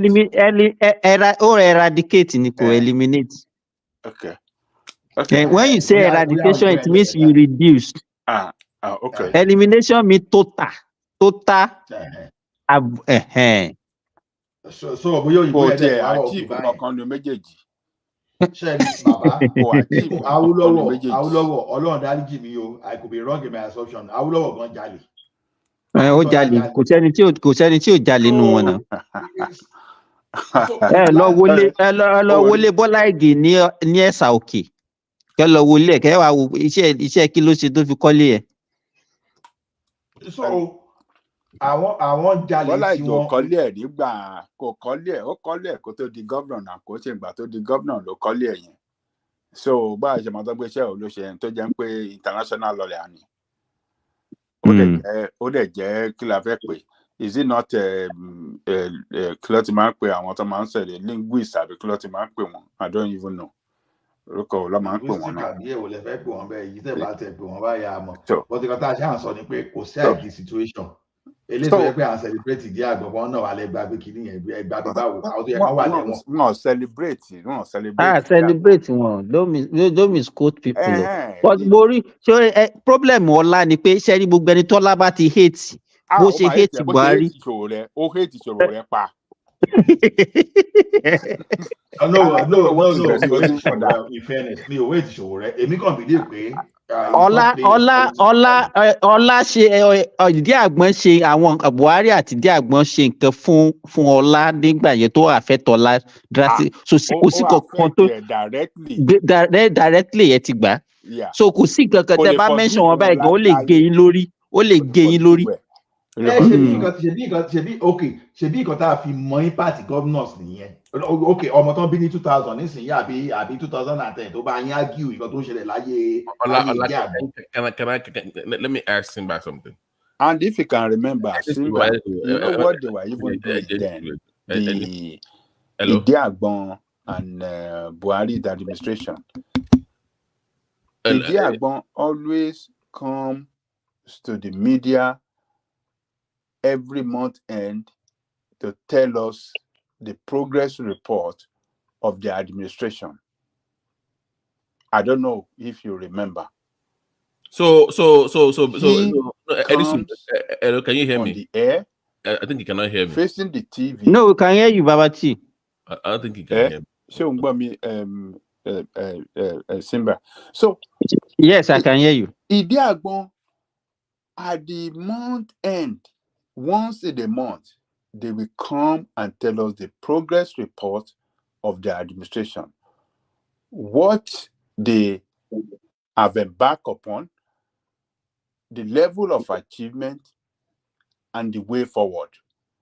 And the way they are running the economy, strategy that they are embarking upon, and progress they are making.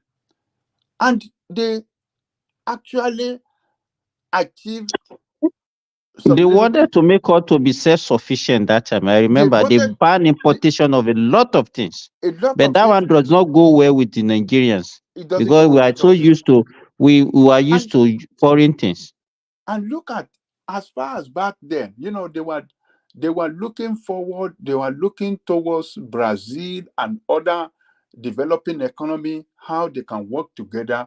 You know, can remember technical breakdown component. This thing they were agreement they are trying to reach with Brazil so that we can manufacture aircraft. Yes, I remember. Yes, aircraft. Yes, and not only aircraft, even buses like passenger buses. Those Marco Polo buses. Marco Polo, thank you. Yeah, Those Marco Marco Polo Polo. buses.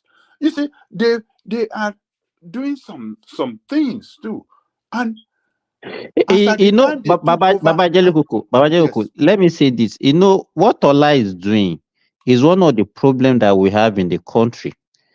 Once we hate somebody, you understand, no matter the good that person has done, we close our mind to it. We will never see it. And that is No, what some of us are demonstrating. I won't succumb to blackmailing. See, Yeah, how we do say you know that blackmailing.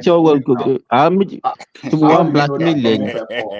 it's going to be and net Simba benefit? the number one say No. It's going to be net benefit. It's going to be net benefit. What do So, I mean by net benefit?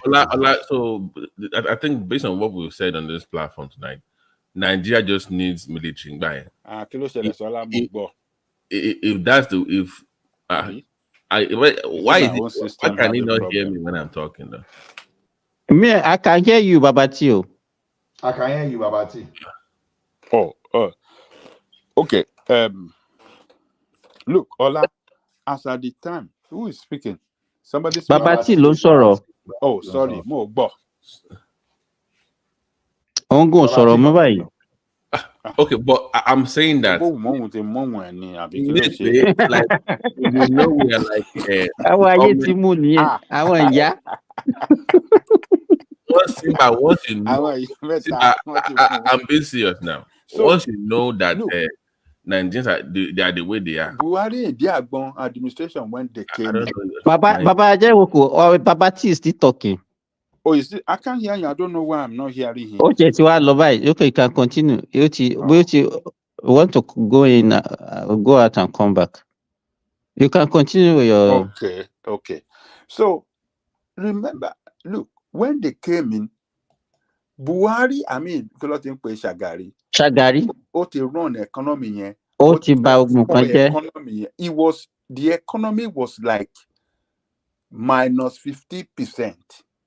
That was the GDP of Nigeria, minus 15%.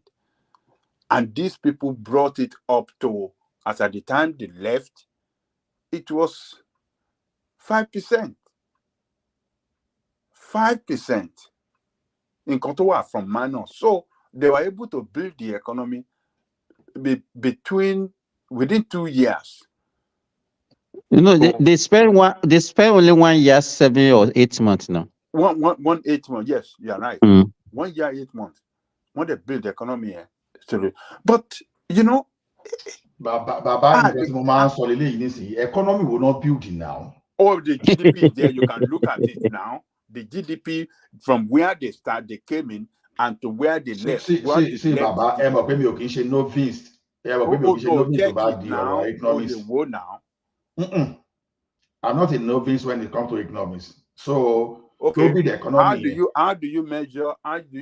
Is it not part of the element that you look at to measure the performance of an economy?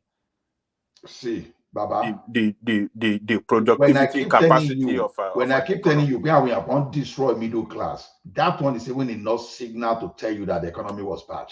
How did they destroy? How did they destroy the middle class? Let us know how. How did they do? How will people destroy middle class? When you're because it's not the first time you are saying this. We want to know how they did this. What makes you a middle class? Your income, right? Your income, your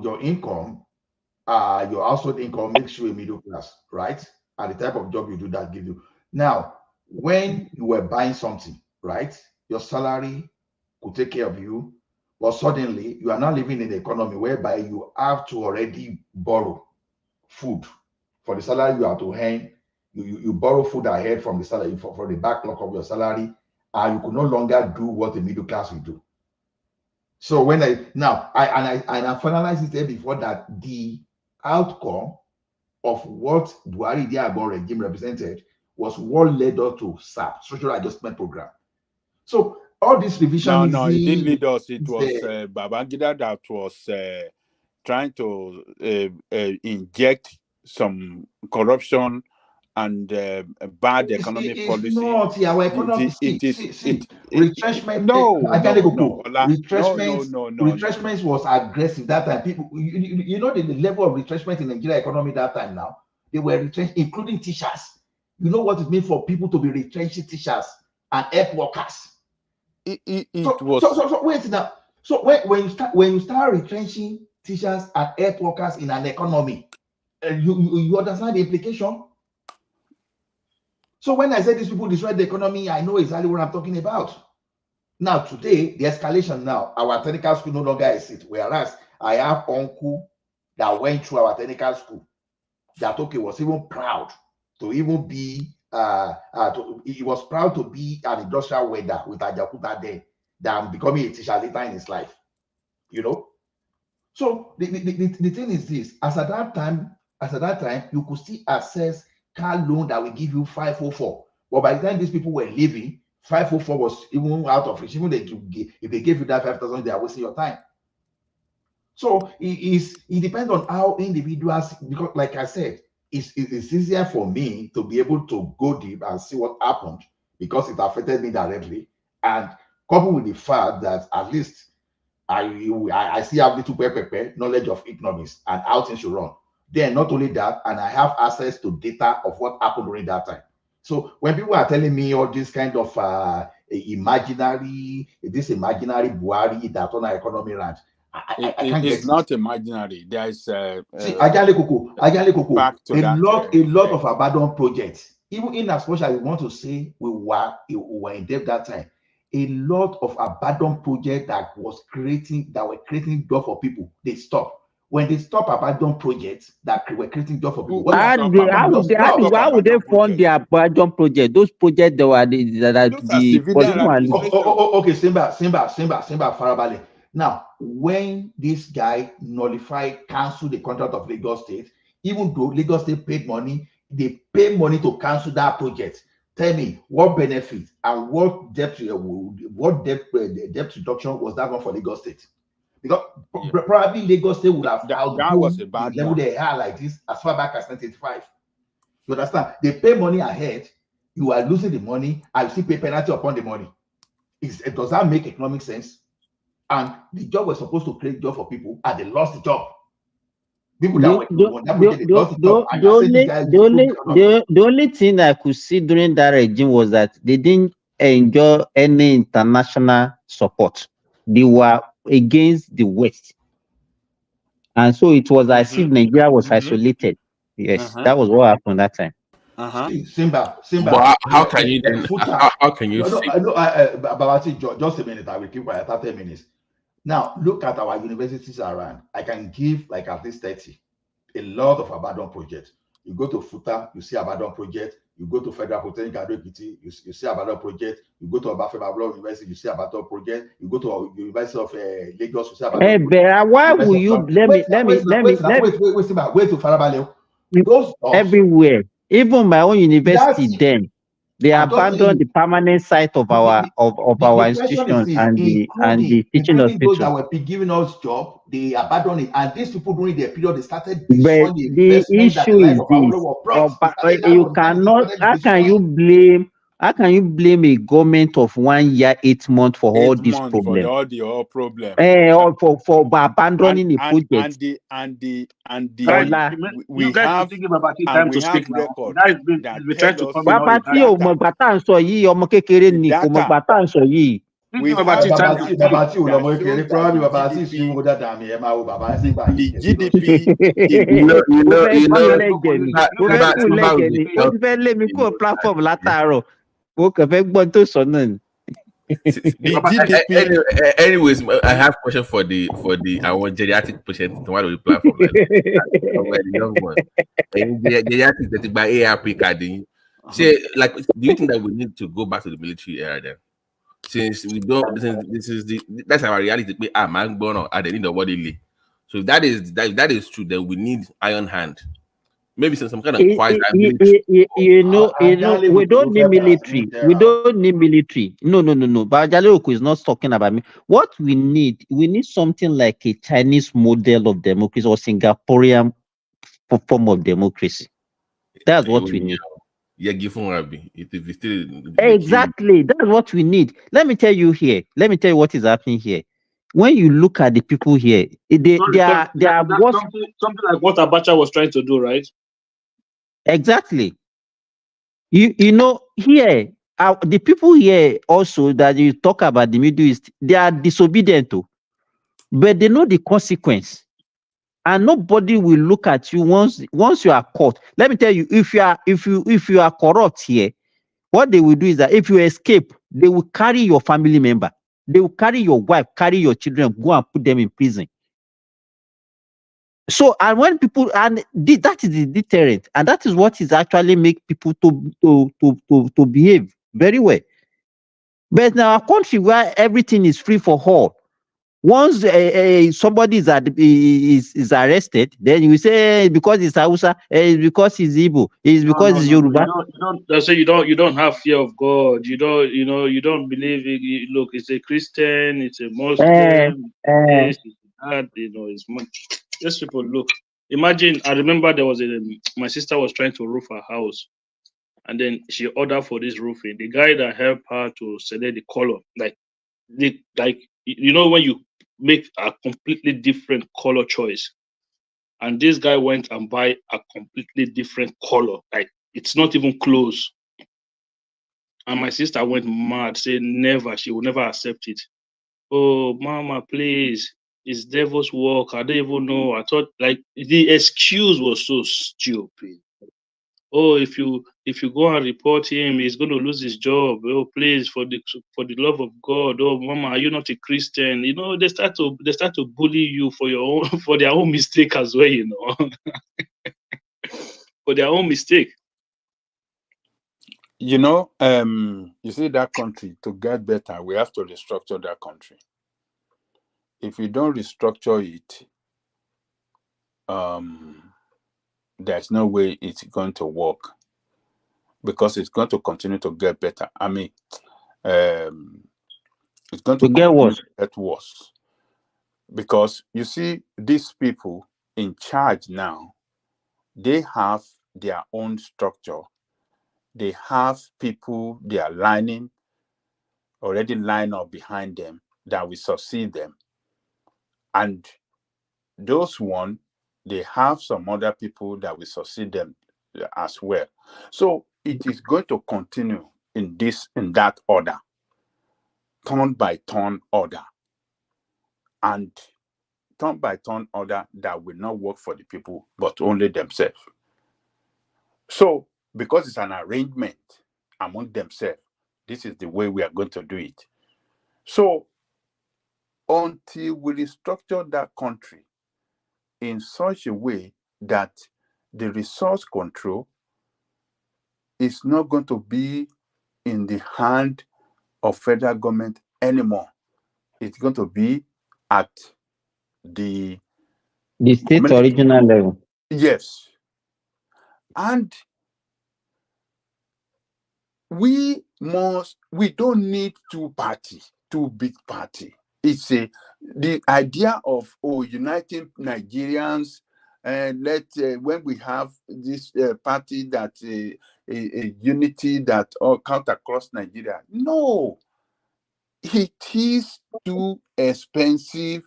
There is no way it is possible for a candidate or group of people to win across Nigeria easily without having heavy funding for that project. It requires heavy funding. And where are you going to get such funding?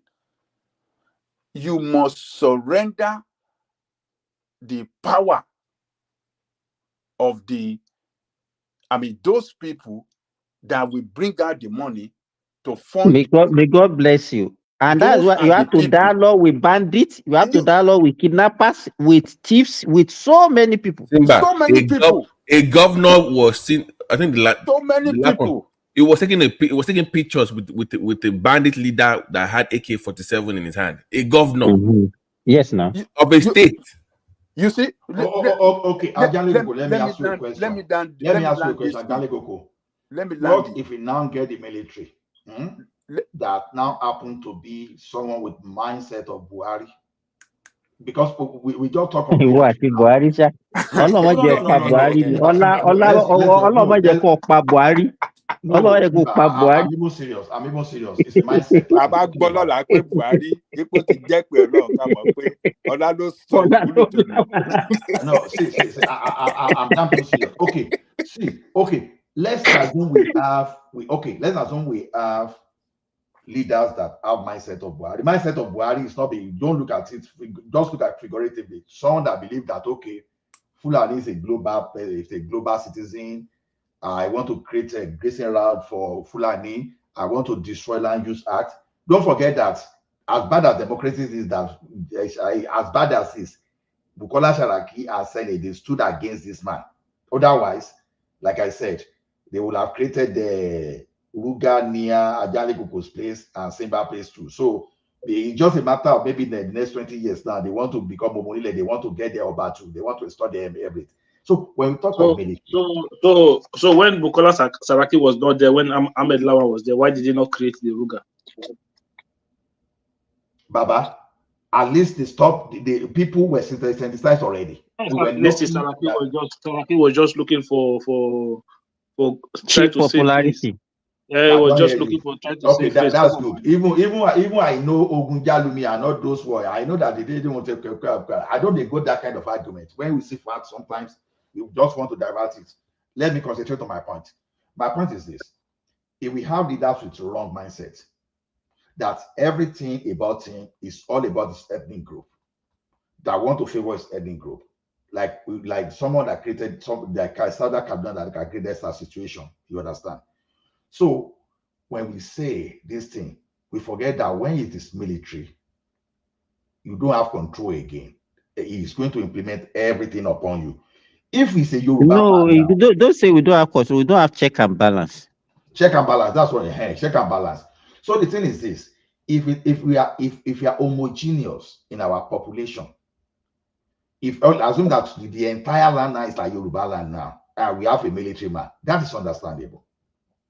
But when we have someone that Niger is his own his loyalty belongs to Niger, and you want that person now to rule over Igbo, to rule over Yoruba, to rule over Jukun person, to rule over. That's where the problem is. We are not even looking at that complexity. Even after we've seen what IBB of this world, when we've seen what Abacha of this world did, and we are still saying we want the military. You understand? Like I said, if someone born in 2000 as in but Ola, we are not saying that we want military now. We are not saying the symbol of the progressive want military. No. Ola to your law. I think what they are trying to say is that I think that we need our civilians to enforce our rules, our laws, regardless of this religion or culture or tradition or tribe or whatever. Just enforce the rules. If you enforce the difference between this Western world and Nigeria is that look, if you beat the traffic, if you beat traffic, they will force the rule on you. There's nothing like please or I beg. No, it does not exist. They will enforce the rules. That's all. Program, let me give you, for example, here in Saudi Arabia, you know, the highest killers of people in Saudi Arabia is motor accidents because they have good roads. You can see hundreds of kilometers ahead and they can speed too much. You know what they do? They put cameras along the road everywhere. So there's no way by the time you are moving like 10 kilometers, you see what you have to slow down. And that one has actually reduced the number of road traffic. And once you are captured,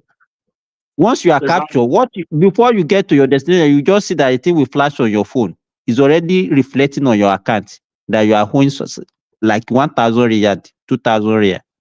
So that is, we need to the rules have to be enforced. If we start to enforce our laws, when people break, no matter how minute, how small it is. Progressive. Somebody was selling furniture on the rail tracks.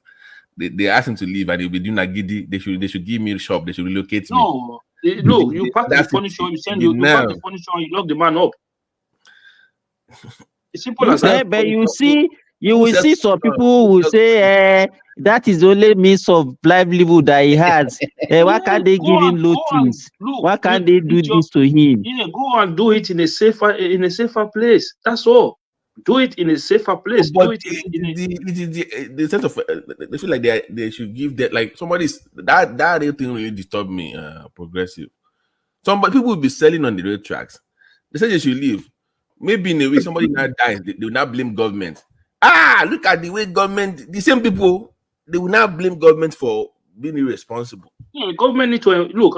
If we start to enforce our laws, make sure. And they say, because it's from the east, it's because it's Igbo.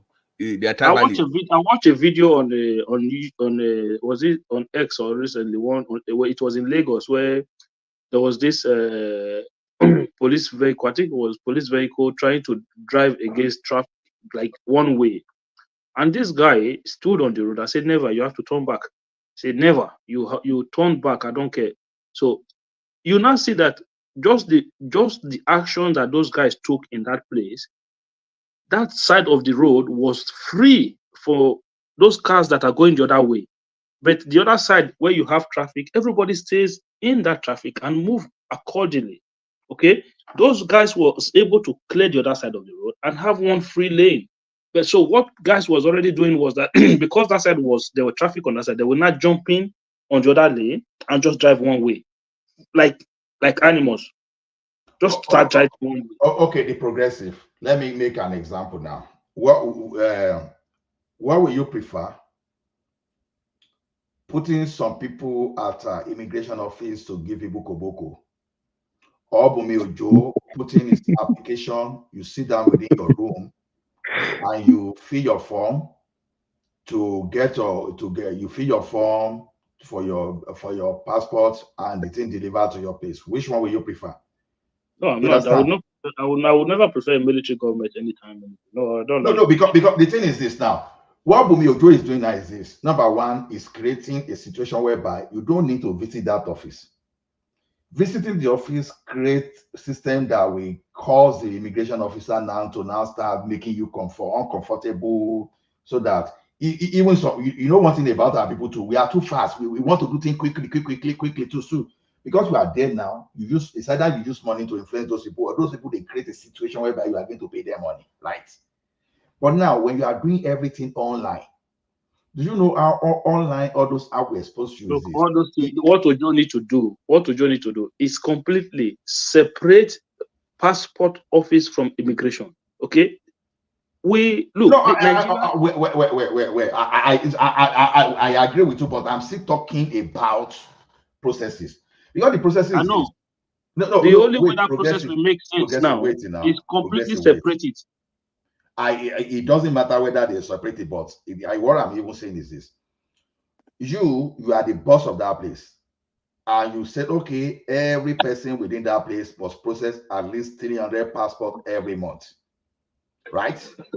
And people are applying online, and you are able to pull data, even as busy as you are as the minister. If you want to check, because you already have some kind of dashboard that can give you productivity. I'm just giving an example that how people are productive.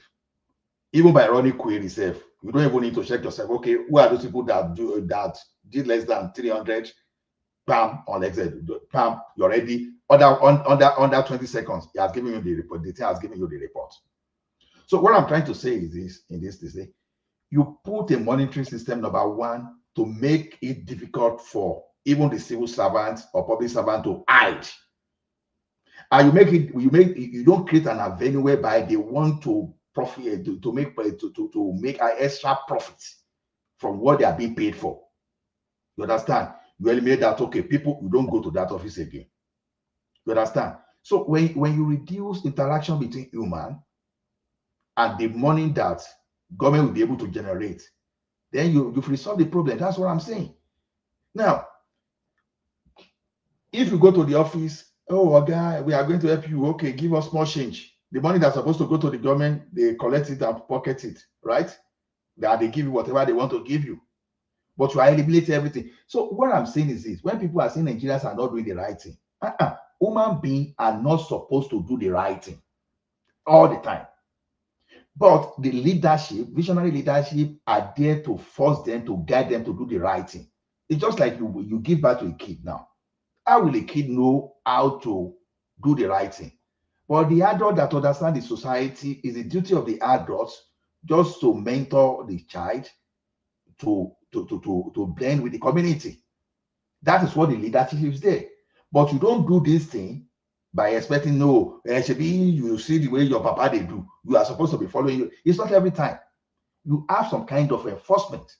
So what I'm trying to say is this: as much you look at the reason why people are corrupt, because there's a contact between someone that is willing to make people corrupt and someone that wants to get himself enriched through corrupt means. But we are now separating them now. We've already created boundary.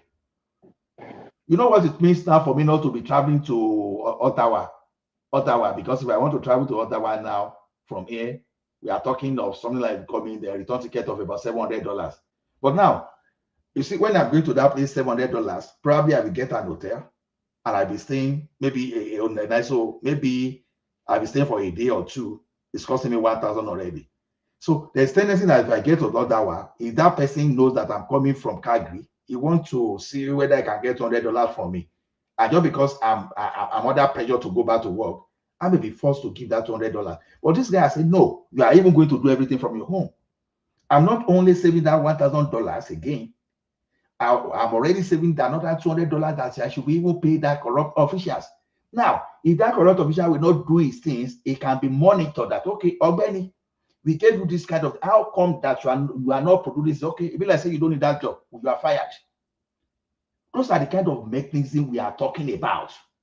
Before, the mechanism is not there. Everything you use a manual. A manual, you can easily manipulate manual. But when you are using software that is no longer under your control, only because you are outsourcing the software, the solution to people that they are ready to expose you, it becomes difficult. Those are the things I'm talking about. Why do you think our police are still corrupt in Nigeria today? Because you put them under pickup. Everybody just carry the AK-47. Nobody is monitoring their gun. But any day you decide to give every policeman maybe their vehicle to be patrolling, and you put some kind of lock that when they want to bring out their rifle, that you will see something that will activate it, that even if the police, the DPO is not even looking at something, but you have some central control that will look at, Ogbeni, why did you even bring your rifle out at this point? You were, okay, your car was supposed to be at this point sometime, so why is your car staying at this point? You understand? When you have that mechanism to monitor people, and people know that there will always be consequences, people will change. That's exactly what I'm telling you. But I expecting everybody to change without someone looking at mechanisms that will force them to that change. It's impossible. Because even in this environment that I work in the warehouse, do you know people will come and they will clock in and they will go back to the vehicle and sleep. I'm saying this thing that I'm saying, it's what I know. It's not what they told me. So one day like that, we now run a report. When we ran a report now, we saw some people, they will come as early as 4:30, but they won't be doing job because there's something we call talkman. That talkman is what you use to pick orders. So every order you pick, the thing will document it. The thing will document it. If a picker on the floor is not doing the job, once you stay for 5 minutes, it's going to alert the team lead that some resources are not working. The next thing is either you go to the eyes and see that those people are not working, or you page directly, you mention the name of those people that are not working. So by having those mechanisms, you already know. And they have target that if you don't meet this target, they give you first warning, second warning, the third warning, you are fired. And some of them that even did some kind of insurance shady thing that because they were claiming money from insurance for what never happened. Everything appeared on that system. And the management, they managed to fire about 40 people from that warehouse just because you have something to track them. So it simply means that they were undermining system in Nigeria too. They are undermining system here. But the thing is this: you have a mechanism to monitor these people, and once you get them, you are able to enforce. But in Nigeria, if you don't have a system to monitor, how do you enforce? So to me, We have to do those things. That is why when I talk of restructuring, those are the kind of things I want to see under restructuring, not just resource control. No, a lot of things, monitoring. I totally agree with you on this issue. I think we have to put technology in place, so many measures in place to checkmate people. People need to be controlled. If you just allow for free for all the way we allow it, and we can't use people to monitor people. You need some technology. If not, people will just be taking advantage of it. They will compromise. And you look at the blue line. You know it's electric. Simba, you know it's electric. They said that rail line was vandalized when they shut it down for only one night, just for repairs. One night they shut it down. Somebody went there and vandalized it. I said, so why can't you just put that story out there? How that person was arrested and dealt with. You put it in the media so people know not to do that. So people said, look at that red line. I saw it now. You spend so millions of dollars to do this, and you can't even ask them to leave. We will call the bank back. Will be 10 or 15 anyone can do one darning. Let me just exactly what you just said. Now let me give an example. In downtown, in my city here, so we have a bridge. So that bridge, it's just like they do that in like a tourist attraction. So they use glass, very expensive glass. So some idiots will go there and they will break that glass. And the police will just announce, okay, if we have people that can give all these things, they look at evidence, they didn't get evidence. Okay, they spend over $1 million. No, I think over $2 million actually, if I remember, to put it back. And those idiots again, they allow for some months to pass. They went there again and broke it. Right. The third time, they were not that lucky because the government now knew the exact thing for them to do. Not only did they put camera there, they put camera there in such a way that to have this IoT, Internet of Things, and some kind of sensor that when they are seeing some kind of strange behavior, all those stuff, the police are already alerted you. So they are already alert the police.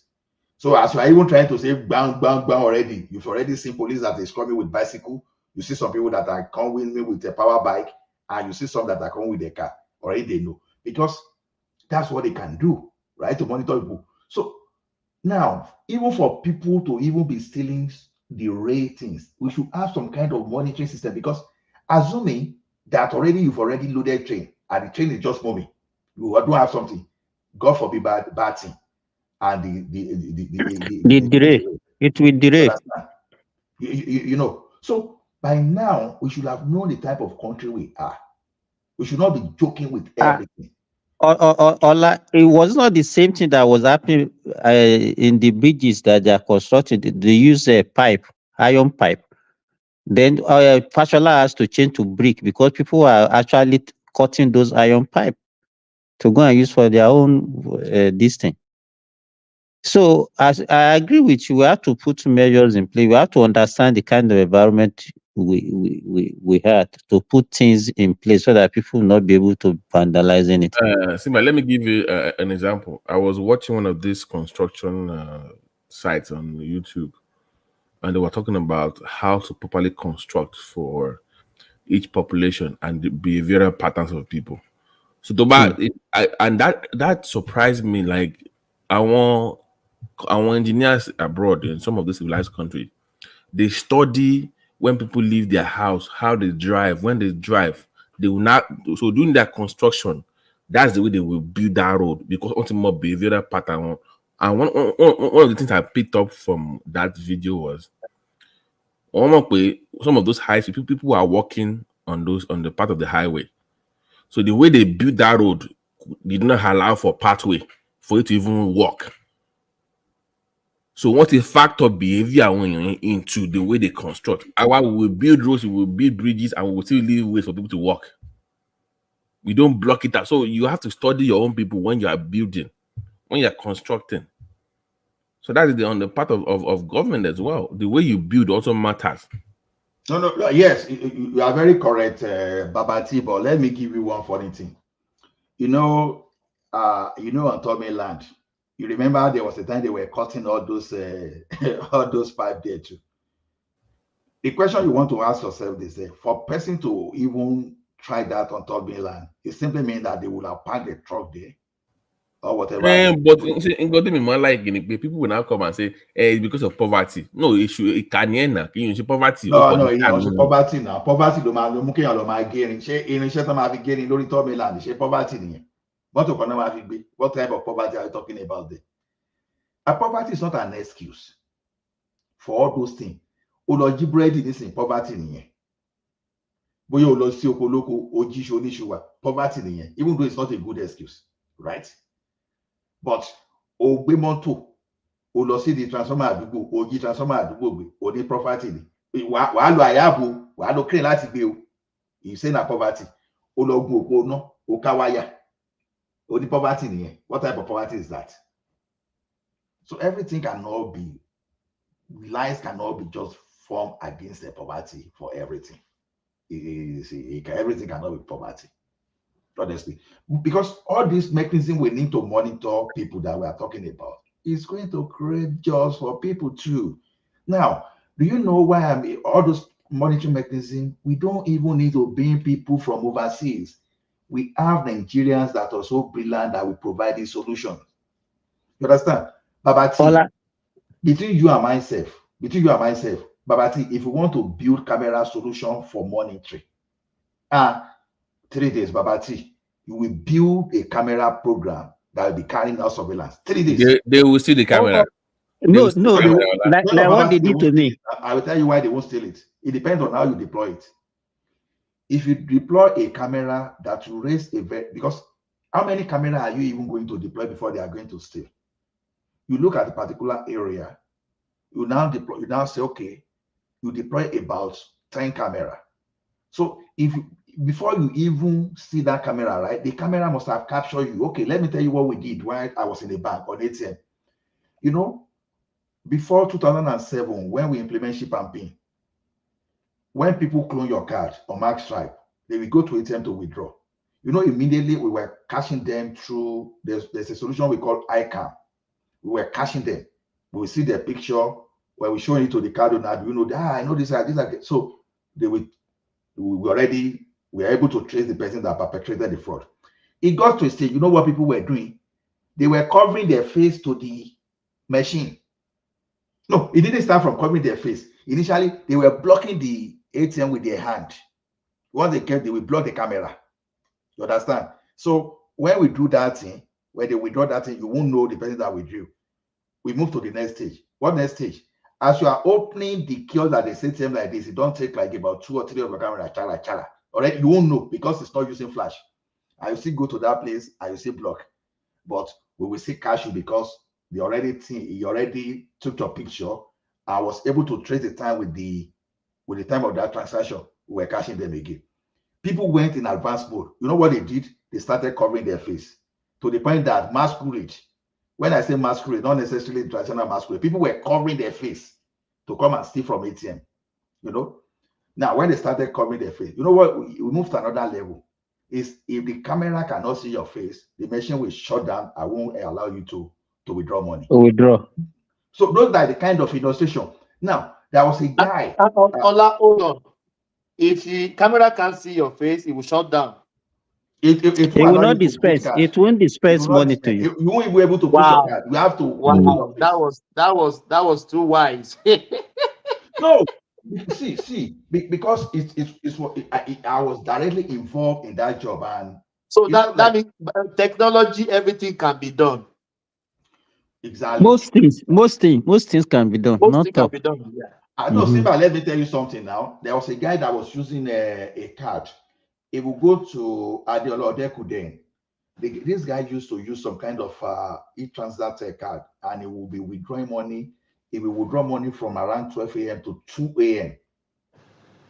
because he has a way to reset the card, and he kept withdrawing. How are we going to trace this guy? How are we going to trace this guy? You know what we did? We have to develop an alert application that, okay, immediately the guy is there. Once he put in that car like this, it will just alert us. So we'll be able to send the alert to the police. I call police that time. That's how we're able to catch this guy. You understand? So what I'm saying is this: you must have a system to prove that this is the crook that is doing this thing. So, but when you don't have that system in place, I'll just be talking. So when I'm talking about this, is just because all these systems, they're actually cheaper than we think about, because so many Nigerians are so creative. Our guys if you give this guy opportunity, I swear, you will create close to thousands of jobs with all those young guys that, oh, they went to school, they didn't, they are graduate and not employable. It's a lie. I find it difficult to believe that we pass through a computer science in Nigerian school that you won't be able to code. It's a lie. You may not be like all those gigantic people like with Microsoft, but that you won't be able to code at all. But it's a lie. It's just like he went for electrical, he can't join wire. Which kind of school will not know? So as bad as our environment it is, we can still make use of whatever we have. We can always improve. But when there's no political willingness to do those things, Emma, we are in charge of dependent power, Lagos State of power and parastatals. Not because one young girl lady that time. But some people with the engineer see Nigeria, school Nigeria, they don't know anything. Who told you? Who told people that bad news? So to me, even those Cowrie card was made by Nigerian students now. The Cowrie thing. I'm telling you.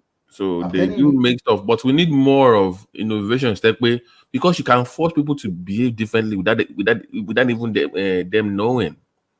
Exactly. You know, Babati, our people are very innovative. Let me give, for example, now because of the cost of fuel, now we are not using solar to power our pumping machine for fish farming. Let me find this video because I saw something. There was this guy from Benin in Lagos. I saw the video on YouTube. Oh, she power battery con, and this guy powers 14 buildings in Lagos. He powers 14 flats in that compound with his battery stuff, and it's two batteries. One will take one charge. The way the guy set it up, and he built it himself with batteries, and he's getting paid for that in Nigeria. Babati, Babati. Let me tell you this. It's not as if that they went and bought all this. They couple so many things together to make these things work. Do you understand? It's not as if that the technology come from one foreign country. In fact, you know this grinding machine, that electrical grinding machine, Ola. I know. Tá máa fi ń lọta nígbà kan yẹn tó máa mú táwọn ìyá yẹn máa fi ń lọta tó jẹ́ electric. That's the guys are using this. That's what they are using to power it now, and it's working fantastically well. Believe me. You know, I had this opportunity to pass through both Polytechnic and university. Let me tell you something. You know, one good thing is this. When people say, oh, Nigeria, this thing, as some of our guys that were in the mechanical engineering department that time, some of them built a lot of things like cassava grater, like their own grinder. They did a lot of things so with local materials. You understand? So, you know, why are those guys not taking all those into commercial level? Is simply because someone that's schooled in Ekiti, for example, now that you see we're even looking for how to pay his rent. And you know, a lot of things will go into forcing people to be creative, because you have to look at the end means that, okay, even if I do this thing, am I going to sell? Okay, like me now that build application now, will I just sit down and be writing code when nobody's going to buy? If I've written 100 codes and nobody is buying, tomorrow I won't be motivated to even write anything. But if I build a code now and I quickly sell for 1 million, in fact, everything I'll be thinking is, okay, how can I become Dangote? Okay, I want to sell 1 million times 1 million. I will double up. So what I'm saying is this.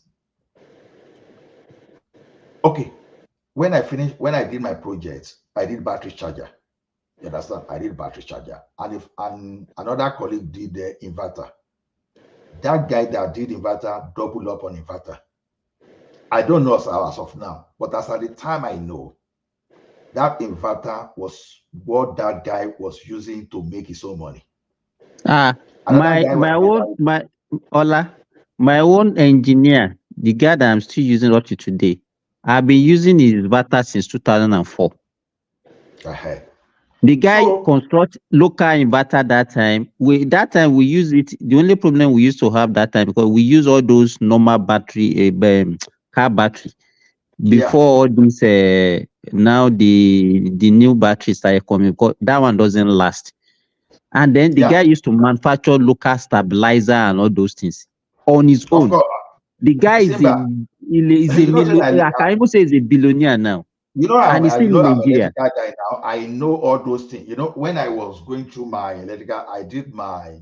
And if you see, if the guy, English, he cannot even speak good English. But what is in his brain? What is in his brain? So the thing, that's the thing. Okay, like when I was in Nigeria now. Ola, we have to take it to the background. It's 9 hours. Let's take it to the background. Yeah, we discuss much in the background. God bless you, Nigeria, for. God bless everyone. Yeah, you guys are very amazing. Comment section. We see your comments. Yeah, everyone. Yeah, thank you, everyone. We catch you some later tomorrow. Sorry for the daily faro to me. That was what happened? The network was really bad. Let me quickly tell you what happened there.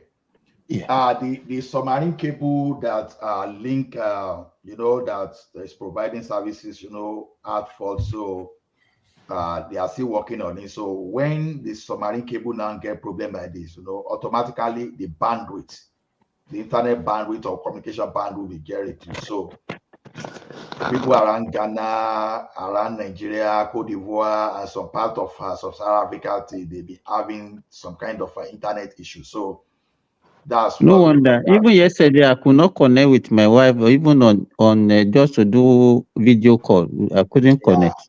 That is what happens. They've been battling with that in Nigeria, and that is understandable. And he even sent voicemail to he sent voice notes. There's nothing we can do about that. So we reschedule him for another day. At least he's a man of his word. He will come back, and this is not really his own fault. It's the internet. This is what we can't help. So thank you guys. We will reschedule Dele Farotimi, and we will inform you guys and when he's coming back. Thank you, everyone. Have a nice weekend. Yeah, take this. The weekend has already ended. Which ended? My own weekend has ended today now. Simba is a very selfish person. He doesn't care about that. It's Saturday now. Which weekend ended? Sunday, la one better SMB. Sunday is our own Monday now.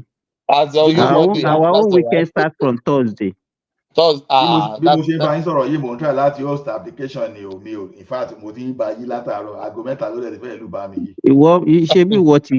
you are self-employed now, so you are exactly working from home. Thank you, everyone. Exactly. Yeah. Let's see My convoy is 5 vehicles, and you cannot buy fuel unless I'm inside the car, so I will pay them. No more. I know. The governor was paying for petrol himself for his convoy. Yes. When they get to a gas station, he will come out and bring out money and pay. In fact, at Oka government house then, when he was governor, forget about drinking champagne. Wait, this guy, is that not ridiculous? Is that so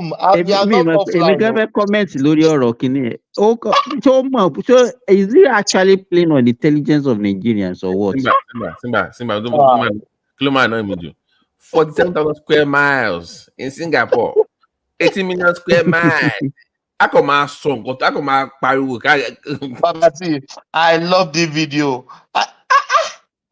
This guy is just is paying for fuel He by said they himself. cannot buy fuel unless it's inside the vehicle. Is that's So the pattern line you know now? what he's even saying is against the constitution. That means carrying cash. He's carrying cash He's putting government money in his own pocket. in his own pocket. Come on now. So how will he remit that? I didn't buy car for my kids. I did the governor. No, they're your kids. Buying car for them is not cool. Doesn't value That is a lie, Babati. don't even know. None of my child have a car. That is a lie. That's a pattern lie. Peter Obi is a billionaire or millionaire. No, Babati, are you telling me Peter Obi child they can't afford to buy a car? That's my point. That you should buy them a car. No, Babati, forget. Don't they go to school? Are they not? Who is it trying to? You see, as a politician, you must have flaws. When you appear too clean, too holy, that means you are hiding something. Even Obama got the flaw. Everybody, you must have a flaw as a politician. When you come across as some kind of saint, that way you have no flaws. That's what is always done. No, you don't want it perfect. Babati, I always play this at the end. I just listen sometimes. I just live. This guy said. I thought you said you are going to background. Put us at the background now. Let me finish it. My convoy is 5 vehicles. And you cannot buy fuel unless I'm inside the car. So I will pay them. No more. I know. The governor was paying for petrol himself for his convoy. When they get to a gas station, he will come out and bring out money and pay.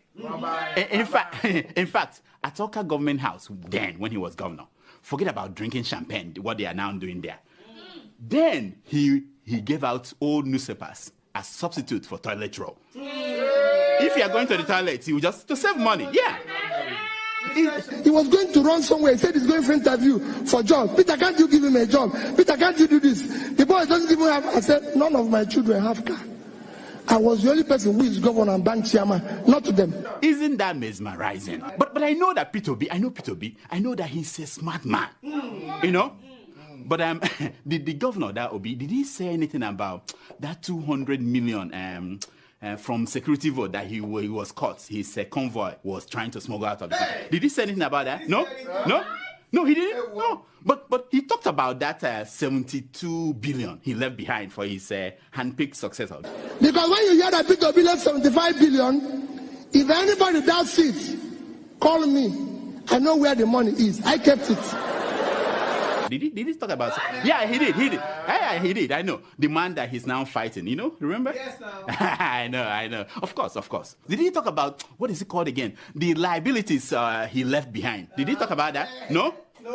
Like signed contracts that were not paid for. Did he talk about? No. Like thousands of workers that he hired during the last weeks of his administration without provision for their pay in the budget. Did he talk? No. But definitely he must have talked about the millions and millions he was dashing out to schools, churches, town hall, traditional. Yeah. At the end of the administration, he was just giving out money without appropriation. He talked about that, huh? Of course. Of course. Okay, one last thing. Did P2B finally explain how bodies of Biafran activists ended up floating on Anambra River when he was governor? Did he explain that? No, he didn't. Why? It must be an omission.